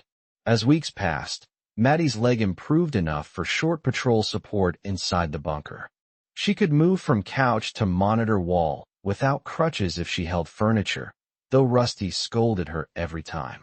She learned to clear minor weapon jams, operate the radio relay, monitor battery load, and read the snowpack sensors. Rusty learned to cook more than rice and beans, though creativity remained limited by ration charts and his fear of wasting seasoning. They had their first real fight over the dead man's shotgun. Rusty wanted it staged near the medical room because if the outer corridor failed and Maddy was stuck on the cot, she needed heavy stopping power within reach. Maddy wanted it locked near the armory because seeing it beside her bed made her dream of the garage. Rusty argued from tactics. Maddy argued from sleep. The fight escalated because both were right and both were tired. You cannot make every room a battlefield, she said. Every room is a battlefield if someone gets inside. Then I never get to heal. Healing does not matter if you cannot defend yourself. Defense does not matter if I lose my mind staring at the gun that shot me. That stopped him. He had been thinking of the shotgun as an object. She had been living with it as a memory. He unloaded it, locked it in the armory, and moved a pistol to a drawer near the cot instead. It was not perfect. It was survivable. I should have seen that, he said later. You see threats. Sometimes you miss scars. I do not want to. I know. That is why I told you instead of just hating you quietly. Thank you for the efficient communication. You are welcome for my emotional maturity. They learned each other's edges this way, by striking them accidentally, and then naming the pain before it became poison. Rusty hated being treated like a child and needed reminders that he was still young enough to break. Maddy hated being treated like a patient and needed reminders that healing was not laziness. Rusty counted when scared. Maddy organized when grieving. Rusty withdrew after nightmares. Maddy talked too fast when guilt cornered her. These facts became as practical as ammunition counts. Late one night, after a radio report about a riot at a fuel depot in eastern Washington, Maddy asked, "Do you think love is stupid now?" Rusty turned from the monitor wall. That is a dangerous question with no context.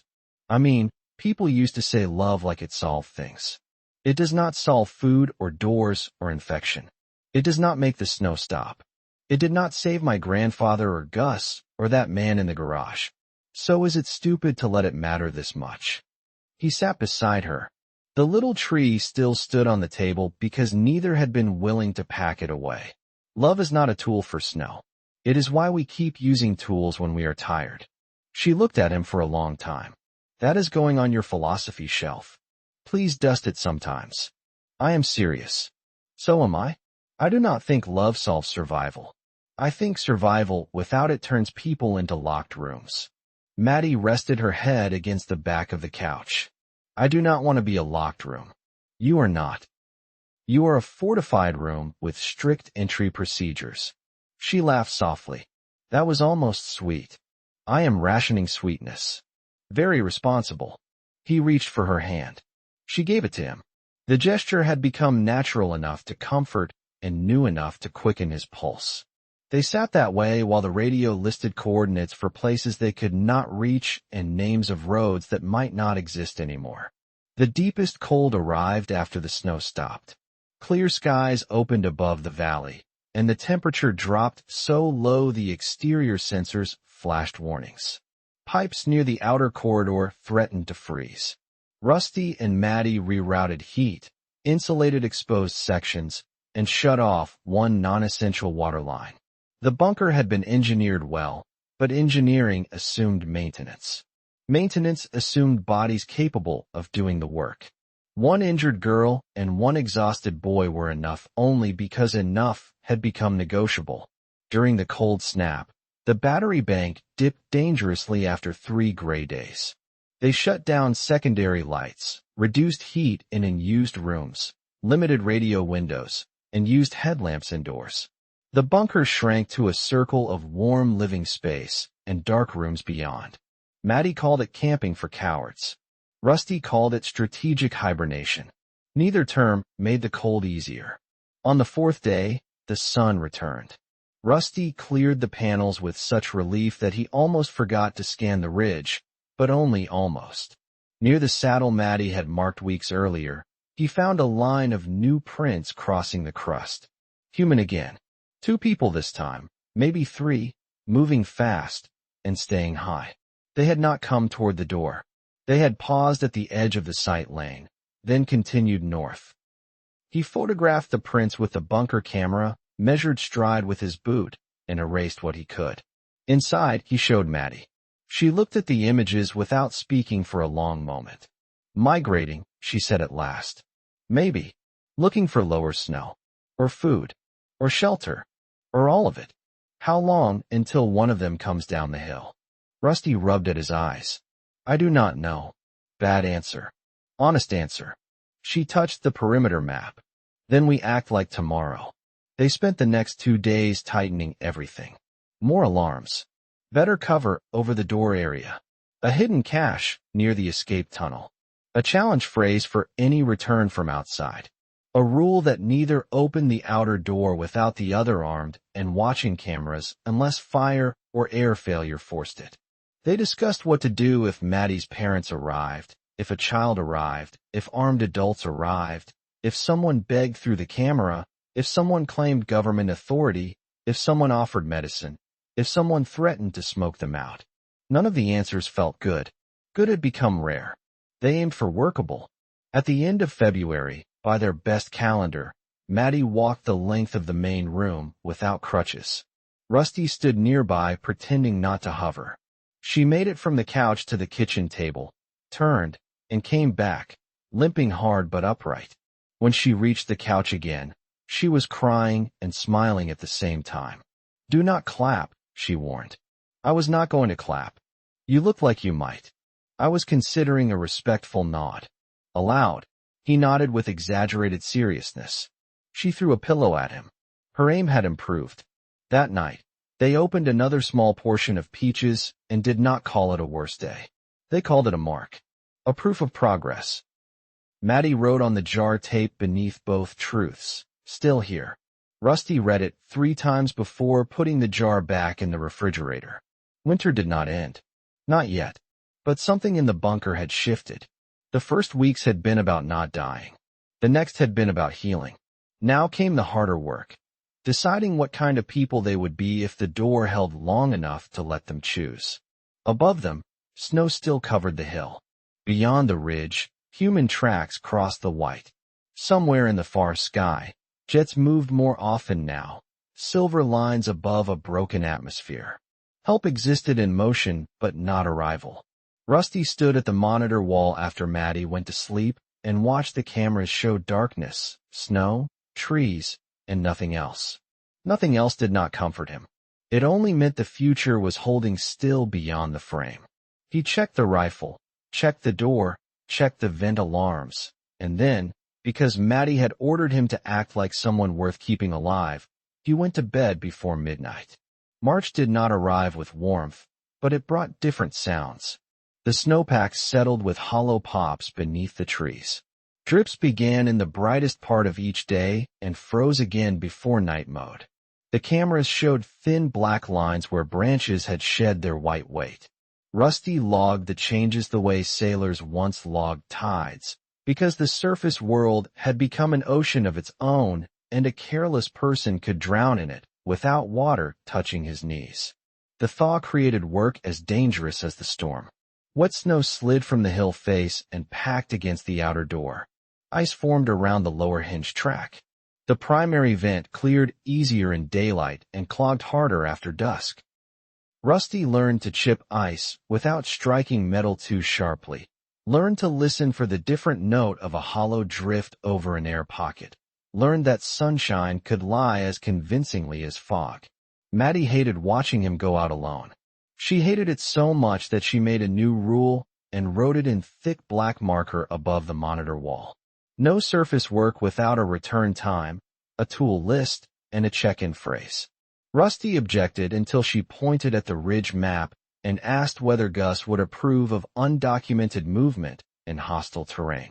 That ended the argument because fighting a dead man's standards was unfair and usually correct. Their check-in phrase changed every morning. Some were practical. Some were ridiculous because fear needed humiliation to keep from becoming king. On the first day, Rusty said, "Cold hands, clear vents," into the camera before re-entering. On the second, Maddy made him say, "Peaches are not a breakfast strategy." On the third, he retaliated by choosing, "Inventory queens save lives," and she accepted it with regal annoyance from the monitor chair. The games mattered. They did not make the rifle lighter or the snow kinder, but they reminded them that obedience could be shared instead of imposed. Rusty had spent the first weeks after Gus died turning every lesson into a commandment. Maddy did not reject the commandments. She added jokes in the margins, and somehow the margins kept him human. One afternoon, the carbon dioxide alarm chirped during a vent check, not loud enough to signal danger, but sharp enough to turn both of them cold. Rusty traced the fault to a partially iced intake and a filter housing that had not seated cleanly after his last maintenance cycle. He fixed it within 20 minutes. That did not stop Maddy from shaking after the alarm cleared. "We could have slept through that if the sensor failed," she said. "We did not," Rusty answered. "That is not comfort. It is the kind I have." She looked toward the ceiling, toward the tons of earth and snow and forest above them. "My father built a fortress, and it still needs a teenager with a screwdriver to keep breathing." "Everything needs maintenance," Rusty said. "People too." She turned back to him. Was that a hint? It was a headline. He slept 4 uninterrupted hours that night because she sat beside his cot with the pistol, the vent log, and the stubborn patience of someone who had decided that care could be a weapon pointed at exhaustion. When he woke, embarrassed by how deeply he had vanished, she showed him the completed log and a cup of coffee, so weak it barely deserved the name. "You are terrible at resting," she said. "You are terrible at coffee. Then we both have room to grow." The next radio window brought a clearer report from the north.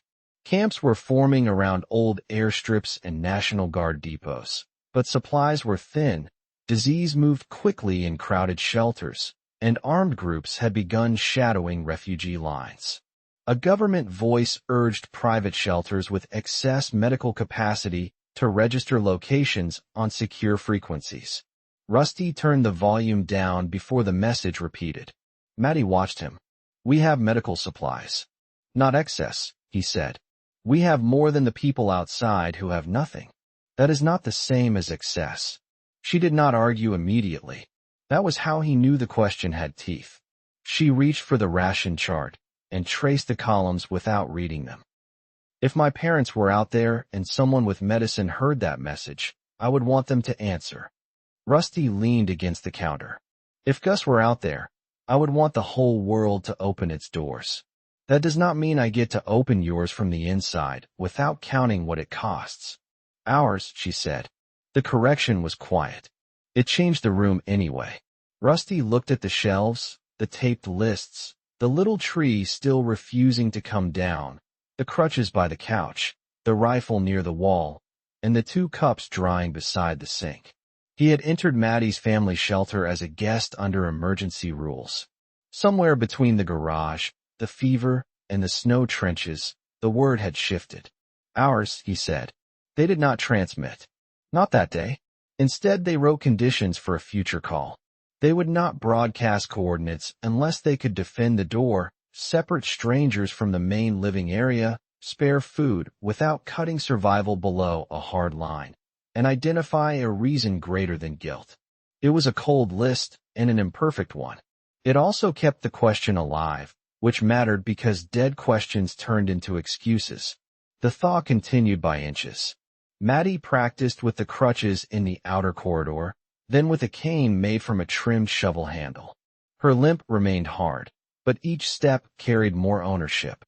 Rusty walked beside her without touching unless she asked. That restraint took effort. She noticed, as she noticed most things. You hover from farther away now, she said. I am evolving. You are pacing like an anxious guard dog. That is also evolution.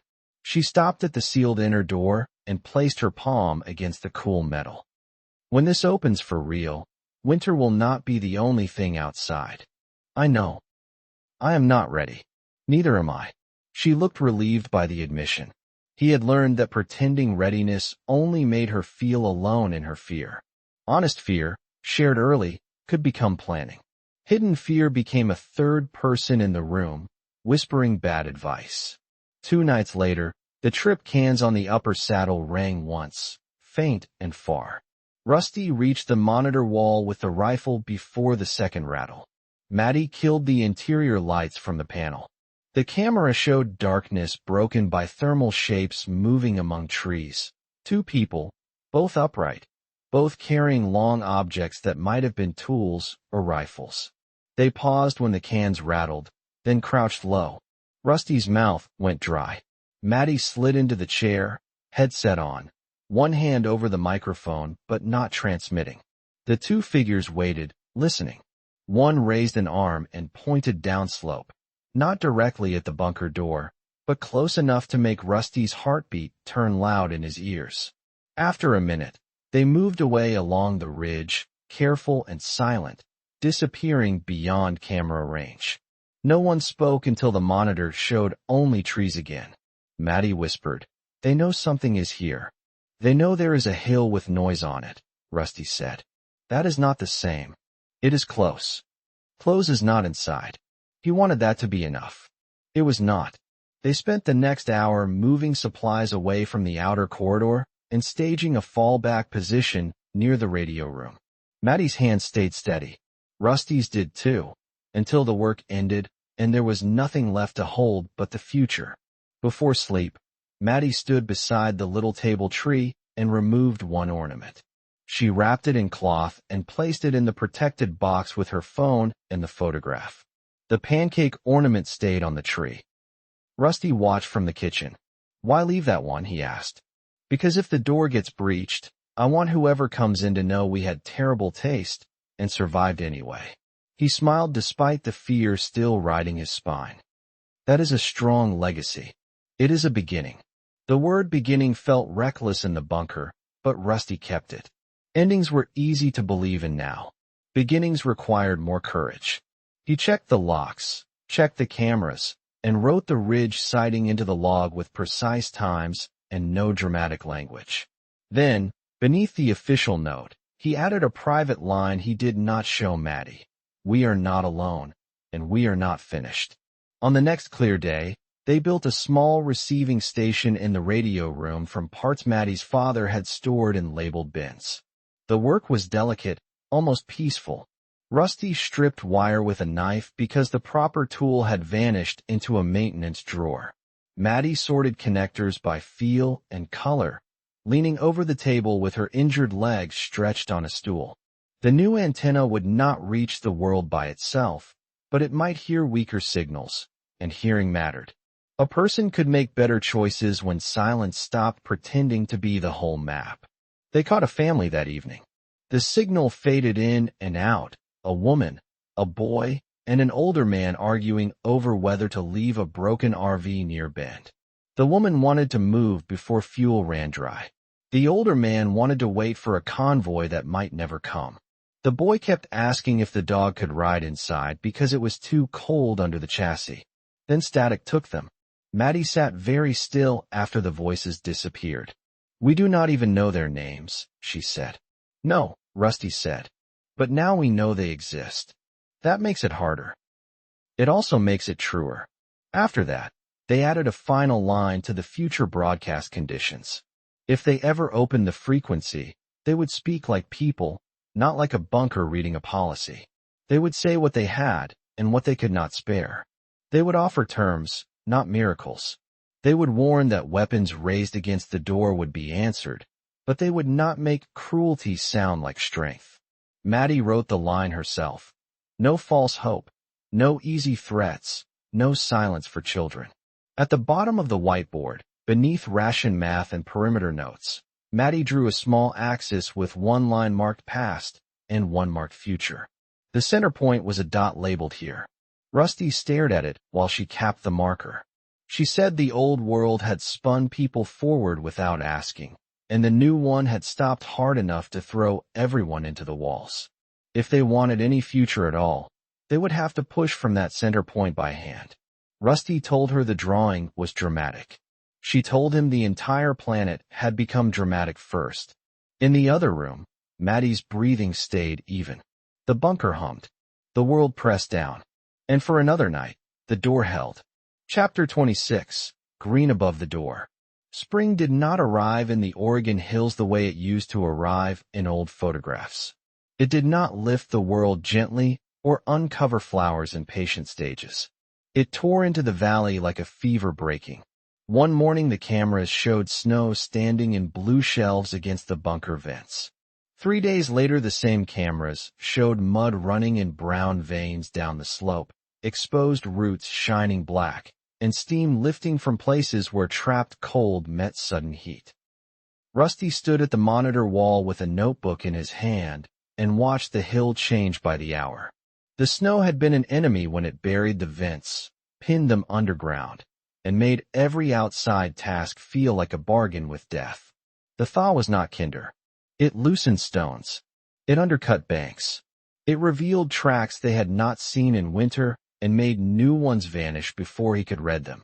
It turned the trail into paste and made the outer door sweat under its seal.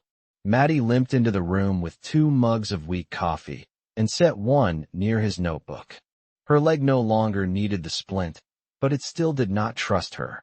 She moved carefully, with one hand skimming the wall whenever the floor changed angle.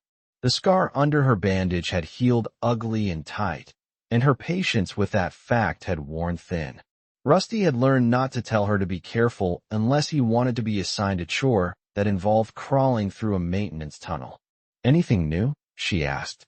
"Mud, more mud, and the same branch pretending to be a person on camera 3. He tapped the screen. "It has tried that trick 4 mornings in a row. I am starting to take it personally. Maybe it is watching us back. If that branch starts making ration suggestions, we leave."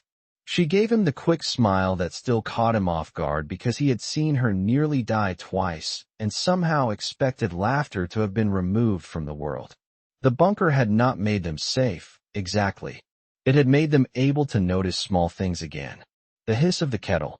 The exact sound her pencil made when she was angry at math. The way his name sounded different in her mouth after 2 weeks of fever, cleaning, fear, and too many truths spoken under emergency lights. He had never asked what they were. That question felt too clean for the life they lived.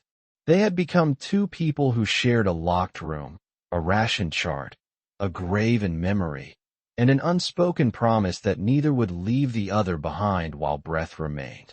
Sometimes Maddy sat close enough on the couch that her shoulder touched his. Sometimes he woke from bad dreams and found her hand around his wrist, anchoring him to the room. Sometimes the quiet after the lights dimmed held more tenderness than words could carry. They were also hungry every day by design.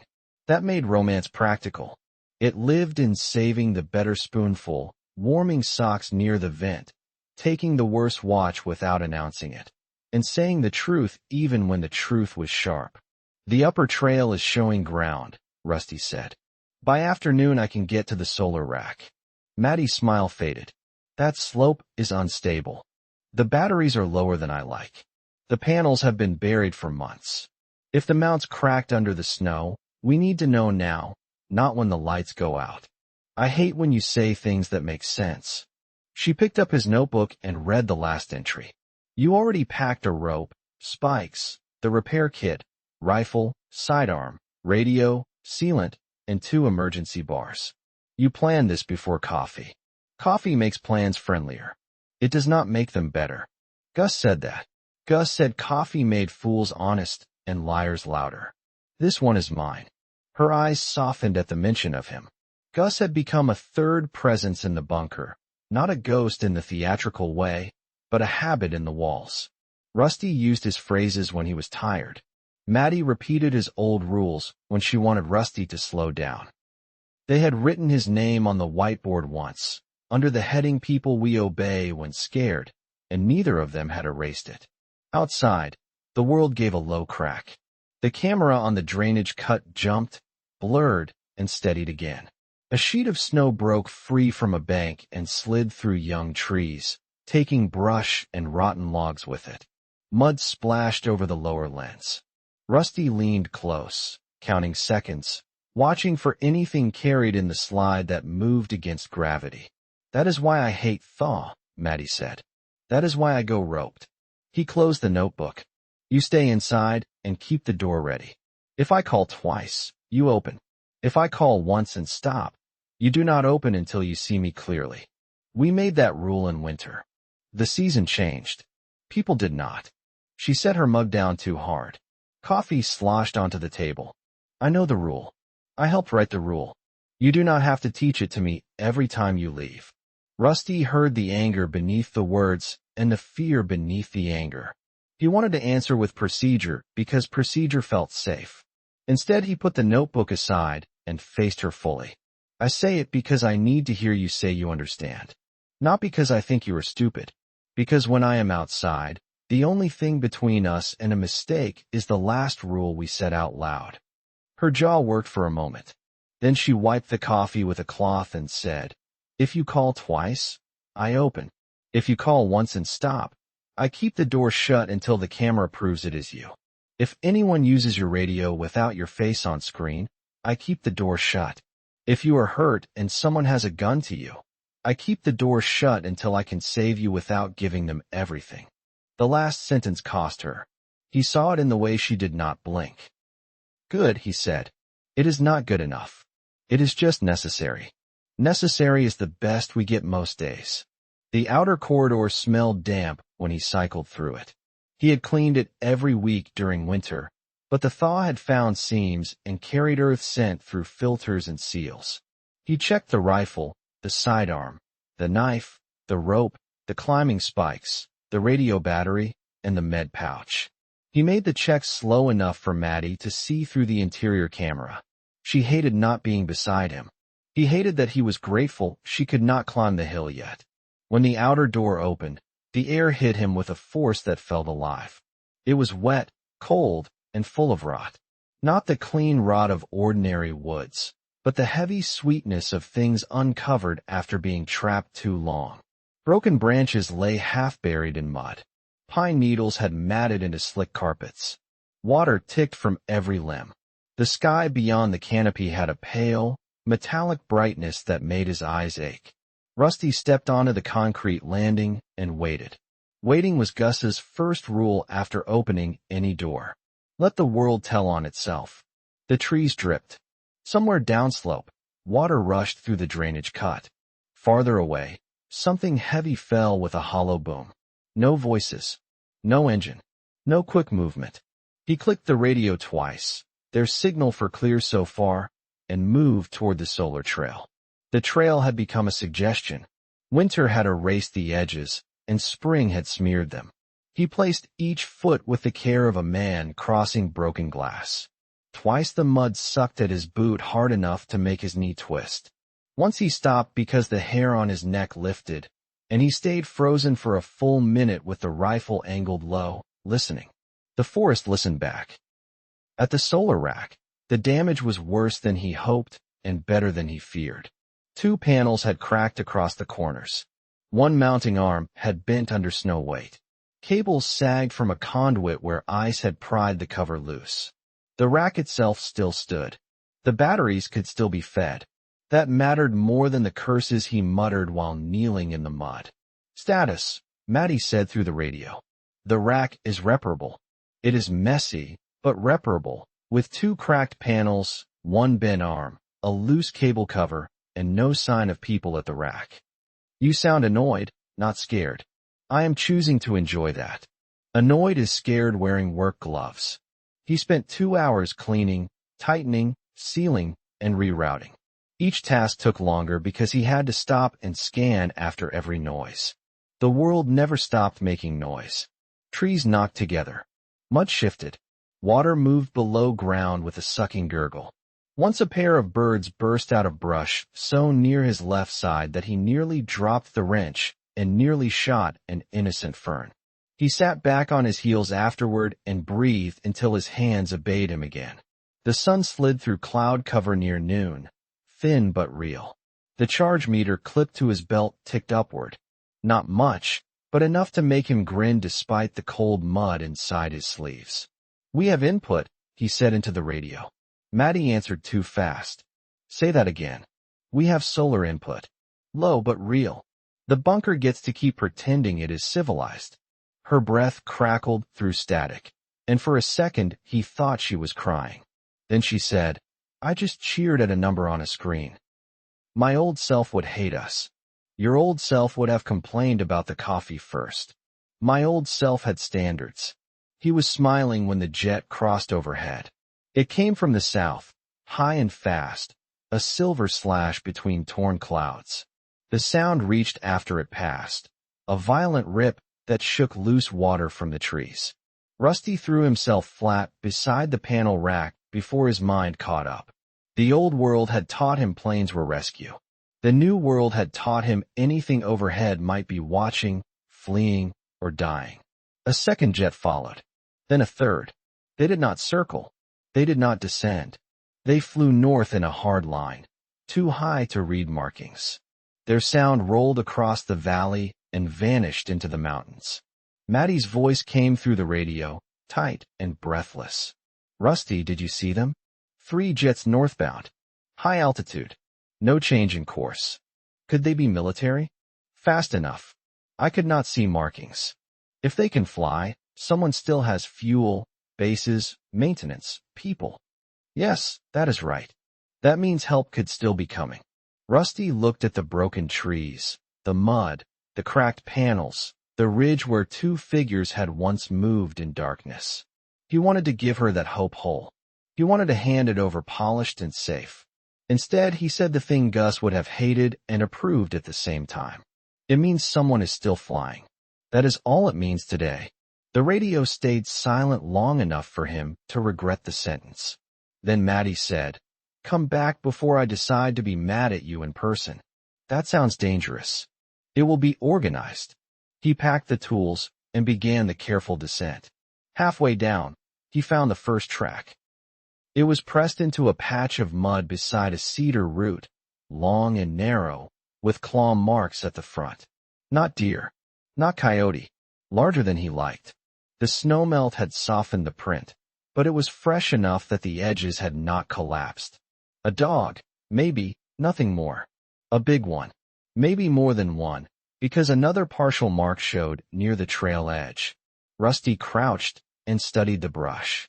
Dog packs had been a problem even before the world broke, when people abandoned animals in storms and fires. After months without regular food, pets could become desperate things with ribs showing and old loyalty burned away by hunger. He had heard them in winter sometimes, far downslope, mad voices carrying through frozen air. He did not tell Maddy over the radio. Not yet. A track was information, not an emergency. He marked the location in his notebook, brushed a twig upright beside it, and moved faster without letting his steps become careless. At the bunker door, Maddy made him turn in front of the camera before she opened. He did not tease her for it. Inside, the corridor lights looked warm enough to be holy. She waited behind the second threshold with her cane in one hand and Gus's old sidearm in the other, both aimed at the floor. Her face changed when she saw the mud on him. You look like the hill tried to eat you. It chewed with enthusiasm. He set the rifle down only after the outer lock sealed. Panels are working. Not perfect, but working. She leaned against the wall and closed her eyes. That is the first good news that did not have teeth in it for a while. He thought of the tracks and chose honesty before comfort could make him weak. There are dogs near the upper trail. Big prints, and they are fresh. Maddy opened her eyes again. The good news lost its softness. How many? At least 2 passed through.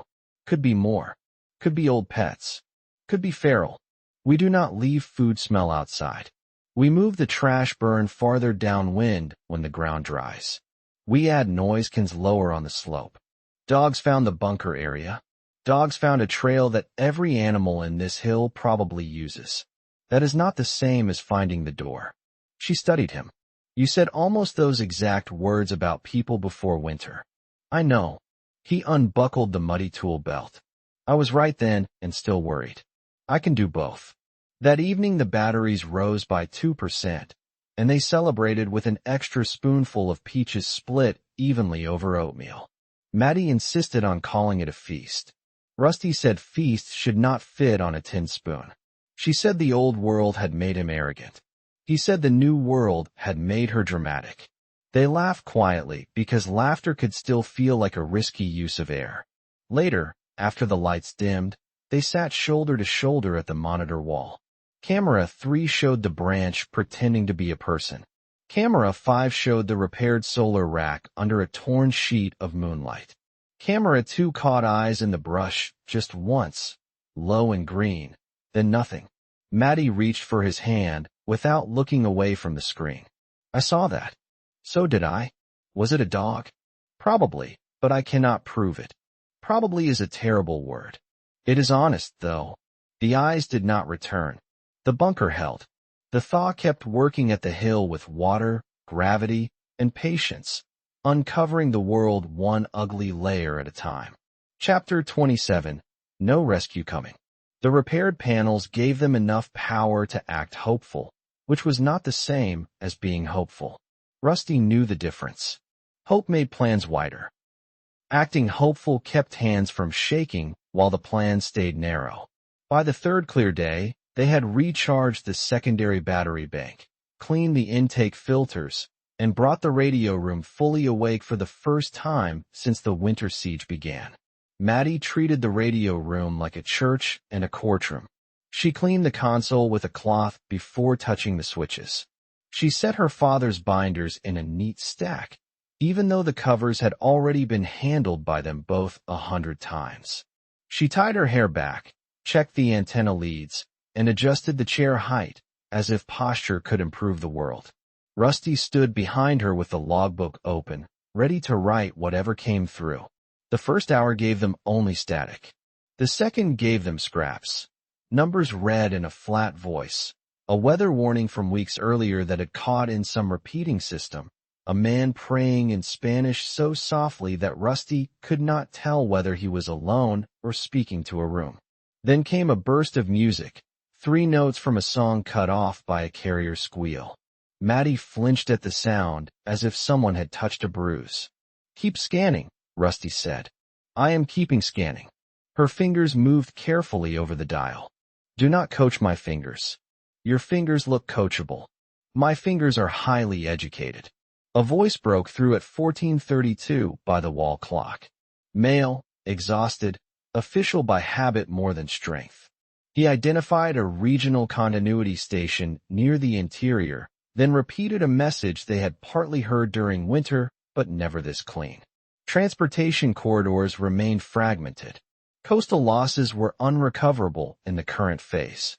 Fuel allotments were reserved for strategic movement, medical evacuation when verified, and aerial survey. Civilian extraction from isolated shelters was suspended except under direct military order. Communities were advised to organize locally, ration severely, avoid unnecessary travel, and preserve seed stock, medical supplies, and water infrastructure. Maddy stopped breathing like a person waiting for the next line to save her. The next line did not save her. The voice continued. Atmospheric instability remains severe due to rotational anomaly. Long-term climate bans were no longer predictable using pre-event models. Aid prioritization had shifted to large population centers and defensible agricultural zones. Independent shelters should not expect direct support unless integrated into regional command networks. Message repeated every 6 hours when power allowed. Static took the voice, returned it, then took it again. Rusty wrote until the pencil snapped. He set the broken half down and reached for another. Maddy sat very still. Her face had gone blank in the way it had gone blank when fever burned through her, and she was too tired to suffer loudly. Suspended, she said. That was the word. Not delayed, but suspended. Yes, that is right. Independent shelters should not expect direct support. She repeated it with a calm that scared him more than shouting. That means us. Unless integrated into a regional command network. We are not.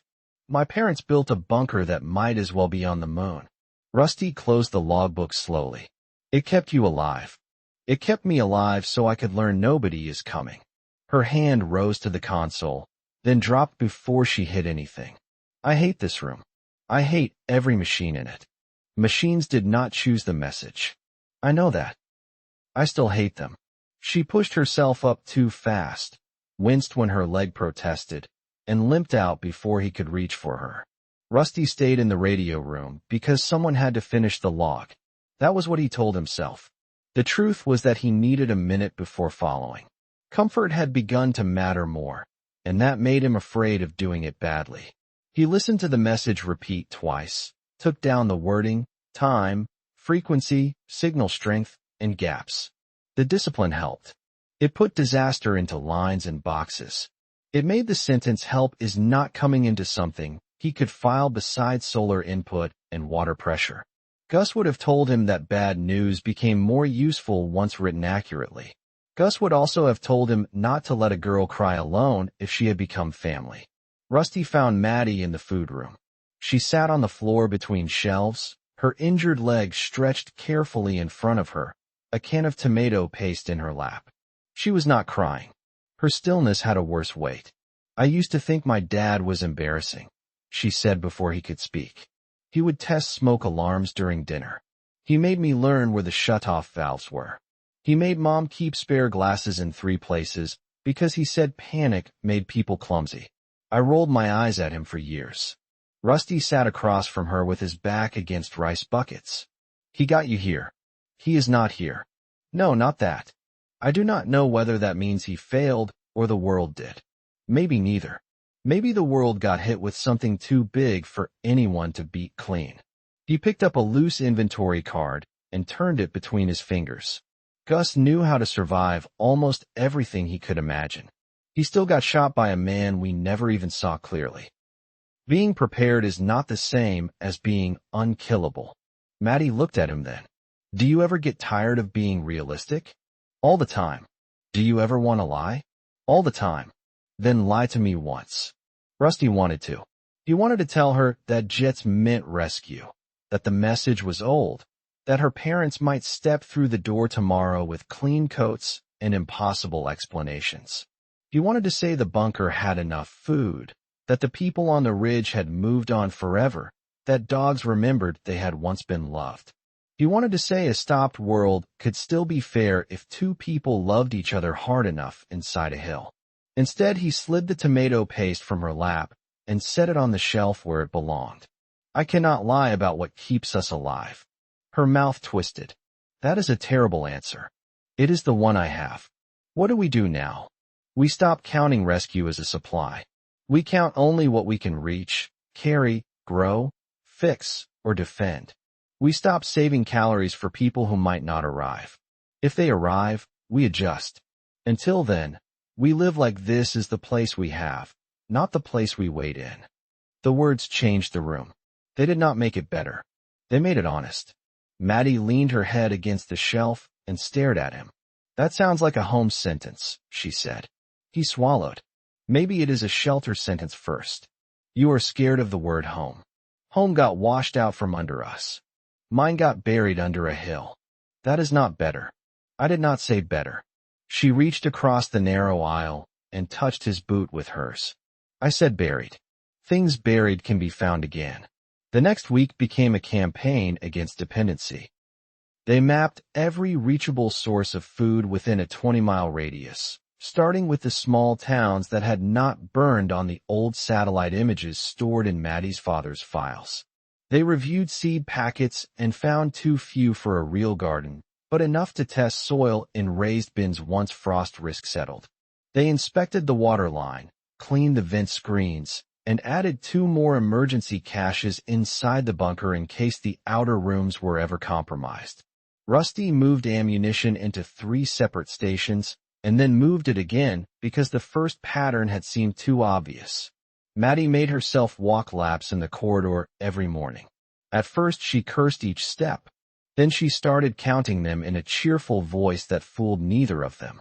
By the end of the week, she could climb half the interior stairs without stopping. Rusty pretended not to notice her pride until she called him a coward for not complimenting her. He complimented her with such solemn formality that she threw a rolled sock at his head and missed by a foot. Their tenderness grew around work because work was the only soil left.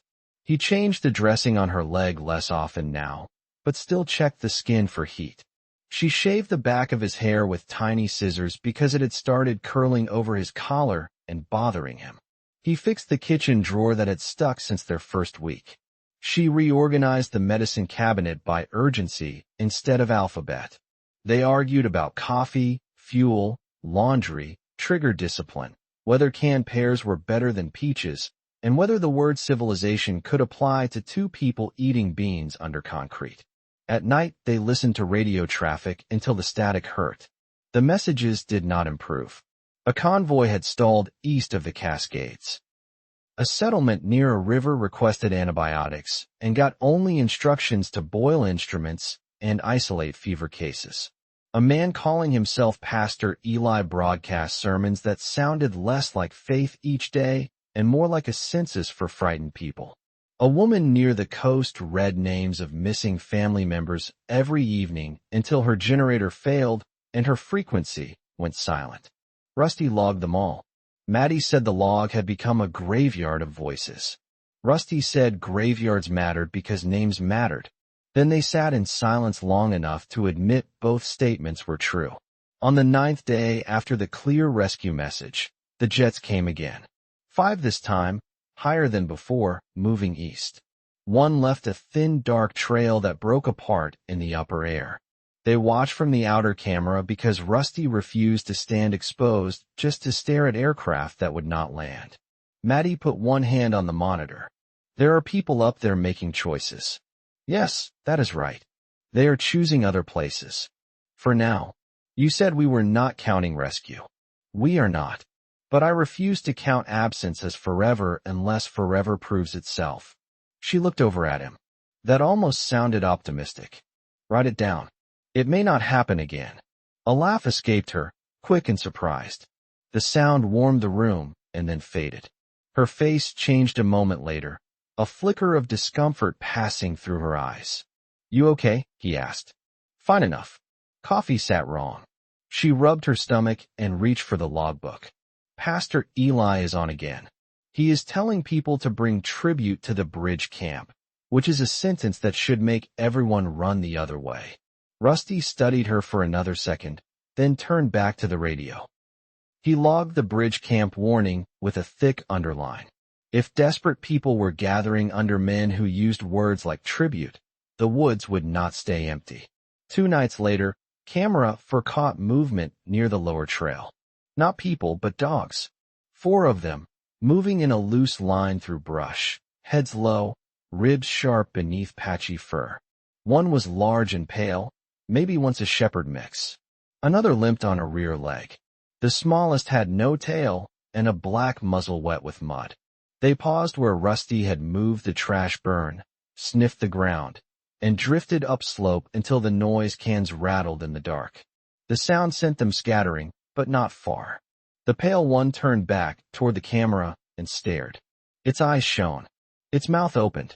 Even through the silent feed, Rusty could imagine the breath, the hunger, The old memory of humans as both food source and threat. Maddy stood beside him with the cane forgotten in her hand. They are so thin. Hungry makes animals brave. They were pets once. Maybe, nothing more. Do not say that like maybe makes it easier. It does not. The dogs melted into the trees. Rusty added 3 more cans to the lower wire the next morning, smeared no food scent outside, and carried the rifle with the grim understanding that the bunker had gained another kind of enemy. Maddy watched him from the interior camera and said nothing until he came in. Then she said, "We cannot shoot every hungry thing in Oregon." He sealed the inner door and leaned the rifle in the corner. "We only shoot the hungry things that try to come through the door." "That is still terrible." "Yes, that is right." She looked tired enough that terrible had become a physical weight.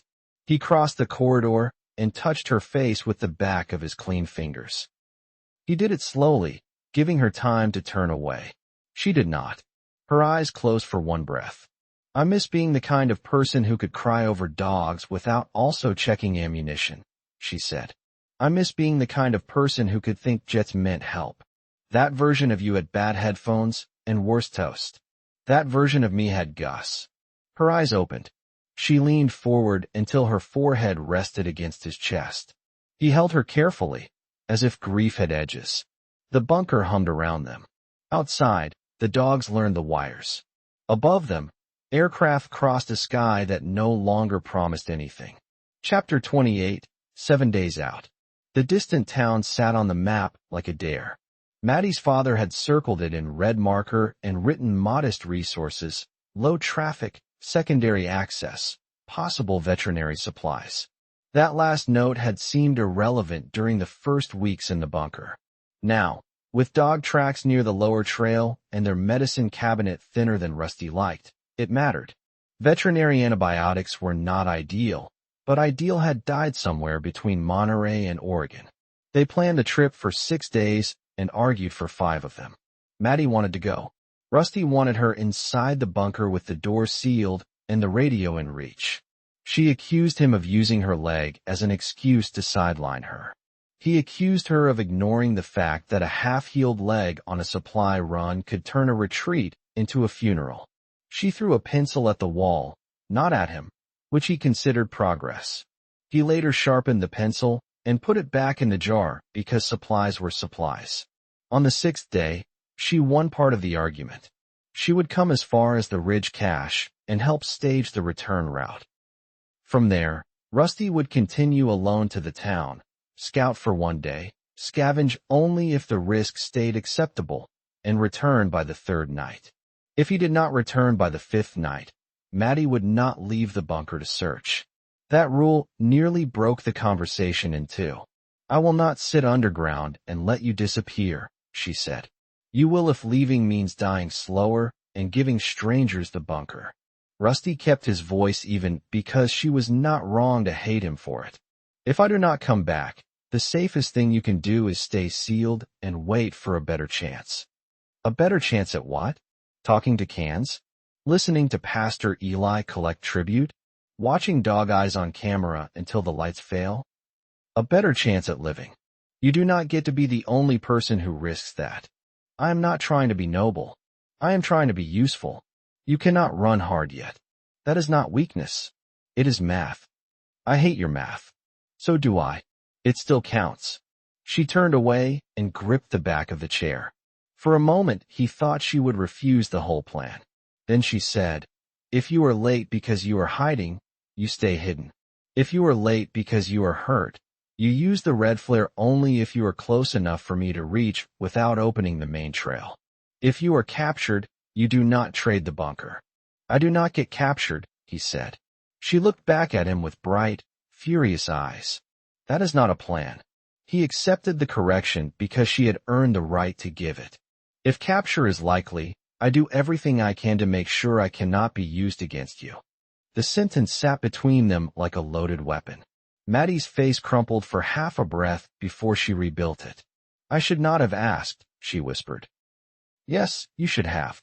They left before dawn 2 days later. The bunker door opened into wet dark. Maddy wore a pack lighter than she wanted and heavier than Rusty liked. Her cane had been replaced by a cut-down trekking pole with a rubber tip and a loop around her wrist.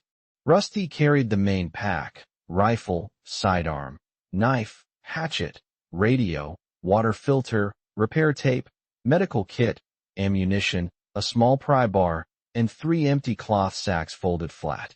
He felt every ounce before they reached the first switchback. The forest smelled bigger after months underground. Wet bark, thawed soil, green needles, animal musk, and the sour trace of old smoke from fires that had burned and gone hungry.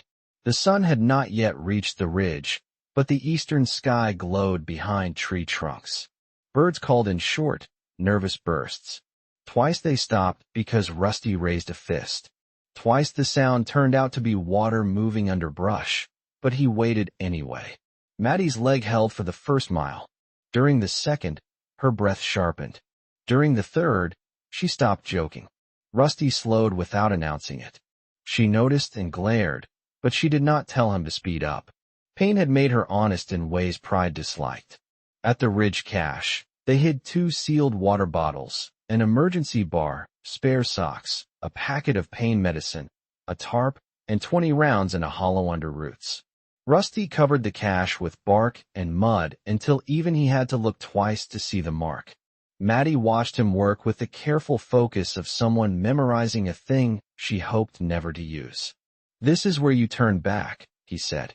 "I know. Say the return route." She exhaled hard but did it. "Down the north cut, not the main trail. Stop at the stone split and watch the lower camera lane for 10 minutes. If I see people or dogs, I circle east and use the maintenance grate. If I twist the leg, I stay off the open trail and call twice. If you answer with the wrong phrase, I assume someone has your radio. Good enough. Do not say good like you are grading me. Excellent, then. That is worse." He smiled despite himself. The smile made leaving harder. She stepped closer and adjusted the strap across his chest, though it did not need adjusting. Her fingers lingered over the buckle. "Come back," she said. "That is the plan. Plans change. I am giving an order. Then I will take it seriously." She kissed his cheek, quick and fierce, then stepped back before either of them could turn it into a farewell. Rusty did not trust long farewells. They invited the universe to listen. The trail beyond the ridge dropped through dense timber and then followed an old service road half swallowed by brush. Rusty moved fast for the first hour, then slowed when the road narrowed near a washout. The rotational anomaly, as the radio voices called it, had made weather behave like an animal with a head injury. Storms stalled in one valley and spared the next. Winds crossed themselves. Rain fell from clouds that seemed too thin to hold it. The road showed all of that damage in layers. Mud over ash, ash over cracked asphalt, tree fall over tire tracks cut by fissures that had opened after the first catastrophe. By midday, he reached a bridge that no longer deserved the name. The creek below had changed course and eaten one bank, leaving the far end of the bridge hanging 3 feet above empty air. Rusty lay flat, crawled to the edge, and studied the drop. The water was fast, milky with silt, and loud enough to hide footsteps. That made it dangerous. He backed away, moved upstream, and spent 40 minutes finding a place where fallen cedars made a rough crossing. Halfway across, a branch shifted under his boot. He froze with one knee against wet bark and both hands gripping a limb. The pack tried to pull him sideways. Water smashed below, carrying foam and broken sticks. His heart hammered so hard his vision pulsed. He thought of Gus telling him that fear was only useful until it started giving orders. He breathed, moved one hand, then one foot, then one hand again, and reached the far bank with mud up his sleeves. The town appeared late in the afternoon through trees and rain. It had no dramatic skyline, no burning towers, no sign declaring the end. Just a two-lane road, a gas station with its canopy collapsed, a feed store with a faded mural of a horse, a row of houses tucked behind fences, and a small clinic with a green cross sign cracked down the middle. The ordinary shape of it made Rusty more cautious. Places that looked dead could still have teeth. He watched from a wooded slope for nearly an hour.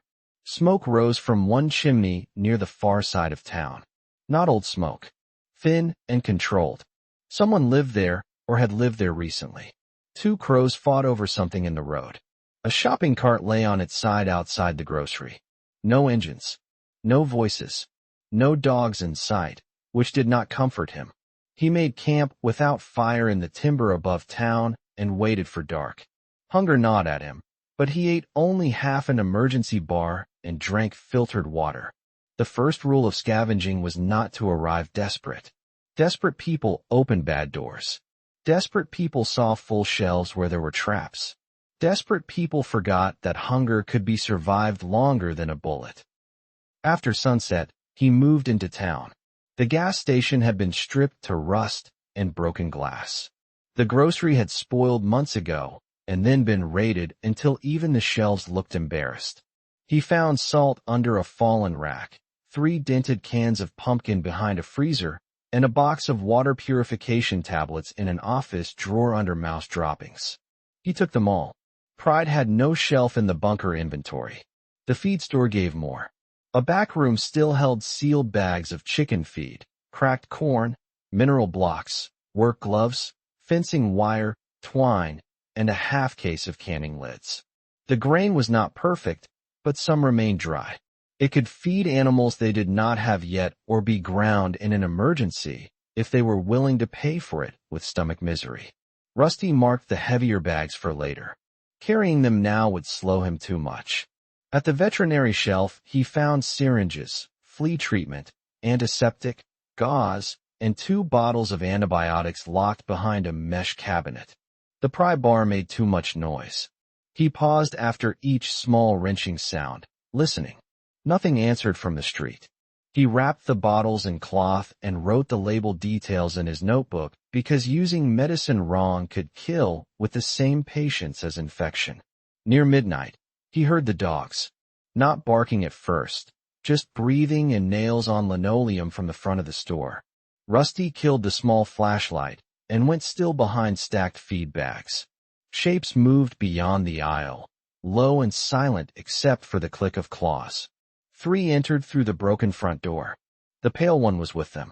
Its head swung left, then right. The black-muzzled one followed with its nose to the floor. A third, brindled and huge through the shoulders, sniffed the air and gave a soft, questioning whine. They had followed his trail or found the same building by chance. Chance mattered less than teeth. Rusty eased the rifle against his shoulder. He did not want to fire. Sound would tell the town where he was.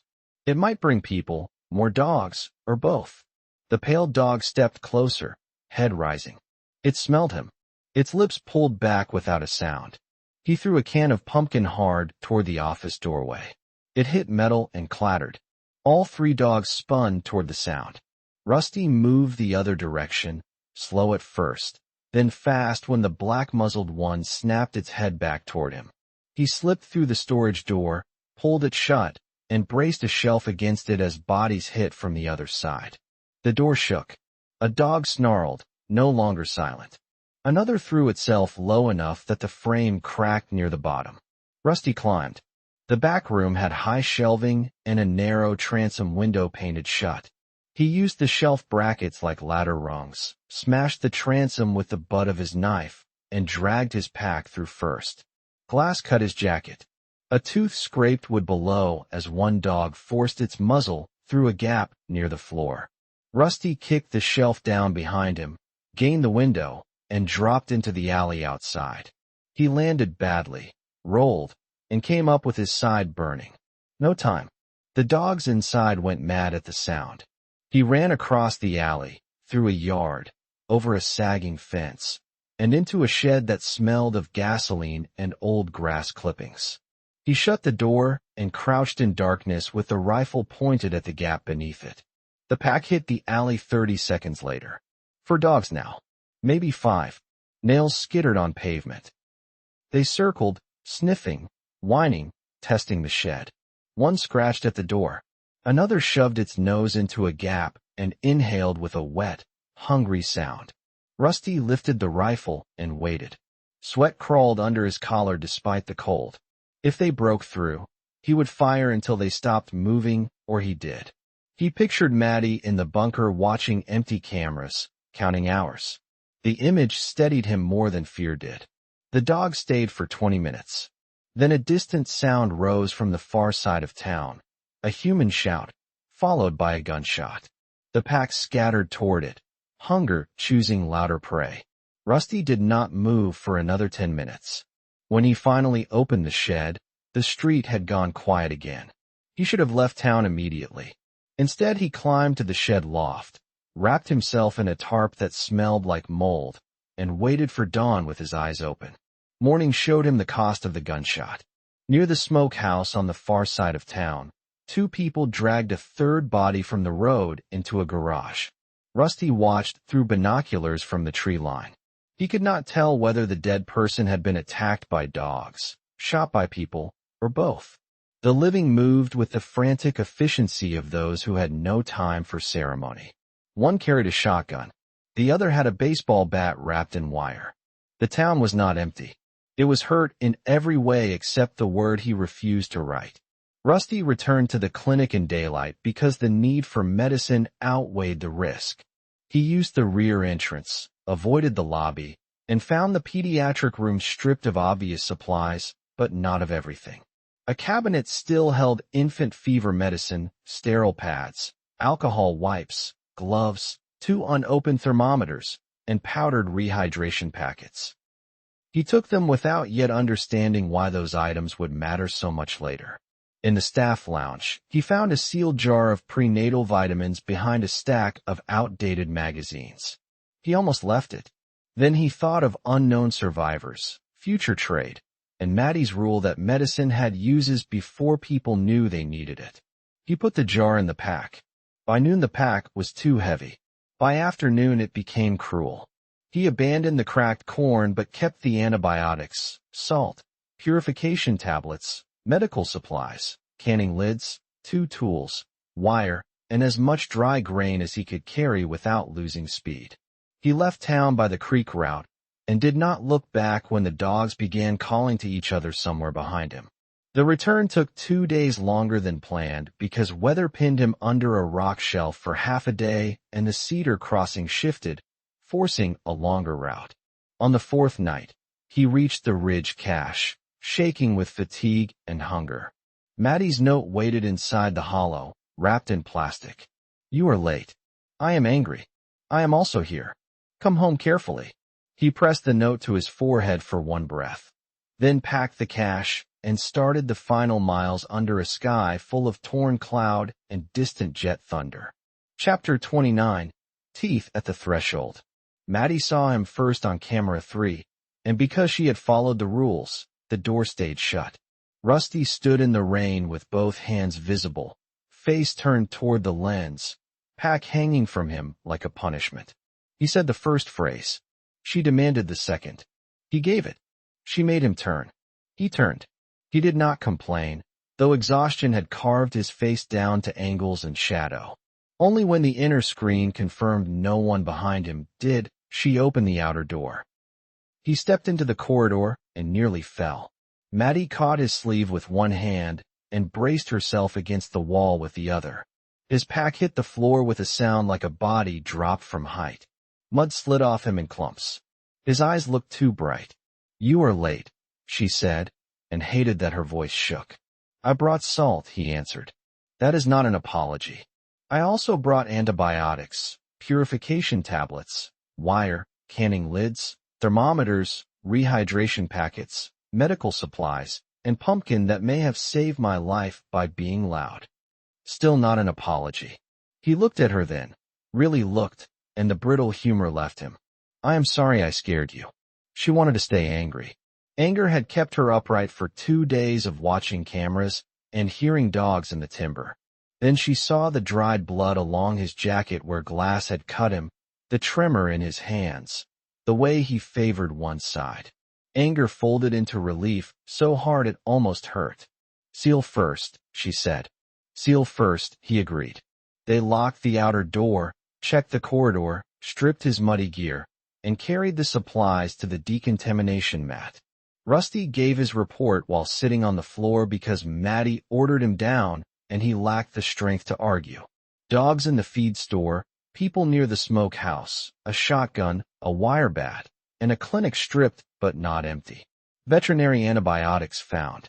Town dangerous, but usable if approached with better timing, and 2 people healthy enough to carry. Maddy wrote it all down. Her handwriting stayed neat until he described the dog muzzle forcing through the gap near the storage room floor. Then the pen dug a dark hole through the paper. "They followed you?" she asked. "Some of the way. I lost them near the washout." "I thought I lost them." "You thought?" "Yes, that is right." The bunker chose that moment to rattle a lower noise can. Both of them went still. The monitor wall showed rain, brush, and then movement. One dog crossed camera 4, head low. The black-muzzled one. Another followed. The pale one came last and stopped near the wire, staring upslope as if it knew geometry. Its ears were ragged. Its ribs showed. Its mouth opened and closed while rain ran along its snout. Maddy whispered, "They came home with you." Rusty forced himself up, every muscle objecting. "They followed the scent trail to the lower slope. That does not mean they found the door." A second noise can rang. Then a third, higher and closer. "Rusty, listen to me." Her voice had gone flat. "I see it. They moved." Exhaustion disappeared because fear paid debts with interest. Rusty loaded magazines while Maddy killed all non-essential lights. He took the rifle and sidearm. She took Gus's old pistol and the aluminum bat they had reinforced during winter with tape and a steel rod through the handle. Her leg made her slower, not useless. He had stopped making that mistake. The dogs did not come like people. People probed, paused, argued with themselves, tried to understand. The pack flowed. They moved through brush, vanished, appeared higher, cut across camera blind spots by instinct or luck. One found the trash burn pit and rolled in the ash, covering its scent. Another dug at the drainage ditch where runoff from the outer landing disappeared into gravel. The pale leader stayed back, watching the others test the hill. "They smell the corridor," Maddy said. "They smell me. They smell food on the pack. They smell everything. Can they get through the vent? No, not that. Can they get through the drainage line? No, not that. It has a grate and a drop pipe." He hoped the grate had not shifted in the thaw. Hope was not a plan. "I checked it after the melt." The black-muzzled dog appeared on camera 1, which meant it had reached the outer landing. Maddy made a sound she swallowed before it became his name. The animal sniffed the seam of the blast door. Its claws clicked on concrete. Another dog joined it. Then another. Their bodies pressed close together, wet fur shining under the security lamp. They could not understand locks, but they understood smell. Human scent, food scent, warmth, and weakness. All the old agreements between species had starved away. Rusty took position inside the outer corridor with the inner door open behind him and Maddy 10 feet back, angled behind the partial cover of the supply cabinet. The main blast door could hold against men with tools for a while. Dogs could not break it. The danger was the maintenance grate near the drainage line, the emergency intake cover. Any small failure winter had hidden and spring had loosened. The first scrape came from beneath the landing. "Drainage," Maddy said. "Stay back." "I am back. More back than that. Do not start." Rusty moved to the side hatch, opened the inspection cover, and aimed his light down the narrow maintenance shaft. Eyes flashed back at him from 8 feet away. The dog lunged upward so fast, he almost fired into steel. Teeth snapped against the grate. The animal had forced itself into the drainage line from outside, shoulders compressed, skin scraped raw, driven by hunger into a space too tight for retreat. Behind it another dog snarled, pushing. Rusty fired once through the grate. The report inside the corridor was enormous. The first dog collapsed against the metal, kicked, and went still. The second backed away, screaming, but could not turn easily. Rusty fired again, and the sound hammered the walls. Blood ran down the drain channel in dark threads. Outside, the pack erupted. Bodies slammed the blast door. Nails scraped steel. A howl rose and became many sounds at once. Grief or rage or hunger with no difference left between them. Maddy flinched but held position. Her pistol stayed low until Rusty moved away from the hatch. "Reloading," he said. "I have the haul." Another dog hit the emergency intake cover high on the landing wall. The cover bent inward with a metallic pop. Rusty swore and moved to the ladder fixed beside the equipment rack. Before he reached it, the cover failed enough for a narrow head to force through. The black muzzle appeared, teeth bared, eyes wild. Maddy fired. The shot cracked past Rusty's shoulder and punched the dog backward out of sight. She had aimed high, clean, and without hesitation. Rusty looked back. Her hands were shaking now, but the pistol remained ready. "Good shot," he said. "Fix the cover." He climbed, slammed the warped intake plate back with one shoulder, and drove 2 emergency locking pins through the side brackets. A dog hit from outside again, hard enough to rattle his teeth. He nearly lost his footing. Maddy moved under him despite the danger, braced the ladder with one hand, and kept the pistol aimed at the cover with the other. "I said stay back. You also said necessary is the best we get. Keep working." He kept working. A claw forced through the side gap and raked across his sleeve. He drove the knife into the gap by reflex. The blade met meat. The dog screamed and pulled away, leaving fur and blood on the edge. Rusty hammered the final pin home. For 10 minutes the pack assaulted every weakness they could find. They threw themselves at steel. They dug at gravel. They bit the dead dog in the drainage line and dragged until its body jammed harder. Rusty and Maddy moved from point to point, patching, bracing, firing only when something actually breached. Ammunition mattered. Sound mattered. Panic wasted both. Then the pale dog vanished from the camera. Rusty hated that more than seeing it. "Where did it go?" "I lost it," Maddy said from the monitor tablet. "It went under camera 1. Maybe beneath the landing."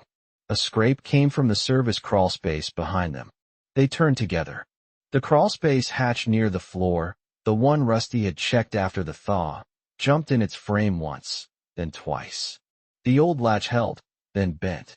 The pale dog had found the exterior maintenance slit, a gap no human adult could use, but an animal mad with starvation could enter by tearing itself smaller against concrete. Rusty fired as the hatch burst inward. The dog came through anyway, low and fast. One ear shredded, shoulder bleeding, mouth wide. The shot had hit, but not stopped it.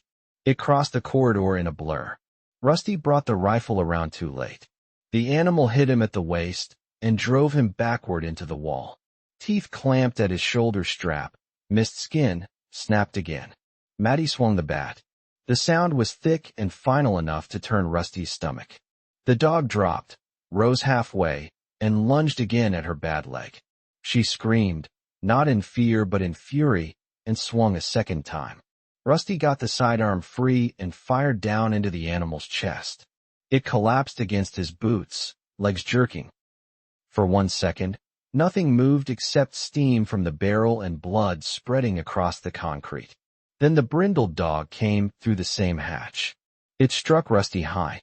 He turned enough to keep it from his face, but teeth closed on the side of his neck where the collar had shifted. Pain lit him white. The dog shook once, hard.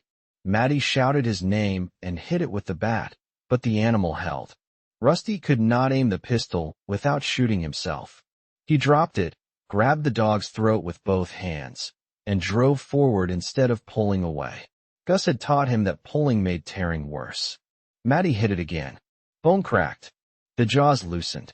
Rusty shoved his forearm under the muzzle, forced space, and drove his knife upward into the animal's chest once, then twice, then a third time until hot blood poured over his hands and the weight sagged against him. The dog fell. Rusty went with it. Maddy was beside him before the body stopped moving. "Rusty, look at me. Look at me right now." "Door," he rasped. "The hatch first." Door and hatch. His voice sounded wrong to his own ears, wet around the edges. Seal it. She looked at his neck and went pale, but she obeyed. That may have saved them. She slammed the crawlspace hatch shut over blood and fur, jammed a steel storage bar through the brackets, and dragged 2 crates against it with a sound of effort that was almost a sob. Then she checked the monitor. The remaining dogs circled outside, confused by the dead and the sealed steel. One limped away. Another followed. The black-muzzled one lay still near the intake. Only after the cameras showed distance did she return to Rusty. The bite had torn deep along the side of his neck, but missed the main artery by less than any decent god should allow. Blood soaked his collar, his shirt, the floor. Maddy pressed both hands to the injury with a towel and said his name over and over, each time a full sentence disguised as one word. "I am here," he said, though he was the one leaving the room around the edges. "You stay here. You do not get to make rules and then break that one. Need pressure, cleaning, antibiotics, and a watch for swelling. I know because you made me learn. Stop teaching and keep breathing." She worked like fear had sharpened her. She cut away his collar, cleaned what she could, packed the torn skin, and bandaged with steady hands that only started shaking when the knot was tied. He tried to help and nearly passed out. She slapped his hand away. "You are the patient. Patients are decorative. Bad decoration. Terrible decoration. Very bloody. Still mine." The word mine reached him through pain and shock. He held on to it because the room kept tilting. She gave him antibiotics from the town supply, water in tiny sips, and a pain dose measured with ruthless care. Then she made him lie on the corridor floor because moving him farther risked starting the bleeding again. For hours they stayed there under harsh lights with dead dogs sealed beyond the inner barrier and the outer door streaked with rain. Maddy sat beside him with the pistol in her lap and her fingers against his wrist, counting pulse beats because counting was something to do when prayer felt too vague. Near dawn, the last dog outside gave one thin howl from somewhere downslope. It did not sound fierce anymore. It sounded alone. Maddy closed her eyes. "I hate this." Rusty tried to answer. The words came slow. "Me too. Do not talk. You talked first. I am allowed. I am the nurse, guard, engineer, and person who is furious with you for being made of blood." He almost smiled, but smiling pulled at the bandage. Noted and understood. That was almost a one-word answer. "I am too scared to tolerate that. I will use longer sentences. Thank you." The bunker smelled of gun smoke, antiseptic, wet fur, and iron. The floor was a battlefield of towels, shell casings, tools, broken hatch parts, and footprints in red. Maddy would have to clean it. Maddy would have to inspect every breached point. Maddy would have to keep watch while Rusty slept, if he could sleep. The thought made him fight to sit up. She pushed him down with one hand. "Do not even consider being heroic. Need to help. You helped. You are done for the day. It is morning. Then you are done for the morning too." He listened because his body had joined her argument. When sleep came, it came in broken pieces. Each time he surfaced, Maddy was there. Sometimes she cleaned. Sometimes she watched cameras.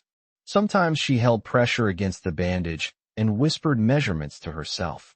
Once he woke to find her crying silently while she sorted bloody towels into a bin. She saw his eyes open and wiped her face with the back of her wrist. "I am not crying," she said. "That is bad lying. You are drugged. Your judgment is compromised. Still bad." She crawled close enough to rest her forehead against his uninjured shoulder. "I thought I lost you." He lifted one heavy hand and touched her hair. "I came back. Barely counts. Still counts." Outside, the thawing forest swallowed the bodies and the sound. Inside, Maddy kept the door sealed and Rusty alive, and by evening the batteries still held at 81%. It felt obscene that a number could be good while the corridor looked the way it did. Maddy wrote it in the log anyway because good numbers mattered most on terrible days. Chapter 30, What Else We Need. Rusty healed badly for the first 3 days and better after that. The bite at his neck swelled, burned, and tried to make a liar of every antibiotic label they had trusted. Maddy checked his temperature every 4 hours, cleaned the injury with a focus that made her face unreadable, and changed bandages while talking about anything except fear. She described the radio messages, the battery levels, the repaired intake, the weather, the dead dog she had dragged outside with a rope and a mask, and the exact number of times he complained in his sleep. "I do not complain in my sleep," he said on the 4th morning. "You told a ladder it had poor discipline. That sounds like a valid assessment. You also asked Gus where the pancakes went." Rusty looked away. The bunker lights blurred for a moment, not because of fever. "Did I?" Maddy's voice softened. "You did. What did I say after that?" "You said you had the door. Then you told him to rest." Rusty stared at the ceiling until the blur cleared. "He never got to rest." "Not really. Maybe he does when you do." She checked the edge of the bandage and pretended the sentence had not cost her. "Which means you are currently failing him by trying to sit up. That is unfair strategy. It is effective strategy." She had become merciless in practical care, and he loved her for it in a way that made his chest ache. Love was not a word he used out loud. It felt too large for the room and too fragile for the life they lived. He had said it once in a fever haze, maybe, or maybe dreamed it. Maddy had not repeated it back or used it against him. She had simply stayed. Staying was the language they were both fluent in now. By the 6th day, he could walk the corridor with one hand against the wall. By the 8th, he could sit at the monitor desk for a 2-hour watch while Maddy slept. By the 10th, he insisted on helping repair the crawlspace hatch, and she allowed it only because the repair required 2 hands inside and 1 person outside to pass tools. The new cover was ugly, layered with steel plate, bolts, and sealant, but it would not fail to an animal again. The bodies outside were gone by then. Drag marks led away from where Maddy had left them. Scavengers had come in the night, coyotes maybe, or the remaining dogs, or something else hungry enough not to care. Rusty watched the marks on camera and felt no victory. The pack had been a threat. It had also been a mirror held up to the future. Hunger with legs. Hunger with teeth. Hunger that remembered warm houses and still became wild. "We need a better outer fence," he said. "We need more wire," Maddy said from the kitchen, where she was making oatmeal thin enough to drink. "You brought some." "Not enough." "We need more medicine." "You brought some." "Not enough." "We need more ammunition staged near the corridor." "We have some." "Not enough." He looked over the monitor bank at her. "You are enjoying the pattern." "A little. It is nice when the apocalypse has rhythm." She set the oatmeal in front of him and immediately turned away too fast. Her hand went to her mouth. Rusty saw her shoulders tighten. "Maddy, are you all right?" "It is nothing." "Nothing does not make that face." She held up one finger, hurried to the bathroom, and shut the door. A moment later he heard her retch. Not once. 3 times, hard enough that he got up despite the hot pull in his neck.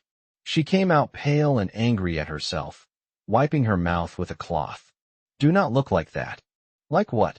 "Like I have become a new category on the ration chart." "Are you sick?" "No, not that." "Maybe, nothing more." "I do not know." The oatmeal smelled wrong. "It smells like paste every morning." "That is not new." "Thank you for your culinary analysis." He studied her. She had been tired for days, but all of them were tired. She had refused coffee twice, saying it tasted metallic, but supplies changed flavor when stored too long. She had eaten less, blamed worry, then stolen pickles from a jar and looked guilty enough that he had teased her. A thought moved in him, and he pushed it away because it was too huge to touch without evidence. "How long has this been happening?" he asked. "Do not make your voice careful." "How long?" She leaned against the counter. "A few mornings." "Not every morning." "Sometimes at night." "Do you have a fever?" "No, not that." "Do you have pain?" "No, not that." "Stomach cramps?" "Not like that." He waited. She looked at the floor, then at the whiteboard with its ration columns and supply notes. Her eyes moved to the jar of prenatal vitamins from the clinic shelf. Rusty followed the look. The thought he had pushed away returned, no longer willing to be ignored. The bunker seemed to get quieter. Even the fans sounded far away. "Maddy," he said, and that was all he trusted himself with. "I'm not sure." Her voice was steadier than her hands. "I counted wrong at first, because winter turned time into mush, and stress can change things. Not eating enough can change things. Being scared every day can change things. I told myself all of that because those were reasonable things to tell myself." He held the back of the chair. "How late?" "Late enough. Do we have a test?" "My mother had 2 in the bathroom cabinet. I found them when I was cleaning after your bite." She swallowed. "I used one yesterday. I used the second this morning because I wanted the first one to be a liar." Rusty did not ask what they said. Her face had already answered. He sat down slowly. Not because he was weak, though he was. Because the future had just entered the room without knocking, and he needed both feet on the floor to face it. Maddy wrapped her arms around herself. "Say something that is not math first, please." He nodded once. The first words mattered. Gus had taught him that the first words after bad news or good news often became the room people had to live in. Rusty looked at Maddy, not at the supplies, not at the medicine cabinet, not at the whiteboard. "I am here," he said. "I am scared, and I am here." Her face broke. She covered her mouth, but the sob came through anyway. He stood too fast, nearly stumbled, and crossed to her. She met him halfway, careful of his neck even while shaking. They held each other in the kitchen beside cooling oatmeal, in a bunker built for disaster and not for lullabies. For a few minutes, neither of them tried to solve anything. That was its own act of courage. Then Maddy drew back, wiped her face, and laughed once without humor. "Now you can do math." "I do not want to." "I know. Do it anyway." They went to the whiteboard. Rusty erased the section marked 2-person ration projections and wrote 3-person future with a hand that did not feel attached to him. Then he stared at it because the phrase was wrong. A baby was not a person on a chart only. A baby was breath, heat, noise, risk, hope, need, and 1,000 supplies they did not have. Maddy sat at the table with the prenatal vitamins in front of her. "Before you say anything, I already know the obvious problems. Food, medicine, birth complications, infection, diapers, formula if I cannot nurse, heat, clean cloth, safety, noise discipline, sleep, everything. I know. You forgot morale." She blinked. "What do you mean?" Gus said if a list is bad enough, put one thing on it you can actually improve today. Morale counts. Our morale improvement is that I am pregnant during the collapse of the world? No, not that. Our morale improvement is that you are not saying it alone. She stared at him, and then another laugh came, this one real and shattered. That is the most Rusty thing you could have said. I am choosing not to be offended. Wise enough. She touched the vitamin jar. We need to go back to a clinic. Not the little one you hit. A bigger one, or a pediatric office, or an urgent care. We need prenatal supplies, sterile instruments, more antibiotics, baby medicine, blankets, anything for feeding, anything for delivery, and someone who knows more than we do. Someone is the hardest supply. I know. People are dangerous. I know that too. A baby crying makes the bunker impossible to hide if anyone gets close. Her eyes flashed. I know, Rusty. I am not a child who found a kitten. He stopped. Pain, fear, and fatigue had sharpened him without permission. I am sorry. I am terrified too. Do not make me defend the baby against the same facts that are already in my head. I will not. Promise me that. I promise. The word baby changed him each time she said it. Not because it made him ready. It did not. It made him aware of how much room fear could occupy and still not fill a person completely. Under fear, something else moved. Awe, maybe, and defiance. The impossible image of a small hand closing around his finger in a world that had tried to kill every gentle thing. We need dates, he said carefully. Not exact. Close enough. Maddy looked down. It would have happened during the worst part of winter. After the fever broke, when we were both scared and stupid and human. He did not ask for more. He would not make memory carry details it did not need to carry. They had been lonely, grieving, and alive in a buried room while the world above them screamed under snow. Whatever tenderness had passed between them belonged to them, and he would not let fear turn it into accusation. Then we plan from there, he said. We use the medical books. We listen for clinics on the radio. We mark every supply. We make cloth from sheets if we have to. We test the water twice as often. You eat more. There it is. What do you mean? The ration dictator returns. The ration dictator has new evidence. She put a hand over her stomach, almost absently. The motion silenced them both. Nothing showed yet. Nothing moved that they could feel. Still, the gesture made the future visible.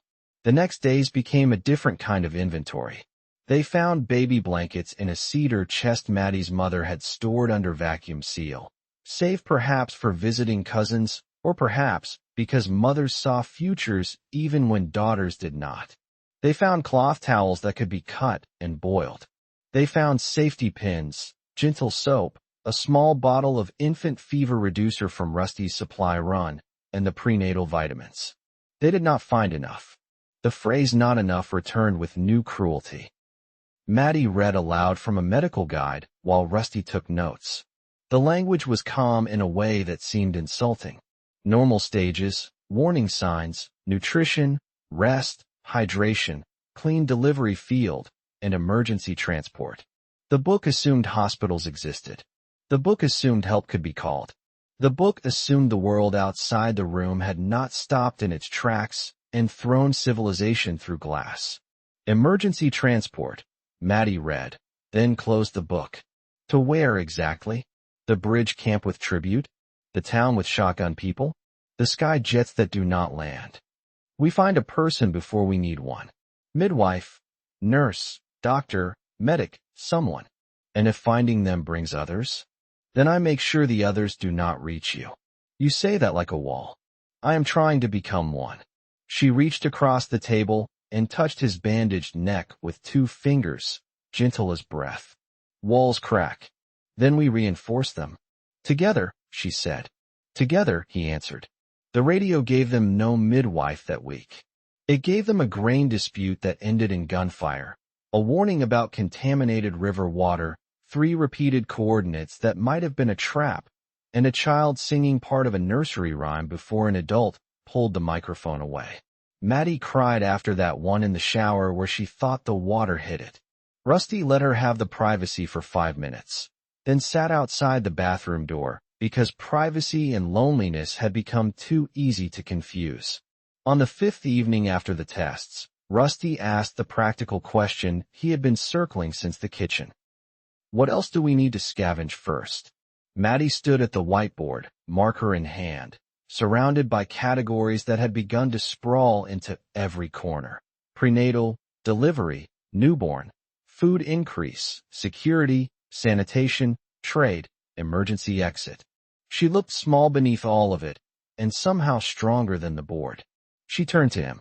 Her mouth trembled, but her eyes did not. Diapers, Rusty, she said. We need diapers, and then we need the world not to end any further before this child gets here. The word should have been ridiculous. It should have belonged to bright store aisles, exhausted parents, coupons, and ordinary complaints. In the bunker, it became a bell struck in the center of his chest. Diapers meant a body small enough to hold. Diapers meant crying. Diapers meant laundry, rash cream, clean water, sleep lost for reasons other than fear. Diapers meant the future had stopped asking permission and started making demands. Rusty looked at the whiteboard, then at Maddy's hand resting over the place where no one could see anything yet. He thought of Gus dying in the car, of his final words, of the grave under cold ground, of the ocean leaving and returning with hunger. He thought of the dogs at the door and the jets overhead. He thought of a baby named Nothing Yet, arriving into a world that had forgotten how to be gentle. Then diapers go first on the list, he said. Maddy breathed out like she had been holding that air since the test changed color. That is your answer? No false hope, no easy threats, no silence for children. You wrote it. I am applying it early. She wiped her face and nodded. Gus would have liked that. Gus would have said diapers are terrible perimeter supplies. He would have been right. Then he would have found some anyway. They stood together at the whiteboard and rewrote the future. Not because they were ready. Not because the bunker had become safe. Not because help was coming. They wrote because a child who did not know the world was broken had begun to exist beneath Maddy's heart. And the two people in the hill had been given a task too frightening to refuse. That night, Rusty moved the crib note from possible to required. It was only a word on a board, but it changed the shape of the room. Maddy watched him underline it twice. A crib is optimistic, she said. A crib is carpentry with confidence. That is a horrible phrase. It will sound better after sleep. Almost nothing sounds better after sleep now. Then we will test it scientifically. She leaned into him carefully, avoiding the bandage. He put one arm around her and rested his cheek against her hair. The bunker hummed. The monitors showed dark trees, wet rock, and the repaired intake cover shining under the security lamp. Somewhere beyond the cameras, hungry people moved through a hungry land. Somewhere overhead, jets crossed distances they could not reach. Somewhere inside Maddy, a future no larger than a secret kept growing. Rusty did not sleep for a long time. He watched the door. He counted supplies in his head. He imagined the clinic run before they had even chosen a clinic. He saw every failure waiting on the road. Then he looked at the word crib on the whiteboard and forced himself to imagine one success. The image came slowly. Maddy alive. A baby breathing, clean cloth folded by the heater, the door sealed against the dark, and a name spoken without fear. It was not a plan yet. It was only a center point. For now, that had to be enough. Morning turned the board crueler and kinder at the same time. In daylight, diapers still looked ridiculous beside ammunition, antibiotics, perimeter wire, and water filters. In daylight, the word also looked stubborn. Maddy stood in front of it with her hands on her hips and said the bunker had survived winter, dogs, fever, and their own stupidity, so it could survive one more list. Rusty agreed, then wrote rash cream beneath diapers because optimism without details was just a prettier way to fail. They spent the day dismantling comfort and turning it into preparedness. 2 guest towels became future cloth squares after Maddy approved the fabric. A storage bin became a sanitation station. An empty shelf in the medicine cabinet became the first baby shelf. Rusty labeled it in pencil, then erased the label because it made Maddy cry, then wrote it again smaller after she told him not to erase the future, just because it made them afraid. The argument that followed was gentle and serious. She said a child needed more than survival math. He said survival math was how children got the chance to need more. She said he could not turn himself into Gus, her father, and a locked door all at once. He said he did not know who else to become. That answer hurt her. He saw it, apologized, and waited while she found words that did not punish either of them. Become Rusty, she said at last. Not the boy from Monterey, and not Gus copied badly. Become the man this child gets to meet. He had no answer ready. The statement entered him and found places that had been empty since the road north. He thought becoming a man had meant shooting straight, bleeding less, sleeping lightly, and making the hard call before someone else had to. Maybe it also meant letting someone be right about him when fear wanted him smaller. That evening, he opened Gus's old field notebook and added a new section after the perimeter notes. He titled it Lessons for Later, then sat with the pencil over the page for a long time. The first line he wrote was not tactical. It was not about weapons, weather, or supplies. It said, tell the child the truth, but do not make fear the only truth they inherit. Maddy read the line over his shoulder and kissed the top of his head because his neck still hurt too much for better angles. He complained that she was violating notebook privacy. She said future fathers did not get privacy from women who had to give up coffee. He said he had not agreed to the title. She said the title had agreed to him. The radio hissed. The vents hummed. The monitors showed empty ring. For one evening, empty meant mercy. The next morning, Rusty made the first clean copy of the baby supply list. He did not call it that at the top. He wrote Critical Domestic Inventory because the official title made him feel less likely to drop the pencil. Maddy came behind him, crossed it out, and wrote Baby List in block letters. Then she added a small star beside diapers because she said the child should begin life by humiliating his paperwork. The child may appreciate accurate filing, Rusty said. The child will appreciate dry cloth and parents who are not afraid of ordinary words. The word parents struck harder than diapers had. Rusty stared at the board until Maddy's expression changed from brave to worried. Too much, she asked. No, not too much. It is just a word that walks in carrying furniture. She laughed softly, and then both of them were quiet because the laugh had almost become tears. The bunker had room for guns, cans, filters, maps, tools, and grief. It had not been arranged for a nursery. Still, by noon, Maddy had chosen the warmest corner of the smaller sleeping room, and Rusty had measured the space twice. A crib could fit if they moved the storage trunk, shifted the spare blankets, and accepted that the room would no longer belong entirely to fear. They found an old woodworking guide in her father's shelf and 3 boards in the maintenance room that might become a frame. Rusty examined them like lumber had suddenly become more precious than ammunition. He tested each for rot, checked each edge, and wrote cribwood on a piece of masking tape. Maddy watched him with a hand over her stomach, smiling despite the dark circles under her eyes. You are already overbuilding it, she said. That is inaccurate. I have not yet started overbuilding it. Will it be able to survive artillery? Only light artillery. We are watching the weight. The joke should have felt wrong. It did not. It gave them a place to stand between terror and tenderness. After lunch, which was beans thinned with broth and a careful extra spoonful for Maddy, they moved from supplies to security again. A baby meant noise. Noise meant a smaller safe zone. Rusty drew new rings around the bunker on the map and marked where sound might travel on still nights. He hated every line. Maddy hated them too, but she did not look away. She suggested hanging extra blankets inside the sleeping room to soften sound.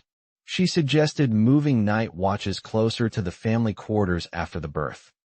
She suggested preparing a sealed go bag that contained baby supplies, documents, medicine, water, and a blanket in case the main rooms ever had to be abandoned. Rusty added each idea without argument because she was not a fragile thing beside the plan. She was part of the plan. Near evening, the radio caught a fragment from the north. A woman spoke of a government camp near an old fairground, overcrowded but staffed by 2 nurses, 1 retired doctor, and a midwife if the rumor could be trusted. The signal faded before the location repeated. Rusty and Maddy froze over the console, then searched for an hour without finding the voice again.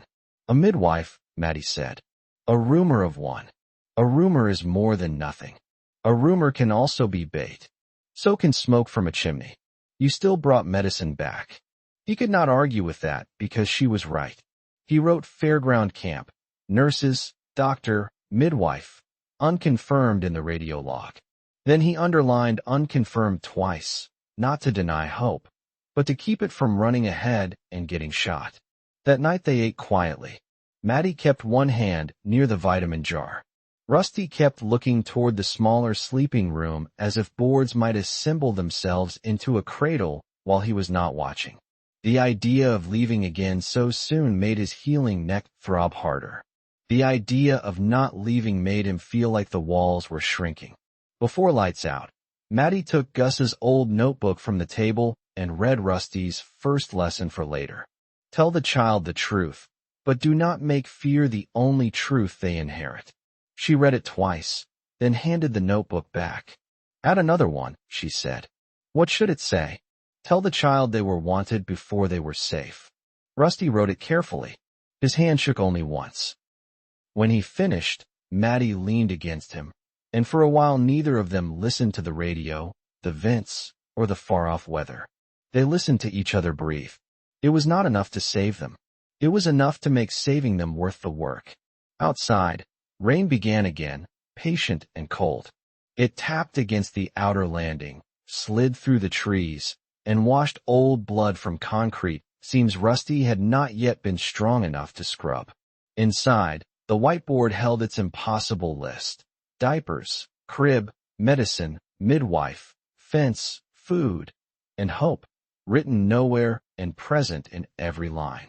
Chapter 31. The Clinic Run. The bunker had a way of making time feel domestic even when the world above it had become a grave with weather. The old rooms hummed, the vents clicked, and the water pump shivered through the wall at uneven intervals.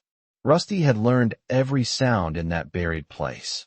He knew the warm grind of the heater, the tiny tick of the relays when the batteries switched load, and the thin complaint of the exterior camera motor when ice or grit clung to its casing. Those sounds had once belonged to Maddy's family. Now they belonged to the life growing under her hand. She sat at the galley table with a folded blanket behind her lower back, the lantern throwing a soft circle over the map spread between them. Her face had changed over the last weeks. The cheekbones were still sharp, and her eyes still carried that guarded intelligence that had made him feel small when they first met. But there was softness now in places hunger had once stripped bare. She looked older and younger at the same time, as if every hour had taken something from her and returned something better. Rusty stood over the map with a pencil in his hand, and the old police notebook Gus had carried in Monterey open beside it. He still used the book when he needed to make decisions that frightened him. His father's handwriting filled the first pages with lists about fuel, water, ammunition, and routes. Rusty's newer writing filled the back pages. It was not as neat. It pressed harder. Some pages were scarred where the pencil tip had snapped under his grip. "The clinic is here," he said. 2 roads in, 1 footpath out, and the creek on the north side. I can make it there and back before dark if the bridges hold.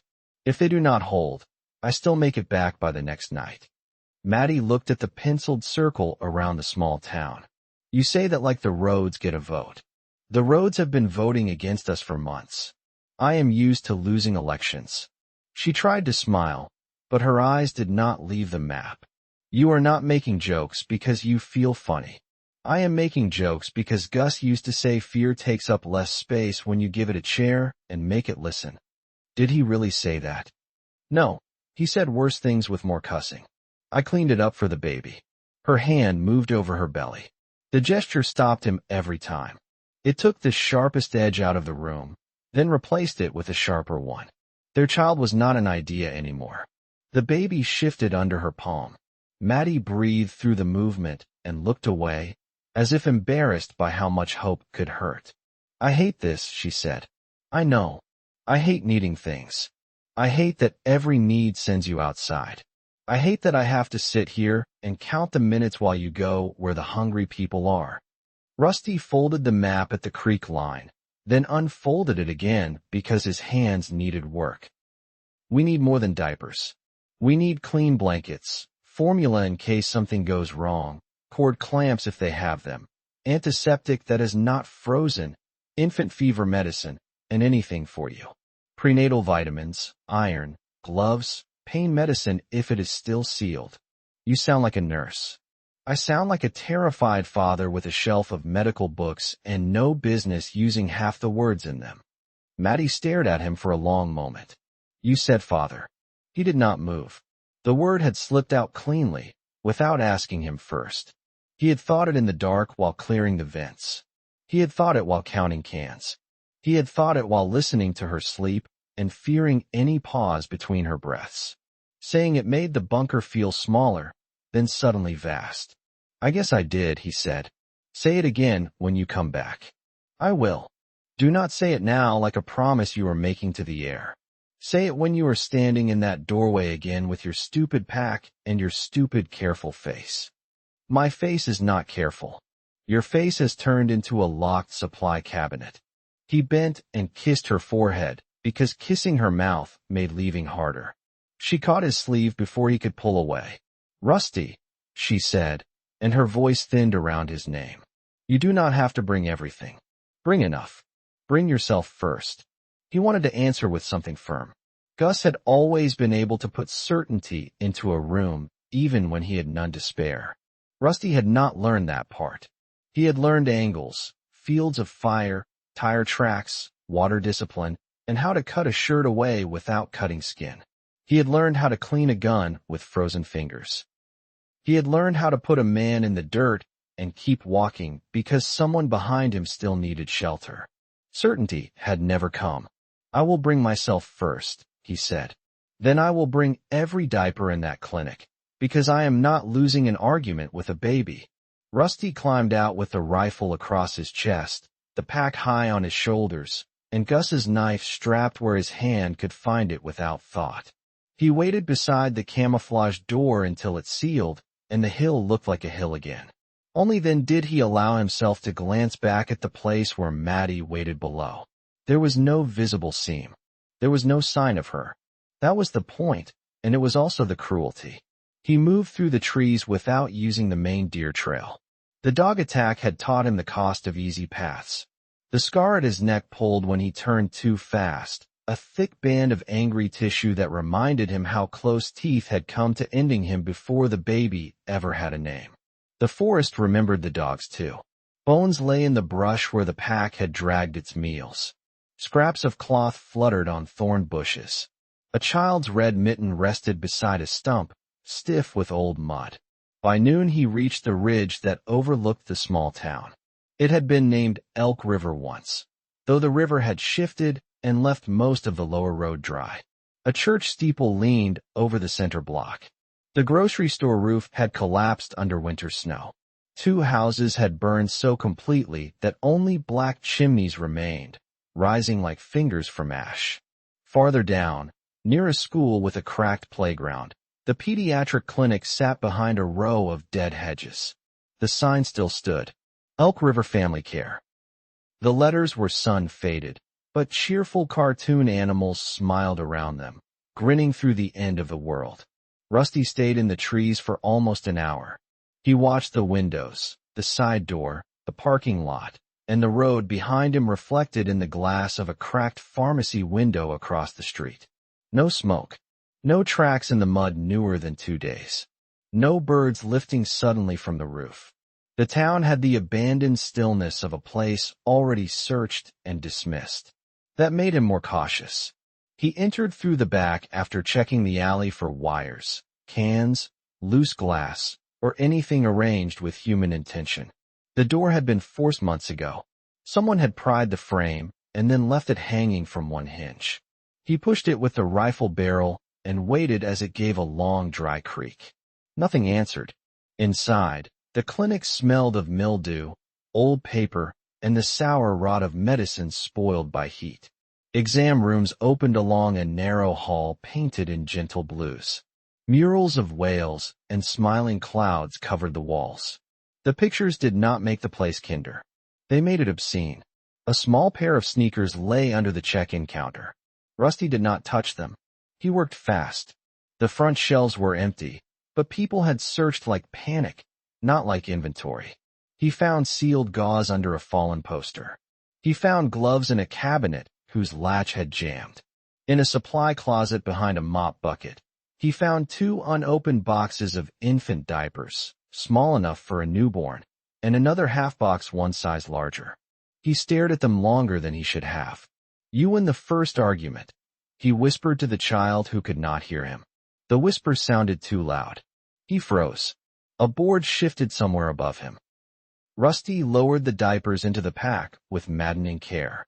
He turned the rifle toward the ceiling. The clinic had a second floor, not much more than offices and storage. He had seen the stairwell, but not climbed it yet, because the first floor had been the target. Now the building had made a choice for him.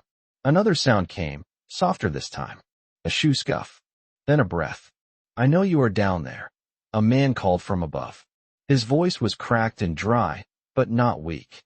"Leave the bag and walk out. You do not have to die over baby pants. Rusty took 2 slow steps back until the supply closet wall protected one side of him. I am walking out with what I came for. You can stay upstairs and live. A laugh answered him. Kid, nobody upstairs is living much. The second man did not speak. That was the one Rusty feared. He backed toward the exam room on the left, using the open door as cover. The hall was a narrow kill box. Gus would have hated it. Rusty heard his father clearly, not like a ghost, but like training hammered so deep it had become part of his pulse. Never trade shots from the center of a hall. Make them come through a smaller hole than the one you use. Do not look where you are scared. Look where the threat must appear. Last chance, the man above said. Rusty placed the muzzle at the edge of the doorframe and angled low, not high. Desperate men expected eyes. They did not always protect their legs. The first scavenger came down fast. He wore a stained parka with the sleeves cut away and carried a shotgun wrapped in duct tape. Rusty fired before the man reached the landing. The shot blew through the stair rail and hit his thigh. The man screamed and fell sideways, smashing through the last steps. The shotgun went off when he hit the floor. The blast shredded the whale mural above Rusty's head and filled the hall with plaster dust. Rusty fired again. The scream stopped. The second man moved while the dust was still thick. He came through the rear office, not the stairs, and Rusty caught only a pale shape in the corner of his sight. Something struck his shoulder and spun him into the exam table. The rifle strap dug into his neck scar. Pain flashed white. A knife scraped across the wall where his chest had been. The man was smaller than the first and much faster. He had the caved cheeks of a person who had been hungry too long, and his eyes carried the flat brightness of someone who had already killed the part of himself that hesitated. He slammed Rusty's rifle aside and drove in close, trying to pin him against the table. Rusty gave ground instead of fighting the pressure. Gus had taught him that in the garage, laughing when Rusty had been 14 and furious. A stronger man pushes the place where you are. Stop being there. Rusty turned with the shove, let the man crash into the table, and brought his knee up hard. Air left the man's lungs. The knife dipped. Rusty caught the man's wrist with both hands and drove it against the metal tray until the blade clattered away. The man bit him. Teeth sank into the meat below Rusty's thumb. Rage came so fast it nearly blinded him. He punched the man's ear, then his throat, then his mouth. Blood sprayed across the cartoon clouds. The man staggered but did not fall. He reached for the knife again. Rusty drew Gus's blade. There was no clean moment. There was no heroic line. There was only the man's hand stretching for steel and Rusty's arm moving before thought could soften it. The blade went in under the ribs. The man made a small, startled sound, like someone remembering he had once been young. Rusty shoved him away and held the knife ready until the body stopped trying to rise. Then the clinic was quiet again. Rusty stood in the ruin of the exam room, breathing hard enough to hurt his throat. His hand bled onto the floor. His shoulder throbbed where the impact had bruised him. The 2 dead men lay 20 feet apart under painted whales and ruined clouds. One of them had a child sticker stuck to his boot. It showed a smiling son. He wanted to feel sick. He wanted to feel sorry. Mostly he felt time. Maddy was waiting. The baby was waiting. The woods were changing. He stripped the bodies with a coldness that would have frightened the boy he had been in Monterey. Ammunition, matches, 2 protein bars, a cracked compass, a water filter, and 3 loose batteries went into his pack. He took the duct-taped shotgun too, not because he trusted it, but because leaving a weapon behind had become a kind of insult to survival.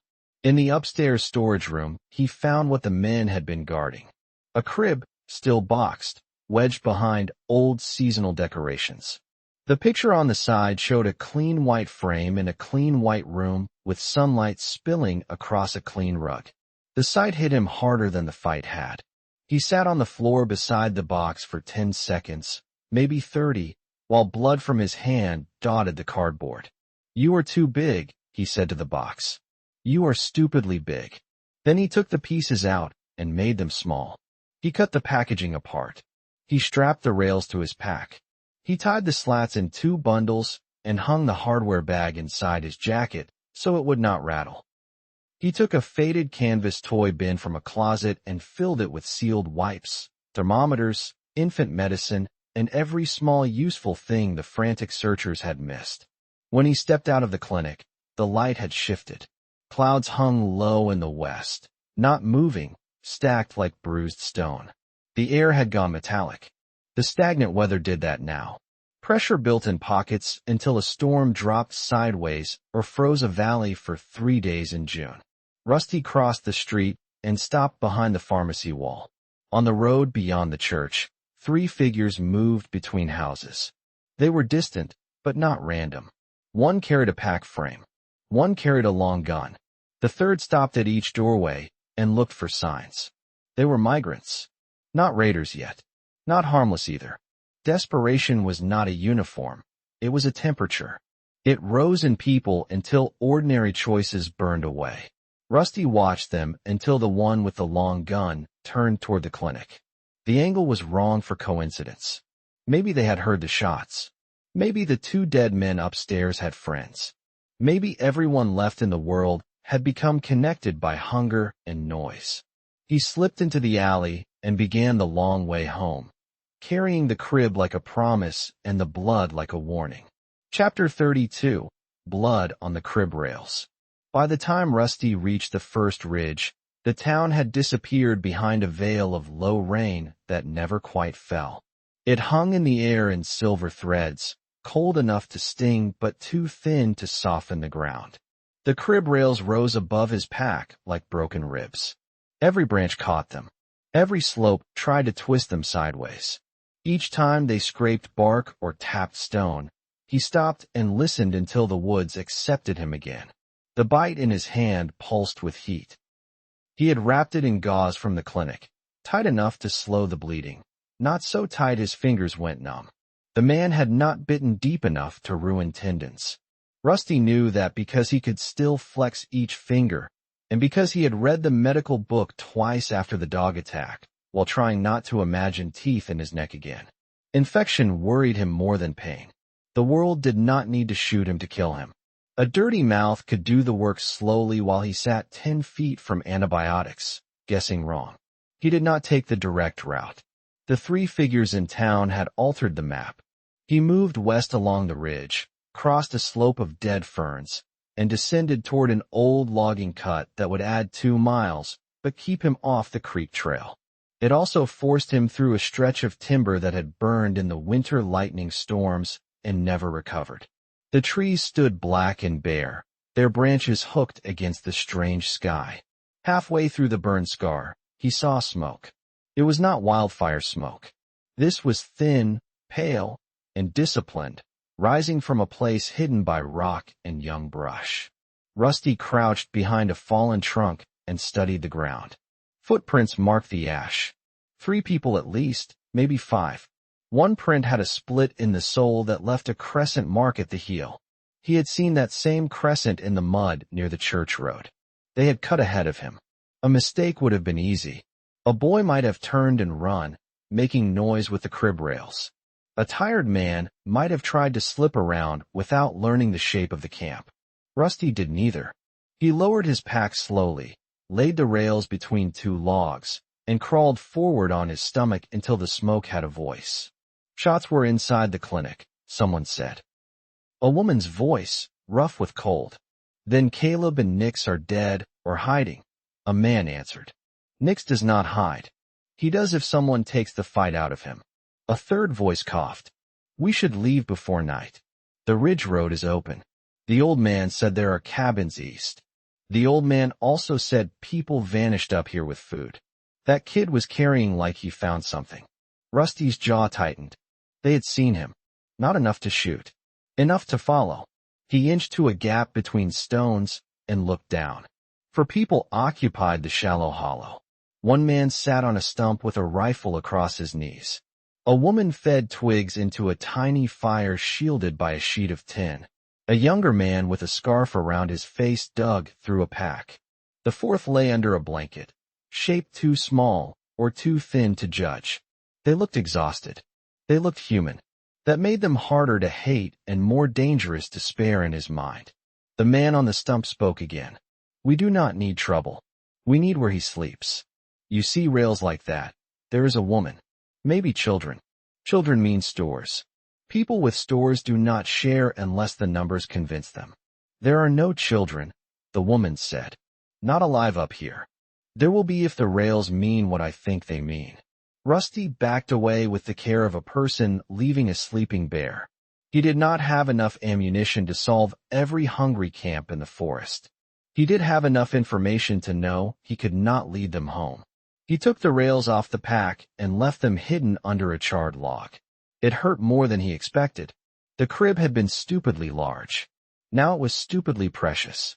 He kept the hardware bag and 2 shorter slats that could fit inside the pack, then covered the rest with ash and branches. He marked the place by memory alone. A forked trunk, a stone shaped like a shoulder, and the line of the hill against the sky. Without the rails catching on everything, he moved faster.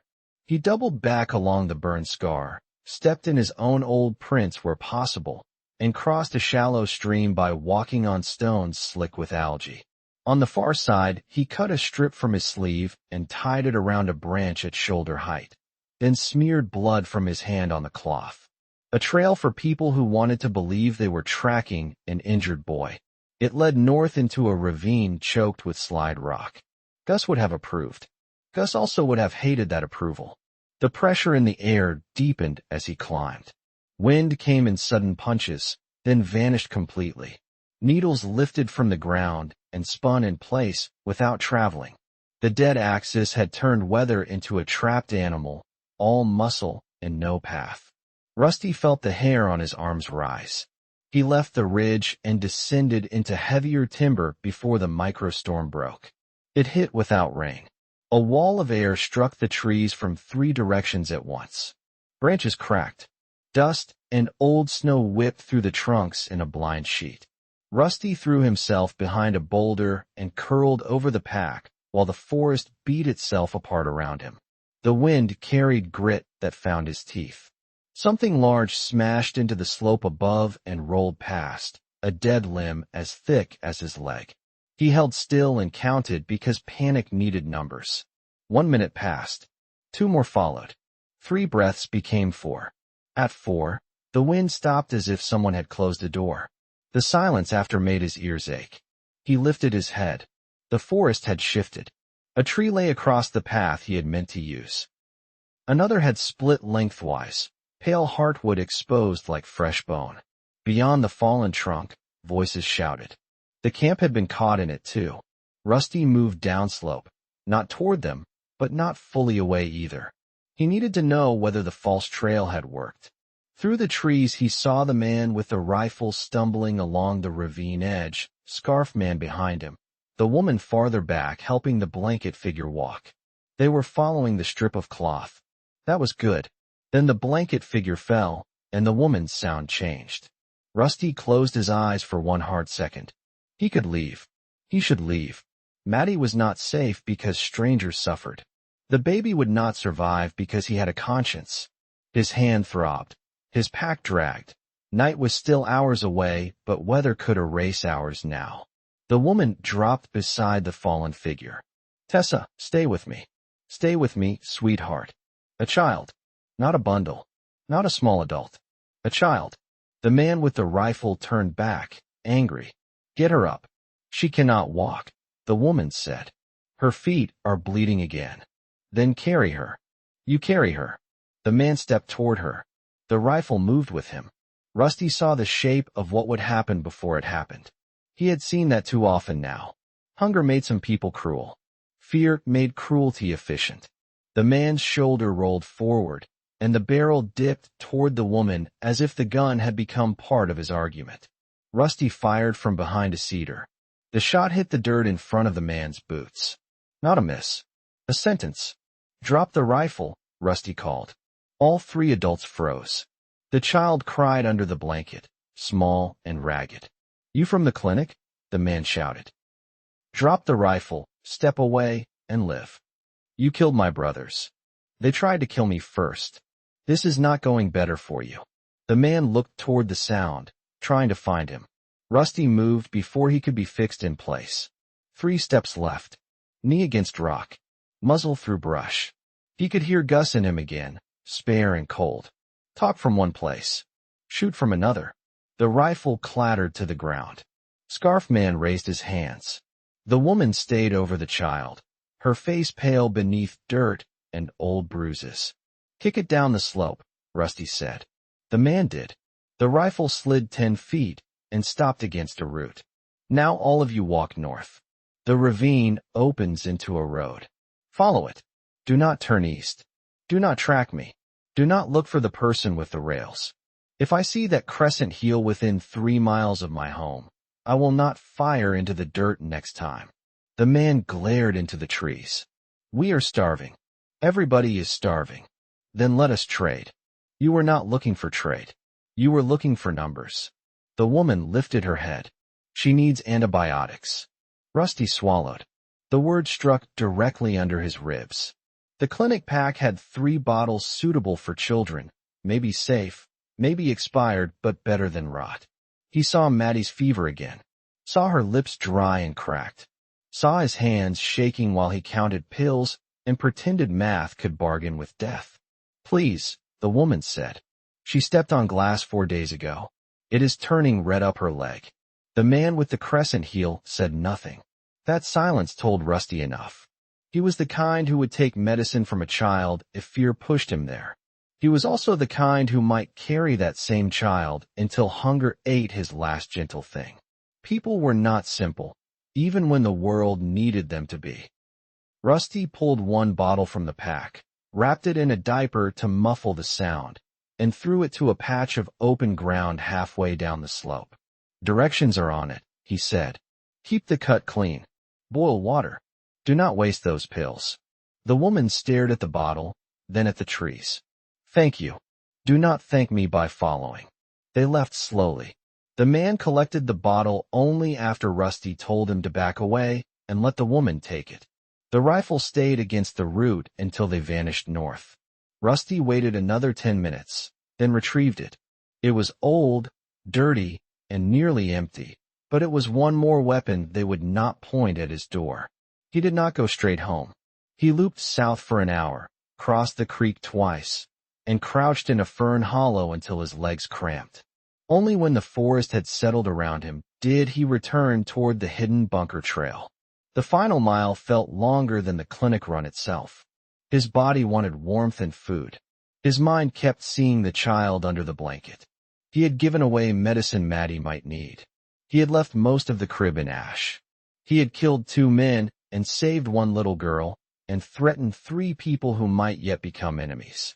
None of it balanced. The world after the stop had no scales, only weight. At the bunker entrance, he performed the checks twice. No fresh prints. No snapped twigs. No cigarette smell. No voices. The camera slit was clear. He gave the agreed signal with his flashlight, 3 short bursts covered by his palm, then waited while the hidden lens found him. The outer hatch opened. Maddy stood behind the inner barrier with the pistol in both hands and her hair tied back in a messy knot. Relief hit her face first. Then she saw the blood. Then she saw the pack. Rusty, she said. Tell me that is mostly someone else's blood. Some of it is mine, not the bad kind. Most of it is someone else's. None of it is coming in without being cleaned. Her mouth trembled. She lowered the pistol. Did you get what we need? He eased the pack down and pulled out the first box of diapers. Then the second. Then wipes, tiny medicine bottles, sterile gloves, gauze, infant blankets, and the bag of crib hardware. Last, he removed the 2 crib slats and leaned them against the wall. The crib is temporarily smaller than advertised, he said. Maddy laughed once, then covered her mouth because the laugh had turned into a sob without warning. She crossed the threshold as far as the safety line allowed and reached for him. Do not touch me yet, he said gently. Blood first. Hug after. I hate your rules. My rules got diapers. Your rules came back bleeding. That was not in the plan. She looked at his wrapped hand, the bruised shoulder, the blood on his jacket, the tired set of his face. Her eyes hardened past fear into something fiercer. People are coming, aren't they? He closed the outer hatch and listened to the lock catch. Not tonight if I did my job, he said. Soon, if the woods keep filling. I saw migrants, armed and hungry. I saw a child with them. I saw men who were already deciding that a hidden place with supplies would be worth any sin they had to commit. Maddy put one hand on her belly and the other on the doorframe. Then we stop being a bunker, she said. We become a fortress. Rusty looked at the diapers stacked under the entry light, the stolen medicine, the 2 crib slats, and the blood drying in the lines of his palm. Yes, he said. We become that before they teach us the price of waiting. Chapter 33, Scouts in the Trees. The first false labor came before dawn, when the bunker lights were dimmed to their night setting and Rusty was at the workbench filing a burr from the clinic shotgun. He had taken it apart after washing the blood from his hands. The old weapon was uglier inside than out, packed with grit and a sliver of broken shell casing that might have turned it into a pipe bomb if someone desperate had kept firing it. He cleaned it because broken things had used once a careful person understood where they were broken. Maddy made a sound from the sleeping alcove that was not quite pain and not quite surprise. Rusty set the piece down without a clatter. Maddy, are you awake? I am fine, she said, which meant she was not fine or did not know whether fine still applied. He reached the alcove in 3 steps. She was sitting upright with one hand gripping the blanket and the other pressed low against her belly. Her face had lost color. Sweat shone on her upper lip. Tell me what changed, he said. It feels tight, hard and low. It is easing now. I read about this. The false contractions. The practice ones. How long? I do not know. I woke up and it was there. He checked the clock, then the notebook beside the bed. They had started a page for every pregnancy sign they could track. Times, food, nausea, kicks, pain, and bleeding, with a line under it, because that word scared them both. The page felt like a ritual more than medicine, but rituals had kept people alive long before clinics existed. Pain scale, he said. 4, maybe 5 because I am scared. Any water? No, not now. Any blood? No, not now. He let himself breathe. Then we log it. Wait. And do not panic until the book gives us permission. I already panicked a little without permission. I will write that down as an unauthorized panic. She laughed weakly and leaned her head back. You smell like gun oil. You said fortress. Fortresses smell bad. Fortresses should smell like laundry and soup. That is a very fancy fortress. The contraction eased under his hand. He did not know whether touching her helped or only helped him feel less useless. He sat beside her until her breathing settled and the child shifted inside her, slow and stubborn, as if offended by all the attention. There, Maddy whispered. He is moving. He or she. He kicked like you after the dog bite when I tried to clean your neck. That proves nothing. You were cruel with the antiseptic. You screamed into a towel. I expressed a tactical disagreement. She smiled, then winced as another tightening passed through her. Rusty noted the time. 7 minutes between. Then 11. Then nothing for nearly an hour. The book said that was reassuring. The book had never seen a buried bunker with armed migrants somewhere beyond the trees, but they took comfort where they could steal it. At mid-morning, the exterior motion chime sounded. Rusty was already moving before the second tone. Maddy reached for the pistol on the shelf, but he caught her eye and shook his head. Stay behind the second door, he said. I can still shoot. I know. That is why you stay behind the door and shoot only if I fail. Do not make that sound like a plan. It is the last page of the plan. We do not read it first. The monitor showed trees and gray light. The camera had a narrow field, angled down the slope to the decoy trail and the service approach. At first Rusty saw nothing. Then a branch moved against the windless morning. A figure crouched behind a cedar, visible only because hunger had made him impatient. Another figure crossed high on the slope, keeping low. They were scouts. Not wanderers. Not the woman with the child. These moved like people looking for a seam. Rusty cut the monitor brightness and leaned close. One carried a rifle. One carried a hatchet. A third appeared for a second near the creek line, then vanished behind brush. 3 at least. Maybe more outside the lens. They were not at the bunker door, but they were too close to be chance. Maddy stood in the corridor with one hand on the wall. How many? 3 seen. Could be the clinic people. Could be. Could be people who heard shots. Could be people who followed me. That sentence makes the world sound crowded. It is getting crowded in the worst places. Rusty opened the locker and took the suppressed pistol Gus had packed in the old field case. It was not movie quiet. Nothing was. But in wet timber with the creek moving, it could turn a shot into a question instead of a summons. He added 2 magazines, the clean shotgun, and a coil of wire. Then he took the small radio earpiece connected to the bunker intercom. Maddy watched him load. You are going outside. I cannot let them map the door. You said that if they find us, we use the inner doors and make them come through steel. That is if they find us during an attack. Scouts are different. Scouts carry information back. Information kills later. Her face tightened. A hand pressed to her belly again. Rusty paused. Another one? It is small, not like before. Maddy, I can lock down and wait. No, she said, and the word carried more steel than any gun in the room. You are right. I hate that, but you are. If they find the door now, they come back with tools and anger.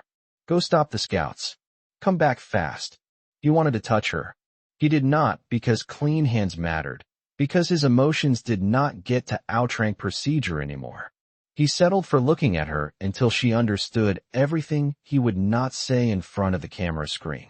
I will keep the intercom open, he said. You listen. You do not talk unless you must. Sound travels through the hatch if it is open. Rusty, listen. Yes, I do. I am scared. He nodded once. So am I. That means we are paying attention. He exited through the emergency crawl shaft instead of the main hatch. It opened 50 yards downslope under a rotten stump that had been engineered to look dead long before the world ended. The tunnel forced him through mud on his knees and scraped his shoulders raw, but it put him behind the closest scout. The woods smelled of wet bark, thawing rot, and human sweat. He lay under sword ferns and watched the man with the hatchet move toward the decoy trail. The man was middle-aged, wrapped in a torn sleeping bag tied under his arms with cord. His boots did not match. His beard was clotted with bits of leaf. Not a soldier. Not harmless. Rusty waited until the man found the first false marker. A bit of cut branch and a scrap of old insulation meant to suggest hidden human passage. The decoy trail led to a collapsed storm shelter 200 yards east. It existed because Gus had believed every safe place needed a line nearby. The man crouched and waved to someone higher on the slope. Rusty moved. He came up behind him and pressed the pistol to the base of the man's skull before the hatchet could rise. Do not turn, Rusty said. Drop the hatchet. The man froze. His breath stank of hunger. I am just looking. You are done looking. Drop it. The hatchet fell into moss. How many? Rusty asked. Just me. Rusty pressed harder. Wrong answer. 4, the man hissed. For here. More back. Where back? Old Ranger Station. South Road. Who sent you? Nobody sent me. We all came. People said there was a buried place with food. The rumor had already grown legs. The scout high on the slope turned at the wrong time. He saw Rusty. His rifle came up. Rusty shoved the hatchet man forward and fired past him. The pistol cracked under the trees. The rifleman jerked and slid behind a stump. Not dead, maybe hit. The third scout near the creek shouted. A fourth, unseen until then, fired from the left. Bark spat near Rusty's cheek. The hatchet man tried to run. Rusty tripped him, kicked the hatchet away, and rolled behind a fallen log as another shot snapped through branches. The earpiece clicked with Maddy's breathing, fast and controlled. She did not speak. That was good. Rusty crawled along the log until he found a gap. The Creek scout was moving wide, trying to flank. He was young, too thin, carrying a revolver in both hands like it might bite him. Rusty fired once. The young man dropped behind a rock and screamed. The scream told the others where their fear should point. The fourth scout rushed then, a woman with a hunting knife and a face twisted by panic. Rusty did not want to shoot her. He shot the dirt at her feet first, but panic had already chosen for her. She came anyway. He fired again, higher. She spun and fell into the ferns. The woods rang. Rusty, Maddy said in his ear, unable to hold silence any longer. I am alive, he breathed. Do not open anything. A shot answered from the stump where the rifleman had fallen. The bullet hit the log and filled Rusty's mouth with splinters. He crawled backward, pulled a tin can from his pocket, and hurled it downslope. When it clattered, the rifleman fired at the sound. Rusty rose from another place and fired twice. The rifle stopped. The Creek scout crawled away, dragging one leg. Rusty let him go for 3 yards, then stopped him with words. Do not move. The young man froze, sobbing into moss. The hatchet man had not run. He lay face down with his hands over his head, shaking. Rusty moved between them with the shotgun now, staying out of straight lines, making the trees work for him. The woman in the ferns was dead. The rifleman by the stump was dead too. The fourth, the young man, had a bullet through his calf. Blood soaked his pant leg. The hatchet man had wet himself. Rusty stood over them and felt nothing simple. Listen carefully, he said. I know about the ranger station. I know you have more people there. You came looking for a buried place with food. You found armed ground instead. You tell them that. You tell them the hill is mined. It is not, but you tell them because it will keep them breathing. You tell them the first 4 scouts did not return whole because they tried to push past a warning. You tell them if they come in peace, from the south road at noon, hands empty, they can ask to trade at the creek marker. If they come at night, if they come armed past that marker, or if they touch the hill, they die in the trees. The young man cried harder. Please, I cannot walk. He can carry you, Rusty said, nodding at the hatchet man. He is suddenly very motivated. They will kill us for failing. Then tell the story well. Rusty took the rifle, the revolver, the knife, and the hatchet. He left them a canteen and a strip of cloth. He watched the hatchet man half carry, half drag the young scout toward the south road. Only when they were out of sight did he collect the spent brass he could find. He rolled the 2 dead scouts into a shallow depression and covered them with branches. Not burial, only concealment. Mercy had become a luxury item, and time had been spent down to coins. When he returned through the crawl shaft, mud covered him from chin to knees. Maddy waited behind the second door with the pistol still in her hands. Her face was calm in a way that made him more afraid. You heard enough? He asked. I heard all of it. I lied about mines. That was good. I offered trade at the creek. That is risky. Better than making every hungry person decide secrecy is the only thing between them and dinner. Maddy lowered the pistol slowly. I had 2 more contractions while you were outside. Not regular. Not bad. I did not say anything because you were busy being terrifying. Rusty washed his hands twice, then crossed to her. This time he did touch her. He rested his palm against her belly and felt the child move under him like a quiet reply. I do not know how to do this, he said. Any of it. Protect us, feed us, make rules for strangers, deliver a baby if something goes wrong. Gus taught me how to survive with what was in front of me. He did not teach me how to be the person people come to when survival is not enough. Maddy placed her hand over his. Nobody taught Gus either, she said. He became that man because you needed him. The words stayed in the bunker after she said them. Rusty looked toward the monitor, where the empty trees held still under the broken sky.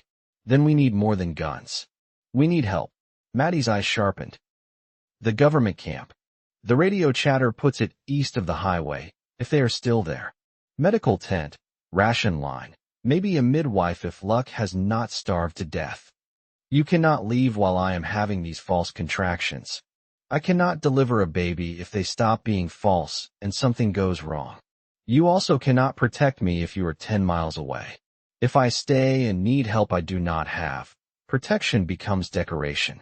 She turned away, breathing through another tightening, her fingers whitening against the counter. Rusty waited until it passed. At first light, he said, if they remain irregular, I go.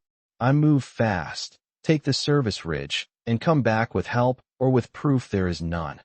Maddy stared at the diapers stacked neatly beside the newly cleaned counter. I hate every plan we have. That might be how we know they are real plans. She leaned against him then, carefully, because her belly changed the distance between them. Bring a woman who knows babies, she whispered. Bring someone who can look me in the eye and lie better than the books. Rusty held her and looked past her at the steel doors. I will, he said. And if I cannot bring that, I will bring the truth fast enough that we still choose what to do with it. Chapter 34. The Camp of Hollow Faces. Rusty left before the sky decided whether it wanted to be morning. The horizon carried a dull band of red, but the light did not spread the way it had before the stop.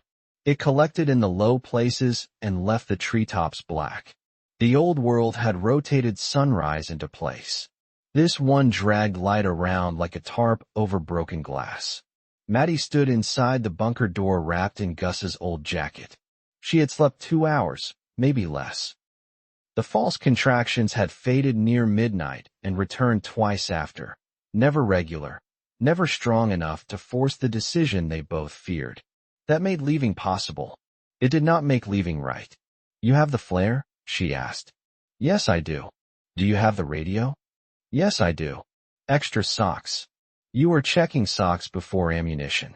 Cold feet make stupid men stupider. He smiled because she needed it. Extra socks, extra batteries, water tabs, 2 cans, rifle, pistol, knife, and enough guilt to power the lights. Leave the guilt. It is heavy. I tried. It followed me. She reached for his face. He leaned into her hand. The moment carried no drama from the outside, no music, no promise brave enough to satisfy either of them. It was 2 frightened people in a concrete throat under a ruined hill, and it was the entire world. Come back with Lily, she said. We do not know that there is a Lily. There is in my head. She is practical, mean when needed, and very good with babies. That is detailed for a made-up person. Then find someone who can live up to her. He kissed her once, soft and brief. Lock everything behind me. Do not open for anyone without the phrase. What phrase? Gus hated canned peaches. Her brows drew together. Did he? No, he did not. That is why nobody will guess it. He would haunt you for that. He already does, but mostly in useful ways. The hatch sealed between them.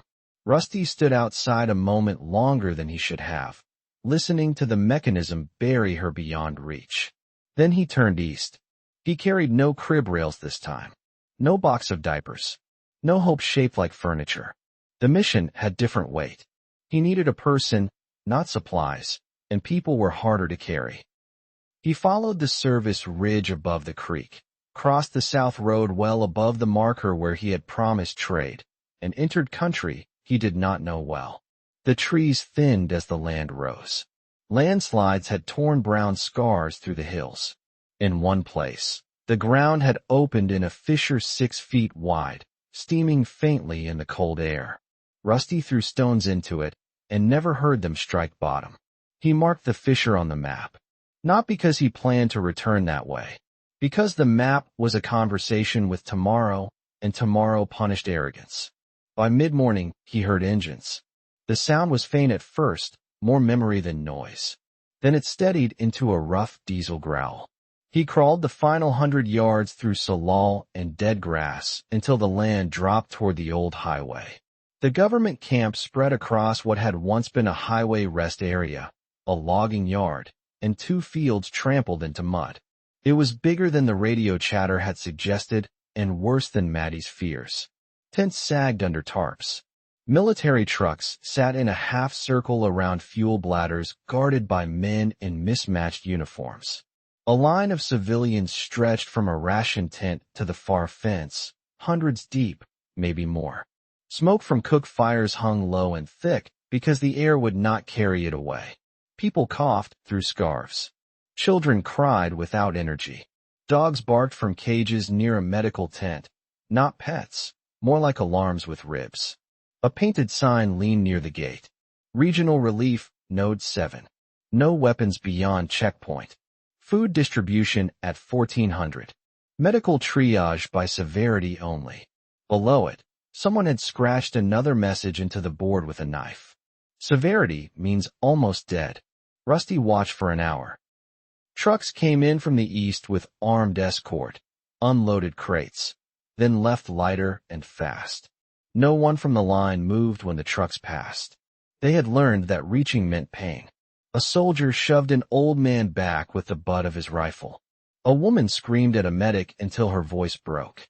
Two men fought over a place in line and were dragged away by civilian guards wearing orange tape on their sleeves. This was not rescue. It was delay.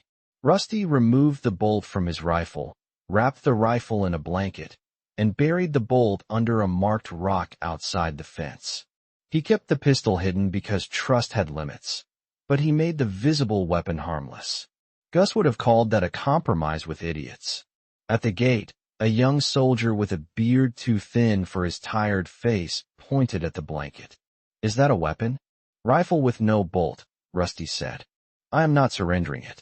I am not bringing it in ready to fire either." The soldier blinked. He was younger than Rusty had expected. Maybe 20, maybe 19. The end of the world had aged everyone unevenly. "You alone?" "Yes, I do." "Then you are either stupid or dangerous." "Usually both. I need a midwife." The soldier stared at him, then barked a laugh that had no humor in it. "So does half this camp.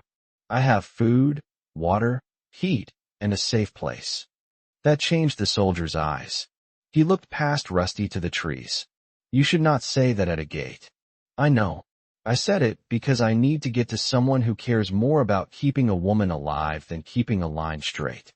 The soldier looked toward the medical tent. "Ask for nurse, that was Patel. Do not say safe place again. Not inside earshot." "Thank you. I did not help you.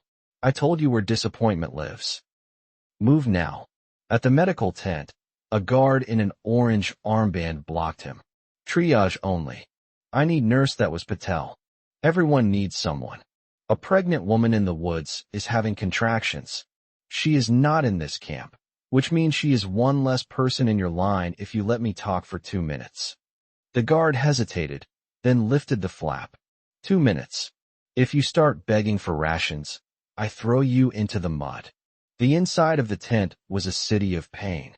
Cots filled every aisle. Some held people with fever. Some held people wrapped in dirty blankets. Some held people too still. The medics moved with the cold speed of those forced to choose all day and sleep never. Rusty saw a boy holding a bloody cloth to his scalp. A woman coughing pink foam into a tin cup. A man with black fingers who stared at the tent roof as if reading his future there. Nurse Patel turned out to be a compact woman in her 50s with silver hair pinned tight and eyes that could peel paint. She listened to Rusty's first sentence, then cut him off. "How far along?" "We think around 8 months, maybe less, maybe more. Records are gone." "Contractions regular?" "Not yet." "False, according to the book." "Any bleeding?" "No, not now." "Water release?" "No, not now." "Any fever?" "No, not now." "Then she is not the most urgent person in this tent. She will be when she becomes urgent 10 miles from anyone who knows what they are doing." Patel held his eyes. "You have shelter?" "Yes, I do." "Do you have food?" He did not answer. "That means yes," she said. "Do you have heat and clean water?" "Yes, I do." "Any security?" "Some, not enough." "That means guns and fear." "Yes, I do." She studied him longer. "How old are you?" "Old enough to be here." That is a child's answer wearing a man's coat. "I am 17. She needs help anyway." Something changed in her face, not softness, but calculation with grief inside it. "There is no official midwife to spare." There is one woman who delivered babies before this, but she is not under my command. Nobody here is under anything for long. Her name is Lily Serrano. She has a 3-month-old daughter. She lost her husband on the West Road. She helps in the maternity tent when her own child lets her sleep. Rusty's pulse kicked. Maddy's imaginary Lily had been waiting in the world after all. Where is she? Patel pointed through the tent wall, as if the camp layout lived in her finger. Blue Tarp Row, near the laundry trench. But listen to me. Do not recruit her with fantasy. Do not promise paradise. If you have a safer place, you are offering rescue and exile at the same time. She may say no because camps are horrible and still less lonely than the woods. She may say yes because her baby is starving. Either way, you tell the truth. I can do that. Can you? People with hidden food become liars fast. Rusty looked at the cot beside him. The man with black fingers had stopped looking at the roof. A medic pulled a blanket over his face. I am trying not to become the wrong thing, Rusty said. I cannot promise I always know what that is. Patel's expression did not ease, but she reached into a crate and took out a sealed packet. Sterile cord clamp. 2 pairs of gloves. Suture kit. Do not waste the suture kit on pride. What do I owe you? If you survive with a child, someday you remember this camp was full of people who did not. That is not payment. It is a debt with no collector. Rusty took the packet carefully. Thank you. Do not thank me. Get out before someone decides your boots look expensive. Outside, the ration line had shortened only because some people had collapsed and been carried away. Rusty found the Blue Tarp Row near the laundry trench by following the smell of soap struggling against smoke. Women knelt over buckets, rubbing cloth between cracked hands. A baby cried from inside a tent patched with grain sacks. Rusty stopped at the flap. Lily Serrano. The crying cut off. Who was asking? A woman said. My name is Rusty. Nurse Patel sent me. The flap opened enough for one eye, dark and suspicious, to examine him. Patel does not send boys to my tent. She sent a stupid or dangerous boy. The gate guard was not sure which. The eye narrowed. Then the flap opened wider. Lily was younger than he had expected, maybe 28, with a hard, tired face and black hair braided down one shoulder. A baby lay against her chest in a sling made from a torn flannel sheet. Rose, if the world had left names alone long enough. The child was small, red-cheeked, and watchful in the strange way babies could be, as if they arrived knowing the adults had made a mess. You have 30 seconds, Lily said. Rusty did not waste them. My wife is pregnant in a hidden shelter in the woods. She has food, water, heat, and medicine, but no one who knows birth. False contractions started last night. I need help. You have a baby in a starving camp. I can offer both of you shelter. Not comfort. Not safety forever. Shelter, food, water, work, danger, and people who will protect Rose like she is ours. Lily's face changed at one word. The word wife. He did not know why he had used it until after it came out. Maybe because partner sounded too small and girlfriend sounded like a world with movie theaters. Maddy was the person beyond whom his future had no shape. Wife was a shelter made of language. He would ask forgiveness later for taking it without ceremony. Hidden shelter, Lily said. That is a story people use when they want women to walk away from witnesses. That is true. You expect me to leave a camp fence with a stranger carrying a hidden pistol. Rusty stilled. She smiled without warmth. Your jacket hangs wrong on the right side. I was a midwife, not blind. I expect you to decide whether your daughter has a better chance here or with us. I will not touch you. I will not take your pack. You walk behind me with a knife if you want. If you say no, I leave. Rose made a small snuffling sound against Lily's chest. Lily adjusted the sling without looking down. How much food? Enough for months with rationing. Not enough for everyone. How many people? 2 adults and the baby coming. If you come, 4 adults is not accurate because I am not fully one, and Rose is small but loud. A quick flash of humor crossed Lily's face and vanished. You said wife. Are you legally married? No, not now. Then why say it? Because every lesser word felt like a lie. That answer reached her more than the food had. She looked past him at the line, the mud, the smoke, the men watching every exchange with hollow faces. A fight broke out near the ration tent. A guard shouted. Somewhere a child screamed and kept screaming. I have 2 cans of formula hidden under the floor mat, Lily said.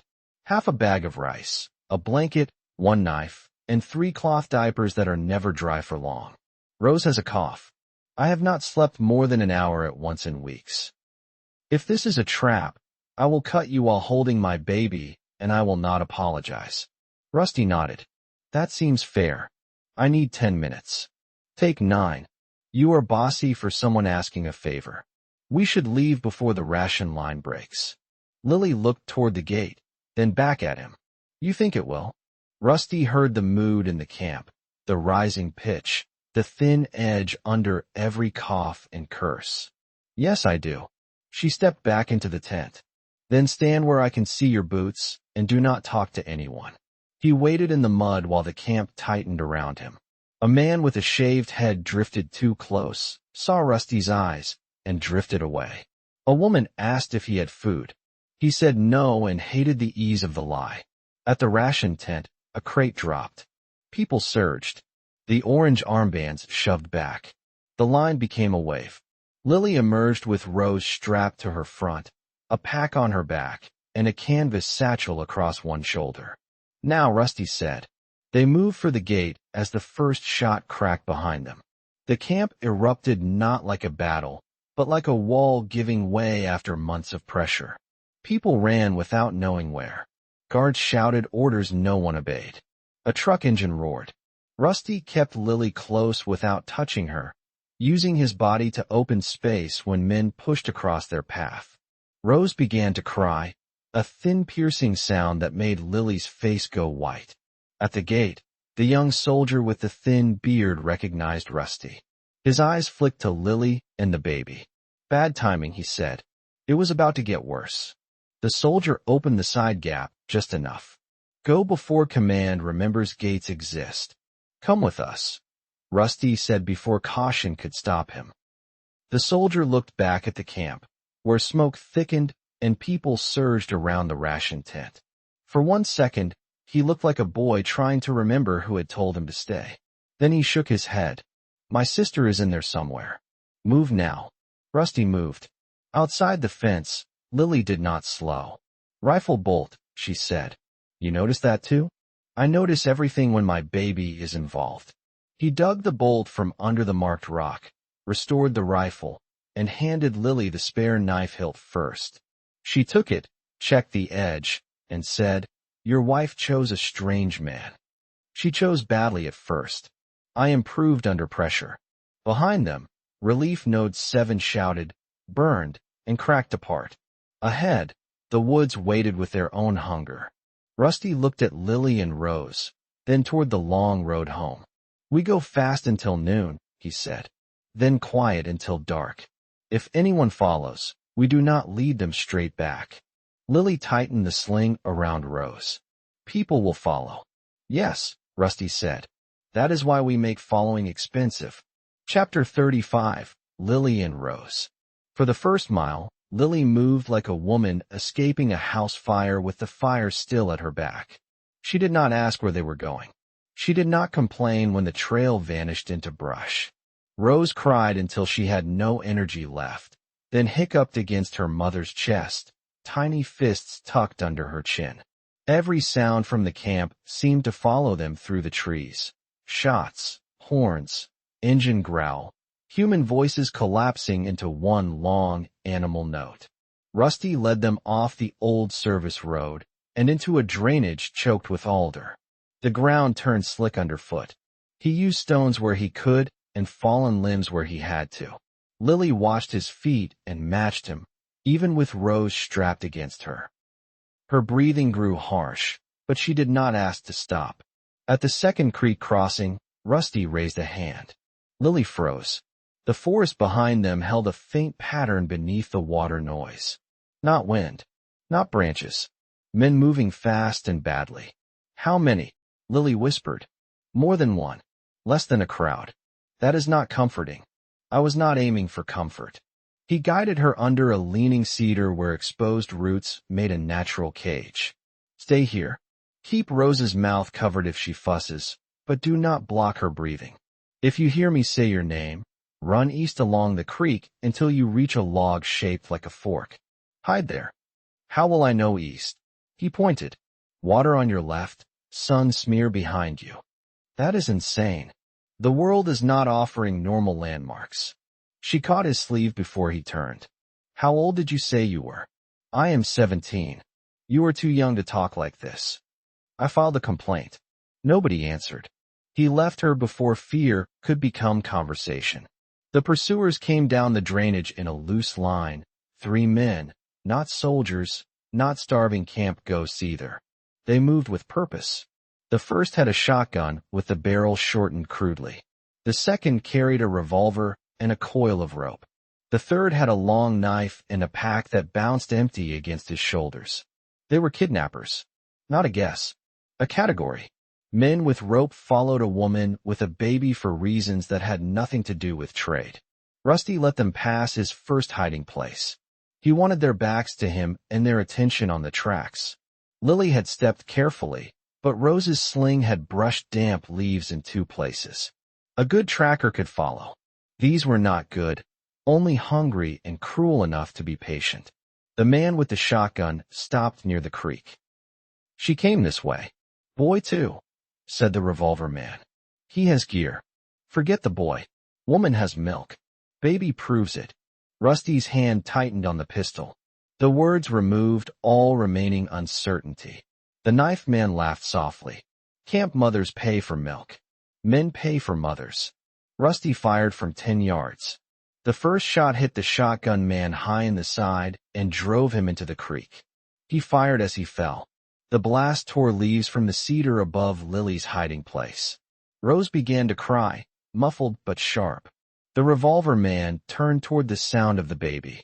Rusty shot him through the shoulder before he could aim, then again when he tried to raise the gun with his other hand. He went down hard, kicking mud. The knife man ran, not away from Rusty, toward Lily. Rusty sprinted. The ground betrayed him, sliding under his boots. The knife man reached the cedar roots as Lily came out with her own knife in one hand, and Rose held tight with the other. The man grabbed for the sling. Lily slashed his forearm and stepped back, but the roots trapped her feet. Rusty hit him from the side. Both of them slammed into the mud. The knife flashed between them. Rusty caught the man's wrist before the blade reached his throat. The man was stronger and heavier, with breath that smelled of rot and smoke. Rusty headbutted him. Pain cracked through his skull. The man's grip loosened. Lily kicked the knife away. Move now, she shouted. Rusty moved. Lily drove her knife into the man's thigh, not deep enough to kill, deep enough to make strength leave him in a scream. Rusty rolled up, drew Gus's blade, and put it under the man's chin. The man stopped screaming. Rose did not. Rose screamed for all of them. Rusty looked at Lily. She stood over him with mud on her face, baby clutched close, knife red in her hand. There was no horror in her eyes, only a clean, bright fury. He grabbed my child, she said. I know. The man under Rusty swallowed against the blade. Please listen. Lily's face did not move. That word is not a tool you get to use now. Rusty searched him quickly. No radio. No map. A strip of dried meat in his pocket. A charm made of braided hair around his wrist. Rusty cut the rope from the second man and tied the knife man's hands behind his back, then dragged him to the creek bank. How many more followed? Rusty asked. None came.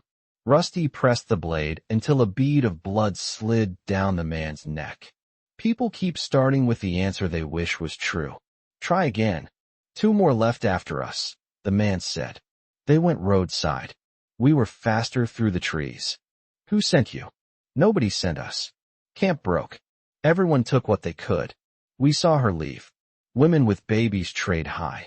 Lily made a sound behind him, low and lethal. Rusty kept his voice steady. Did you tell anyone where she was going? No, we did not know. Do the roadside men know to meet you? At the old bridge by dark. Rusty believed that. Fear made truth smell different. He looked at the two dead men, the crying baby, Lily's shaking arm, and the trail home that now had teeth on both sides. Lily, turn around. She did not. I was a midwife. I have seen blood. Not because of blood. Because I am giving him a chance to run, and I do not want your face to be the last thing he sees if he is stupid. The tied man stared up at him with hope, so quick it was ugly. Lily understood. She turned Rose toward the creek and covered the baby's ear with one hand. Rusty cut the rope at the man's ankles, but left his wrists tied. Run north. Do not go to the bridge. Do not follow us. Do not touch another mother. The man lurched to his feet. For 3 steps, he ran north. On the 4th, he dove for the revolver lying near the dead man's hand. Rusty threw the knife. It struck between the man's shoulder blades. He collapsed face down in the mud, one arm reaching toward the gun he had chosen over breath. Rusty walked to him, pulled the blade free, and ended it with one hard motion before the man could suffer long. Lily turned back as he wiped the knife on wet grass. You said chance, she said. He used it. She looked at the body, then at Rusty. You gave him enough rope to show me who you were. What did you see? Someone who still wants choices to matter. Someone who kills fast when they do not. He did not know whether that was forgiveness or diagnosis. He accepted it as both.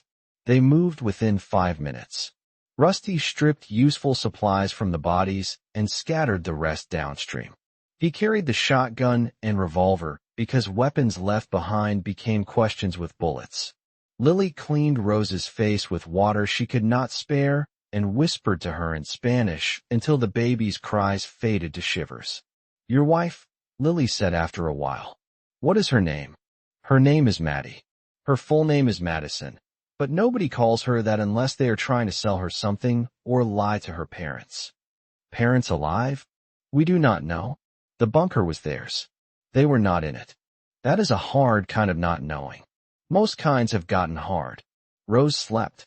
The tiny weight against Lily's chest changed the way the woman walked, every step protecting a future too small to defend itself. Why did you come for me yourself? Lily asked. Nobody else to send. No other men. My father died on the road north. He was the man who knew how to stand between us and the world. I have been pretending I know how to fill the space. Pretending can become practice. That what happened to you? Lily's mouth tightened. I delivered babies in warm rooms. I told mothers to breathe. I weighed newborns. I complained about paperwork. Then the ground split near Salem, and the hospital generator failed, and the maternity floor turned into a dark hallway, full of people begging us to know impossible things.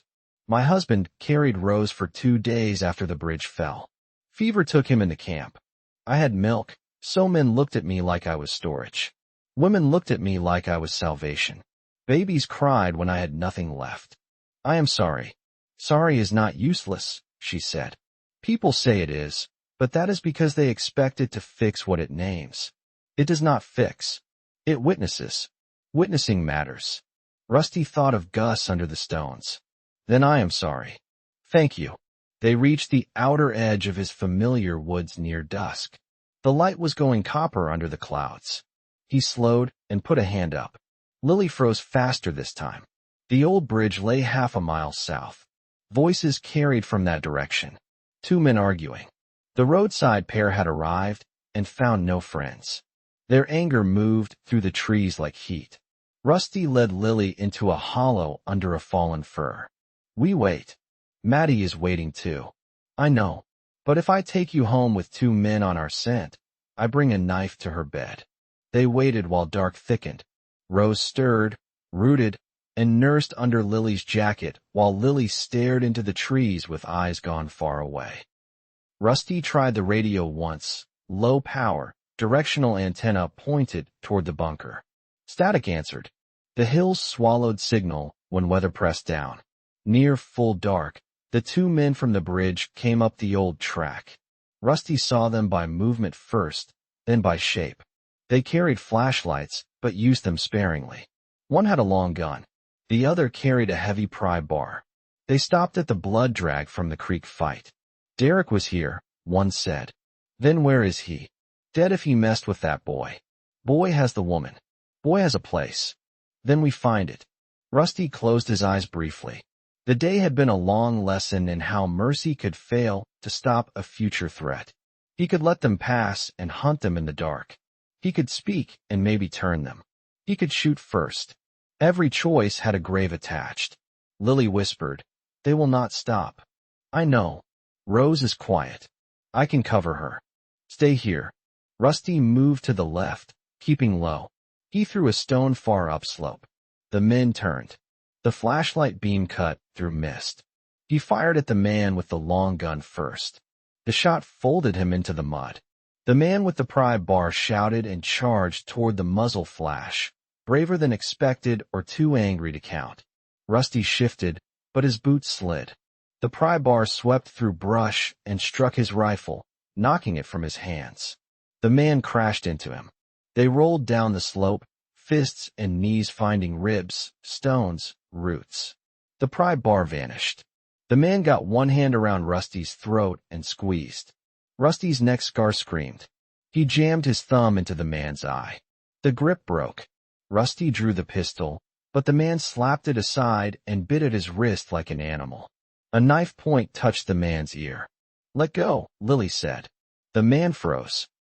Lily stood above them with Rose strapped to her chest and murder in her eyes. He let go. Rusty rose slowly, collected the pistol, and stepped back. The man looked from him to Lily, calculating, maybe begging, maybe searching for the old world in their faces and finding no court that would hear him. "You do not have to," the man said. Rusty breathed through the pain in his throat. "That is what I wanted to believe all day." The man lunged. Lily drove the knife down into his shoulder while Rusty fired once into his chest. The sound rolled through the timber and vanished into the heavy dark. For a long moment nobody moved. Rose began to cry again. Lily rocked her gently, her knife hand shaking now that the work was done. "I hate this road," Lily said. "We are almost off it." "That is not what I mean." "I know." They reached the bunker 2 hours later by a route so crooked that Rusty felt lost inside his own home ground. He gave the flashlight signal with a hand that trembled from exhaustion.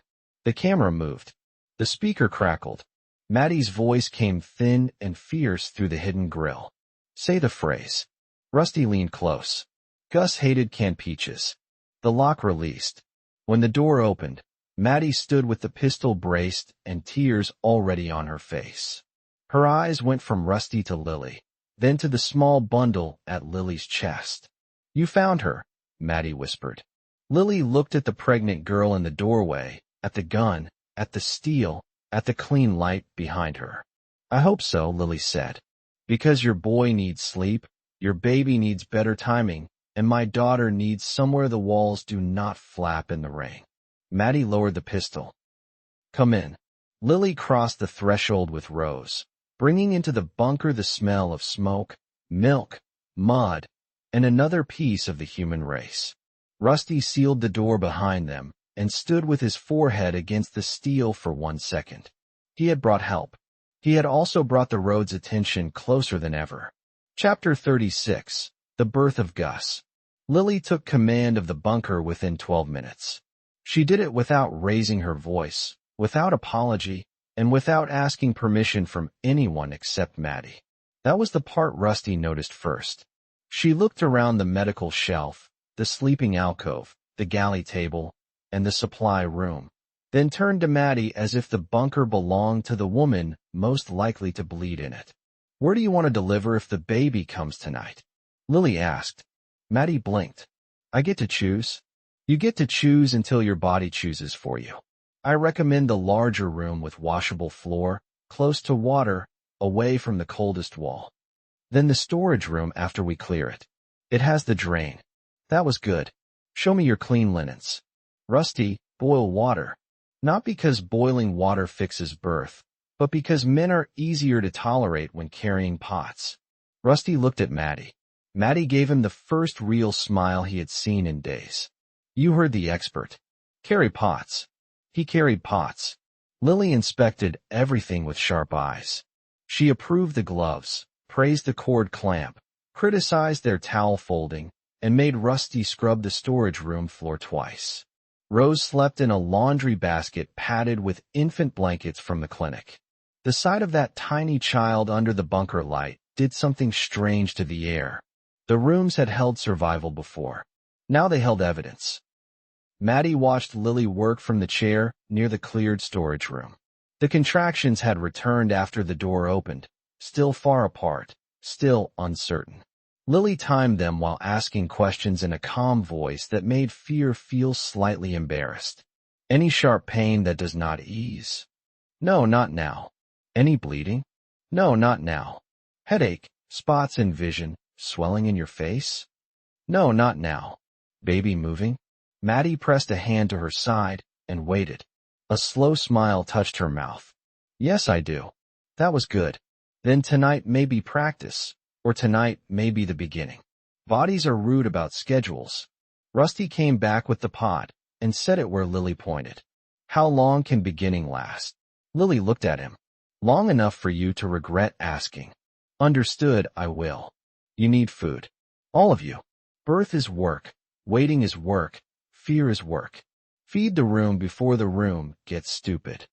They ate soup from cans stretched with rice. Lily fed Rose, then accepted a dish with a gratitude so controlled it nearly broke Maddy's heart to watch. The woman ate slowly, as if afraid the food might vanish if she moved too quickly. When she finished, she set the dish down with both hands. I believed you, she told Rusty. I did not believe this. This place was Maddy's family's. Maddy stared into her soup. My parents built it because they were rich and paranoid. I used to think that was embarrassing. Paranoia with plumbing is underrated, Lily said. Maddy laughed, then gripped the table as another contraction tightened. Lily stood beside her, one hand on her shoulder, the other on the clock. Breathe low, Lily said. Do not fight the tightening. Let it be work your body is doing without asking your opinion. Maddy breathed. Rusty counted silently. 40 seconds. 50 seconds. The contraction faded. That one was stronger, Maddy said. Yes, Lily said. Not dangerous. It was stronger. We will watch. The night narrowed around the bunker. Above them, the forest held secrets Rusty did not have the strength to hunt. He checked the camera between tasks. Nothing moved near the door. He checked the pressure sensor on the crawl shaft. It was clear. He checked the battery levels. Power was stable. He checked the radio and heard static, one distant burst of military code, then a woman's voice crying for help from a frequency too far to locate. He turned the volume down. At midnight, Maddy's water released. There was no drama at first. She looked down, startled, then up at Lily. I think that was it. Lily nodded once, all business. Then the baby has made an appointment. Rusty, clean hands. Maddy, we move to your room. Fear changed shape.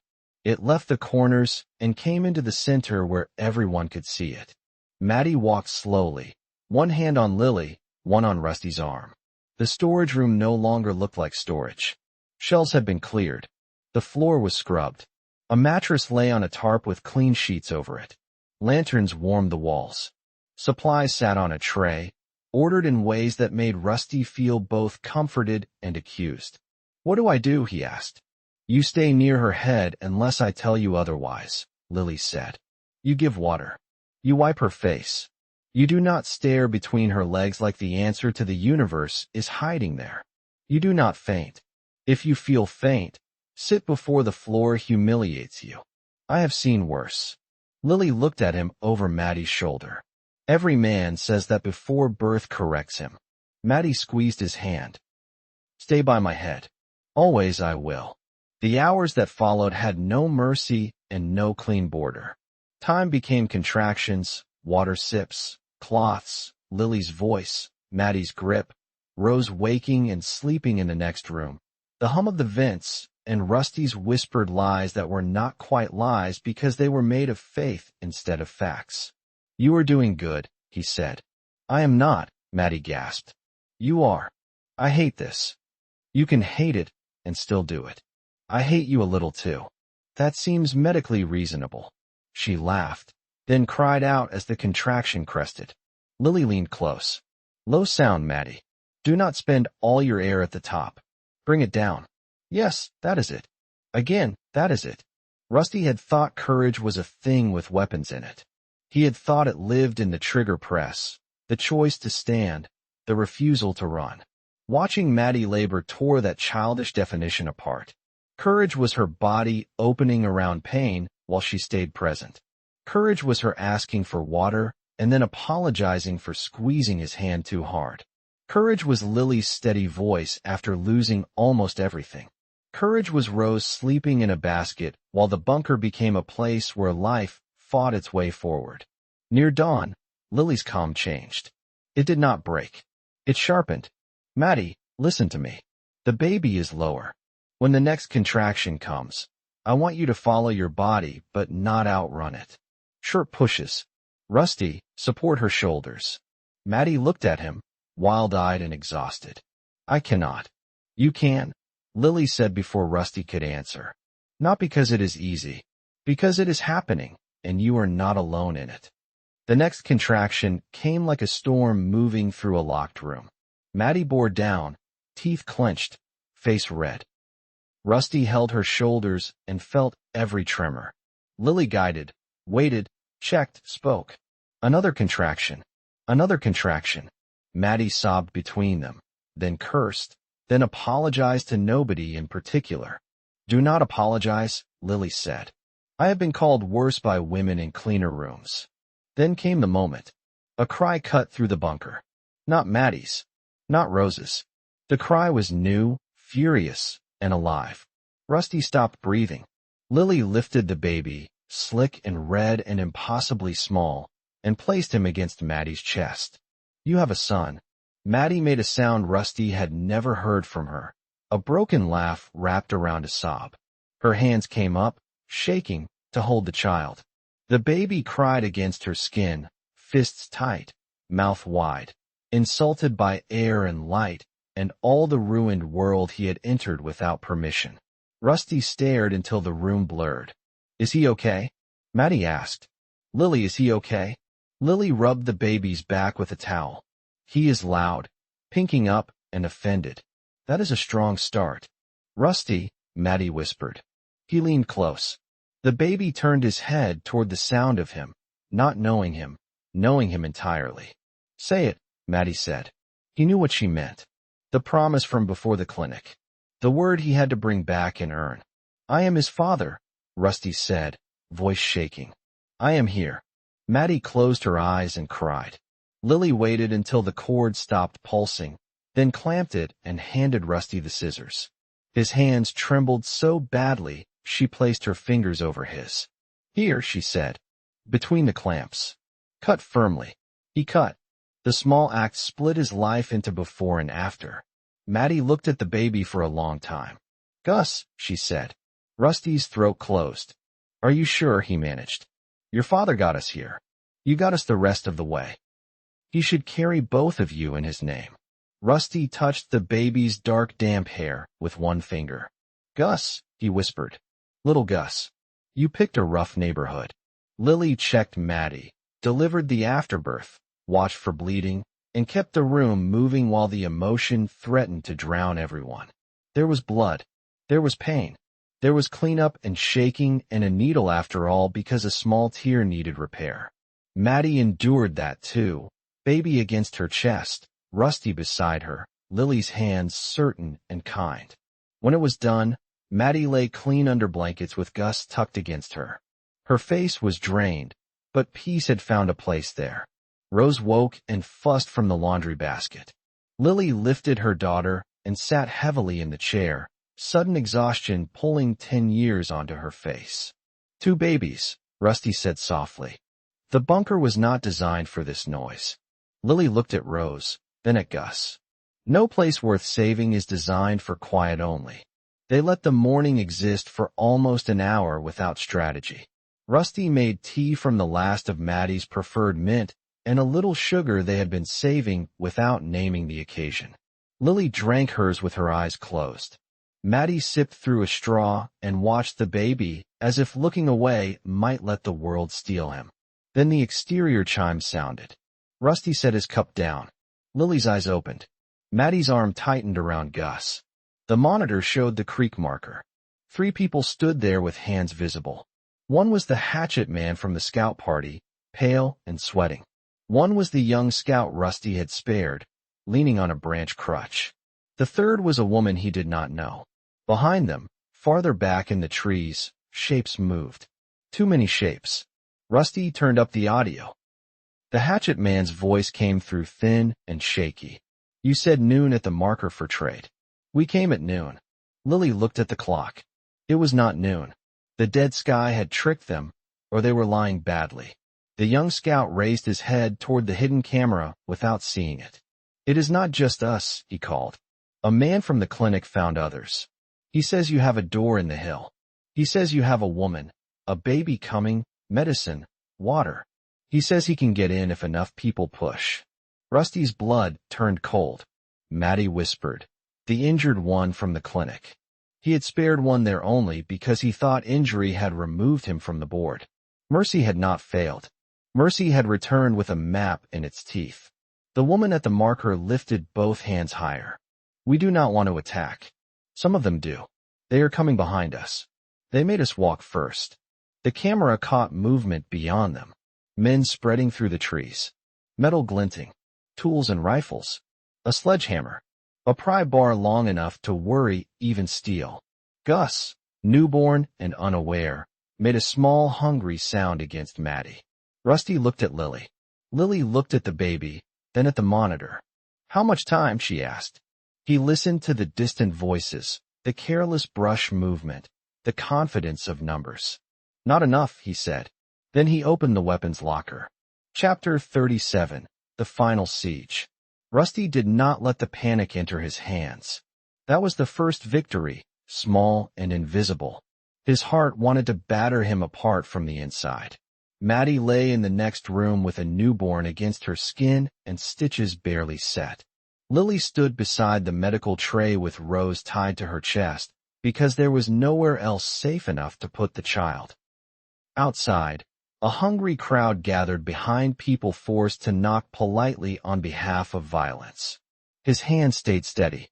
He loaded magazines, checked chambers, and set weapons in stations Gus would have approved. Rifle by the outer firing port. Shotgun near the inner bend. Pistol for Maddy within reach, but not where a blanket could foul it. Spare knife taped under the counter. Ammunition divided, not stacked in one tempting place. Fire extinguisher unpinned. First aid kit open. Water bottles near each fighting position because thirst made mine slow. Maddy watched him from the bed alcove with eyes too bright. Give me the pistol. It is already there. Bring it closer. You just delivered a baby. And now I have someone to shoot for. Bring it closer. He did. Lily checked Maddy's bleeding, then pressed a folded cloth into place and spoke low. You do not get brave by standing. You get brave by staying alive on that mattress. If you tear yourself open trying to be a hero, I will be furious while saving you. Maddy nodded, jaw tight. Understood, I will. That was good. Feed your son. It may keep him quiet, and he deserves breakfast before war. The sentence should have been absurd. Instead it was practical. Rusty returned to the monitor. The 3 at the marker remained with hands raised. Behind them, the main group advanced in fragments, using trees, not well enough to be trained, well enough to show they had thought about bullets. He counted 12 visible, maybe 15. The injured clinic scavenger came last, limping, one leg wrapped stiffly, face drawn with pain and triumph. Rusty recognized him by the jacket, the way he carried his shoulder, the hate that had survived better than flesh. The man held a rifle he should not have had. Someone else's, maybe. He pointed it toward the marker group and shouted. The audio crackled. Tell them to open. Tell them we have babies out here too. Tell them we know they killed people. Tell them we can dig all week. The woman at the marker flinched. Rusty keyed the exterior speaker. His voice came out flat through the hidden grill. Everyone past the creek marker stops now. Hands visible. The people at the marker step left and lie face down. If you came to trade, you live. If you came to force entry, you die before you touch the hill. The woods froze. The injured scavenger smiled toward the slope. There you are. Last warning, Rusty said. You have water, medicine, and food. A woman. A baby. You think the hill makes that yours? Rusty looked toward Maddy. She had Gus at her chest, one hand holding him, one hand near the pistol. Her face showed pain, terror, and something beyond both. Ownership was the wrong word for what they had. They had custody of a future the world kept trying to evict. I think the first person through that door gets buried under it, Rusty said. The injured man laughed. Door then. I knew it. Maddy closed her eyes. The bunker had been confirmed. The attack began with a mistake. One of the men on the right, impatient or frightened, fired at the sound of the speaker. His round struck rock 6 feet above the hidden door and sparked. Rusty fired from the side port, not the speaker position. The shooter dropped before the echo ended. The answer was silence. Then the woods exploded. Gunfire hammered the slope. Most shots struck dirt, rock, and trees because the attackers did not know where to aim. Rusty did. He fired only when a body crossed a known lane. One man trying to rush the decoy trail. He went down. Another kneeling behind the cedar with the split top. Hit and crawling. A third raising a sledgehammer as if steel could be intimidated. He went down. Lily stood behind the inner wall, counting shots under her breath. 8 from you. Too many from them. Tell me when Rose cries. Rose is sleeping through Judgment Day because she enjoys insulting adults. Maddy gave a strained laugh from the alcove, then sucked in air as pain caught up with her. The attackers pulled back after the first rush failed. Rusty did not cheer. Failed rushes taught survivors. The second attempt would be smarter. It was. Smoke rolled across the lower slope.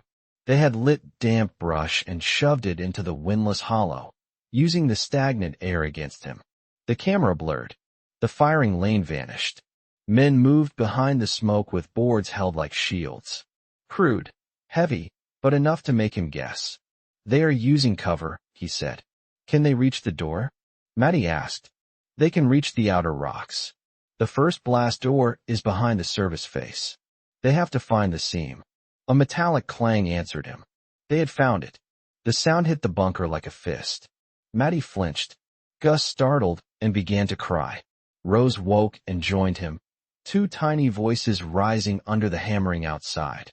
Lily moved to Maddy. Stay with him. Let him nurse if you will. Rusty, how long? First face is reinforced. They will need tools and time. Another clang. Then another. The injured scavenger shouted over the work.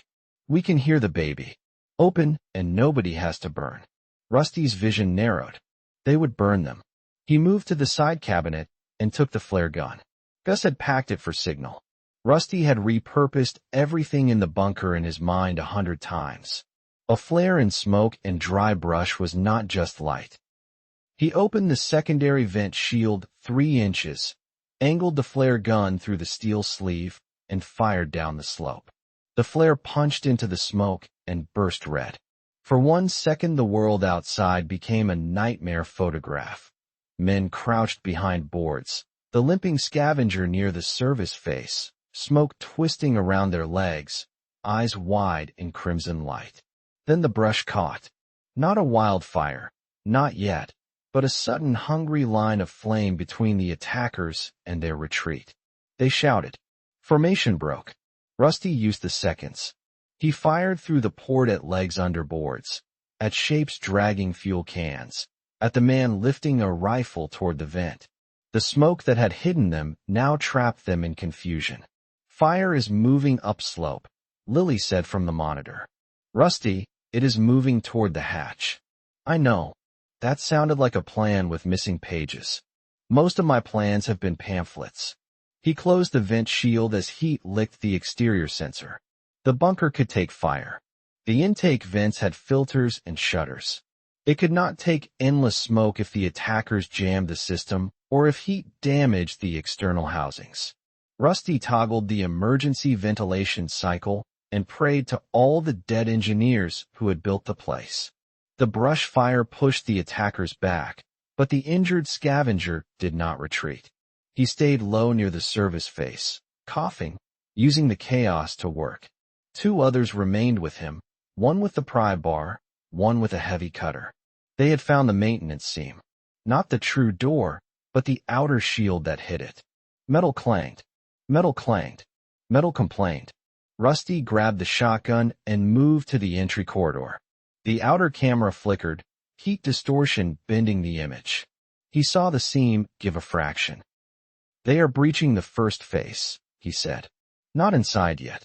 First cover only." Maddy's voice came from the alcove, low but steady. "What happens if they get through it?" "They meet the real door. Then the corridor. Then me.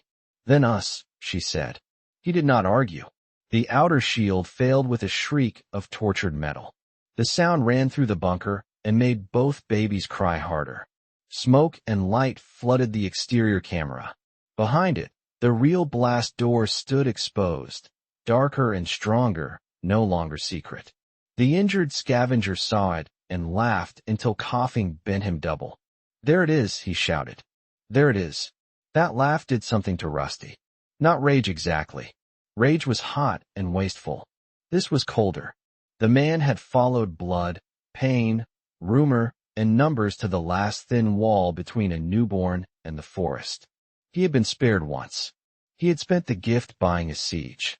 Rusty opened the murder slit in the corridor, a narrow horizontal port designed by people who had considered ugly possibilities.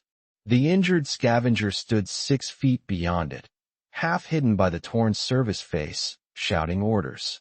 "Drop the cutter," Rusty said through the slit. The man turned. Through smoke and steel, their eyes met. "You should have killed me at the clinic," the man said. "Yes, I do." Rusty fired.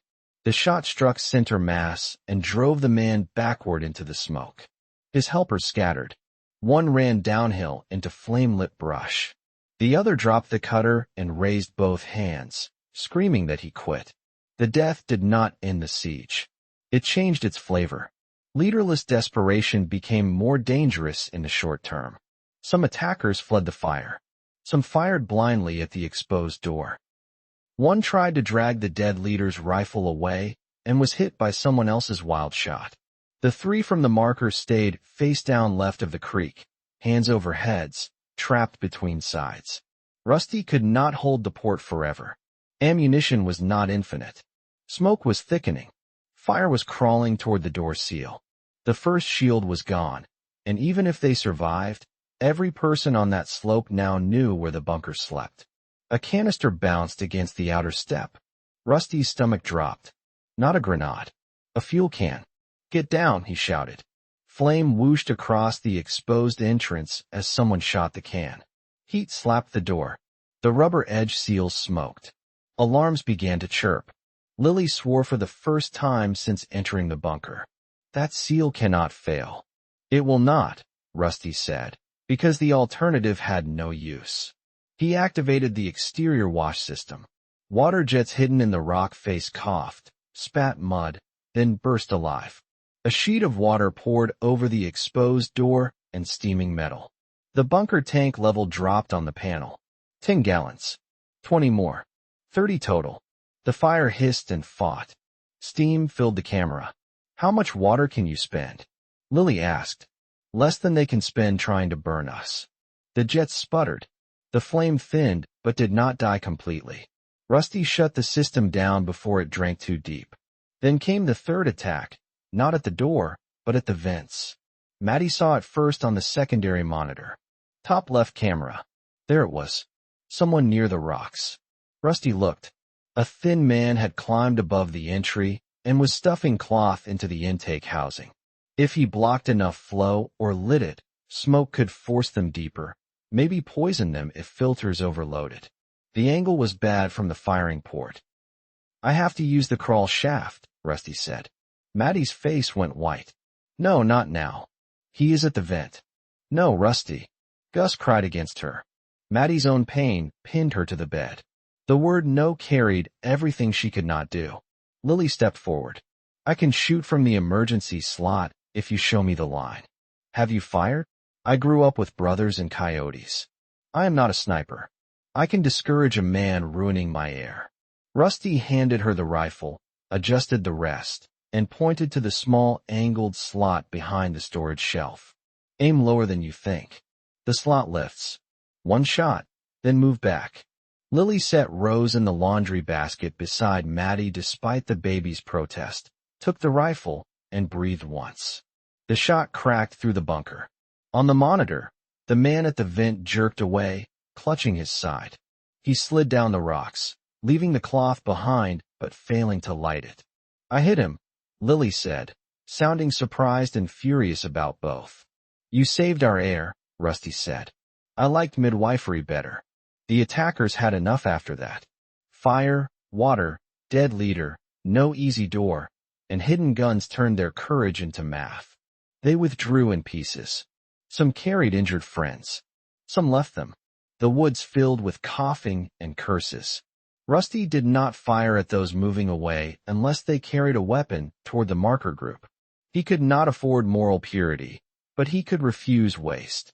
The three at the marker remained face down until the last visible attacker vanished downhill. Rusty used the speaker. You three at the marker. Stand slowly. Walk south. Do not stop until the creek bends. The woman lifted her head. We warned you.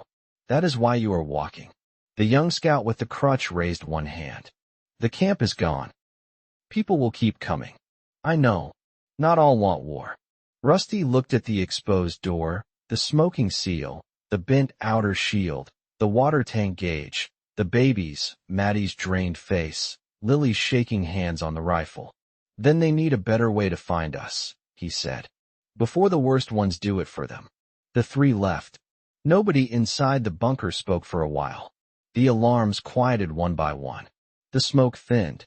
The monitors showed blackened brush and the torn metal that had once hidden their secret from the world. Maddy held Gus and stared at Rusty. We cannot hide anymore. No, not now. They will tell others. The ones who ran will tell others. The three we spared will tell others. The door is exposed. Yes, I do. Lily picked up Rose and pressed her close. A hidden shelter draws thieves. A known settlement draws both thieves and people tired of being thieves. Rusty looked at her. She shrugged, exhausted. That was something Nurse Patel said about the camp before the ration system failed. She said secrecy keeps supplies safe until loneliness kills the people guarding them. Rusty thought of Gus, who had chosen high ground and hard roads, who had avoided crowds because crowds could turn into teeth. Gus had been right. Gus had also died before the bunker became a nursery, before the camp collapsed, before survival turned from hiding into choosing who got to approach the fire. The world had changed again. Staying still would not make it stop. Rusty set the shotgun down and went to the comms room. Chapter 38. The Open Frequency. The comms room had been a room Rusty avoided unless maintenance forced him into it. It felt too much like Maddy's absent parents. Their maps covered one wall, carefully laminated and marked with evacuation corridors, fuel sites, private airstrips, relay towers, and safe houses that might now be ash or ocean floor. Radios filled the desk in clean rows. Some were dead. Some worked only when weather allowed. One heavy transceiver sat under a dust cover with a handwritten note taped to the top. Madison, if all else fails, broadcast. People are danger. People are also the point. Maddy had seen the note on their first day in the bunker and turned away from it. Rusty had not mentioned it again. Some messages needed to wait until their hour became unavoidable. Now the hour stood in the doorway with smoke on its clothes. He lifted the dust cover. The transceiver was old, powerful, and tied into the roof antenna array that the winter storms had damaged and the summer repairs had only partly restored. He checked the power bus. Power was stable. He checked the amplifier. Cold but functional. He ran his hand over knobs labeled in words that had mattered to people who believed Signal could organize chaos. Maddy came to the doorway with Gus wrapped against her chest. She should not have been standing. Lily had told her that. Maddy had replied that the room was 12 steps away and the world was ending loudly enough to justify them. Now she leaned against the frame, pale and stubborn. "My dad wrote that note," she said. Rusty did not ask how she knew. He was right. "I hated him for building this place. Then I hated him for not being in it. Now I hate him for being right when he is not here to help. That is a lot of hate to carry with a baby. I can multitask." Gus stirred at her chest. His tiny mouth opened, searching for a complaint. Maddy adjusted him gently and looked at the equipment. "If we broadcast, everyone hears. Everyone with a working receiver in range. Raiders, camps, soldiers, and hungry families. People worse than raiders because they still know how to smile. People better than us too." She looked at him. "You believe that?" He thought before answering. The wrong easy answer would insult both of them. He had seen men try to steal a nursing mother. He had seen a child with infected feet. He had seen a soldier stay behind for his sister. He had seen Nurse Patel give away supplies she could not spare because duty still meant something inside a tent full of dying strangers. He had seen Lily fight like a wolf and deliver his son with hands gentle enough to define holiness. "I believe they exist," he said. "I do not know how many." Lily entered behind Maddy with Rose against her shoulder. "Enough to matter if you build rules before you build hope." "Rules are easy to say," Maddy said. "Harder to enforce when people come hungry." "Then say rules you are willing to enforce," Lily replied. "Do not invite the whole world to dinner. Invite peaceful survivors to a checkpoint. Tell them what gets them helped and what gets them shot." Rusty sat at the radio desk. "Creek marker becomes the outer point. Nobody comes beyond it armed. Trade at noon only. Medical cases by signal. Families prioritized. No large groups without contact first. Anyone tracking, circling, or approaching at night is treated as hostile." Maddy's expression sharpened. "No one enters the bunker except by our decision. Not for pity. Not for numbers. Not for crying babies. The bunker is nursery, clinic, storage, and last wall. Settlement stays outside if it grows." "Yes," Rusty said. Lily looked between them. "You already sound like people making laws." "That scares me more than gunfire," Rusty said. That was good. People who enjoy making laws should never be left alone with them. They worked for an hour before the first broadcast. Maddy sat in the chair beside him because standing had turned her gray. Lily took notes in Gus's police notebook, writing in a firm hand under the last page where Rusty had logged the clinic supplies. They did not write a speech. They wrote terms. Terms were less pretty and less likely to get people killed. Water available for trade or emergency relief in limited amounts. Medical assistance limited. No shelter guaranteed. No weapons pass marker. No night approach. Families, injured children, and pregnant women may request priority triage. Labor and skills can earn rations. Theft, threats, or force will be answered with force. Coordinates repeated only after rules.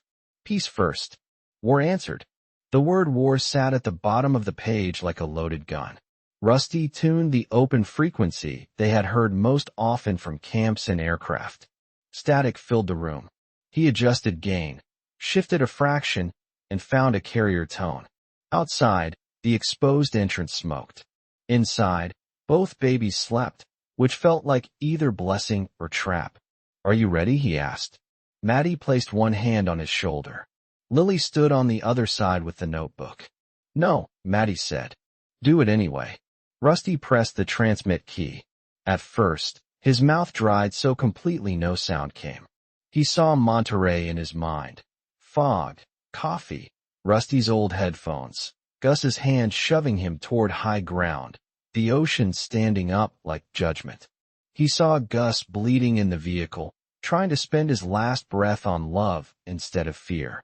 He saw Maddy in ruined high-end clothes beside the fire. He saw snow over the vents. Dogs at the door. Diapers on a bunker counter.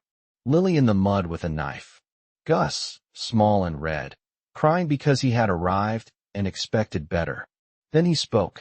This is Rusty Hale broadcasting from the Oregon interior on open frequency. I will repeat coordinates after instructions. Listen before moving. We have clean water in limited supply. We have some medicine. We have shelter for emergency cases only. We have newborns here. We have armed defense. We are not a government camp. We are not a free store. We are a living site trying to become something better than a hiding place. Static breathed back at him. He continued. Peaceful survivors may approach the creek marker south of the coordinates at noon only. Hands visible. Weapons unloaded and left at the marked stump before contact. Families with children, pregnant women, and injured children may request priority medical help. Skilled labor can trade for water or food when supplies allow. No one enters the main shelter without our decision. No one approaches at night. No one circles the hill. No one follows another group to our door. His voice steadied. He felt Maddy's hand tighten on his shoulder. If you come in peace, you will be treated as human. If you bring war, you will die in the trees. We have already been attacked. We survived. Do not test that again. Lily slid the coordinates in front of him. He read them twice. Then he repeated the rules. Then the coordinates again. Then he ended with words he had not planned. My father taught me that survival is not the same as living. I did not understand him in time to tell him. I am saying it now to anyone still listening. If you want to live without becoming the thing that ended you, come honest or do not come at all. Broadcast reply on this frequency at the top of the hour. This is Rusty Hale. Transmission ends. He released the key. The silence afterward was enormous. Maddy leaned down and kissed the top of his head. He would have hated how much that sounded like him. Rusty laughed once, softly. He would have corrected my posture first. And then maybe he would have said good enough. He would have said more than that. Rusty looked at the dead radio needle, settling back to rest. I hope so. At the top of the hour, the radio crackled. A voice emerged under static. Male, older, faint. Rusty Hale. This is Junction Group north of Highway 22. We heard rules. We have 11 people, 3 children, 1 woman 7 months pregnant, 2 injured, no interest in war. We can trade labor, seed, and 2 solar panels if they still work. Request approach instructions for tomorrow noon. No one breathed. Another voice cut in before Rusty could answer. Female, closer. This is Patel from what used to be Relief Node 7. If this is the same boy with the boltless rifle, you owe me a status on that mother and baby. I have 6 medical staff, for crates, and more refugees than sense. We cannot move all. We can send 2 if you can receive. Also, your radio discipline needs work. Lily laughed, a startled sound bright enough to shake dust from the room. Maddy covered her mouth, tears filling her eyes. That was Patel. Then a third signal broke in, harsh and slurred with anger. Pretty speech, kid. Coordinates heard. Water belongs to whoever can hold it. We will see how many bullets you have. The room hardened. Rusty pressed the transmit key before fear could write too much across his face. Unknown hostile station. You have been heard and classified. Approach armed, and you will learn the answer in person. Peaceful stations, wait for individual reply. Do not travel tonight. Repeat, do not travel tonight. Creek marker instructions follow tomorrow at first light. Transmission ends. He released the key. Lily nodded slowly. There is the world. All of it at once. Maddy looked down at Gus. The baby slept through threats and invitations alike, mouth soft, fists opening and closing in dreams too new to contain images. What do we do now? She asked. Rusty turned from the radio to the weapons stacked by the wall, the medical supplies on the shelf, the diapers from the clinic, the map of the creek, and the 2 women who had turned a bunker into a beginning. Now we build the checkpoint before noon, he said. We set signals for that was Patel. We make a place for Junction Group to wait outside the hill. We put water where it can be given without opening the door. We make rules for people who want to stay. We make graves farther from the creek. We fix the outer shield enough to slow the next fools. We sleep in shifts. We raise our children under a roof that tells the truth. Maddy reached for his hand. That is not an answer for now, she said. That is an answer for years. He looked at her, and for the first time since the ocean vanished from Monterey, the future did not appear as a single narrow trail between disasters. It spread, dangerous and unfinished, through trees and smoke and static. It contained hunger, fights, sickness, and betrayal. It contained crying babies and women with knives and nurses with impossible standards. It contained strangers walking toward them with hands raised. It contained enemies doing the same with guns hidden low. It contained a name carried forward. Years then, Rusty said. The final work of that day began under a sky that still did not move correctly. Rusty and Lily dragged burned brush away from the exposed entrance while Maddy rested under protest with both babies near her, one hers by birth and one hers by decision. By evening, the creek marker had 3 new signs made from clinic boards and black paint. The first listed the rules. The second showed where to leave weapons. The third was Maddy's idea, written in letters large enough for tired eyes. Children drink first. Rusty stood before that sign a long time after he nailed it to the post. The words were not strategy. They were the first law of the place they had not yet named. Near dusk, a figure appeared at the far bend of the creek, hands raised. The young scout with the crutch. He stopped at the marker, left a small bundle on the ground, and limped away without calling out. Rusty waited until he was gone before checking it. Inside were 2 cans of beans, a box of matches, and a piece of cardboard with a message scrawled in charcoal. For the medicine. Tessa walked today. Rusty carried the note back to Maddy. She read it twice. You see, I see one good note. 1 is not nothing. No, he said. 1 is not nothing. That night, after replies had been sent, after the weapons were cleaned, after Lily had scolded Maddy into sleep, and Rose had finally accepted the laundry basket as a temporary kingdom, Rusty sat alone in the comms room with Gus in his arms. The baby stared up at him with unfocused dark eyes. Rusty had expected newborns to look empty. Gus looked full of questions he had not yet learned to ask. Your grandfather would have liked you, Rusty whispered. He would have acted annoyed because you are loud and expensive. Then he would have carried you around like you were evidence that the world had apologized. Gus moved one hand, brushing Rusty's shirt with fingers like curled leaves. I do not know how to do this, Rusty said. I need you to know that early. I know how to check a perimeter. I know how to find water. I know how to stop a man from hurting your mother. I do not know how to make a world. But I know the old one broke, and I know hiding from the broken pieces is not enough for you. Static whispered from the radio. Far away, someone transmitted coordinates wrong and corrected them. Farther away, a child laughed near an open microphone before an adult shushed him. The sound passed through the room like a candle carried behind glass. Rusty held his son closer. We have water, he said softly. We have medicine. We have rules. We have people coming. Some will be good. Some will try to take what they did not build. We will learn the difference as fast as we can. We will make mistakes. We will bury some of them. We will live with others. The baby blinked. And if anyone brings war to your door, Rusty whispered, they will meet every ghost that brought us here. In the next room, Maddy called his name, sleepy and rough. Rusty, bring him back before you start teaching him speeches. He smiled. He started it. He is 12 hours old. Advanced for his age. Bring our son here. Our son.